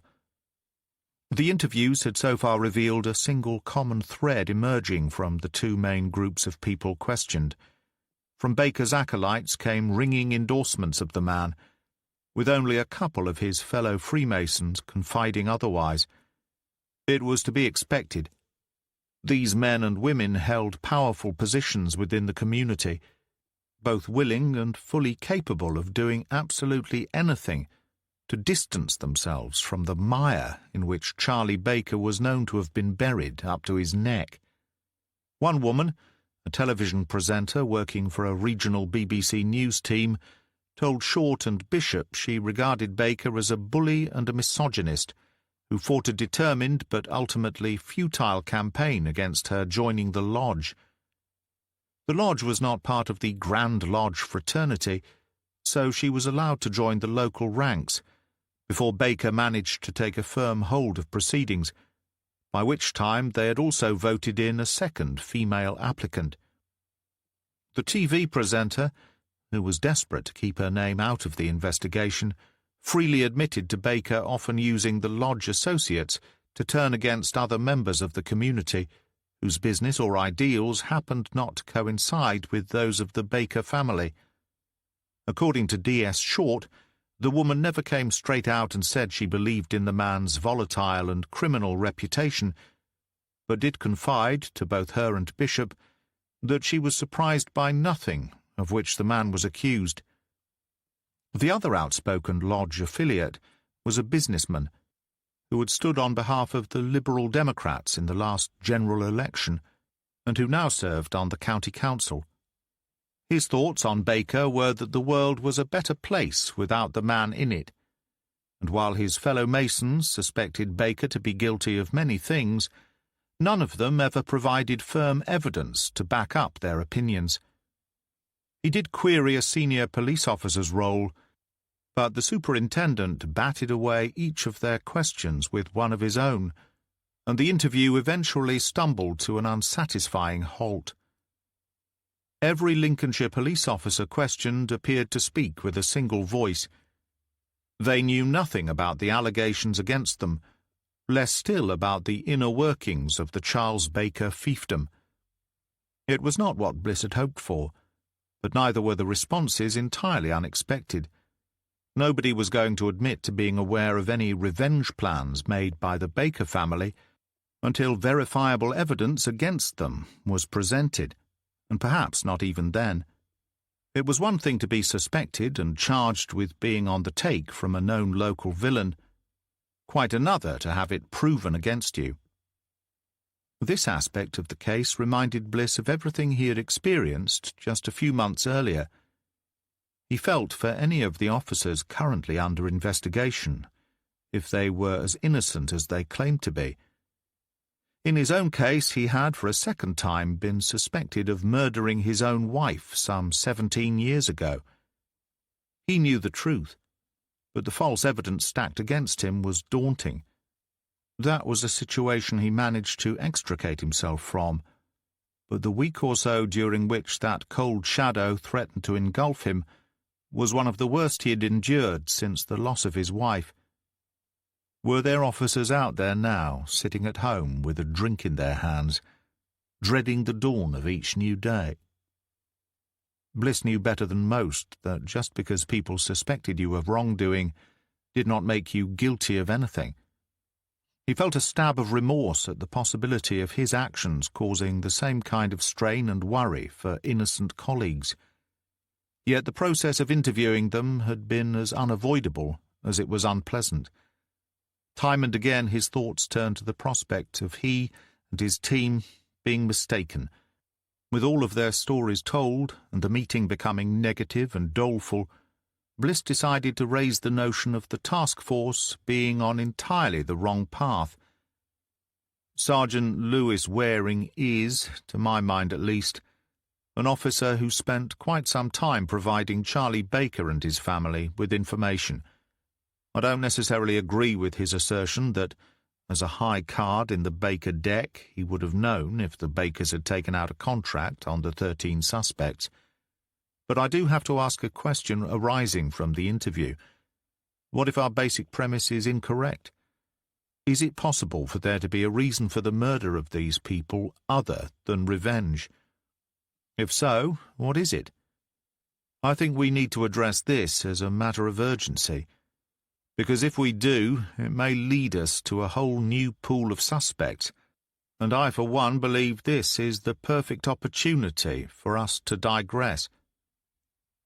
Warburton, who sat between Barry Smith and DCI Edwards, nodded and tapped the table with a perfectly manicured fingernail. "I second that. I realize I am partially, perhaps even largely, responsible for the task force taking this particular path. It's the bloody Occam's razor theory that the most obvious solution is likely to be the correct one. 13 people from within the local community at the time took it upon themselves to murder Charles Baker. At least that's what we believe to be true. When a number of those 13 suspects are not only shot but also beheaded, it smacks of being personal. And the most logical people to start looking at were the Baker family and their friends, including our colleagues who helped them out in exchange for a nice backhander. But Inspector Bliss is absolutely right to question whether, in this case, the most likely answer is perhaps the wrong one." "Are you saying you now doubt your entire case strategy?" Edwards asked, looking askance at her fellow DCI.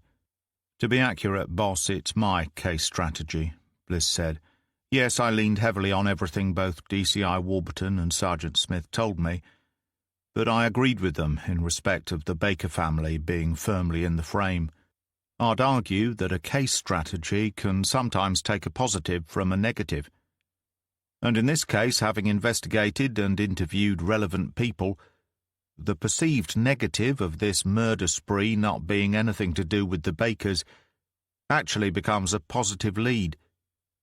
It's our job now to ask ourselves what our shiny new lead might be." Edwards cleared her throat. "That's a healthy spin to put on it, Bliss, but it does leave us rather in limbo all the same. The supers and I did as you asked and stalled the media until later on this afternoon. But at the briefing they will be foaming at the mouth, and we need to feed them something tasty, something they can get their teeth into, something I'm not hearing as yet. Because we are only now discussing it. We've been busy running down leads and interviewing witnesses. Standard procedure. With none of them panning out, we have to turn our attentions elsewhere. Again, this is nothing unusual.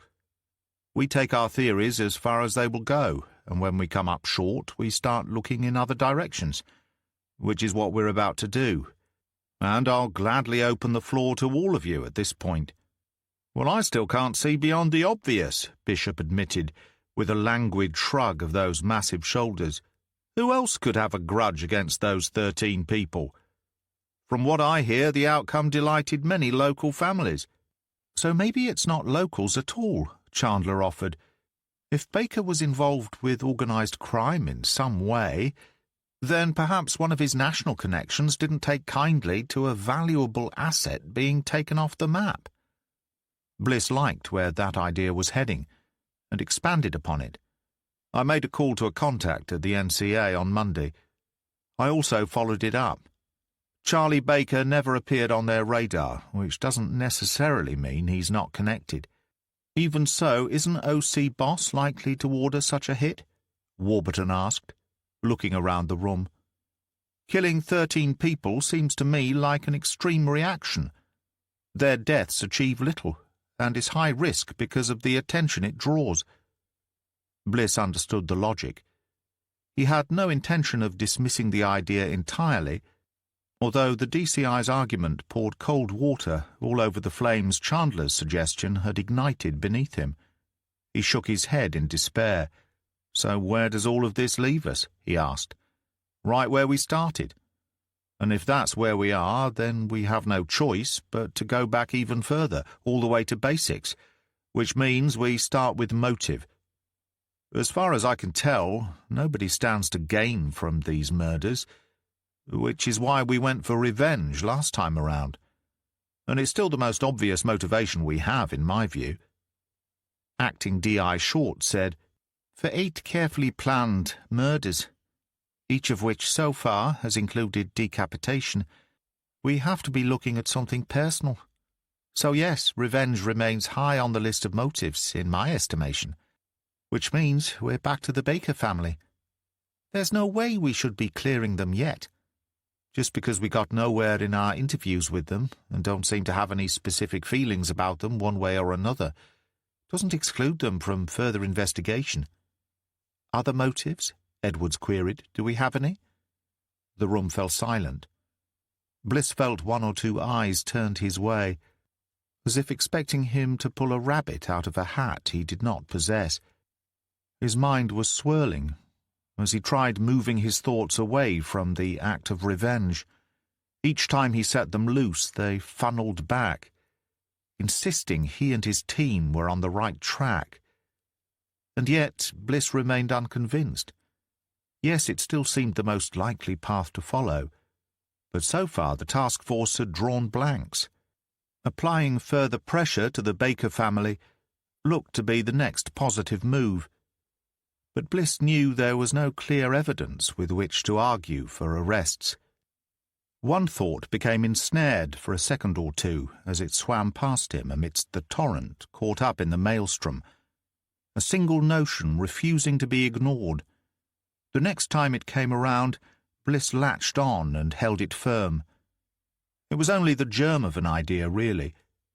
But as the team had nothing new to work with, and nobody seated at the table had any suggestions, Bliss figured he had little to lose by exploring the possibility.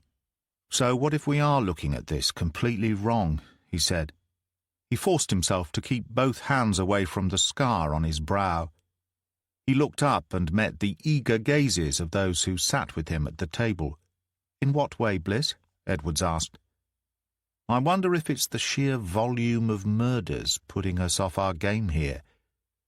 Reduce it to a single murder in your mind, a single contract.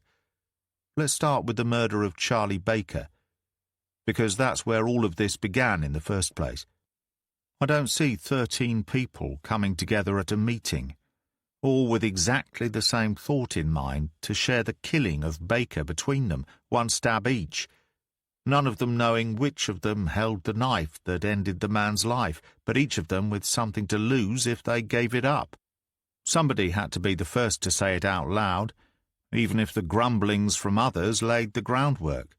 But what does that have to do with those 13 later being put on a hit list? RPU Officer Smith asked. I think I know where Bliss is taking this, Price said. The CAM's firearms officer stared hard at him. You're thinking somebody built on their own frustrations and anger, got the rest of the community riled up to the point where suggesting a single stab each was no big deal, with none of them needing to feel any guilt because they could never be certain which of the blows was fatal.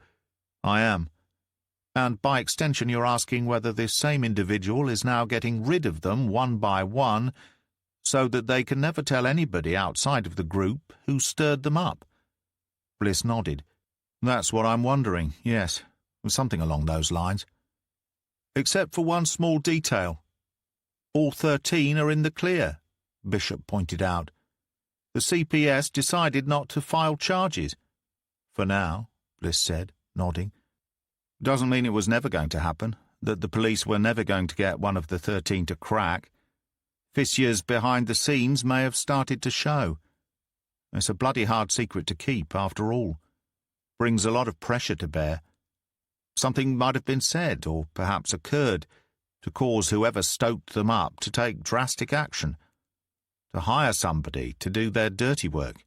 Are we saying it's someone inside the 13? Short asked. Doesn't have to be, Chandler argued. Surely you couldn't have a situation where somebody got those 13 people so enraged they followed this person's initiative, but then allowed that very same person to sit it out. Could that possibly ever work? I don't see it happening either, Warburton said, but I am intrigued by the idea Inspector Bliss has posed. We're looking for alternative theories, beyond the Baker family and revenge. As the inspector suggested, if we dismiss the 13 people and think of just a single hit, then it's not so absurd to imagine somebody putting down a minion who did a job for them. Extrapolate that to include 13 people, and the theory still holds together. DCI Edwards shifted in her seat, clasped both hands on the table, and said, Except it's not 13, is it? Aren't we now saying it's feasible for one of them to be behind the whole thing? And presumably the killings are continuing because the person behind them is still alive, which means it has to be one of the 5 suspects left on the list. Bliss held up a hand to forestall any further conversation. In essence, you're correct, boss, if the instigator was indeed one of the 13.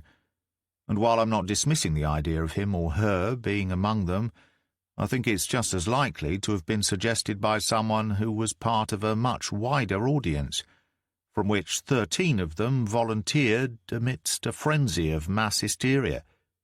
Which doesn't narrow things down for us at all, Chandler said, because we have no idea when such a meeting might have taken place, nor who attended. You're right.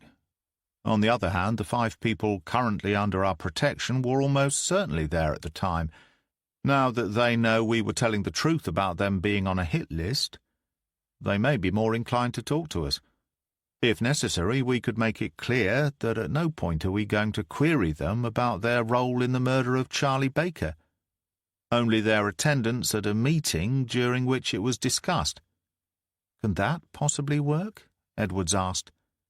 Bliss took a breath and said, There's only one way to find out. Chapter 37. The designated safe house was a converted barn on farmland located to the southern edge of Curtin Home.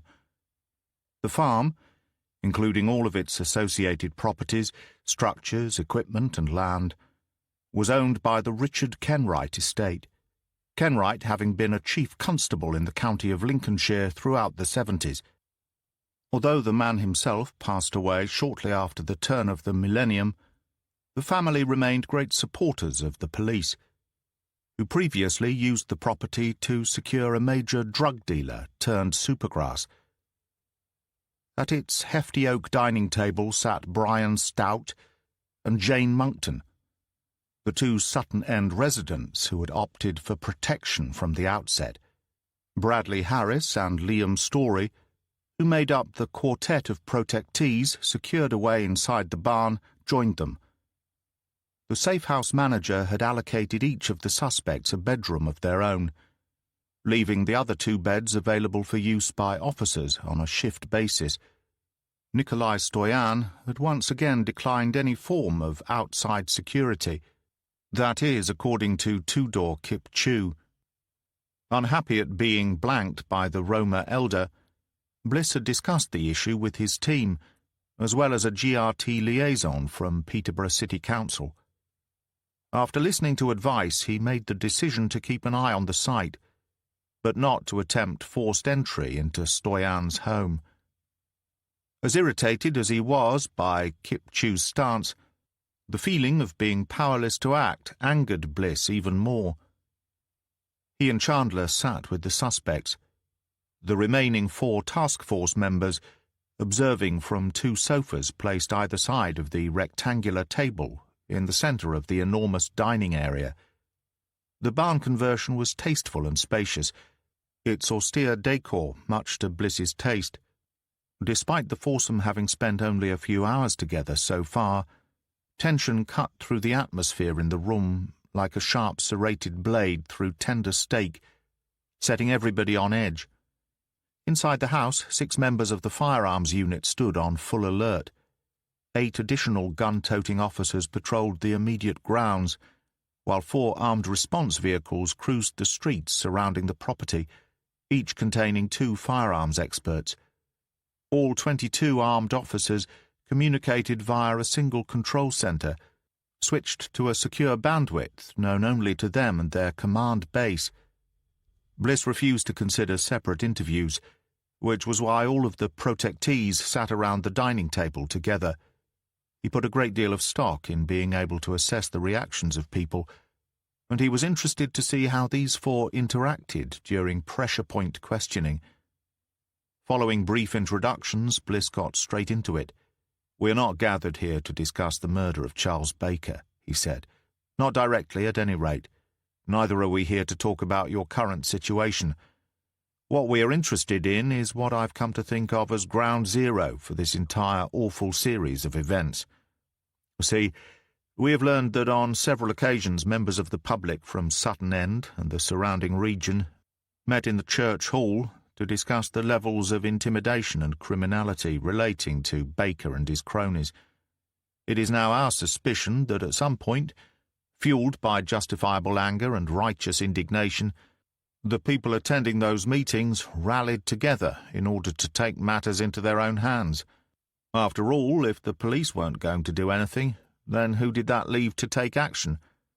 The way I see it, somebody ladled chum into the water and waited for the sharks to arrive. Then, as the waters churned, the predators let loose on a feeding frenzy in the shape of Charles Baker, who was used as fresh bait.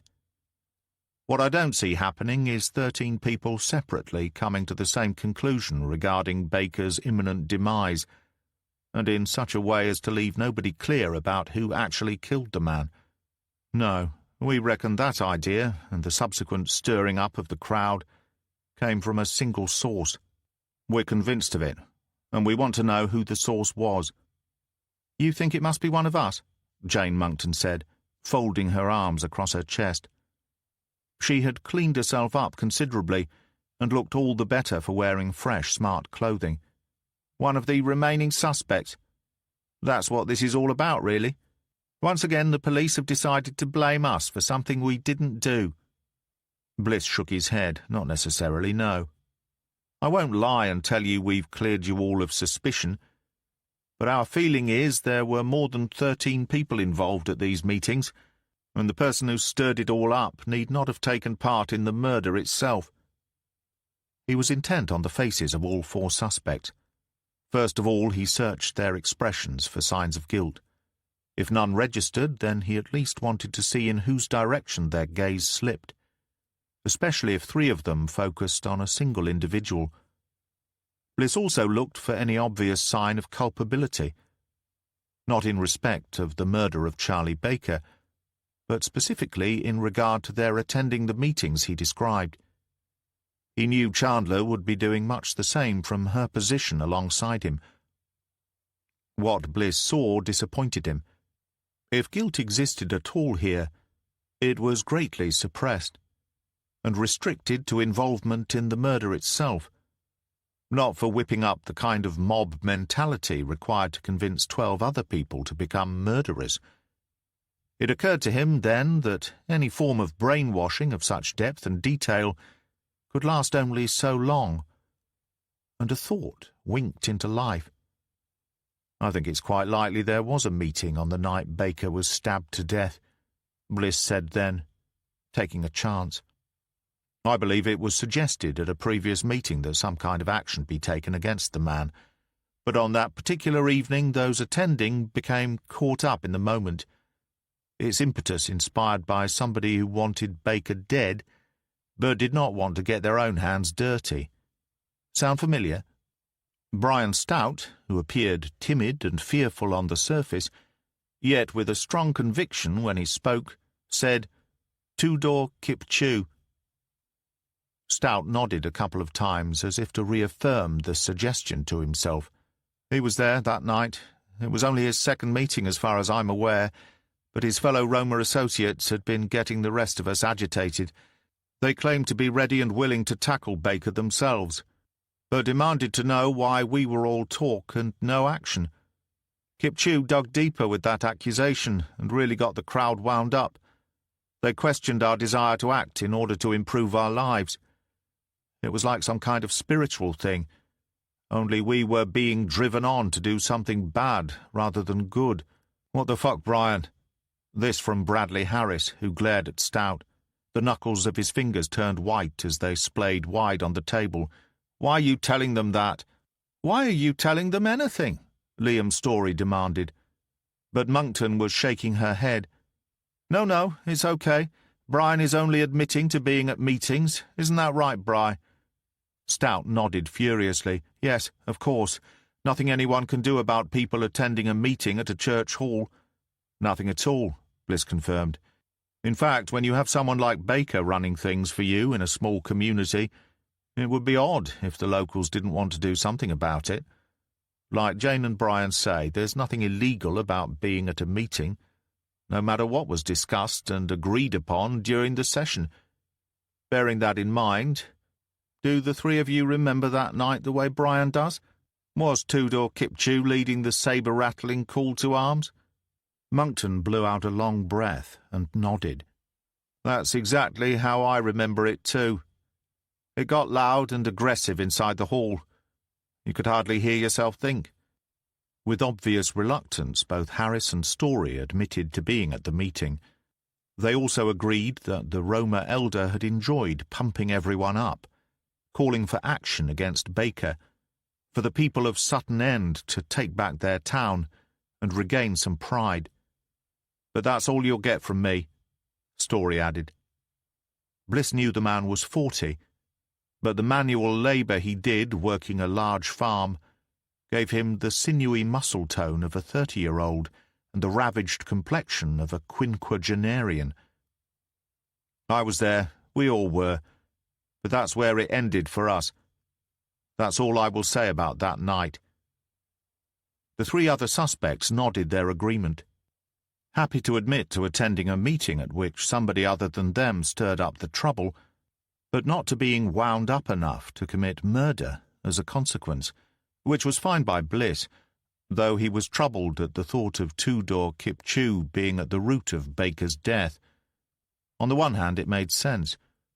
The Roma community had probably suffered badly at Baker's hands, leading to a loss of income as well as face. In addition, the young woman allegedly raped by Baker was from the same Roma. Allow the music to steady your thoughts and soften your emotions as we prepare to return to the narrative.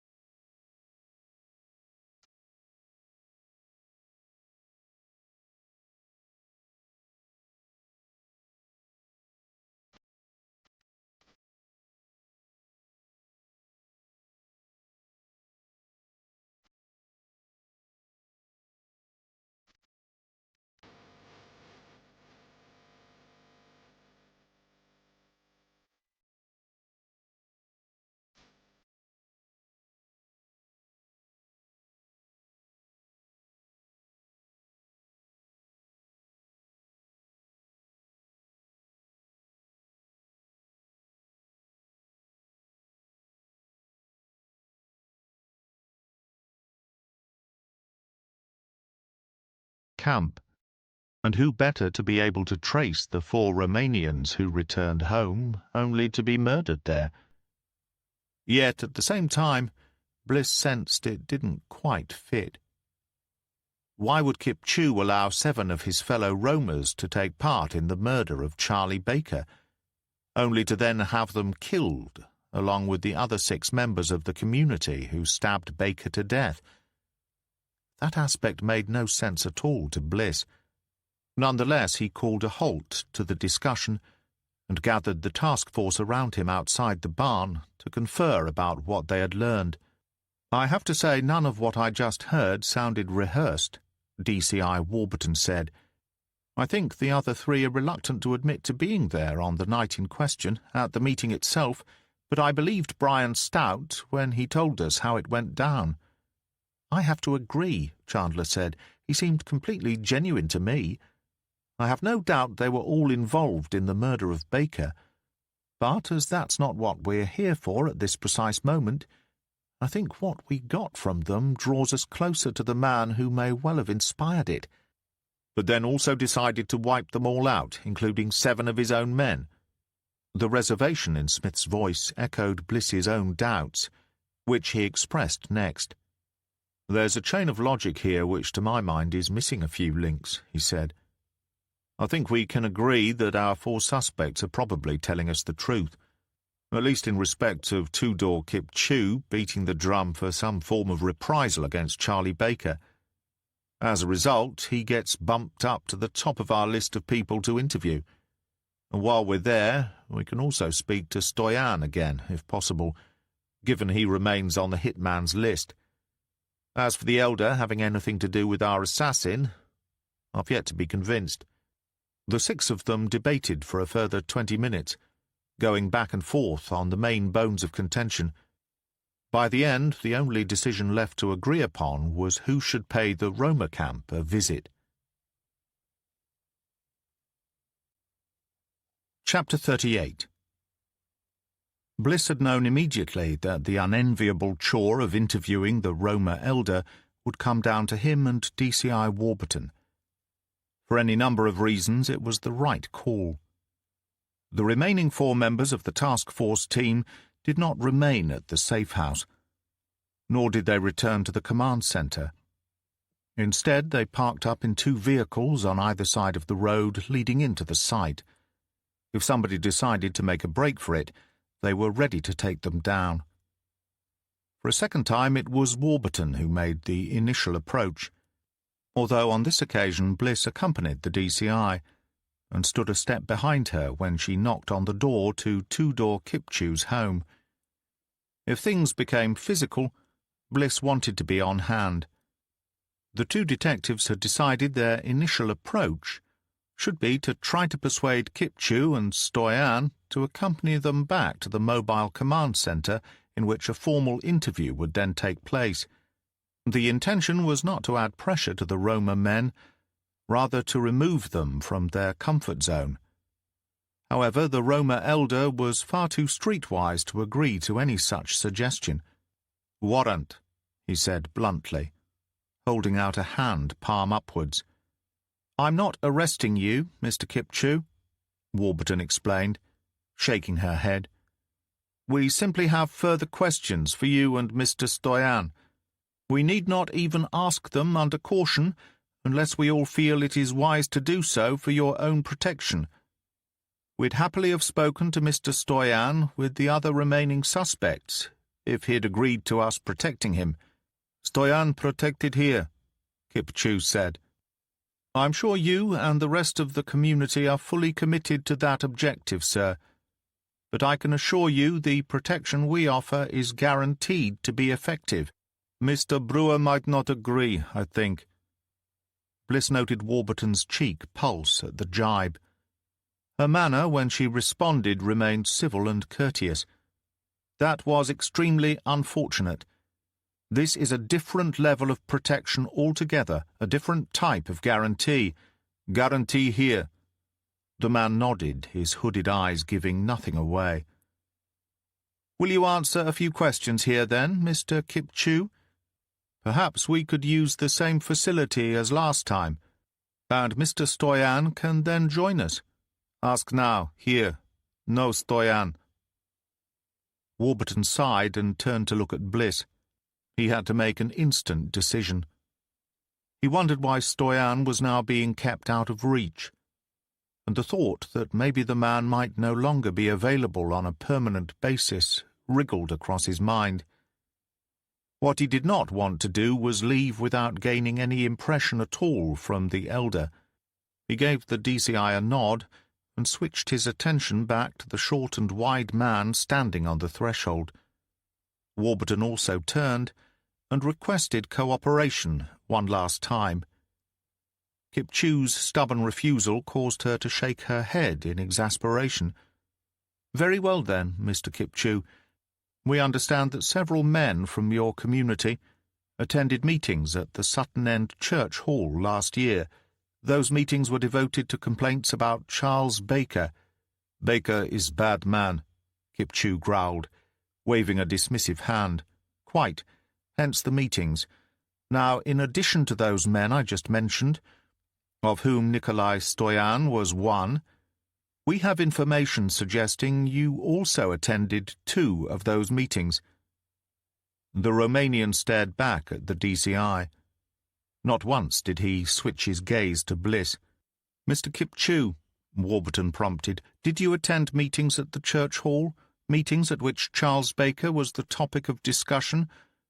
And please remember that we can easily obtain verification from others, so don't bother to lie." "Yes." "And did those meetings concern the behavior of Charles Baker?" "Yes." "In which case, what was your response, sir?" "To what?" "To those concerns, to what you heard at those meetings." "No response," Kipchew shrugged. "No response." So you did not urge others to stand up to Mr. Baker? You did not suggest they find a way to end the issues each of them had with him? I say already, no response. How about you, Mr. Kipchoo? Bliss interrupted. Did you have any issues with Mr. Baker directly? The man huffed and shook his head. I tell you this twice now. No, sir.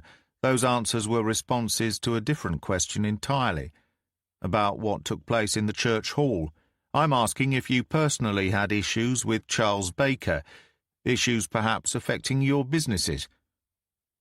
The Roma elder glowered at Bliss, his head seeming to shrink back into the neck, as if seeking to hide itself away within the fleshy folds. He raised a hand and jabbed a thick finger at Bliss. No, this is my response, he said, then turned on his heels and slammed the door shut, with him on the other side of it. Warburton turned to look at Bliss, arching her eyebrows. That was a roaring success, she said.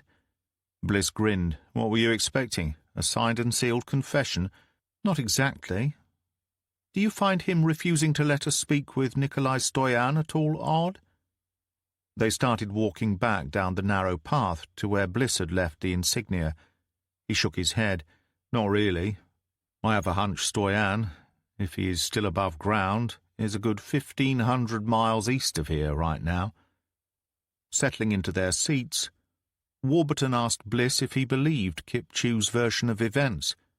He started the engine and let it idle, gave the question some thought before responding.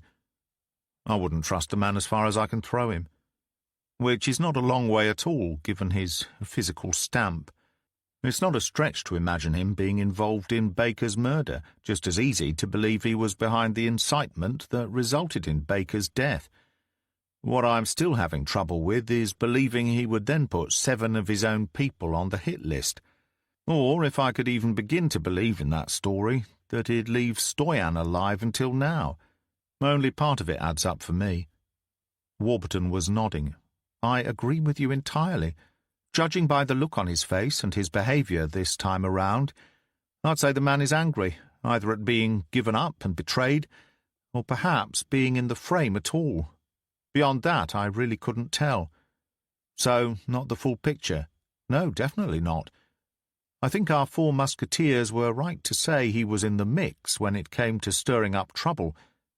But I also agree with you when you say he's unlikely to be in the frame for the current spate of killings. Bliss blew out a troubled sigh. Not much to take back to DCI Edwards for her media briefing, is it? More questions than answers. If you'd like me to, Jimmy, I'll have a word, DCI to DCI. I don't want to go around you or over you. But Alicia might listen to me without judgment. I'm from a different county, I'm of the same rank, and whether it counts or not, we are both female. Bliss shook his head. Thank you, Diane, I appreciate it, really I do. But I was given the reins on this, so I can't just shrug them off when it suits me. If you fancy being in the room as backup, I won't say no. I genuinely believe we've done everything possible up to this point. But some things you have to do yourself. And taking a bollocking from DCI Edwards is one of them, in my case.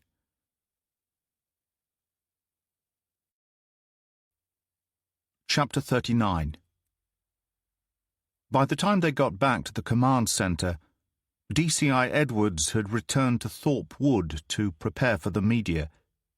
Bliss remembered to ask his team if they had managed to grab lunch while he and Warburton were visiting the Roma site. Pleased to receive an affirmative response, Bliss insisted the DCI take a break and do the same. "What about you, boss?" Chandler asked. "You not taking a break today?" "I have an errand to run, so I'll pick something up while I'm gone. You, Bish, and Mia can meet me back at HQ in time for the briefing. What about our meeting with DCI Edwards?" Warburton asked Bliss before he stepped outside. "That was when I thought she'd still be here. There's no point in you traipsing all the way over to Peterborough. But we agreed I should be in on the discussion. True, but only to add weight to my argument. Seems pointless now. I'll cope with whatever the DCI tosses my way." What he did not mention was the plan that had come to him as they were driving away from the Roma camp. Outside in the school car park, he placed a call and then pushed hard back to the city. He found a parking space at the back of the Rivergate shopping arcade, then made his way inside, taking the route toward the courthouse. Before the exit, Bliss ducked into a little Italian bistro. The person he had arranged to see was already sitting at a table waiting for him. Sandra Bannister waved a hand, a broad smile plastered across her face. Not for the first time, Bliss wondered what cost this devil might place on his soul for conspiring with her, though in truth he trusted Bannister more than he had her predecessors. The woman stood to greet him. She was tall, close to 6 foot, in what looked like high heels, and slender, with a narrow waist and long brown hair pulled around the back of her neck to drape down over her right shoulder. It was a fashionable look, and it suited her. From her newspaper's online bio, Bliss knew the journalist was 41, but she could easily have passed for someone a decade younger. "It's good to meet you formally at long last," Bannister told him, as they sat down at the table for two. "You too, though we would have met soon enough anyway for our interviews, of course, which was why I was so intrigued by your call, and could not resist your offer to buy me a coffee." She had waited for him to arrive before ordering. When the waiter sidled up to their table, it was just a large latte for her. Bliss was hungry, and so went with a black coffee and a serving of arancini. "What on earth is arancini?" Bannister asked, as the waiter scooted away. "Stuffed rice balls, coated with deep-fried breadcrumbs. The rice is usually mixed with ragu, mozzarella and peas. They make them in the shape of an egg here, rather than a ball, but they're still delicious." "So you're a foodie?" Bannister appeared surprised by this revelation. Bliss laughed at the suggestion. "Unless I order a takeaway or eat pub grub, my meals at home usually consist of dry cereal, tins of rice pudding, cheese toasties, or peanut butter on bread. That's not to say I don't enjoy a decent meal, I just rarely have time to treat myself." Bannister flashed her brown eyes. "Wow, I've already got more background material out of you than I ever expected."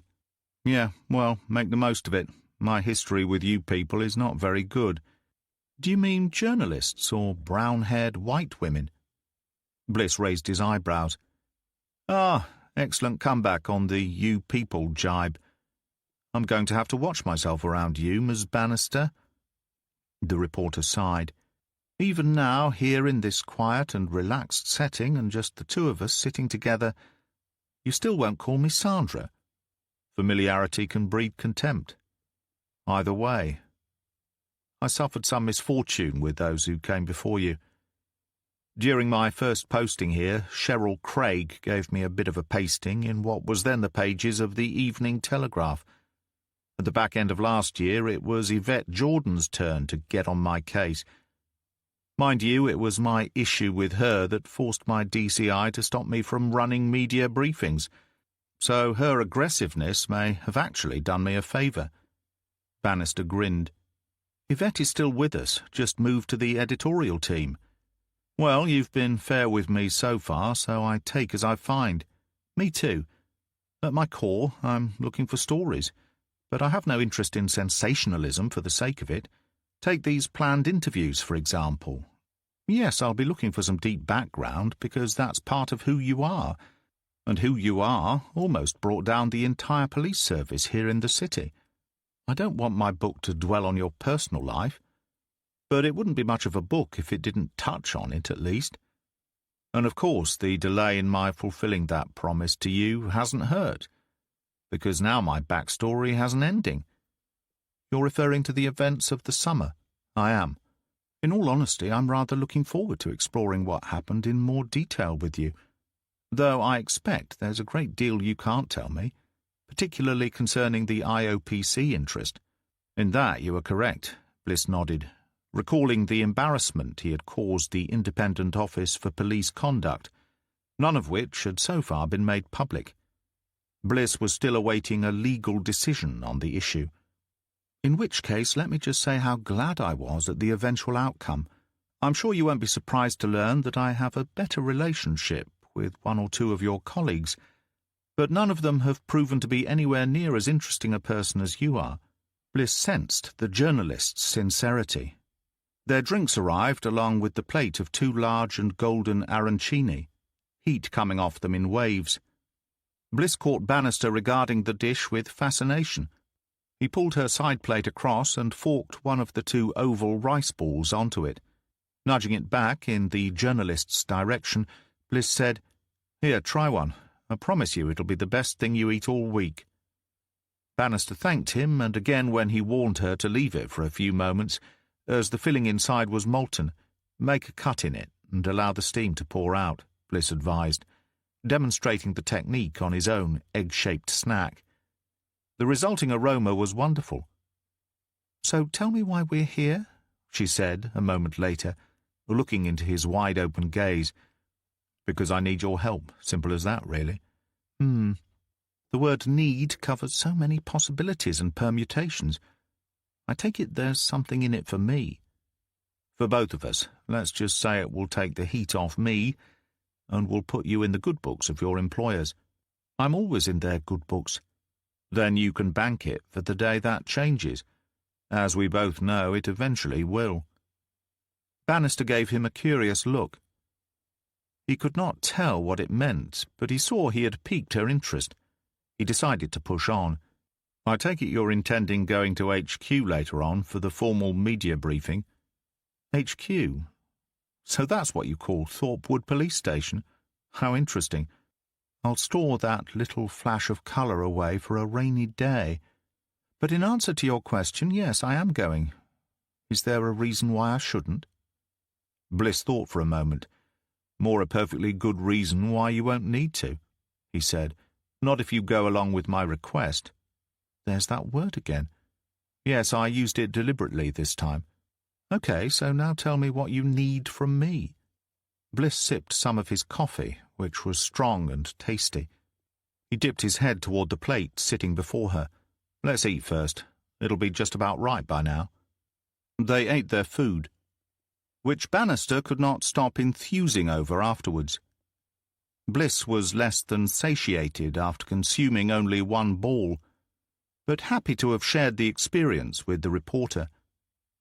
He found himself enjoying her company, and he liked the woman even more in person.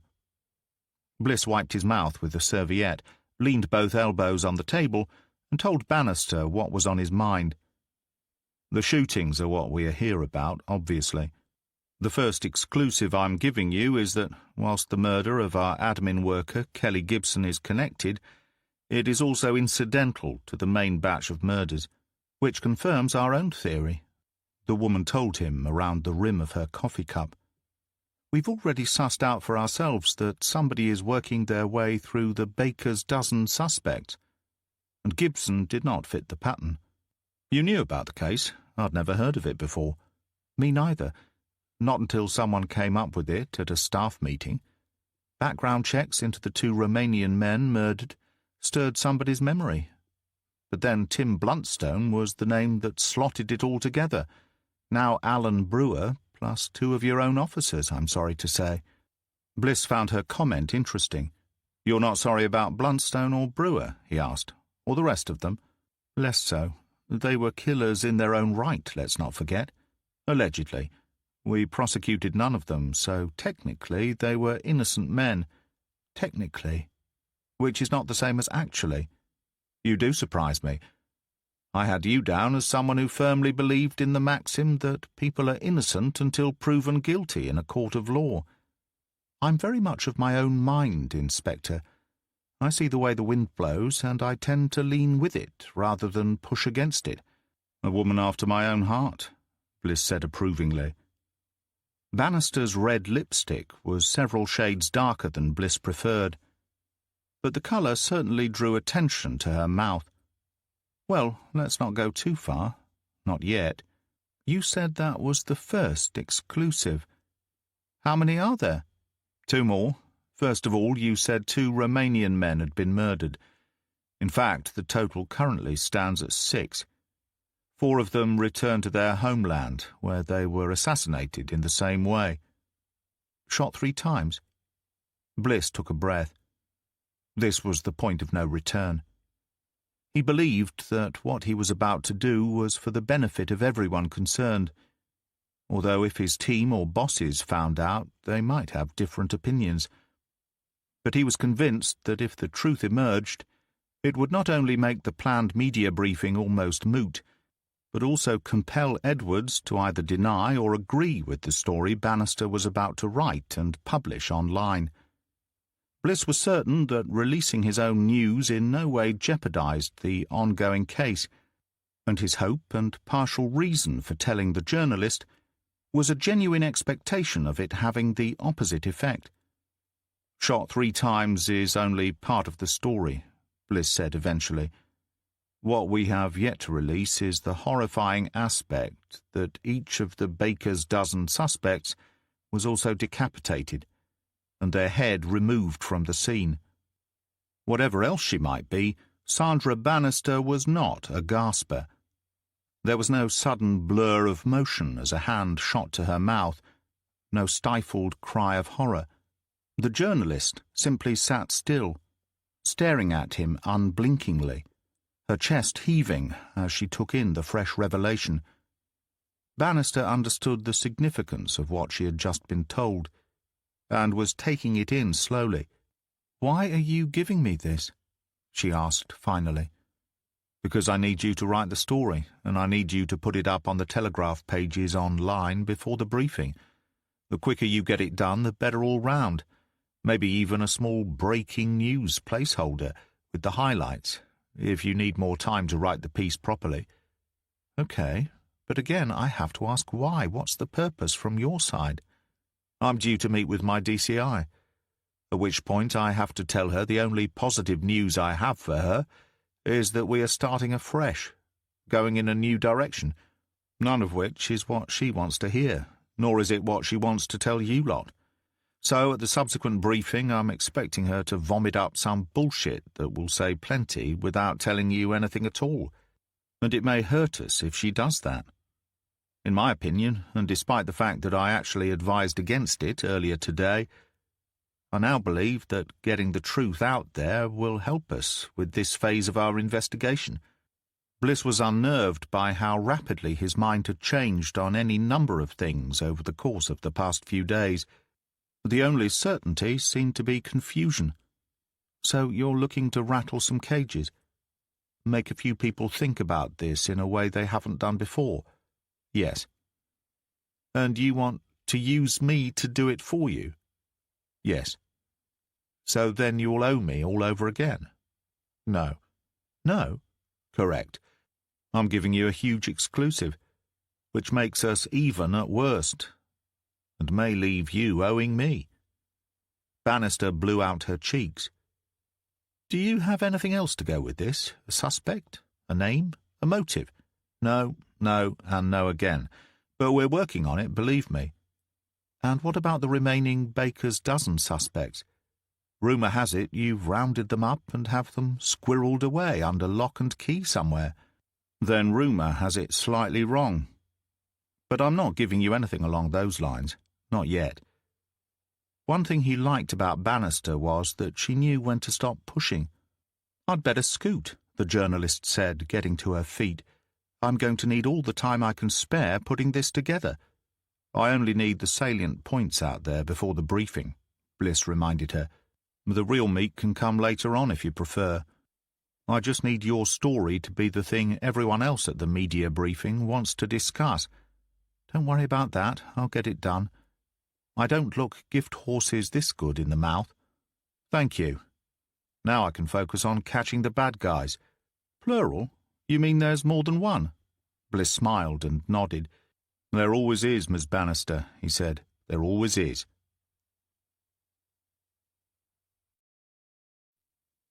Chapter 40. "Hello, stranger," Chandler said to Bliss, as he emerged from DCI Edwards' office on the 3rd floor of the Thorpewood building. Bliss grinned. It had felt strange working alongside someone else, even though Diane Warburton was a charming and beguiling companion. For all her positives, and there were many, she was not Chandler. His regular partner somehow always managed to sense his moods and instincts, knew when he wanted to discuss something and when to leave him alone. Here she was now, on a floor where she had no reason to be, at the very moment he needed to talk. "Make the most of it," Bliss told her. "We'll be side by side again before you know it. The dynamic duo back in tandem. Just so long as it's not actually on a tandem, that's fine with me, boss." He laughed. "How's Mia working out for you during my absences?" Chandler nodded enthusiastically. "Very well, as it happens. I've no idea how someone of her stature can be so commanding, but she is. It's as if size doesn't enter into it. When she speaks, you listen. Simple as that. Some people are born to lead, Pen. Mia is most definitely one of them. Indeed she is. She's living proof that size doesn't matter, just as we men have always insisted." Chandler groaned. "I haven't missed your archaic sense of humour, I'll tell you that for nothing. Hey, that's my best material." "I don't doubt it. Boss, I hope you don't mind my mentioning this, but you seem to be hitting this at full throttle. Is there any other way?" "Perhaps not. Only you're supposed to be easing yourself back into the job after what you went through in the summer. Remember all that talk about nursing your health? I don't think this is what your doctors had in mind." Having anticipated his partner's concern, Bliss said, "I'm not sure any of us were prepared for this case, Pen. We don't get to pick and choose, and we especially don't get to dictate the pace at which the person we're hunting operates." To his relief, Chandler let it go. She pulled a face and gave a long, drawn-out sigh of frustration. He was in no doubt that she would come back at him about it if the investigation was still running flat out 24 hours down the line, but he felt that was unlikely.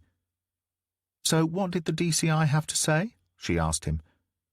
It had been an awkward meeting. 15 minutes earlier, the article, written by Sandra Bannister, had hit the Peterborough Telegraph website. It took less than 5 minutes more for Edwards to receive a link to the page from the media manager. This much Bliss learned from Edwards before taking his seat. From that point on, the DCI spoke about damage limitation. So focused was she on the leak that his update regarding the team's progress made little impression on her. Bliss told Chandler everything as they walked back down to the major crimes area on the floor below. "Does the leak help or hinder our investigation?" she asked. "Neither, probably. But if it happened to lean one way or the other, I'd say it will be in our favour. How'd you make that out?" "Because whoever is behind this has been sitting comfortably so far. Now they'll be wary, wondering what else we might know but are not yet saying. Basically, Bannister's article reveals we have been squashing pretty powerful information since Sunday evening. 3 days of keeping things to ourselves. My hope is this will stir it all up a little, put some doubt in the mind of the person responsible for letting a killer loose on our streets. If they're brazen enough to hire a hitman, they're not likely to be overly rattled by a news item telling everyone only what has actually happened," Chandler argued. Bliss licked his lips. "On the contrary, the tiniest seed of doubt can work wonders on someone's psyche. Even someone as bold as whoever this person is, they'll want the job finished sharpish, and they might just urge our killer back out there before he's ready, while we're still set up for him. Either that, or it could force them into making a mistake." Chandler frowned at him as they took seats on the opposite sides of a double-width desk made from 2 singles. The area was clear, with task force members still tucked away in the small office. Other detectives and assigned uniforms working in the incident room, looking into securing evidence on the Kelly Gibson slaying. "Which was precisely what you were looking to avoid, wasn't it?" she asked him. "The whole purpose behind securing the suspects was to drive the killer underground while we found a way to track him. Now you're saying you want him out there again." Chandler shook her head. "I don't understand this at all. Pen, I wanted him underground because he was in control and needed to be put on the back foot. That's still the case at the moment. If we manage to locate him, then great. But even if we only force him to raise his head before he's ready, then he's much more prone to error, which gives us two chances at him, one to find him if he stays under, one to snatch him up if he pops up unprepared. Uh-huh. So in that case we ought to be grateful to whoever leaked this story, is that what you're saying? Not in so many words. Only that it may work out in our favour. So there are no complaints from me this time. It's odd, though. I thought you were Bannister's go-to man here. Not for leaks, I'm not. Chandler squinted at him, as if weighing his statements against his demeanour. After a moment she nodded. So, back to whoever is behind this dreadful series of murders. Are you ruling out this Kip Chew bloke from the Roma camp? Not at all, neither in nor out. I'm keeping him in mind. Only he's further back than I'd prefer. You sound almost as if you'd like it to be him. Things might be a little easier that way. A Roma elder? I'd rather know who was responsible, Roma elder or not. Thing is, despite those fingers pointing his way, I'm not sure it's him. But you still think the person we're after is the person who got those 13 people fired up enough to kill? You no longer believe it's a revenge killing? Bliss sighed and shook his head. I wish it were that simple. I'm open to it being either. The important point is not being solely focused on one agenda. Now we have a second, which I regard as a positive step, because it allows us to explore many more leads. We were getting bogged down before. So if not Kip Chew, then who? That I don't know. In all honesty, I'm really struggling on this one. We seem to be gaining no traction whatsoever, which frustrates me so much. My only thought is it has to be someone influential. I'm thinking of taking another crack at the 4 musketeers back in the safe house. Between them, they may be able to supply us with a comprehensive list of who attended those meetings. Are you sure it's not one of the 4? Chandler asked. I mean, not quite a case of last man standing, but it's not far off. We should dig deeper into Monkton, Stout, Harris and Story. Stoyan is gone, I reckon, one way or another. I think you're right about that last part. As for the others, again, I've not closed my mind to them completely. It's just, none of them exactly strikes me as the next brain of Britain. You mean they're all too dumb to have concocted this entire thing? Chandler's smile curled the corners of her mouth. A little. More that I don't see how they wield any kind of influence over others, nor how they happen to know a top-notch hitman, let alone afford one. That's an excellent point, actually. Chandler wagged a finger at him. Who does have that level of influence and finances? Two-door Kip Chew, for starters. But none of the 4 suspects, from what I can tell. So somebody else, then? Someone who was maybe playing both sides of the fence? Bliss regarded Chandler with interest. You mean one of Baker's pals? Maybe even a fellow Freemason. Influence and money to a man, or woman. He gave an excited nod. Let's go have that word with the musketeers right now. I really want to know who might have been playing the field. Chapter 41.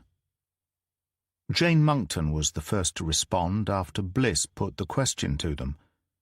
She wedged herself back in her chair as the cogs turned. But a moment later she was all nods and grins. I can think of a few names right away, she told them, but what's in it for me? You get to live, Bliss said abruptly, a hard edge to his voice. He was sick of the attitude and did not mind showing it. Let me remind you about a couple of things. Earlier today you threw two-door Kip Chew under the bus, and seemed perfectly happy to do so. Now you seem excited because you're about to be putting someone else in the frame. But let me make it clear to all 4 of you. If our hitman has not resurfaced in another day or 2, we'll be taking you home again, because we can't afford to secure you indefinitely. It's a sad fact, but in doing so we might as well be pinning targets to your back. So, if you are screwing with us, the only people you're hurting are yourselves. On the other hand, if we can track him down before he comes looking for you... Bliss let it hang in the air, unspoken. It was enough to give Monckton the required nudge. Simon Thor was there.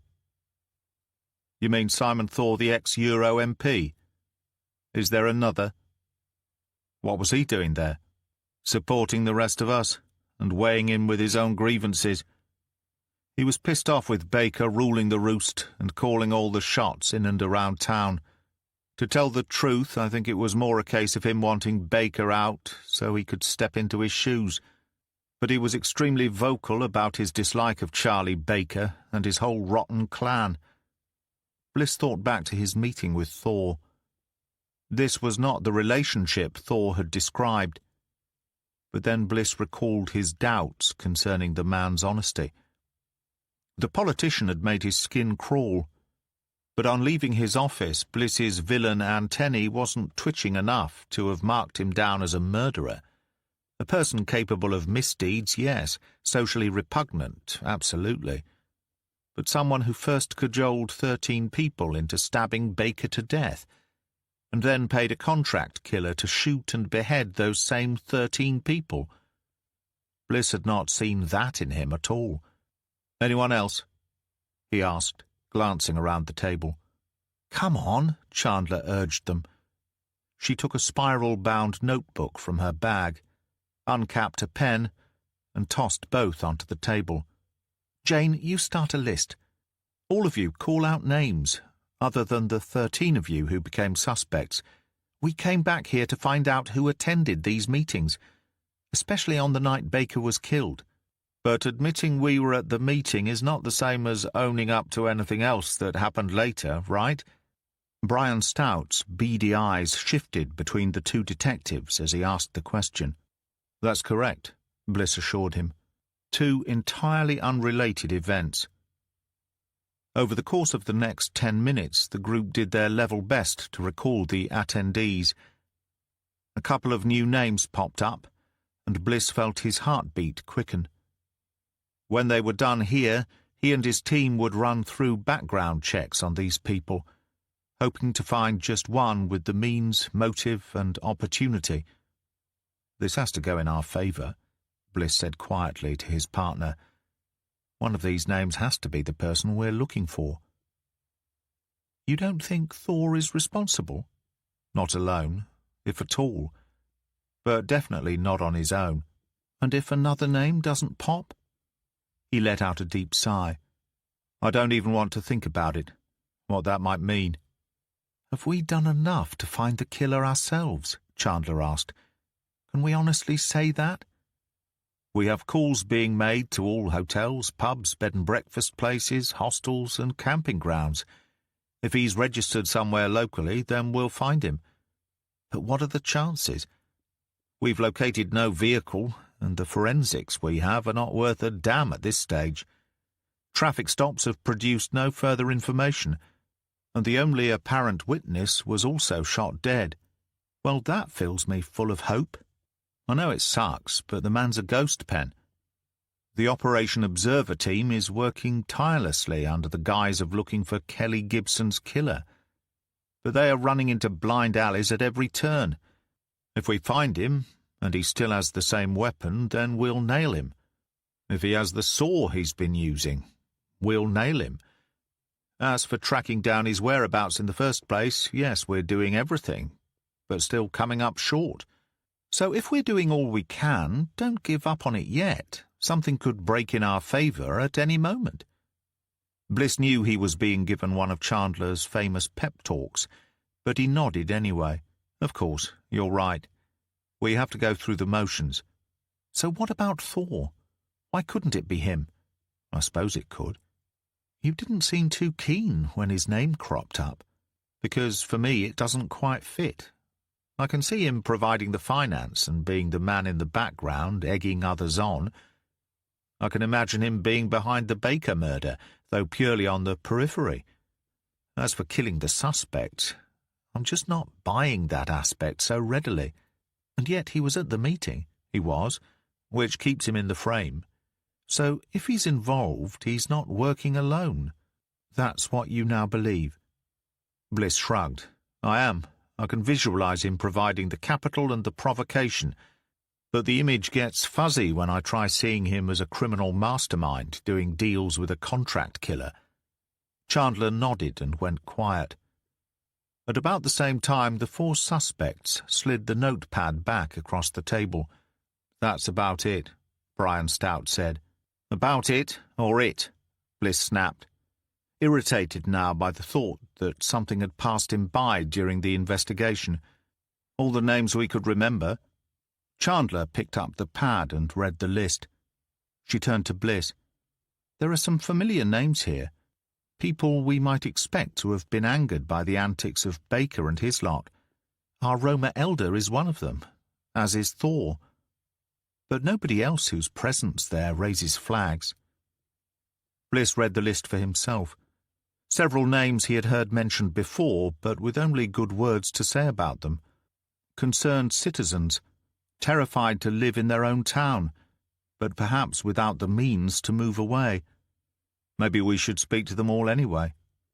If they stepped back from the 13 who went on to murder Baker, they might still recall who got the crowd whipped up that night. Good idea. What do we have to lose? Besides, none of these four are going to admit to it. Chandler turned to face down the suspects seated across the table. They stared back at her. Then Monkton shook her head. "We want to help you as much as we can," she said. "But if we're guilty of something, we'd not be stupid enough to drop ourselves in it." "Not even at the cost of your own lives?" Chandler asked, raising her voice a little. "We've not reached that point yet. So will you suddenly become more helpful if we kick you all out of here? Who knows? Maybe. What you don't seem to grasp, Detective, is that should you get your man and we walk out of this house, we still have to live in Sutton End. It's one thing being suspected of murder, quite another if there's a price on your head because you admitted to it. But you're already in that situation. There's a madman out there gunning for you because somebody has paid him good money for your heads. Literally. Yeah, but while we're here, we're safe. You catch him, we get to leave.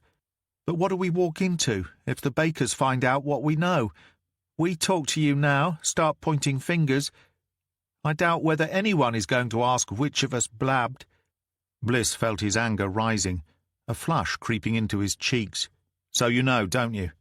You know who it was who wound you up and pointed you in the direction of Baker. It was no subtle brainwashing, no mob mentality that got you baying for blood without even being conscious of it. This wasn't something you woke up the next day not remembering. You could tell us right now who is actually responsible, but you fear the repercussions if you do." "Damn straight we do," Liam Story cried, rising from the table and sending his chair back with a heavy clatter. One of the firearms officers stepped into the room, alert and eager to go about his business. "We're okay," Bliss told him. "Just a heated disagreement is all." "Yeah," Story said, remaining on his feet, his eyes shifting from side to side as all kinds of thoughts drifted across his mind. "But that's the last of them. You've got your list, so go, and take it with you." "The person we want is named here?" Bliss asked quietly. "Yes, you already know who it is yourself." "And there's nobody else? No one at all who was both involved and at those same meetings?" "No. I mean, I'm assuming you don't need to know which of your own people were there." "Which of our... You mean there was a police presence?" "Of course," Bradley Harris said, a deep frown creasing his forehead. "Thick as thieves they were, too. Especially with the man you're interested in." "Who?" Bliss demanded. "Who were they, these police officers?" Harris shook his head. "No idea. Never did know their names. Though I understand one of them was a sergeant from Boston."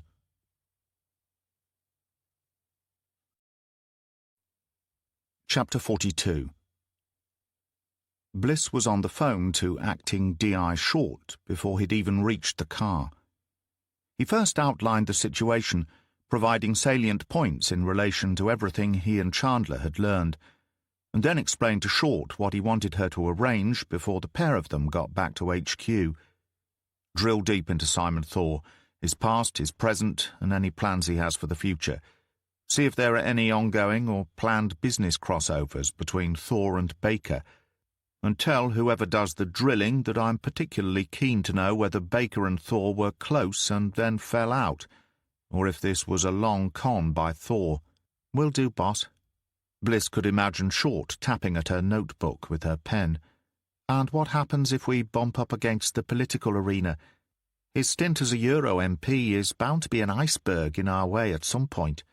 Use as much of your new authority as you can to open up closed doors, Mia. Anything you can't prise ajar, send it back to me, and I'll have words with the super. Sure, is that it? No, Bliss said in a flat, pensive tone. That was the easy bit. Please also arrange for Sergeant Lewis Waring from Boston to be brought into Thorpe Wood. And one last thing, I'd also like you to shift the time and space continuum around and get him there yesterday if you can. I'll do my best, boss. Bliss nosed the car back towards Peterborough. Mia's right about the iceberg, he said to Chandler, who sat in contemplative silence. With these political characters, what we get to see in public is really only the tip. We are shielded from so much of what goes on beneath the surface.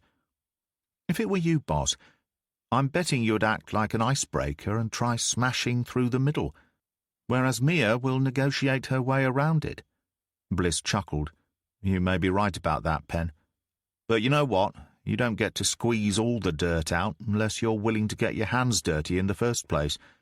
There are times when talking doesn't work, leaving you with no choice but to break through an obstacle. Sometimes, if you skirt it, you miss something valuable. Chandler gave him a querulous, sidelong glance. This is me, Jimmy. Save the platitudes for the bosses in the fancy suits. We both know you're just too bone-headed to go around anything. This time he laughed, but the laughter froze on his lips when his mind turned once more to the Boston officer, Lewis Waring. Now there was a man he did intend smashing straight through in order to get the information he wanted.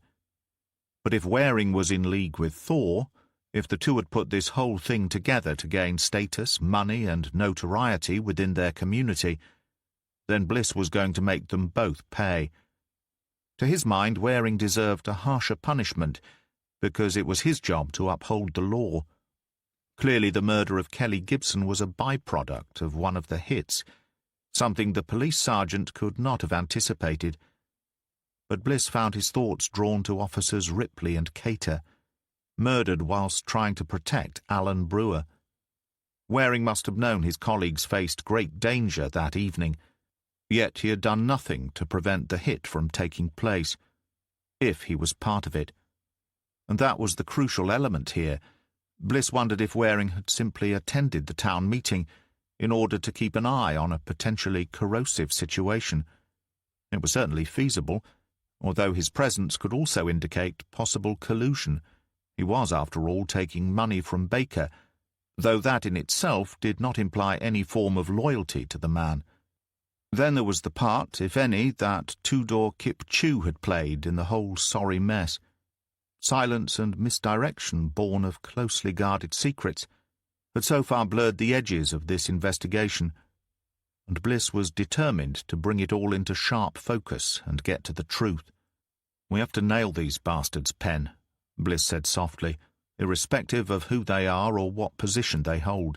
I couldn't agree more, Chandler responded. But for once, be careful, Jimmy. Neither of these men are going to play ball, whether they're guilty or not. But if they are, they'll dig their heels in. Then I'll have to push harder to topple them. That's precisely what I'm afraid of. The more they stand firm, the more you're liable to do something stupid. Thanks for the vote of confidence. I don't mean it like that, just, well, I know how you get when we're close to solving a puzzle and somebody stands in your way. It's the whole unstoppable force meets immovable object paradox. I see. And which of the two am I? Either, depending on context. But whichever you are, you won't back down. Only these are clearly dangerous men with a long reach, and I accept that. I'm not blind to the dangers, Pen, but if they are guilty, then we have to wring that information out of them one way or another. We don't need everything, boss. We just need enough. What do you mean? I mean, all we want to know right now is the whereabouts of our contract killer, if that's even what he is. He's the one we have to take off the map immediately. Thor and Waring are going nowhere. For the time being, all we need from them is information. The rest can wait. Warburton and Smith were fetching Sergeant Waring themselves. According to Short, the DCI had been extremely eager to volunteer. Bliss stamped on his growing impatience while they waited. There was no point steaming into an interview irritated and hot under the collar. He had to at least give the appearance of control, especially with a fellow police officer. "Can I ask you something, boss?" Short said, stepping into his office where he had been kicking his heels for the past few minutes. "Of course." Bliss noticed the look of concern on his acting DI's face. "What's up, Mia?" "Boss, I hate to even think this, let alone say it out loud, but are we absolutely certain there is no stink attached to DCI Warburton?" "You mean in terms of being in Charlie Baker's pocket?" Short nodded. "Don't get me wrong. From what I've seen, she is a first-rate detective and a thoroughly pleasant person to be around. But what do we actually know about her?" Bliss realized his colleague was right. Police officers were known to be on the take during Baker's reign, and some had undoubtedly carried on feeding from the trough. One of the reasons for creating a task force was to prevent leaks from escaping. Only that did not appear to have happened. Not entirely. I can't believe I'm saying this, but have her checked out, Mia. Smith too, for that matter. Quietly, though. And I do mean way below the radar. "I thought you'd be mad at me for suggesting it." "Not at all. Look, for what it's worth, I trust DCI Warburton implicitly. I've seen nothing in her behaviour to suggest she might be involved. But you're raising a question I should have raised from the very beginning. We're being told there are bent coppers in a specific part of Lincolnshire, so we'd be pretty foolish not to be concerned about the background of the person doing the telling." "I don't want it to be her, boss." "Me neither. It would certainly call into question my judgment. But I don't believe Warburton is involved. As for the leak, well, with everything that's happened the past few days, keeping a lid on things has been impossible. Operation details have been known far outside the task force ever since we pulled in security measures from both counties. Still, you do whatever you need to do, and we'll worry about the results if they turn up anything suspicious. Meanwhile, walk with me. It's time for me to start running the show again." Bliss gathered everyone attached to the case in the incident room this time, the task force team extended by the presence of Hunt, Ansari, and Grattan, each of whom had been busy during the 50 minutes it took Bliss and Chandler to journey back to HQ. "What do you have for me on Simon Thor?" he asked. "Thor's background is unspectacular," Short told them, reading from a sheet of A4 paper still warm from the laser printer. "His parents called themselves farmers, but the truth is they were wealthy landowners. He started out in the family business after leaving school. No university. When the reins were handed over to him following his father's stroke, Thor began expanding the empire. Made a name and some money for himself. He moved into local politics, then went for the Euro MP spot and was successful. Endured a bit of scandal over expenses and lost his seat shortly afterwards. The minor independent party he now fronts looks to be a facade to keep himself in with the locals and his face in the news. But it's those business dealings and his plans for the local community we're most interested in," Bishop said. The big man leaned back in his chair, reading glasses perched on his nose as he too read from a sheet of paper. "Thor and Baker seem to have been orbiting each other for quite a while, before starting to do business a few years back. By this time, Thor was selling sand and gravel for building developments, which covered everything including foundations, structures and roadways. He actually bought up an old gravel pit at one stage, but it didn't produce a great deal, so he took as much out of the place as he could before closing it down. Apparently it's now used as a bit of a dumping ground. Anyhow, he and Baker were tight until Thor decided to expand his empire once more. This time his move was into housing developments, thereby trampling all over Baker's territory. We managed to pick up some intelligence suggesting that whenever Thor submitted plans for a new development, Baker initiated a campaign against it. In response, Thor attempted to strong-arm local government planners, and inevitably it started to get very messy indeed. Bliss nodded with no small measure of satisfaction. So we not only have a crossover between Baker and Thor, which began their friendship, we also have the source of the eventual feud between them, which ended it. Any sense of whether the initial relationship was genuine on Thor's part? Short shook her head and said, "Pretty much everything we're getting back suggests Thor is a chameleon. His public and private personae are entirely different. He becomes whatever he needs to be in order to suit the situation he's in. Thor was once connected to UKIP, and now heads a similar movement. But there are some thoughts that he is not even particularly right-wing. He's just exploiting the current level of unrest." The notion intrigued Bliss. He wondered if the man had managed to sound so convincing during their first interview because he was able to change on a whim, metamorphosing into the person he needed to be at the time. But Bliss also recalled how specific Thor's responses had been to the issues put to him. Perhaps he had sounded sincere because he was speaking the truth at that point, but only in terms of revenge not being the motive.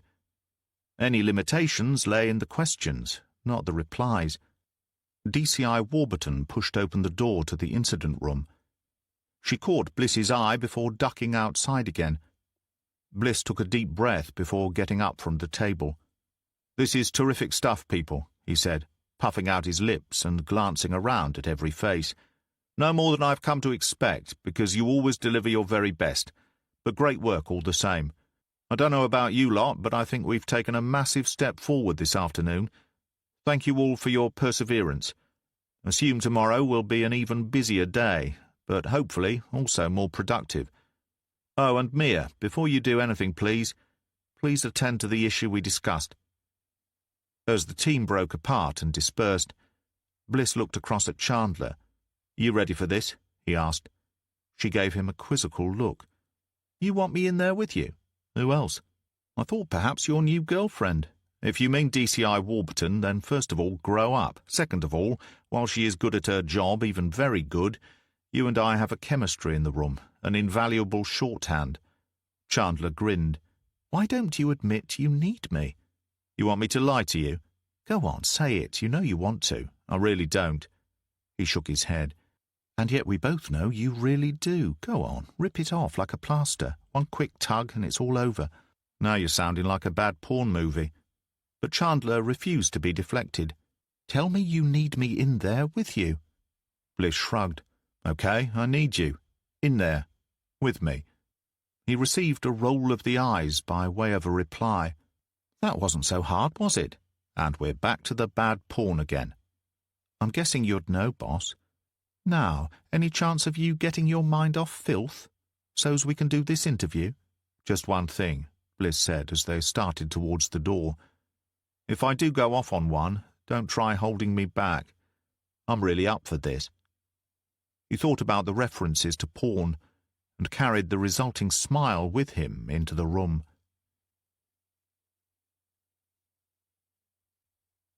Chapter 43. Sergeant Lewis Waring sat in the smallest available interview room Thorpe Wood had to offer. Windowless, walls clad in their original soundproof tiles, now screwed into place to prevent them slipping off and tumbling to the floor. Many betrayed signs of damage, discoloration applying an overall beige wash.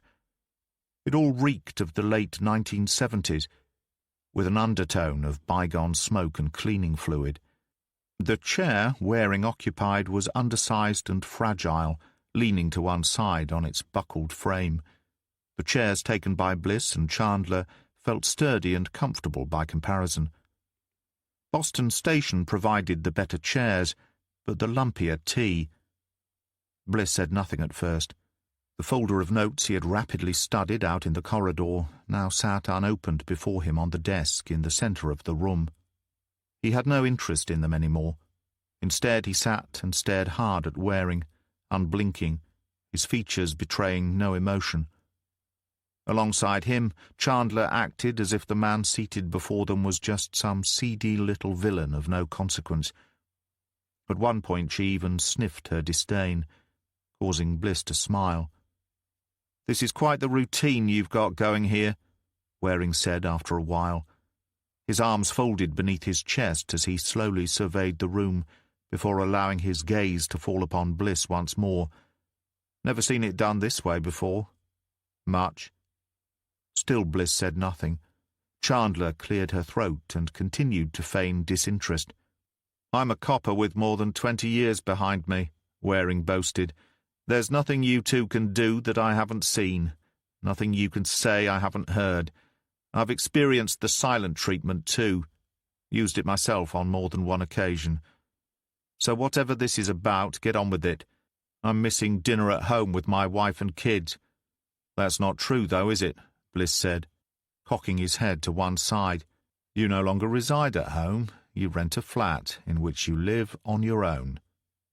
The silence had been a ploy, but not in the way Waring suspected. A silent room is uncomfortable when more than a single person occupies it. One or more of those people usually tries to fill it, even with meaningless, banal conversation. Bliss wanted Waring to be that person. The uniformed sergeant pulled back, all the better to appraise his interrogator. "You have been busy. Only a few people are aware of my current situation. One of them being your wife." The officer snorted, twisting his mouth into a cruel pucker. "I wouldn't believe a single word coming out of that cow's gob. We're not here to discuss your wife or your living arrangements. To be frank with you, one of the things I wanted from this interview was to look into the eyes of the man who allowed 2 of his own colleagues to be slaughtered. I wondered what kind of man could be capable of such an act. Now I see." "You see?" Waring huffed his contempt. "You see what?" "You think I'm involved with all that nonsense? I thought we were here about Charlie Baker again." "In a way we are," Chandler said, nodding, "because that's where your sordid part in this began. First of all, it was slipping Baker information, or something along those lines. Then it was helping him by resolving situations as they arose in and around town. Not exactly the big time, but it was noticed." "Yeah, by who? Does the name Simon Thor mean anything to you, Waring?" The sergeant's mouth worked as if he were chewing cud, but he made no reply. "The word you're struggling for is yes, and the fact that you avoided admitting it tells us a whole lot more about you." "I don't know what the hell you're talking about," Waring declared, reshaping his posture into that of a determined police officer in full control of himself. "Then let's talk a language you do understand," Bliss said. He squared himself in the chair. "Right now, Simon Thor is also being driven here for interview. We believe that one, or maybe both of you, incited the murder of Charles Baker, and then later hired a contract killer to keep those 13 murderers silent." Waring shook his head and snorted. "I've put up with all I'm prepared to," he said, hugging himself tighter still. "This is a fantasy, and you're in dreamland, Bliss. I want my rep before I say another word." "Certainly, as is your right. But you should know that Mr. Thor is coming here without demanding legal representation, which tells me something, and I'm sure you understand what I mean. You with all your 2 decades of experience. Rep. It means Thor is open to the idea of making a deal. I'm quite certain you remember the days of the little brown envelopes and their contents, terms and conditions of a deal written up and handed across tables. Today it's all done via a computer, but essentially it's the same thing. As you mentioned earlier, you played the game yourself, and you understand how it pans out from here. So I will be straight with you. Whoever opens up first gets the only deal I'm willing to offer." "I've asked for my rep," Waring said, nostrils flaring. "And you can't ask me any more questions until he arrives." "True enough." Bliss nodded and smiled. "But then I'm not asking questions right now. I'm just talking and thinking out loud about the problem you have. See, I can't help but wonder how much you really trust Simon Thor, How confident you are that he won't drop you in it as soon as a deal is offered to him. I reckon you must be asking yourself why he's not coming here with his brief, and why he's not even asked for one. If you had complete faith in him beforehand, I suspect that little nugget of information has put at least a chink in your armour of certainty. Don't flatter yourself, Bliss. The truth is I don't believe you. I don't believe Thor is coming here without his solicitor. I just don't. That's a shame, Chandler said, eyeing the man with disdain, because now you won't get the opportunity to plead for some form of clemency regarding the murders of Sergeant Elaine Ripley and Constable Bryn Cater. Instead, you'll be nailed for conspiring to murder them both, along with all the others, of course, including Kelly Gibson. Bumping off a bunch of fellow murderers is one thing. A remorseless cop killer is something else entirely. On the one hand, your fellow inmates may treat you like royalty, but I wouldn't expect the same from the Screws if I were you. I hear they regard cop killers exactly the same way I do. Waring was silent. Bliss watched as a single bead of sweat ran down from the man's high hairline, his nostrils flaring as his breathing became more ragged. Chandler had found a weak spot, yet Bliss doubted whether they could exploit it. Waring did not strike him as the kind of man likely to offer a confession, not without being absolutely certain of being dropped in it by someone else. Using Thor against him was not working as well as Bliss had hoped. It was time to take a chance. "Just give me the hitman," he said to Waring, offering a shrug to suggest he was asking for something of little consequence. Nothing else for now, no apology, no confession, just a name and a location where we might find him.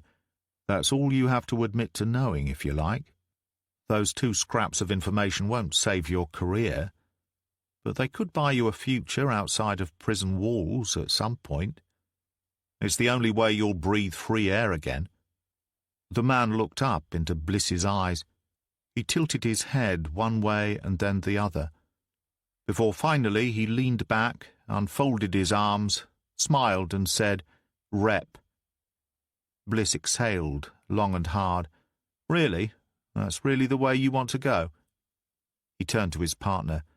"Pen, before we switch on the audio and get the sergeant's refusal to cooperate on tape for our records, why don't you fetch us all a drink? Take your time about it. There's no rush." Chandler narrowed her eyes. "I think it may be better if I stayed right here with you, boss." "I'm thirsty, though. I could really do with that drink, Pen." "And I say let's get the official statement out of the way first. Then we can concentrate on the rep." "What the fuck is this?" Waring said, looking between them. "Please tell me you're not trying to pull the old good cop and bad cop routine on me." "Don't be a prick all your life," Chandler snarled at him. Her gaze shifted his way. "I'm doing you a favour here, you ignoramus. You really think this is a routine? Believe me, because of what you allowed to happen to 2 of your colleagues, I'd like nothing better than to beat the truth out of you myself. Only I know my boss here will get it done quicker and with far greater brutality than I can muster." The man laughed, though he seemed uncertain. "Don't try pulling this shit," he said. "There's no way either of you are going to lay your hands on me." D.S. Chandler would like to, but she won't, Bliss assured him. "She's too good a cop to resort to such a tactic. It's cheap and it's tawdry, and it's just not the done thing these days. But that's where I come in, Waring. See, I am cheap, I am tawdry, and I'm not the done thing these days by a long way, but I get results, and if I get one here, you think anyone will care about how you acquired your lumps? I don't believe you. No? So tell my sergeant here how you like your tea, and she'll go fetch you a cup. 15 minutes ought to be enough. If you reckon I'm bluffing, then all you have to do is ask." The room was silent for several seconds. Bliss saw Waring's jaw shift as he physically chewed it over. A tick pulsed above his left cheekbone. When the man broke eye contact, Bliss knew fresh ground had been broken. "Go fetch him a cuppa, please, Pen," he said, Try and find one of those special Boston brews for him." He winked at her and grinned. "We'll be fine. No fisticuffs." "Get your statement done," Waring growled as Chandler left the room. "Then get me my rep." Bliss shook his head and snorted. "So you're perfectly happy to take the entire hit and see Thor receiving consideration on sentence? That makes no sense to me. Waring, your trusted political ally is going to hang you out to dry. Surely there's a piece of you that wants to stick it to him first. Even a little." He saw a shift in the sergeant's eyes. If he hadn't been watching so closely, he might have missed it. But there was a definite flicker of interest. The man was considering something, churning it over, slowly reaching a decision. Bliss felt his gut clench and his breath stall. Each passing moment felt like a lifetime of misery. He wanted to climb over the table and beat the truth out of the man, as Chandler had threatened he would do. But he also suspected this was the very moment their case was going to break wide open for them. One last push was all it required. "Seriously," Bliss said, "you're absolutely right. Those old-school copper interview techniques won't work with you. Not the good and bad routine, not the threats of a sound hiding. You've lived and breathed it over many years. Of course you won't fall for it. But there's something you've forgotten." "Really? And what's that?" "Simon Thor is not a cop. He's a civilian who has never played the game before from either side of the table. He'll break. I make those same threats to him. He'll collapse like a straw man. And if he does before you do, Waring, then he's the one walking out of here on bail. I guarantee you that." This time the flicker in the man's eyes became a bright flare. "I'll tell you this much, and no more before the audio goes back on," Waring said after a minute of brooding silence. "Thor reckons himself to be an astute businessman. That's something you might consider looking into." Bliss blinked. "What does that mean?" he asked. "What are you telling us?" "If you're even a half-decent detective, Bliss, you'll work it out. Just like I said, it's not everything you wanted, but it's enough. It's what you were willing to settle for. But before you toddle off, tell me something. Would you really have hit me?" Rising from his chair, Bliss shook his head. "Of course not." He held out a hand. Waring stood and begrudgingly reached out his own. Bliss grasped it, yanked the man a step forward, and butted him squarely on the nose with his forehead. The Boston man reared back with a yelp of pain, clutching his face as his legs gave way. Waring slumped down onto the table and then fell to the floor, sending his chair skittering across the linoleum surface. Blood pumped from a nose Bliss knew was probably broken. "I'll have you for that, you bastard!" Waring shrieked, raising up on one elbow. "Have me for what?" Bliss said. "You must have got your legs caught up in the chair and tripped. I told you I wouldn't hit you. I didn't say anything about nutting you, though." Chapter 44. As Short navigated her way along the narrow twisting road towards Wisbeach St. Mary, her thoughts drifted between D.I. Bliss and the job in hand. The boss had been torn between staying behind at Thorpe Wood to interview Simon Thor and following up on an idea given to him by something Waring had mentioned right at the end of their session. He refused to tell us anything outright, but what he dropped in before clamming up again was a lead. At least that's the way he thought of it, Bliss told them. The 4 major crimes detectives had gathered together in the task force office after Waring had been taken away to the medical bay. Warburton and Smith had gone to meet the car bringing Thor down to Peterborough. "About the man's businesses?" Bishop responded doubtfully. Bliss nodded. "Yes, it came across as a generalization, but seemed far more specific to me. There was no point in referencing it otherwise. He mocked Thor's astuteness as a businessman. From what I understand, Thor has the Midas touch when it comes to his entrepreneurial instincts. However, the one business I know to be no longer functioning is his quarry. Seems these days he uses it more as a dumping ground, having taken everything out of the deposit that he could mine. The way I hear it, Thor originally had notions of providing raw materials for his building company for years to come, so the quarry ended up being a bit of a lemon. That could be what Waring was hinting at. But why? Short asked. To what end? By now she knew the entire repertoire of her boss's expressions. There was not an extensive range from which to decipher, and he could often be a closed book.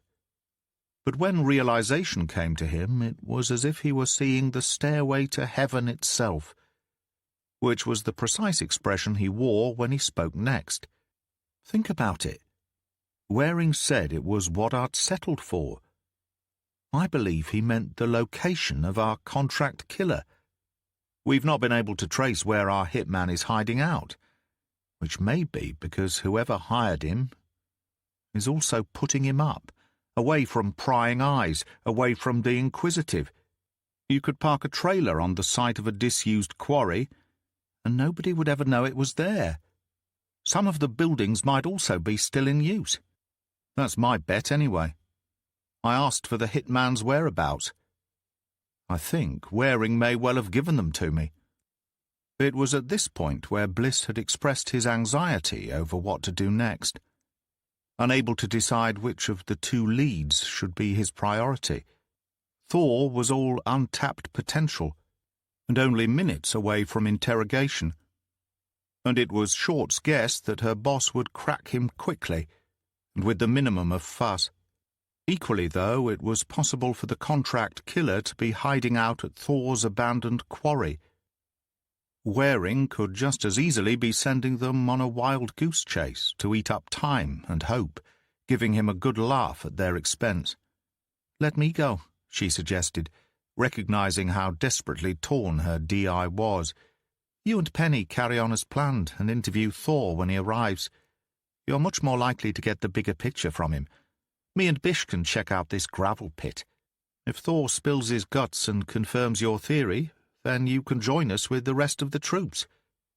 Bliss was clearly reluctant, but he could not refute the logic in Short's proposal. He was not able to be in two places at the same time. His natural instinct was to rush headlong towards danger, in the form of the man who killed without mercy. The only thing preventing him from doing so was uncertainty over whether their target was even at the quarry. Short, stepping up to her new role as acting DI, tried to make the decision easier on him. "Boss, all Bish and I will do is recce the place. If we spot a trailer or a hut or cabin and see any sign of recent life or activity, we'll call it in and wait for backup. We could go all that way and find zilch. Better for you to get what you can from Thor, in my opinion." It had worked. "You two go ahead," Bliss told them. "But I'm also sending in an ARV team to provide armed support. If you arrive at the quarry before them, you wait outside the perimeter until they turn up. You understand me?" "Of course, boss." "I mean it, Mia. Bish. No steaming in there on your own, no heroics. This man is armed and about as dangerous as it gets. You do not approach him without armed backup. Are we clear on that?" "Yes, boss," Short and Bishop had said at the same time. Bliss took a beat before summoning her outside where they could talk alone. She had never seen him acting quite as nervously around her before, and she knew precisely what was running through his head. "You're thinking about the baby," she said. "You want to flag it as a reason why I should stay behind. But you also know that's no good reason to prevent me from going. Am I close, boss?" He cleared his throat before nodding. "I'm in a bind here, Mia. I'm the only one who knows about your pregnancy. So yes, of course, that adds to my concerns. I know it shouldn't. I'm supposed to ignore it. You're on duty, so I should let you get on with it. But I can't help being worried. I'm wired that way." "I understand that, boss. I do, and I'm touched by your concern. But you needn't worry. It's not as if I'm 6 months in or anything, and carrying around a big belly. My being pregnant, especially at this stage, isn't going to hamper my ability to do the job. You trusted me enough to put me up for this role. Trust me now to do it properly." She could tell he was still unhappy. But he also had a lot on his plate and was keen to get on with it. He wrestled with it for a few seconds longer before agreeing, with a heavy sigh. With the land now unused, no security lights warned them of the quarry's presence in advance. But Bishop was using his phone to plot the way ahead for Short, like the good navigator he was. The site was fairly small for a quarry, and stuck out on the southern edge of Wisbeach St. Mary, a tiny village 2 miles west of Wisbeach itself. There was a time when it had been farmland here, as far as the eye could see, but when the job of working the fields became more difficult, the owner leaned on a commissioned report regarding the soil beneath them.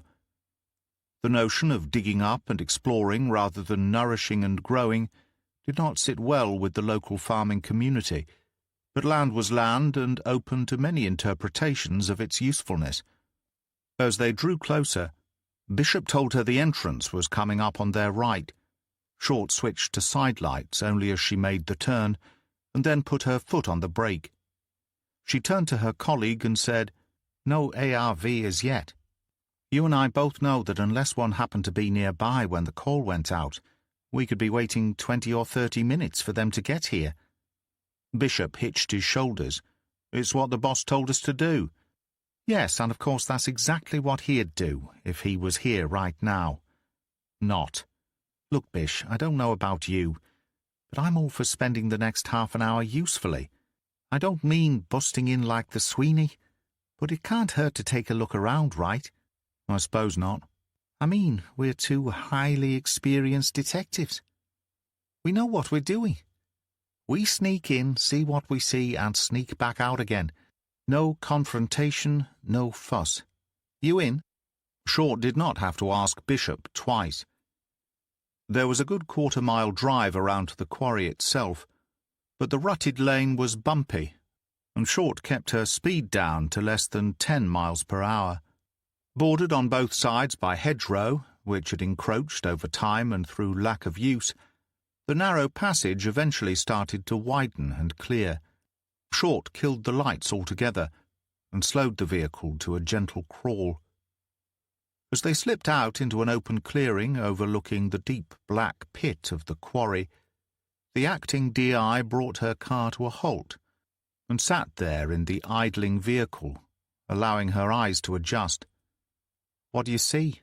she asked Bishop, who had released his seatbelt and was squinting through the windscreen, his chest pressed against the dashboard. "Not a lot. There's enough light in the sky to guide us, just. But you'd have to take it very slow, or we get out here and walk." He nodded. "I'd feel safer on foot." Short switched off her car's engine, and the pair exited as quietly as possible. The silence enveloped them like a physical presence. She pointed out the way ahead and started following the powdery dirt and gravel track leading into the heart of the quarry's basin. In the darkness they made their way shoulder to shoulder along the track, each step a careful exploration of what might lie beneath their feet. It was painfully slow progress, but necessarily so. Short soon began to feel the difference in gradient in her calves, having to adjust both her gait and length of stride. "You feeling that?" she whispered. "We're going downhill." The next section was steeper still, and Short felt as if the land to her right was thrusting itself up towards the sky. She realized they were on the initial stage of the spiral track encircling the quarry, the first outer ring around the deep pit below. They carried on walking, stone dust puffing up in their wake. A couple of minutes later, Short put a hand across her partner's chest, forcing him to halt his progress. "You see that up ahead and to the right?" She felt more than saw Bishop's nod in response. "Looks like a porter cabin. Offices once, I expect." The pair started edging their way towards it. The building was long and narrow, decrepit and crumbling. Broken wooden steps led up to its only door, jagged chunks of timber jutting angrily like sharpened teeth. There was no solid light emitting from inside, nor any flickering glow from a TV screen. The hut had the anticipated air of neglect about it. "Nobody's been here in a while," Bishop said. Short agreed with him. The abandonment felt complete, and her gut began to insist they had been led astray, either by Waring or the boss's interpretation of the Boston officer's final words. Even so, Short decided to continue on. They approached the porter cabin with caution, peering in through dust-caked bare windows and finding nothing worthy of their attention within. As they slipped around the other side of the ramshackle structure, it was Bishop this time who reacted to the unexpected. "Are you hearing what I'm hearing?" he whispered, lowering his mouth towards his partner's ear. Short strained to listen. There was something in the air, nothing she could put a finger on, only that it was incongruous. It had no place out here in this desolate location. Then she scrunched up her face as the distant noise became more recognizable. "Music," she said beneath her breath. Bishop pointed ahead to where the trail used by vehicles to travel around the quarry curled around to the left, leaving a small cut of land between the bend and the path they travelled. In the centre of that wedge was a caravan, no more than 16 feet in length. A Toyota flatbed truck was parked up alongside it. A bluish glow emitted from behind the thin strip of curtain up at the caravan windows. Soft music drifted in the wind towards the two detectives. Beyond the truck and the caravan, a long line of vehicles stood like silent sentinels. If anything, their stillness made them appear more menacing. "This place is rather busy for an abandoned quarry, don't you reckon?" Bishop said. Short agreed. "That's exactly what I was thinking." "You want to take a closer look?" "Maybe. It has to be him, though, right? I can't imagine why anyone else would be out here. Could be travellers. I suppose there's always that possibility. Do we need to make sure he's in there? I mean, just because there are vehicles parked up outside and music is coming from inside, doesn't mean anybody is in there at the moment. Before we call in the cavalry, oughtn't we confirm our man as being present?" Now that she was here and confronted by the very real possibility of their killer being only 100 feet or so away, Short was undecided how to proceed. If she called it in, got everyone out there and the tactical teams stormed inside the caravan, she was going to look pretty foolish if they came up empty. However, if she and Bishop eased their way closer, they might see or overhear something conclusive.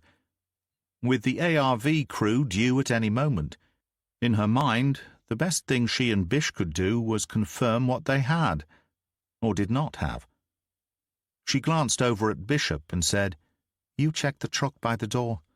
I'll get closer to the far window. See if the bonnet is warm. It might give us a clue as to when it was last used. You hear that other sound, Bish? Like a low, constant hum." "Generator?" Bishop asked. Short nodded. "Has to be. Okay, let's go. And be careful." Without another word, the two inched their way closer, taking their time on the uneven surface, although there seemed little of consequence on the ground to give them away if they happened to tread on it. The path remained mostly powdery and soft, tiny nuggets of hardened dust destroyed by every footfall, gravel pushed deeper into the soil. As Short drew close and crouched down into a crab-like stance, her left ear turned towards the caravan, Bishop crept across to the Toyota, touching a hand to the long bonnet, before tiptoeing back to her side. He shook his head. "It's cold," he said so quietly she had to strain to hear him. For a large man he could be light on his feet and softly spoken, which means nothing, only that it's not been used in maybe the last hour. If our man is lying low, then it figures he wouldn't have been out and about in his truck today. Short gave it some thought as the night wrapped around them like a heavy shroud. The air was a little chilly now, but there was no breeze to speak of. Whatever cloud cover had sat overhead was gone, and the black sky teemed with glittering stars. "I'm not seeing any movement at all," Short said. "The music is still playing, and I think he has the TV on. Could be he's just sitting there, watching and listening, perhaps even dozed off. Mind you, I'd really like to know if he's in there for sure before I make the call." "I'm not," came a voice from behind them. Bishop whirled. Short did the same as she sprang to her feet from the low crouch. Less than 4 yards away, a man stood facing them. His stance was solid, legs spread apart. In his hands he held a shotgun. It was pointing their way. "You two are not very good," he said, as if disappointed in them. "I heard you coming from a long way off. Saw you kill your lights. You thought you were hunting for me when you came down here."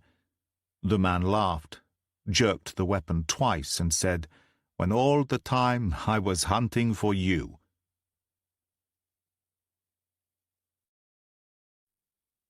Chapter 45. Bliss didn't appreciate having his interviews interrupted, especially when it was with someone as loathsome as Simon Thor. But when D.C. Ansari yanked open the interview room door and Bliss looked up to see the tightness in her body and the fear in her hollowed-out eyes, he knew at once that something had gone badly wrong. "Is it Short and Bishop?" he demanded as he stepped out into the corridor. Ansari nodded. "Boss, we can't reach them. The ARV you ordered arrived and waited on the perimeter as requested. They gave it a few minutes, but grew concerned that D.S. Short and D.S. Bishop might have entered the grounds ahead of them. They went dark and carried out a silent approach, came upon Mia's car but found it empty. They contacted our control desk immediately. We tried calling their mobiles and also raising them on the airwave, but we're getting no response, and there's no sign of them." Bliss felt dread slip around him like a coat made of razor blades. A shudder ripped through his body, causing a muscle spasm in the pit of his back. Tension took a fierce grip on him, and he wanted to scream. He should never have allowed Short and Bishop to go to the quarry on their own. Theirs was supposed to be a reconnaissance visit only, but even so it was one he should have made himself. The damned therapy he had received had caused him to question his tactics, messing with his natural instincts. Upstairs the incident room was buzzing with activity. "Damn it," Bliss said as he walked through the door and laid eyes on a whiteboard which now held the names of his 2 colleagues. "Why didn't I wait for a firearms unit to travel with them?" "To be fair, boss," D.C. Hunt said, matching Bliss's pained expression, "they're all struggling as it is to protect those 4 suspects in the safe house. You couldn't have drawn a team away from them, not before you'd confirmed our man's presence on site. And you did request an ARV, as well as order Bish and Mia to wait for their arrival before making any approach. I'm not sure what else you could have done in the circumstances." Bliss knew Hunt was right. It was all perfectly logical and reasonable. You established the existence of a gunman before you sent in the firearms team, especially when doing so would lure those armed officers away from their current protectees. Only it didn't feel like the correct decision in retrospect, because now Short and Bishop were out of contact, and to Bliss that meant only one thing. "John, you come with me and Penny." Bliss snapped his head round to face Ansari. "Gull, get hold of everybody else on the command list, including DCI Warburton and her RPU man, Smith. Before you do that, contact Eric Price. Tell him we need however many spare firearms officers he has over at Hinchingbrook to get over to the quarry. Ask him to bring 2 further units from the safe house. I want them at the quarry as well." "Yes, boss. You're not going there now on your own, are you?" "No, Chandler and Hunt will be with me." "I meant you're not going without further armed protection, are you?" "Yes, I am, Gull, and I knew what you meant. Don't worry, we'll hang back with the ARV team already on site. I just want to make sure I'm there when Eric Price arrives." It was a 30-minute drive, mostly on good road. Bliss did it in 20. By the time he and his 2 colleagues reached the entrance to the site, Bliss was feeling less gung-ho than he had when leaving HQ in his rearview mirror. Even so, the overwhelming sense of guilt and concern for Short and Bishop made him want to race into the quarry with headlights blazing in a full frontal attack. Bliss knew there had to be a better way to approach a problem now pitting them against a highly accomplished contract killer, almost certainly ex-military, possibly a mercenary, a man entirely at home in such circumstances, armed and extremely dangerous, as Bliss had known when he sent Short and Bishop ahead. Nursing the insignia along the same rutted lane and dirt track his colleagues must have taken earlier, given there appeared to be only the one way in or out, Bliss breathed a sigh of relief at spotting the two firearms officers waiting alongside their ARV, which was parked up alongside Short's hatchback. His reassurance was short-lived when he failed to spot either of his unit members standing there with them. His hope during the past 20 minutes was that the quarry happened to be in a blind spot for mobile phone signals, and that neither Short nor Bishop had remembered to bring the airwave with them from the car. He nudged his door closed upon exiting, Chandler and Hunt doing the same behind him. Making his way quietly across to the ARV crew, Bliss held out his warrant card for inspection. "Any sign of my two detectives?" Bliss asked. The taller of the two men shook his head. "No, sir. We've not strayed beyond the immediate area. However, I radioed in and was ordered to hold our place here. Wait for command to arrive. Would that be you, sir?" "Possibly. Price is on his way, but I may need you before he's able to get here. Sir, if we have no formal directive to approach our subject, our orders are to maintain a position here. That directive has to come from a senior firearms officer." Bliss was aware of the chain of command. "I understand. You have greater responsibility by having those weapons. If you come with me into the quarry and you end up discharging them, your jobs may be on the line. That's correct. Still, you understand 2 of my team are down there somewhere, most probably being held by a man who has already murdered several people, including 2 police officers." "I understand that, sir, I do. But we have to wait for the proper authority. You said it yourself. We have greater responsibility because we carry these weapons. Fair enough, I accept what you say, but I'm going down there right now. I'll leave the rest of my team here, because I'm not adding them to my list of mistakes made today. Sir, with all due respect, you really ought to remain here with us until command arrive. We have no idea what kind of situation we might be facing. You talk about a single-armed man, but for all we know, there could be others out there." Bliss nodded. "You're right. I hadn't even considered the possibility. What I do know is that 2 members of my team are almost certainly there already, most likely in great and imminent danger, so I'm not about to leave them facing such a situation alone. I'd prefer it if one of you remained here with my colleagues while the other joined me, but I won't ask you to. That's for you 2 to decide." He turned sharply and strode briskly back to where Chandler and Hunt waited, impatiently so, if he was any judge of their expressions. "So," Chandler asked, "are we going in?" "You're going nowhere at this point," Bliss told her, shaking his head. He switched his gaze to Hunt. "You neither, John. You 2 are to wait here with the ARV crew until backup arrives. When Firearms Command are on site, if they allow you any further in, then so be it." "Boss, you can't be serious," Hunt exploded. "Mia and Bish are my colleagues too, you know." Chandler folded her arms across her chest. "Say what you like," she told Bliss. "I'm coming with you." "No, you're not." "Yes, I am." Bliss tightened his gaze. "D.S. Chandler, this is one of those rare occasions when I will insist you respect my rank. I'm ordering you to remain here with these 2 firearms officers. Tell me you understand my order and that you will obey it, because if you don't, I'll have one of those 2 men physically detain you, and they will follow my instruction." Chandler set her jaw and made no reply. "D.S. Chandler, I'm giving you one last chance. Do you understand my order?" "Yes, sir." "Will you obey that order?" "Yes, sir." It pained him greatly to have to take matters so far, mainly because Bliss understood Chandler's reaction. In her position, he would have done the same. But he already had 2 colleagues in trouble, and did not want to be distracted by having either Chandler or Hunt alongside him as he sought to find the others. Bliss waved over the ARV pair. "We were using our outdoor voices," he said. "You overheard us, I take it?" Both men nodded. "Yes, sir, clearly." This time it was the shorter of the two who replied. "Then you know what's required?" "We do." The taller officer took a step forward. "I'm going with you, sir." "Are you sure?" "Yes, sir. We tossed a coin." "Did you win or lose?" He grinned. "I won, sir." Bliss patted him on the upper arm. "Good man."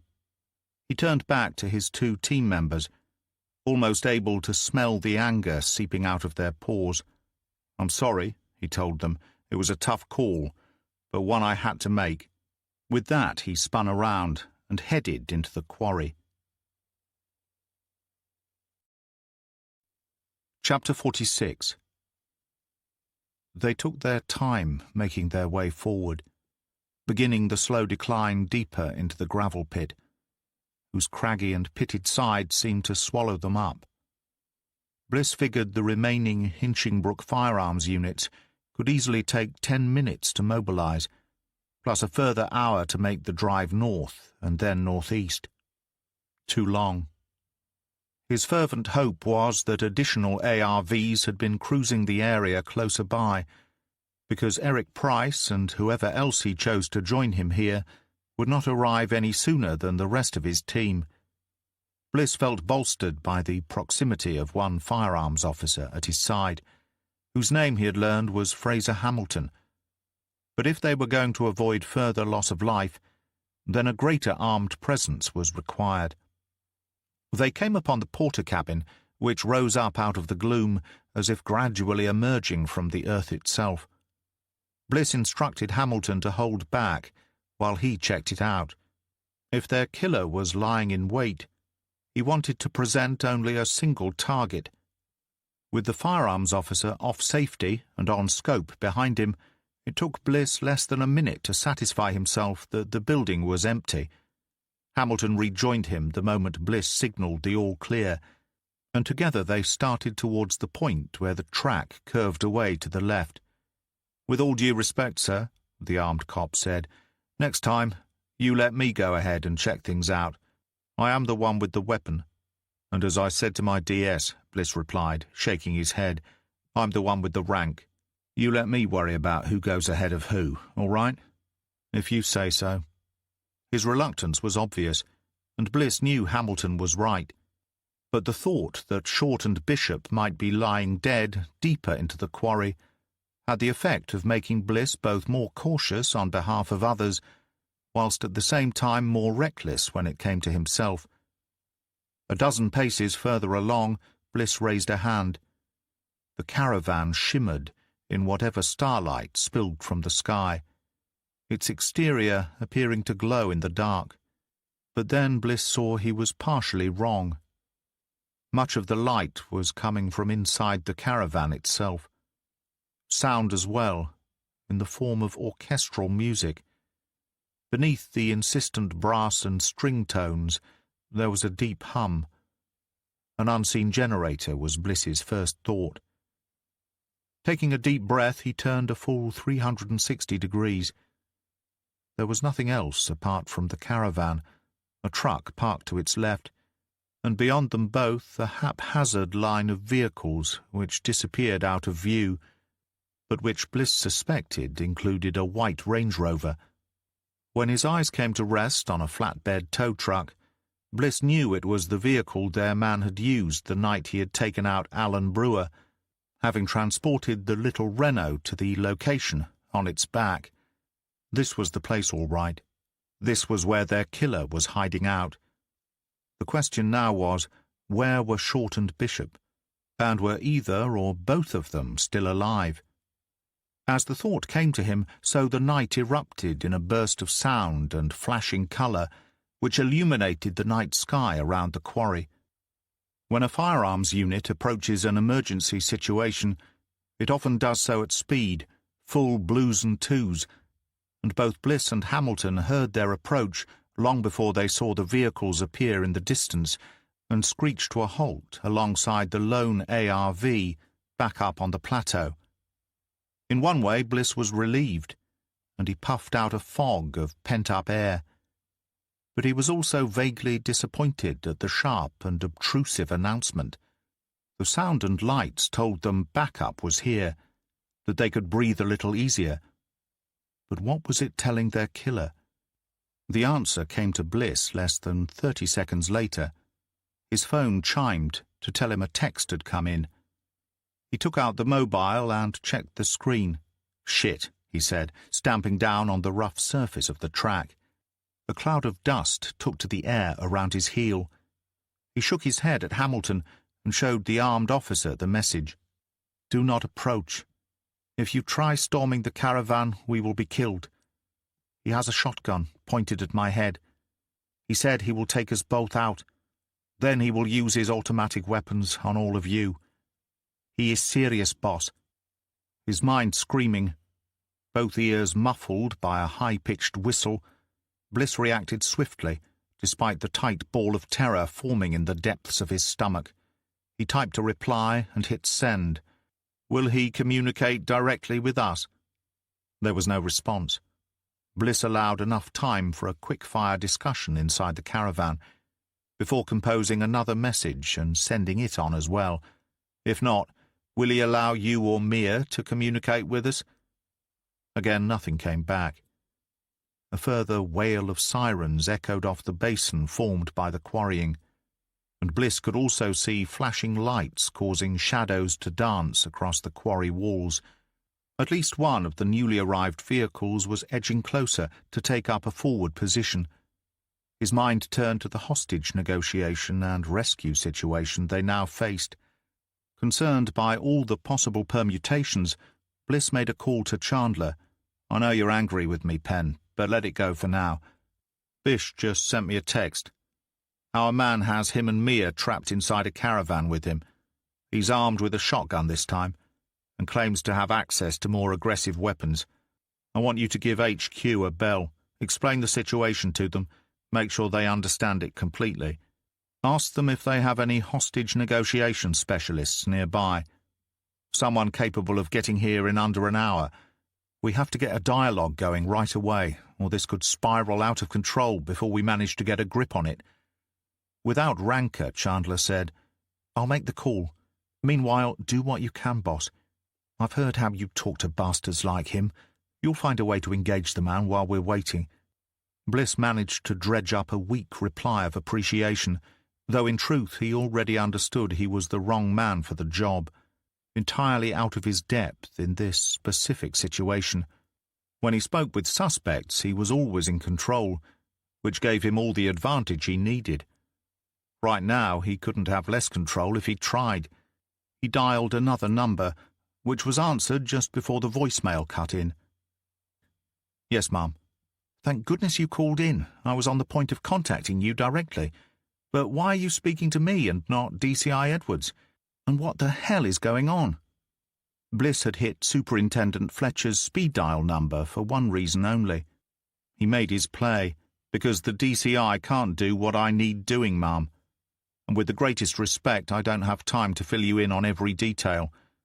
DS Short and DS Bishop are being held by the gunman. Those are the broad strokes. But here's why I called you. By now, Sergeant Waring from Boston will have seen the doctor after his unfortunate accident and should be back in interview room 5. He's not given us a great deal, but what he did give up led us here. He knows more, Mum, much more. I'm convinced Thor does as well, but perhaps not the full details. That's why I need you to get me something from Waring, Mum. Just the killer's name for now, so's I have a point of reference. You can feed me his background when you've dug it up. The name of the contract killer. You'd like it before starting negotiations, right? That's correct. Bishop texted a warning, which was clearly under instruction from the gunman, but nothing since. I'll try again, then I'll call. But that name could be crucial, Mum. Leave it with me, Bliss. There was a swift rush of unexpected movement around him. Hamilton stepped to one side as his shorter colleague joined them, swiftly followed by Chandler and Hunt, both of whom now appeared more anxious than angry. Behind them stood 2 more armed officers, their expressions sober and concentrated. "Boss, I spoke to Gull," Chandler said. It seems DCI Warburton is a trained negotiator and is less than 20 minutes out." Bliss turned to the firearms crew. "Let me tell you what I know. The man inside that caravan is holding 2 members of my team. He is armed with a shotgun, claims to also have automatic weapons on hand, and he carries at least 1 revolver. He has shot and killed several people already, including police officers. I don't doubt that he will pull the trigger on our own colleagues again if he feels threatened. Other armed units are on their way, including Inspector Price, but for now I want a couple of you to try and find an elevated spot from which you can see the interior of the caravan. Get eyes on with our gunman and report back what you see." One of the 2 new arrivals nodded, patted his colleague on the shoulder. Both men scuttled away into the enveloping darkness, disappearing from view beyond the truck. To Hamilton and the shorter officer, Bliss said, "Stick with us for now. When everyone else gets here, then Price can take command of the scene, and a DCI out of Lincolnshire will negotiate. Until then, we're all we've got." "Yes, sir," both armed men snapped back. Facing the caravan once more, Bliss could no longer see the other 2 ARV crew members, who by now had merged with the night so completely they might not have existed at all. He drew comfort from that, desperately wondering if there was anything else he could do before Warburton arrived. There was still the phone to consider, which prompted an idea. He quickly sent another text. "I assume you are seeing this, whoever you are. Please communicate with me before this escalates. We want all 3 of you to come walking out of there alive and unharmed. We just have to find a way to arrange that." "At least we know they're alive at the moment, boss," Hunt said, his face creased with concern. Bliss understood the constable had said it as much for himself as his colleagues. So although he disagreed, he made no reply. The message could have been written by anybody, though the fact that it was sent to his phone and the term boss had been included suggested it was sent by either Bishop or Short. That did not necessarily mean the other detective was alive. Bliss turned to one of the officers hugging an H&K. "You are all on secure comms together, yes?" he asked. "Yes, sir." "Good. As soon as the others report back, confirming they have eyes on the suspect, ask them what else they can see from their position. Are my 2 team members okay? Is there any sign of the other weapons he claims to have? And is there anything they have observed so far that will help us right now?" While the firearms officer started talking to his colleagues, Bliss refocused on his mobile. There was still no reply. The killer had said his piece. Now he was apparently no longer interested in communicating. Bliss suspected the man was simply trying to figure a way out of the situation he was in, taking his time to formulate a plan. Bliss checked the time on his phone. Approximately 12 minutes until both Warburton and the other firearms teams arrived. Too long, Bliss thought. Way too long. Chapter 47. Those minutes spent waiting that evening were among the longest of his entire career, Bliss reflected, shortly after the various teams had rolled up. Minutes during which he felt both impotent and incompetent. At the point at which he had decided Short and Bishop should carry out a recce at the quarry, a lot was happening at once. With all manner of tensions building around the case, he and his team were working under impossibly stressful conditions. But the question Bliss kept returning to was whether, given the exact same circumstances, he would make the same decision again. Bliss realized it was ultimately futile to query himself. What was done, and he could neither turn back the clock nor save and reset as if life were a video game. It was unlikely that he would even learn from the experience, because such situations occurred so infrequently in the career of a major crimes DI that he might well never face anything remotely similar again. Still, that did not prevent him from taking the full weight of responsibility and blame upon his own shoulders. It was his default position whenever something went so drastically wrong. His fault unless proven otherwise. Following the lengthy wait, a lot happened within a short space of time. Warburton arrived with Smith. Price turned up with 3 other members of his firearms unit. An SUV packed with 4 more armed officers blew in from Hinchingbrook. As Bliss had predicted earlier, Price immediately took charge of the entire company of armed officers, huddling up with them, then sending them out to take up different positions across the surrounding area. At the same time, DCI Warburton discussed the situation with what remained of the task force team. Bliss handed over his mobile, allowing Warburton to read the exchange of text messages. When she passed back the phone, the Lincolnshire DCI nodded at him. "You did well, Bliss. You gave it a great shot. And thank you for getting the name out of Waring. I don't know how much further it will take us, but it can only help." "That was Superintendent Fletcher's work." "Of course, but you thought to ask her, and it was a good catch. It's always useful having a name to use. Plus, now we're able to delve into the man's background, find out more about him. It seemed like the logical thing to do, and I'm glad you did. Your super is still interviewing Waring.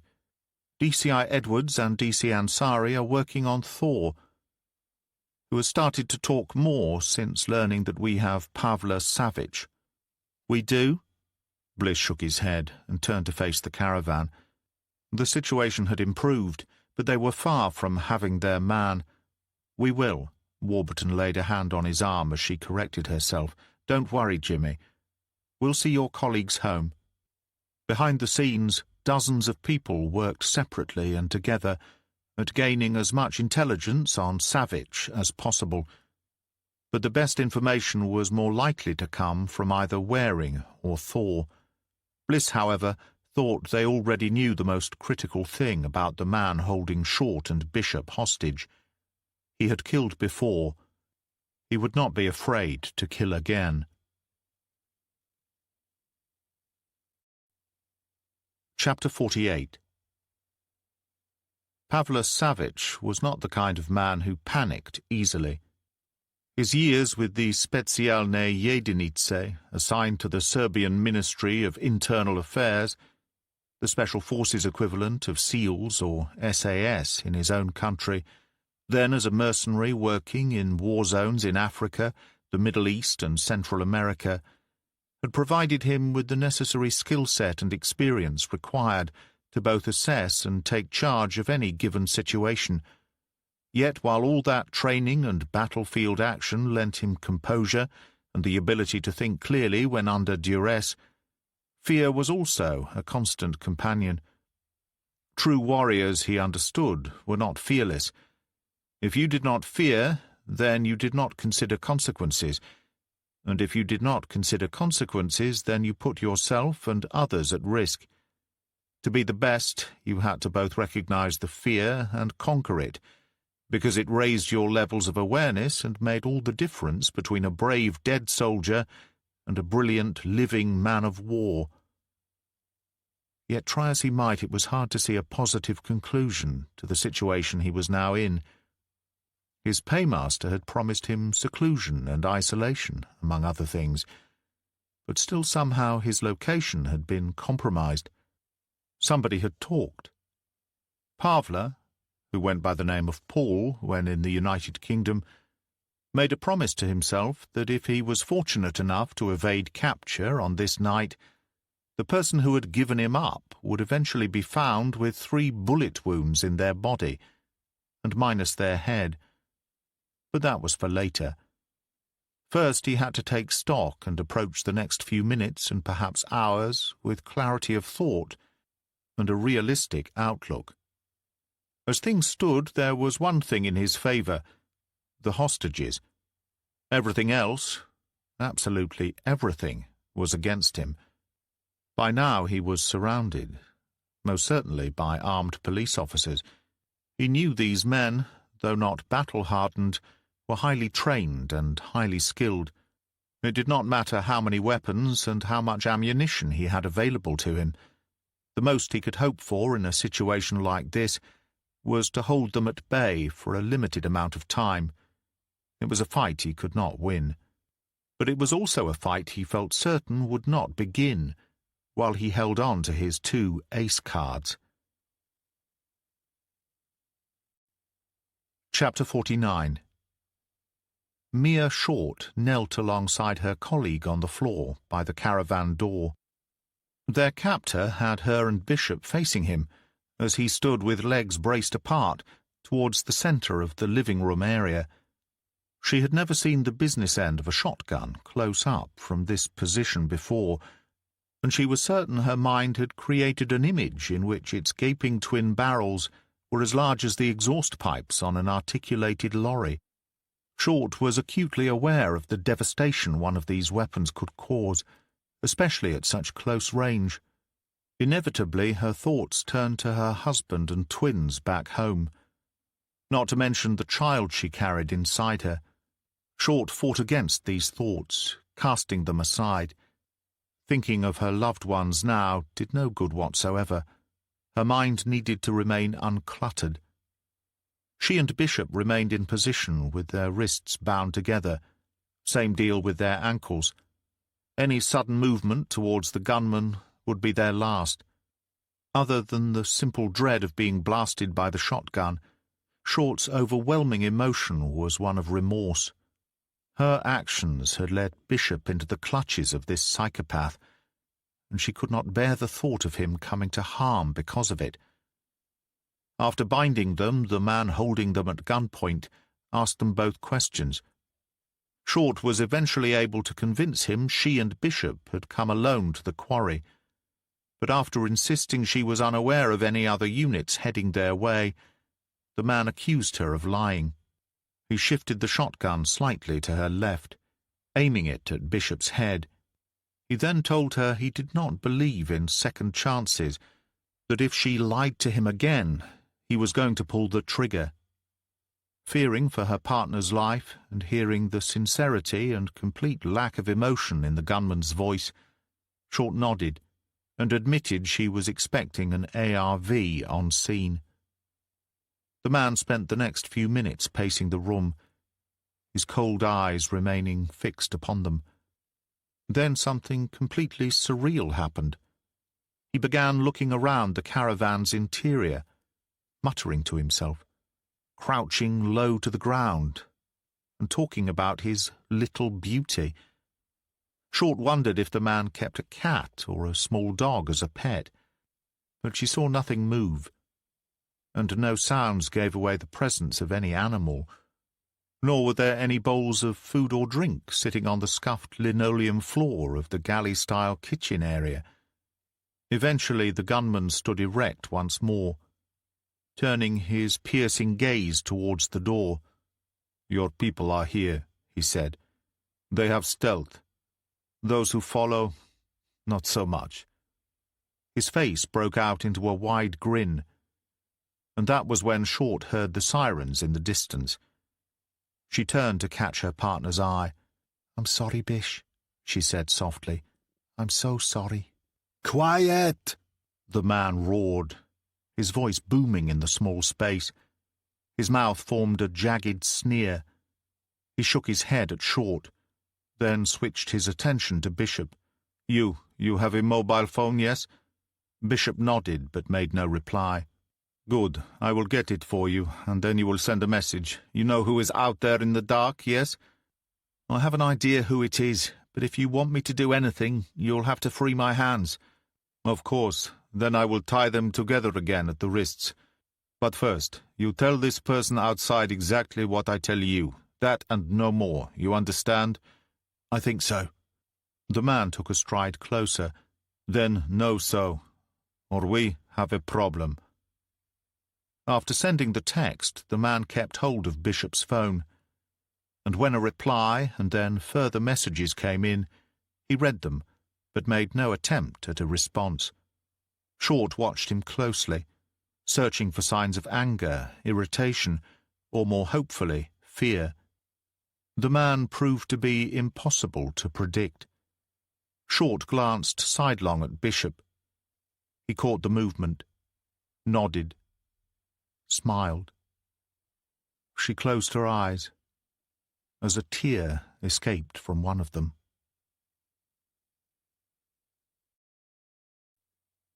Chapter 50. Bliss huddled together with DCI Warburton and Inspector Price. The firearms officer confirmed he had all units waiting in place. Savage was under observation from 2 snipers. They could see Short and Bishop only from the rear, but both were moving and appeared unharmed.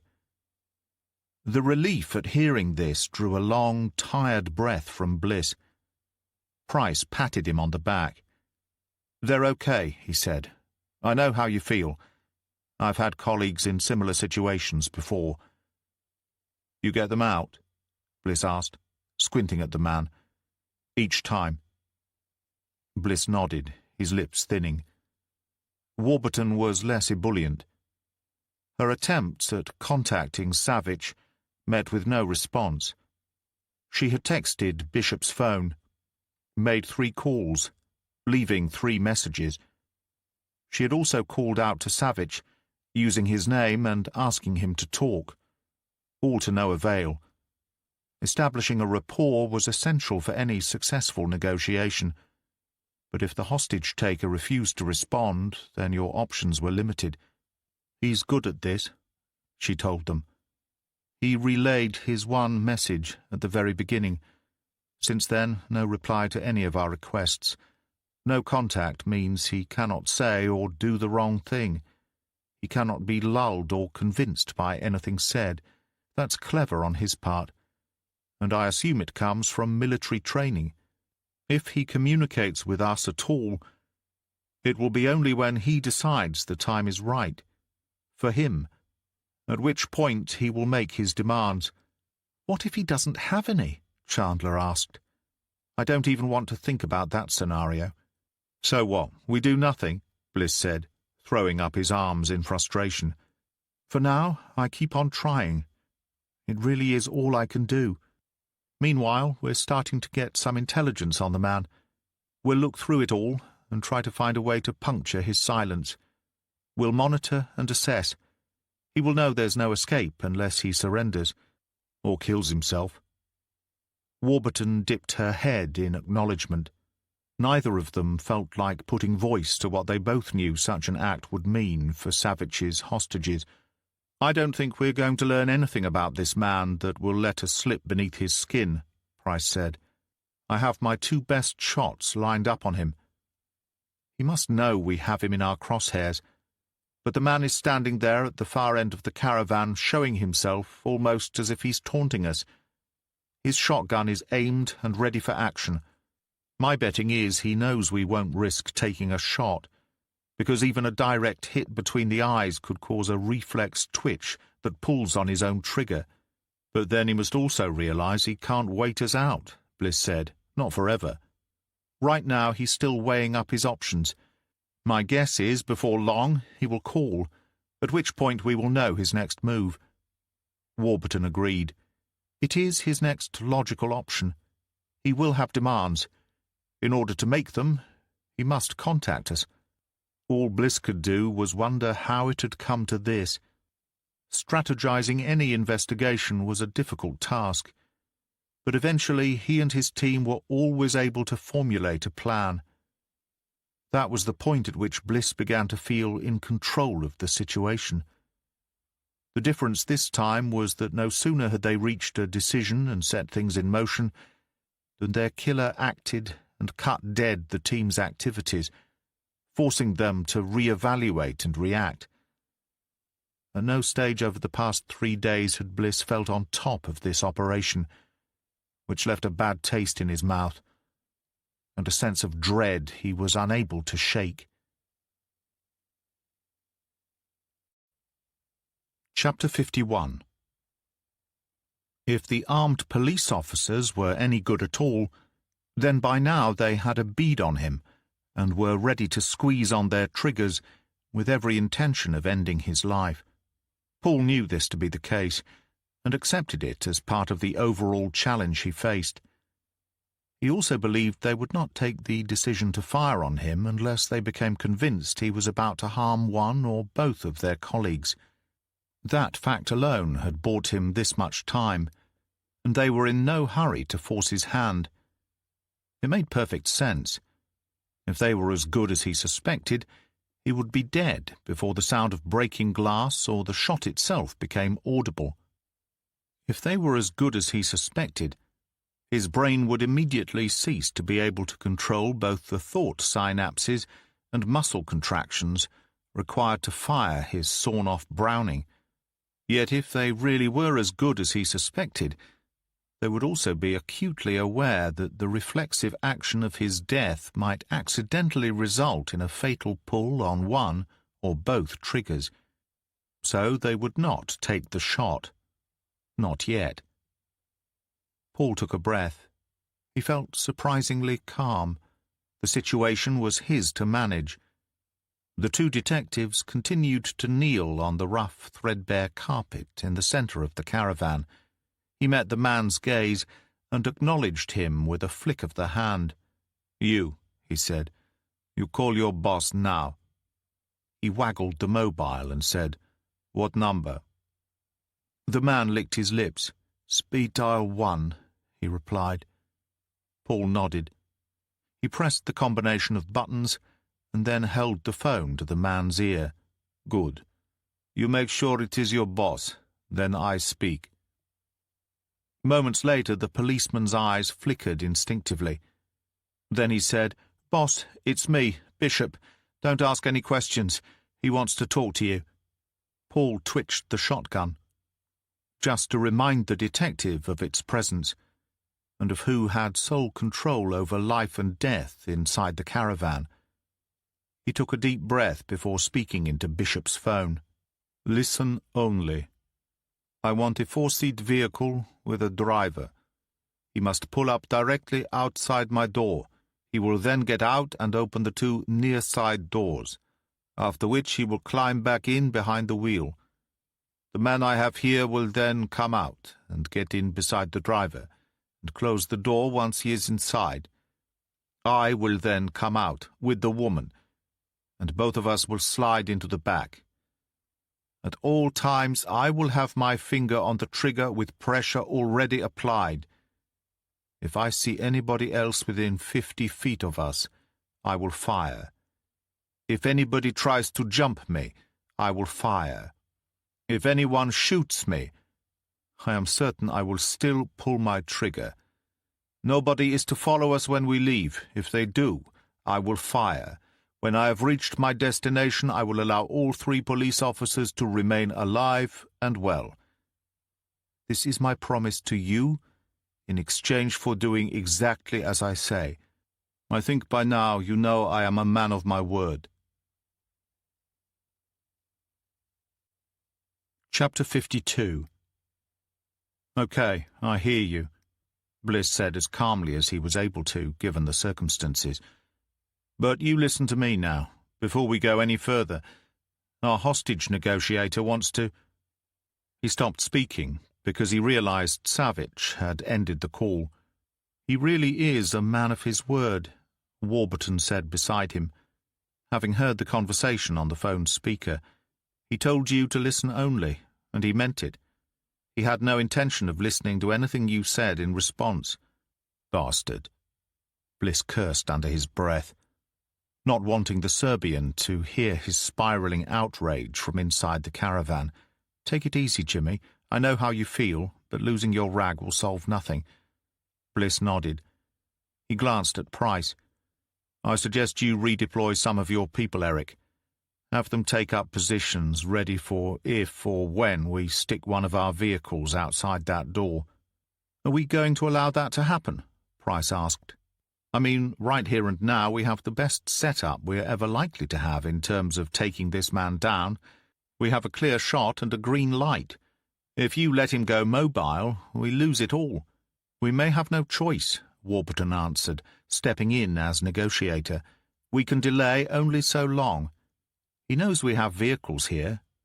He's not asked for anything that requires time or external authority to summon up. It's something we are able to deliver, and I mean soon, within minutes. And if we don't, then my bet is he'll threaten to shoot one of his hostages."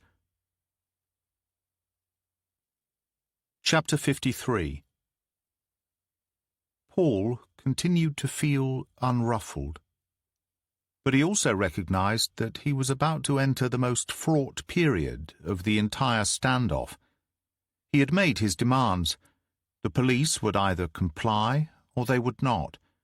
If they did, then at some point during the transition he risked becoming exposed to something more than a bullet.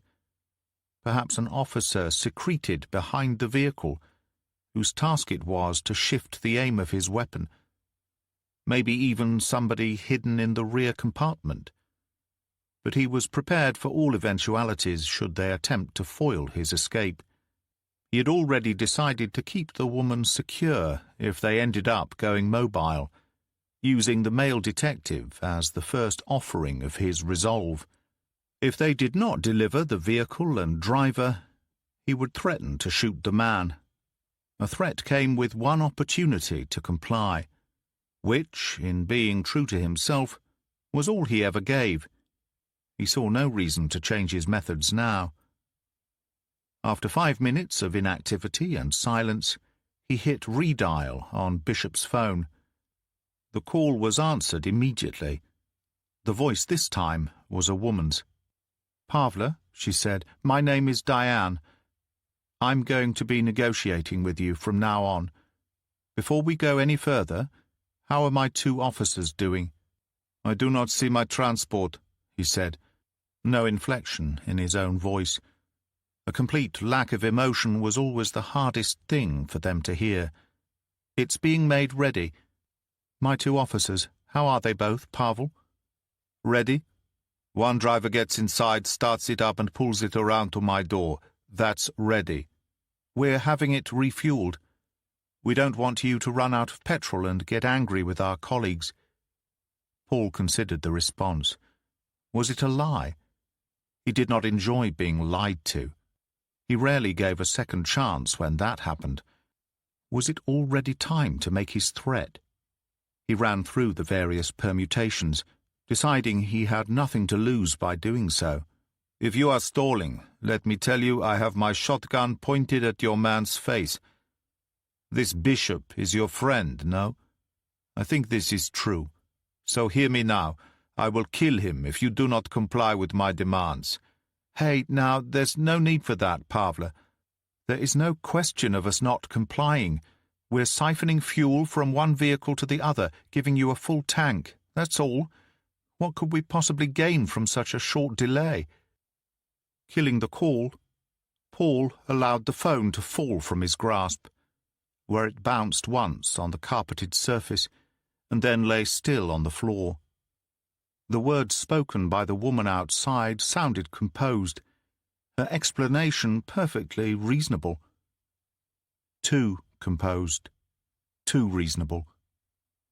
The use of his name showed a certain respect. Perhaps a little too much. Paul did not know what they had to gain by the delay, only that he was being delayed. This was unacceptable to him. It meant they had no intention of complying with his wishes.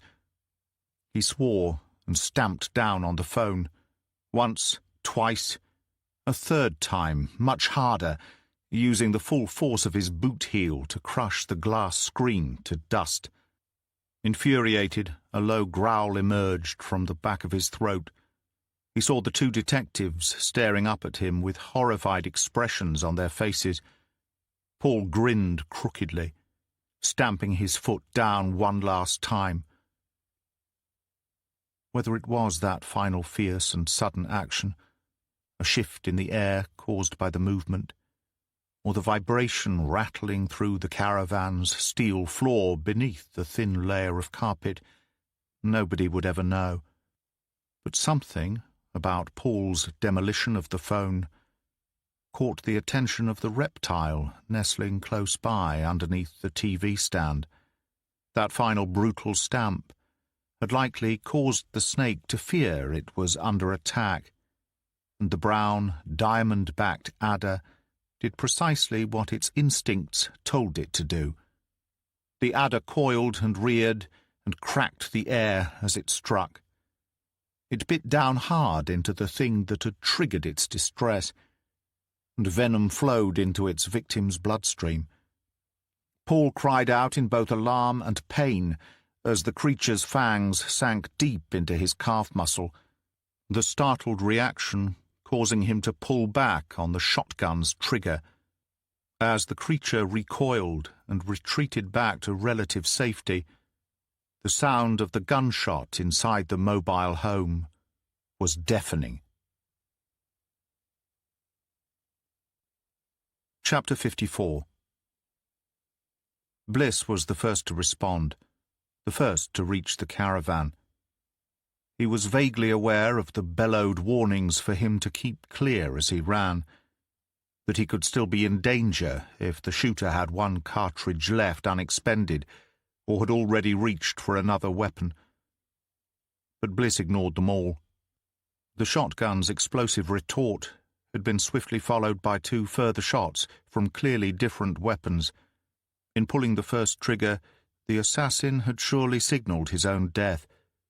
If not, Bliss did not even want to think about what might be waiting for him on the other side of the caravan door. But as the commotion around him coalesced into a series of animated, blurred figures and faces, he drove his feet hard up 3 steps and wrenched open the door anyway. The pink mist was thick and cloying. Bishop lay on his back, blood and viscera spattered all over his face and chest. Too much blood and horrific gore for the victim to have survived. Bliss entered the area and knelt by his friend's side, reaching beneath the slumped form and pulling the man close to his chest. "Bish," he cried, "Bish, speak to me, Bish!" It was too late. He knew Bishop had to be gone. Frantically, his eyes scoured his friend's body for the gaping wounds he knew must be there. He needed to locate and compress them, stop precious lifeblood from pumping out onto the caravan floor. Only he could not find them. Blood spatters and trails and smudges of blood, but no open wounds, sucking or otherwise. Bliss saw hard nuggets of what looked like bone, as well as strands of softer, pulpy tissue smeared all over Bishop's face.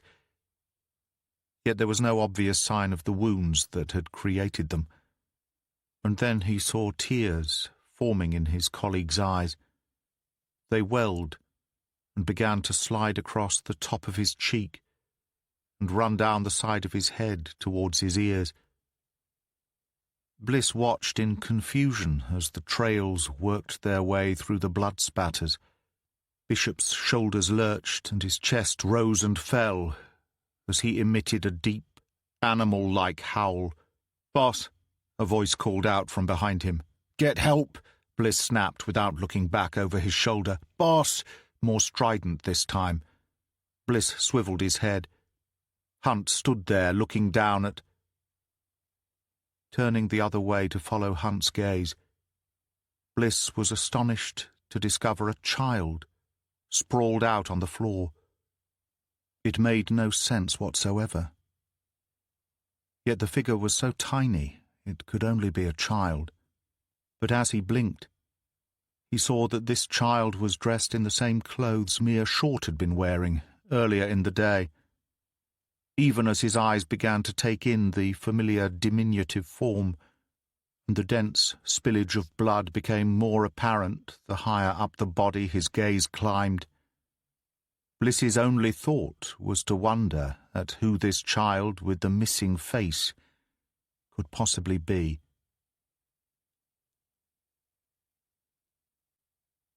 Chapter 55. Darkness had become a frequent and unwelcome visitor in Bliss's life. Whenever either personal or professional tragedy staked a claim on his emotions, he felt the chill of its touch, and the full weight of its import pushing down on him.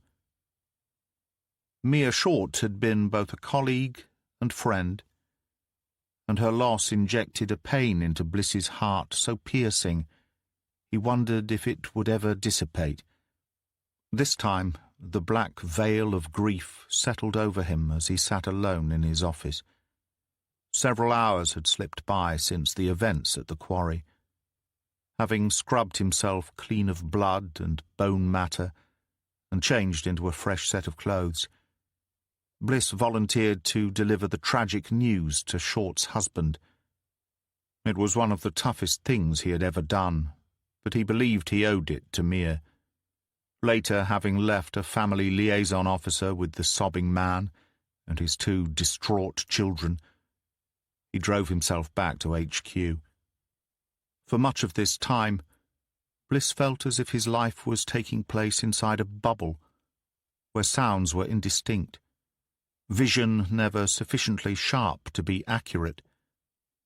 At any moment, when 1,000 thoughts and more assaulted his senses, Bliss focused on only one: the absence of Mia Short.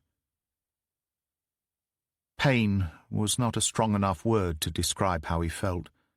Sorrow was familiar to him. He had previously lost family and friends, as well as his wife, in the most horrific of circumstances. But the utter misery brought about by this death had left him reeling and barely in touch with the world around him. He met nobody's gaze when coming back to his office, said nothing at all to those he encountered. If they spoke to him, he was unaware of it. Bliss closed the door behind him and slumped down into his chair behind the desk, as hollowed out as he had ever felt. When a gentle knock came at his door a few moments later, he told whoever stood outside to go away. The instruction barked and unrepentant. But the handle moved, the door swung inwards, and instead of obeying his order, Detective Superintendent Fletcher entered the office. She sealed them inside and turned to face him. "We've told Waring and Thor about the outcome at the quarry, and they can't wait to dish the dirt on each other," she said. Her manner was businesslike. Bliss understood his boss was attempting to lead him back to the path of work, as a way of luring him out of his self-imposed darkness. It was a tactic he himself had employed in the past. "I'm not surprised," he managed to say. "Do they understand what they've done?" "I think they do, especially Sergeant Waring. He took it badly, I have to admit." "Good. I hope it haunts him for the rest of his miserable life." "On that we can agree, Jimmy. From what we're hearing, it looks very much as if it was Thor who schemed his way into both circles, and at some point Waring spotted an opportunity he could not resist. As it turns out, both were perfectly happy to see the end of Baker, and just as eager for others to have done their dirty work for them. I bet they were. For one of them, it meant climbing higher up the social scale in Baker's absence, while the other boosted his own reputation and income from Thor's increased business, and all the while intimidating those involved in the actual murder. Superintendent Fletcher nodded, which was one of the reasons why those 13 suspects were not hunted down before now. Both Thor and Waring had them all in their pockets, for as long as none of them broke ranks to confess. "I'm guessing the situation changed," Bliss said, and sounding the death knell for Mia in the process. "It looks that way. It was Waring who wormed his way beneath Thor's skin. He sensed one or two of the suspects were faltering, and it occurred to him that if they did a deal, then the whole house of cards would come tumbling down around his ears. He said he'd been wary of it all along, and had always planned on taking action against everybody involved if he felt threatened. Don't tell me, let me guess. Waring didn't have the means to hire a contract killer, and saw Thor as the answer in respect of finance and, of course, their previous alliance. Our colleague simply decided it was too risky not to do something about the 13, both in terms of the chance they might talk, but I suspect also because they might come looking for a payday through blackmail at some future point." Fletcher sighed. It's a terrible thing, ambition. Mix it with greed, and it can become a highly volatile brew. Of course, you have to be that way inclined to begin with. Waring was not lured unwillingly onto the rocks. He sought them out, and eventually foundered on them, leaving behind a trail of misery and dead bodies in his wake. Bliss did not think only of Mia at this point, nor even the other officers or Kelly Gibson. His thoughts extended also to those local members of the Sutton End community who had been driven virtually psychotic by Charles Baker and his lust for power and money. So far into the darkness, they became consumed by their own bloodlust. How did they ever hope to get away with it? Bliss muttered. What made them believe they could possibly regulate such a large number of people? I'm not sure they did. Both of them admitted that the whole thing spiraled out of their control. They expected to stir up emotion and hatred, and a reaction from 2 or 3 people, especially from the Roma camp because of the rape victim. Neither of them were aware of how many people became involved in the murder until after Baker was dead, and by then it was too late. No unringing that bell, right? Exactly. It became unwieldy, not by design, but by chance. They did too good a job of stirring up hatred towards Charles Baker. Bliss nodded, took a breath. A number of actions unravelled after being set in motion. Neither Waring nor Thor had predicted the escalation, yet their collusion ultimately led to the death of Mia Short. Nothing they said or did now could ever compensate for that. As for the assassin, Bliss would gladly have put the rifle bullets through the man's head himself. If anything, the killer's own death was over too quickly and painlessly for Bliss's liking, but at least he was gone, and would never have his day in court. Fletcher pulled a folded sheet of paper from her jacket pocket and handed it over. I think this explains how Waring saw this working out, she said. It was found on our killer. Bliss pulled back the folds and read what was written in black ink on the page. He peered back up at his boss. A copy of our assassin's hit list. You see who the last name is on there? He read it fully this time, then folded it up and passed it back to Fletcher. So Thor was meant to be the final victim. Waring wanted him silenced as well.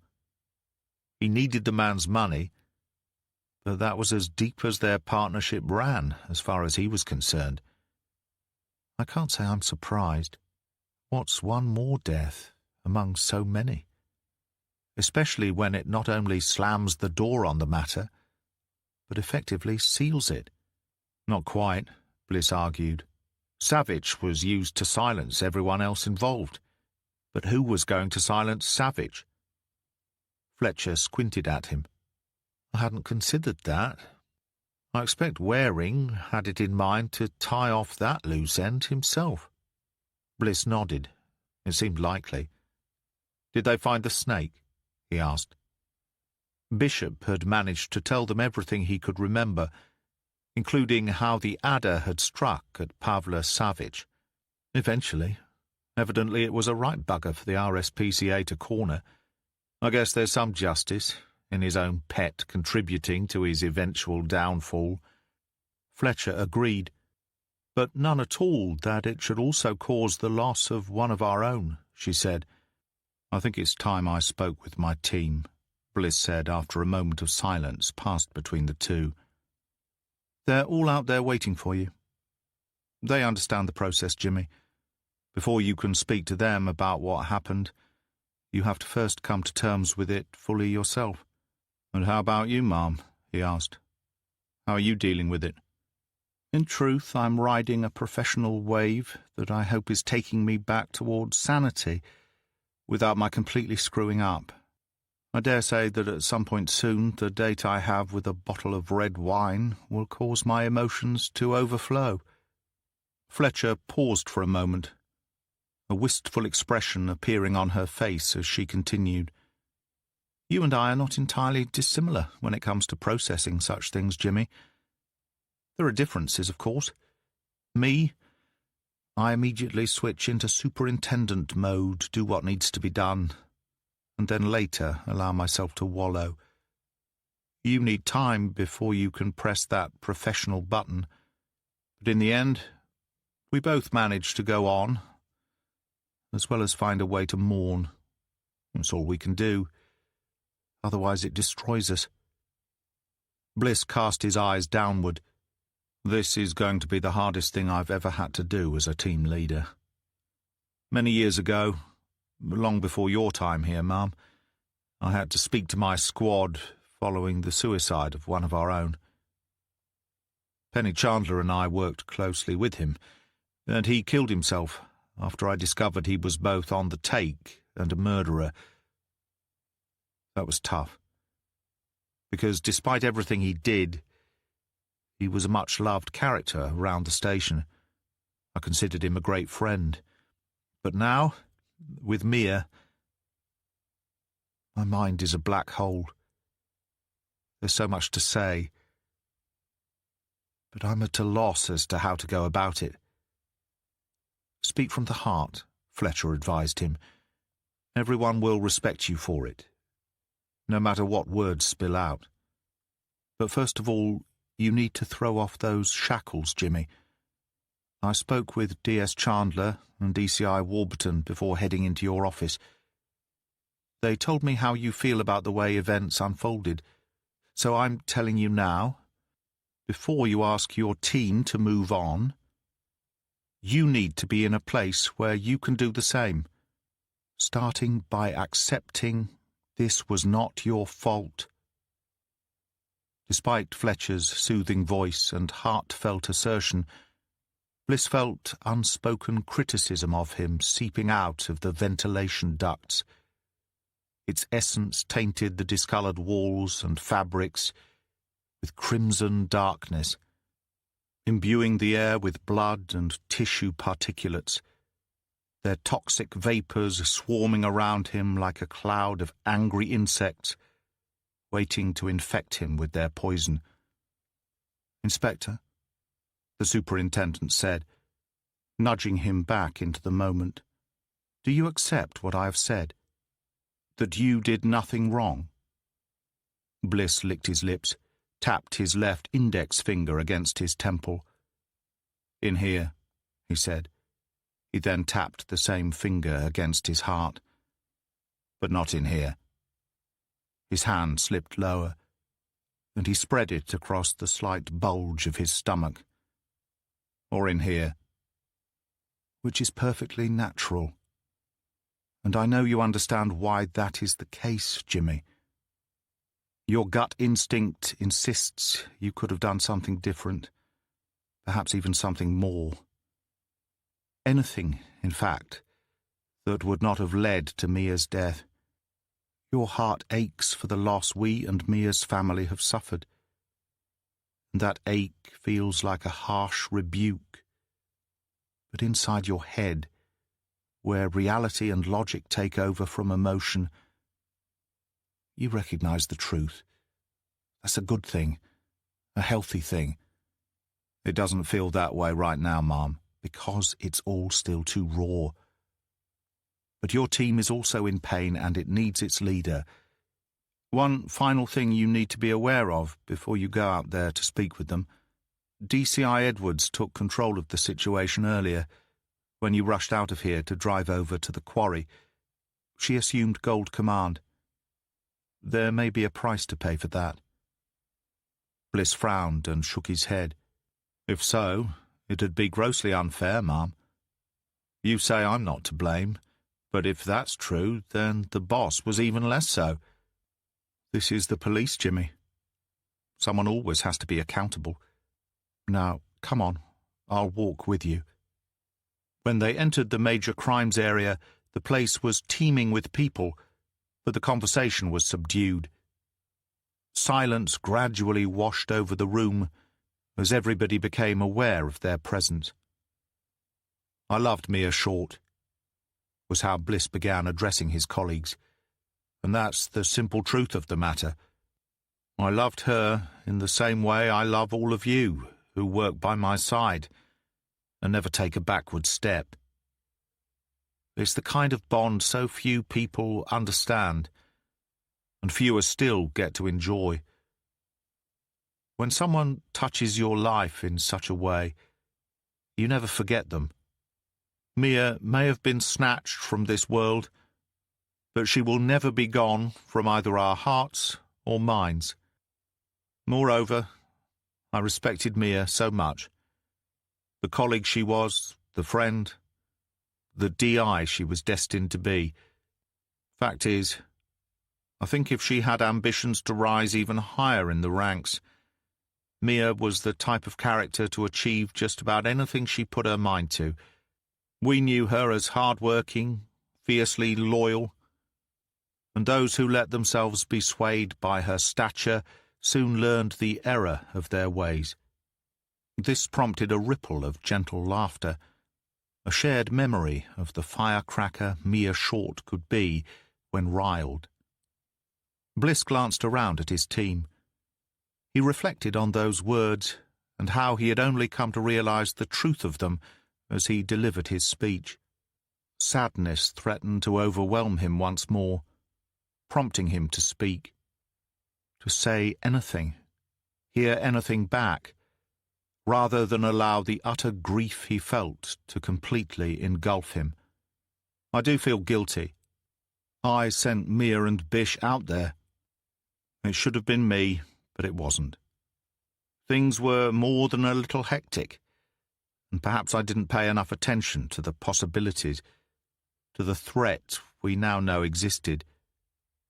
But I'll overcome that feeling of guilt, because eventually I will accept the reality of what happened.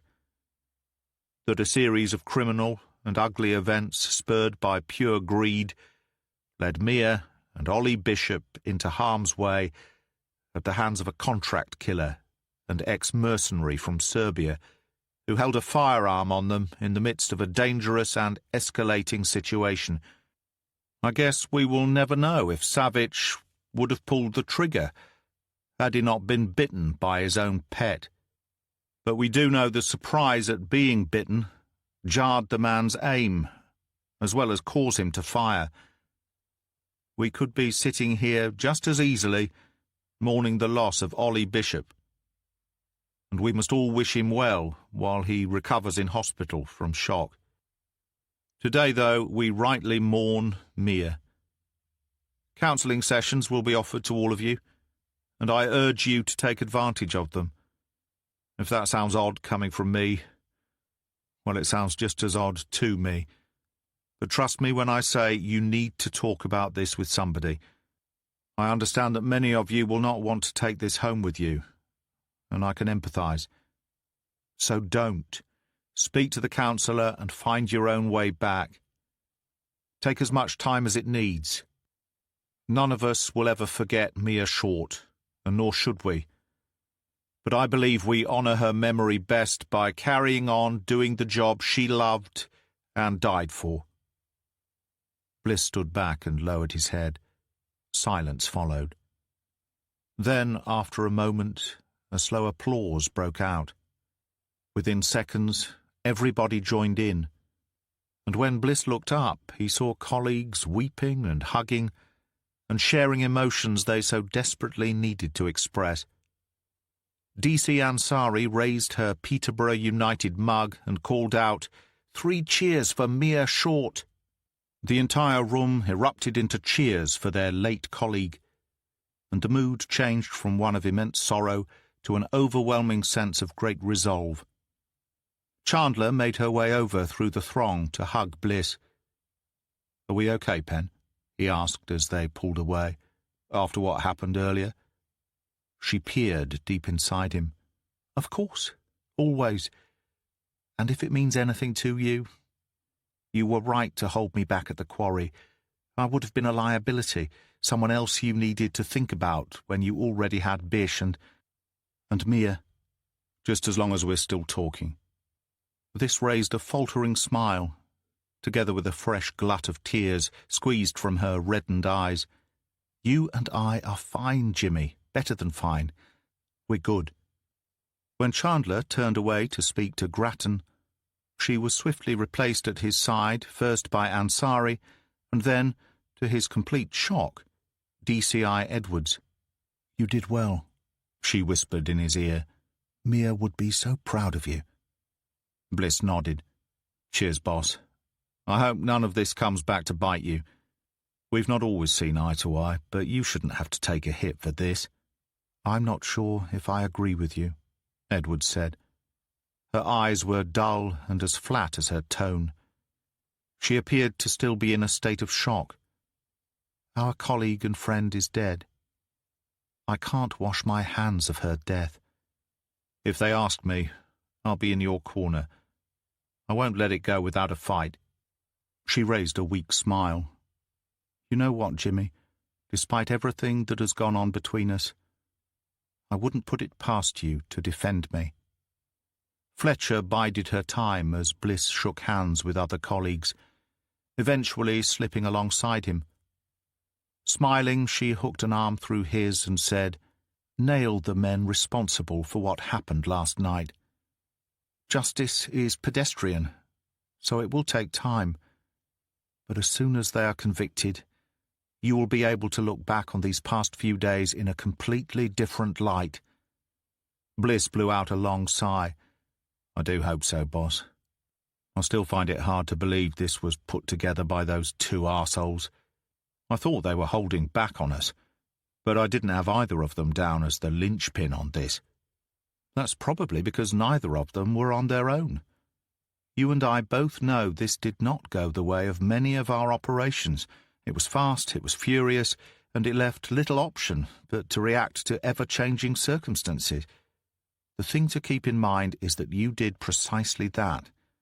The one thing nobody will say about you, when you hang up your spurs, Jimmy, is that you lacked determination.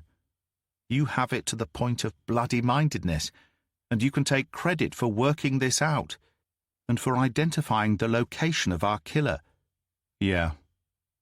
Which leads me back to the quarry, which in turn steers me all the way around to Mia again. I wish I'd never figured the bloody thing out." Fletcher shook her head. "You don't mean that. Not really. Large parts of all this will simply vanish from your conscious thoughts. But you should always remember Mia, no matter how much it hurts to do so. Soon those awful images that you carry with you right now will fade, and what you will see then is the Mia you knew and loved in life, the happy, smiling face of a team member and friend. I guarantee you it will happen one day, without you even being aware of it." Bliss shrugged. "I'm not so sure about that, Ma'am," he said. "I know you tend to carry your scars internally, Jimmy. That your heart bleeds for those you have lost reveals itself in your character every single day. But in time, the guilt will diminish, those haunting memories along with them, and you will once again be reunited with the true version of our absent friend." "That's a pretty big guarantee," Bliss said, turning to face his boss. "It is. And the reason I feel able to give it is because your therapist will not be the one who will deliver it to you.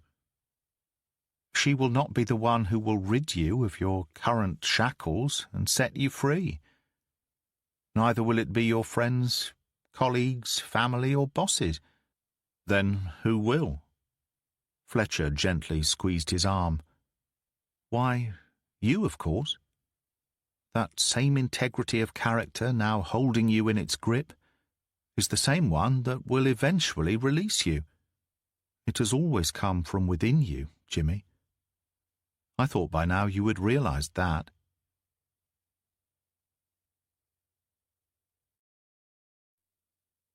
Chapter 56. Bliss did not mind the wait. Not when he had such an extraordinary view to gaze out upon. Standing at the turquoise coast vista point, where he and Chandler now overlooked the bay from which the region took its name. They were close enough to the cliffs at which the Douden waterfalls spill out into the Mediterranean Sea to feel its spray refresh their exposed flesh. Bliss turned his face to the sun and breathed in fresh, clean air, a cooling breeze ruffling his close-cropped hair. The blazing hot summer had bleached its colour from silver to white, and it did not appear to be in a hurry to change back again, now that autumn was in full swing. 5 days earlier, the bureaucratically impaired conglomerate of British and Turkish agencies and offices, who jointly worked towards reuniting Chandler with her estranged daughter, finally came through. The British side had been aligned and keen for a couple of weeks, but received pushback from the Turkish National Security Service. Pressure was applied, however, and the MI6 agent resident in the British Embassy in Ankara had intervened with both the NSS and police in Antalya to pave the way for a direct approach to Mehmet Uzun. It was their acquaintance, Mundy, from MI5, who called Chandler personally to report the seismic shift. Apparently your ex was rather aggressive in his opposition to the very notion of you being in contact with his daughter. I can't say I'm surprised to hear that, was her flat response. The local police officers initially used his volatile outbursts as an excuse to back off. However, our SIS man in Turkey explained to Mehmet that paving the way towards a meeting might be the lesser of two evils, the other one being charged with abduction and the possibility of a trial being held in the UK, where the abduction first occurred. He did not relent without a fight, but relent he did. Thank you for all your efforts. You're very welcome. Please do me one favour, though. Anything. Tell Bliss to leave me alone. We're done now. Chandler came from a sizable family, but had never considered anyone other than Bliss to accompany her on her journey into a country that existed on the cusp of Eastern and Western philosophies and convictions. Their visas were rushed through without delay, and they had flown into Turkey the previous evening from Birmingham. Hannah was being driven alone to the appointed location by a senior member of the local police service, an arrangement agreed between parties acting on behalf of both Mehmet and Chandler. While Bliss took in the stunning view and basked in the warmth of the late September sunshine, Chandler paced back and forth, anxious, tiny steps, moving her in a subconscious regular pattern that traced a small triangle shape on the ancient paving slabs. There was one way into the vista point and one way out again, onto the main thoroughfare that ran into the heart of Antalya city centre.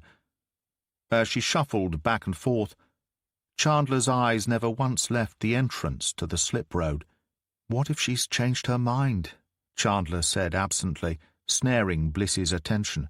"She won't have. But what if she has?" Bliss turned away from the ocean and stepped towards his friend. He put his hands on her shoulders. "Then it will be a case of last-minute nerves, that's all." "She'll overcome them, Pen."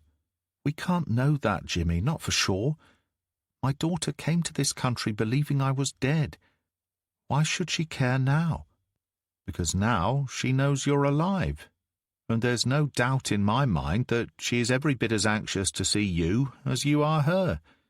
It's human nature. You're her mother. For the past 17 years you've been a vague memory and a sense of loss to her. She won't pass up on this, believe me." Chandler stood still for a moment, sighed, hands resting lightly on her hips. "How come you're Mr. Positive all of a sudden? Usually you're the Eeyore of our group." "Because I've never been so certain of anything in my life as I am about this." Bliss stared deep into his friend's gleaming eyes. "You never gave up on her once in all these years, Pen. Don't do so now. Don't call me Pen. I wouldn't have to if you stopped being such a soppy tart." Chandler nodded. She peered up into his face. "I see you. she told him. What do you mean you see me? I see the real you. Beneath the bravado, I see the pain etched into your face. I'm fine. No, Jimmy, you're not fine at all. And I know you don't need me to remind you for the 100th time that what happened to Mia was not your fault. But I'll do so all the same. Nobody could have foreseen it ending up that way. And if you want to blame yourself for having suggested she act up as DI, then you'd be wrong. Mia would have put herself in the exact same position had she still been a DS. Had she been a bloody DC, for that matter? Bliss shook his head. You've got it all wrong. I'm not blaming myself, Pen. Not anymore. I understand why you might think that. I do. But I'm past feeling sorry for myself. I know it wasn't my fault. One of the 3 people to blame is now dead, and the others will wish they were. If I'm feeling a little melancholic, then maybe that's acceptable, given the circumstances. I may have changed the way I regard things, but it doesn't make me immune to sadness. I miss Mia so much. I can't bear the thought that I will never see her come through the major crimes doors again, her blonde hair flapping around her head, those black leather outfits, the pen tapping. She was the original cuffs and baton Barbie, and every time I close my eyes I still see her that way. I'm not depressed or climbing the walls, Pen. I'm just sad. So very, very sad. Chandler reached up to squeeze his hand. I know. I am too. They both heard the approaching engine at the same time. Bliss turned his head. A white Ford Tornado Connect was coming in off the slip road entrance. Its boxy shape made it look like a cross between an SUV and a van with windows. But all Bliss could focus on was the blue livery and the word Polis running across the sloping bonnet. Bliss could feel Chandler's body quaking, and he leaned in to whisper in her ear, It's okay, Pen, you've got this. All you have to do is be yourself. You do that, and she won't fail to fall in love with you. She flicked him a sidelong glance. He read the gratitude in it, and he nodded and let go of her hand. Somehow managing not to rush headlong in her excitement, Chandler made her way across the paving slabs to the roadside curb. Seconds later, the vehicle pulled over and came to a halt directly in front of her. The driver, a uniformed police officer, exited and walked swiftly around to the curb. Miss Chandler, he said uncertainly. A middle-aged man, dressed all in blue and sporting a beret. He eyed her with no small measure of trepidation. Bliss noticed the officer's gaze slip his way momentarily, assessing any potential threat. That's me, she replied. From her bag she took out her passport, opening it to reveal her photograph and details. The Turkish cop examined it for what seemed an age, before finally nodding and stepping to one side. The agreement is for me to remain for precisely 1 hour, he said in halting English. Then I have to return Miss Uzun to her home. I understand. The officer reached out a hand and pulled the rear door open. Moments later, a tall and lithe young woman, wearing a long-sleeved dark blue dress which flowed out and down to ankle length, stepped out of the vehicle. No hijab covered her hair, which was long and silky and dark brown. Her eyes were dark, wide, and set deep. A breath caught in Bliss's throat. Chandler's daughter was stunningly beautiful.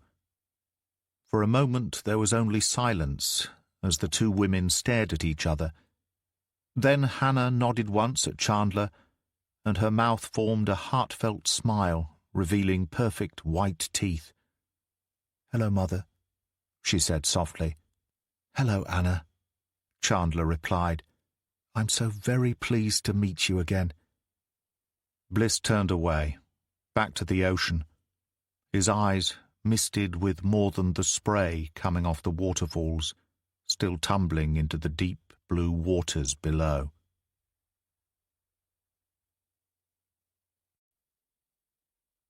You've been listening to The Death of Justice by Tony J. Forder, narrated by Greg Wagland.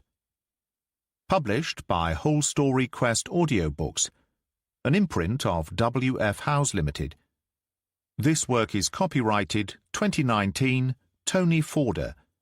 This recording is copyrighted 2020 W.F. Howes Limited.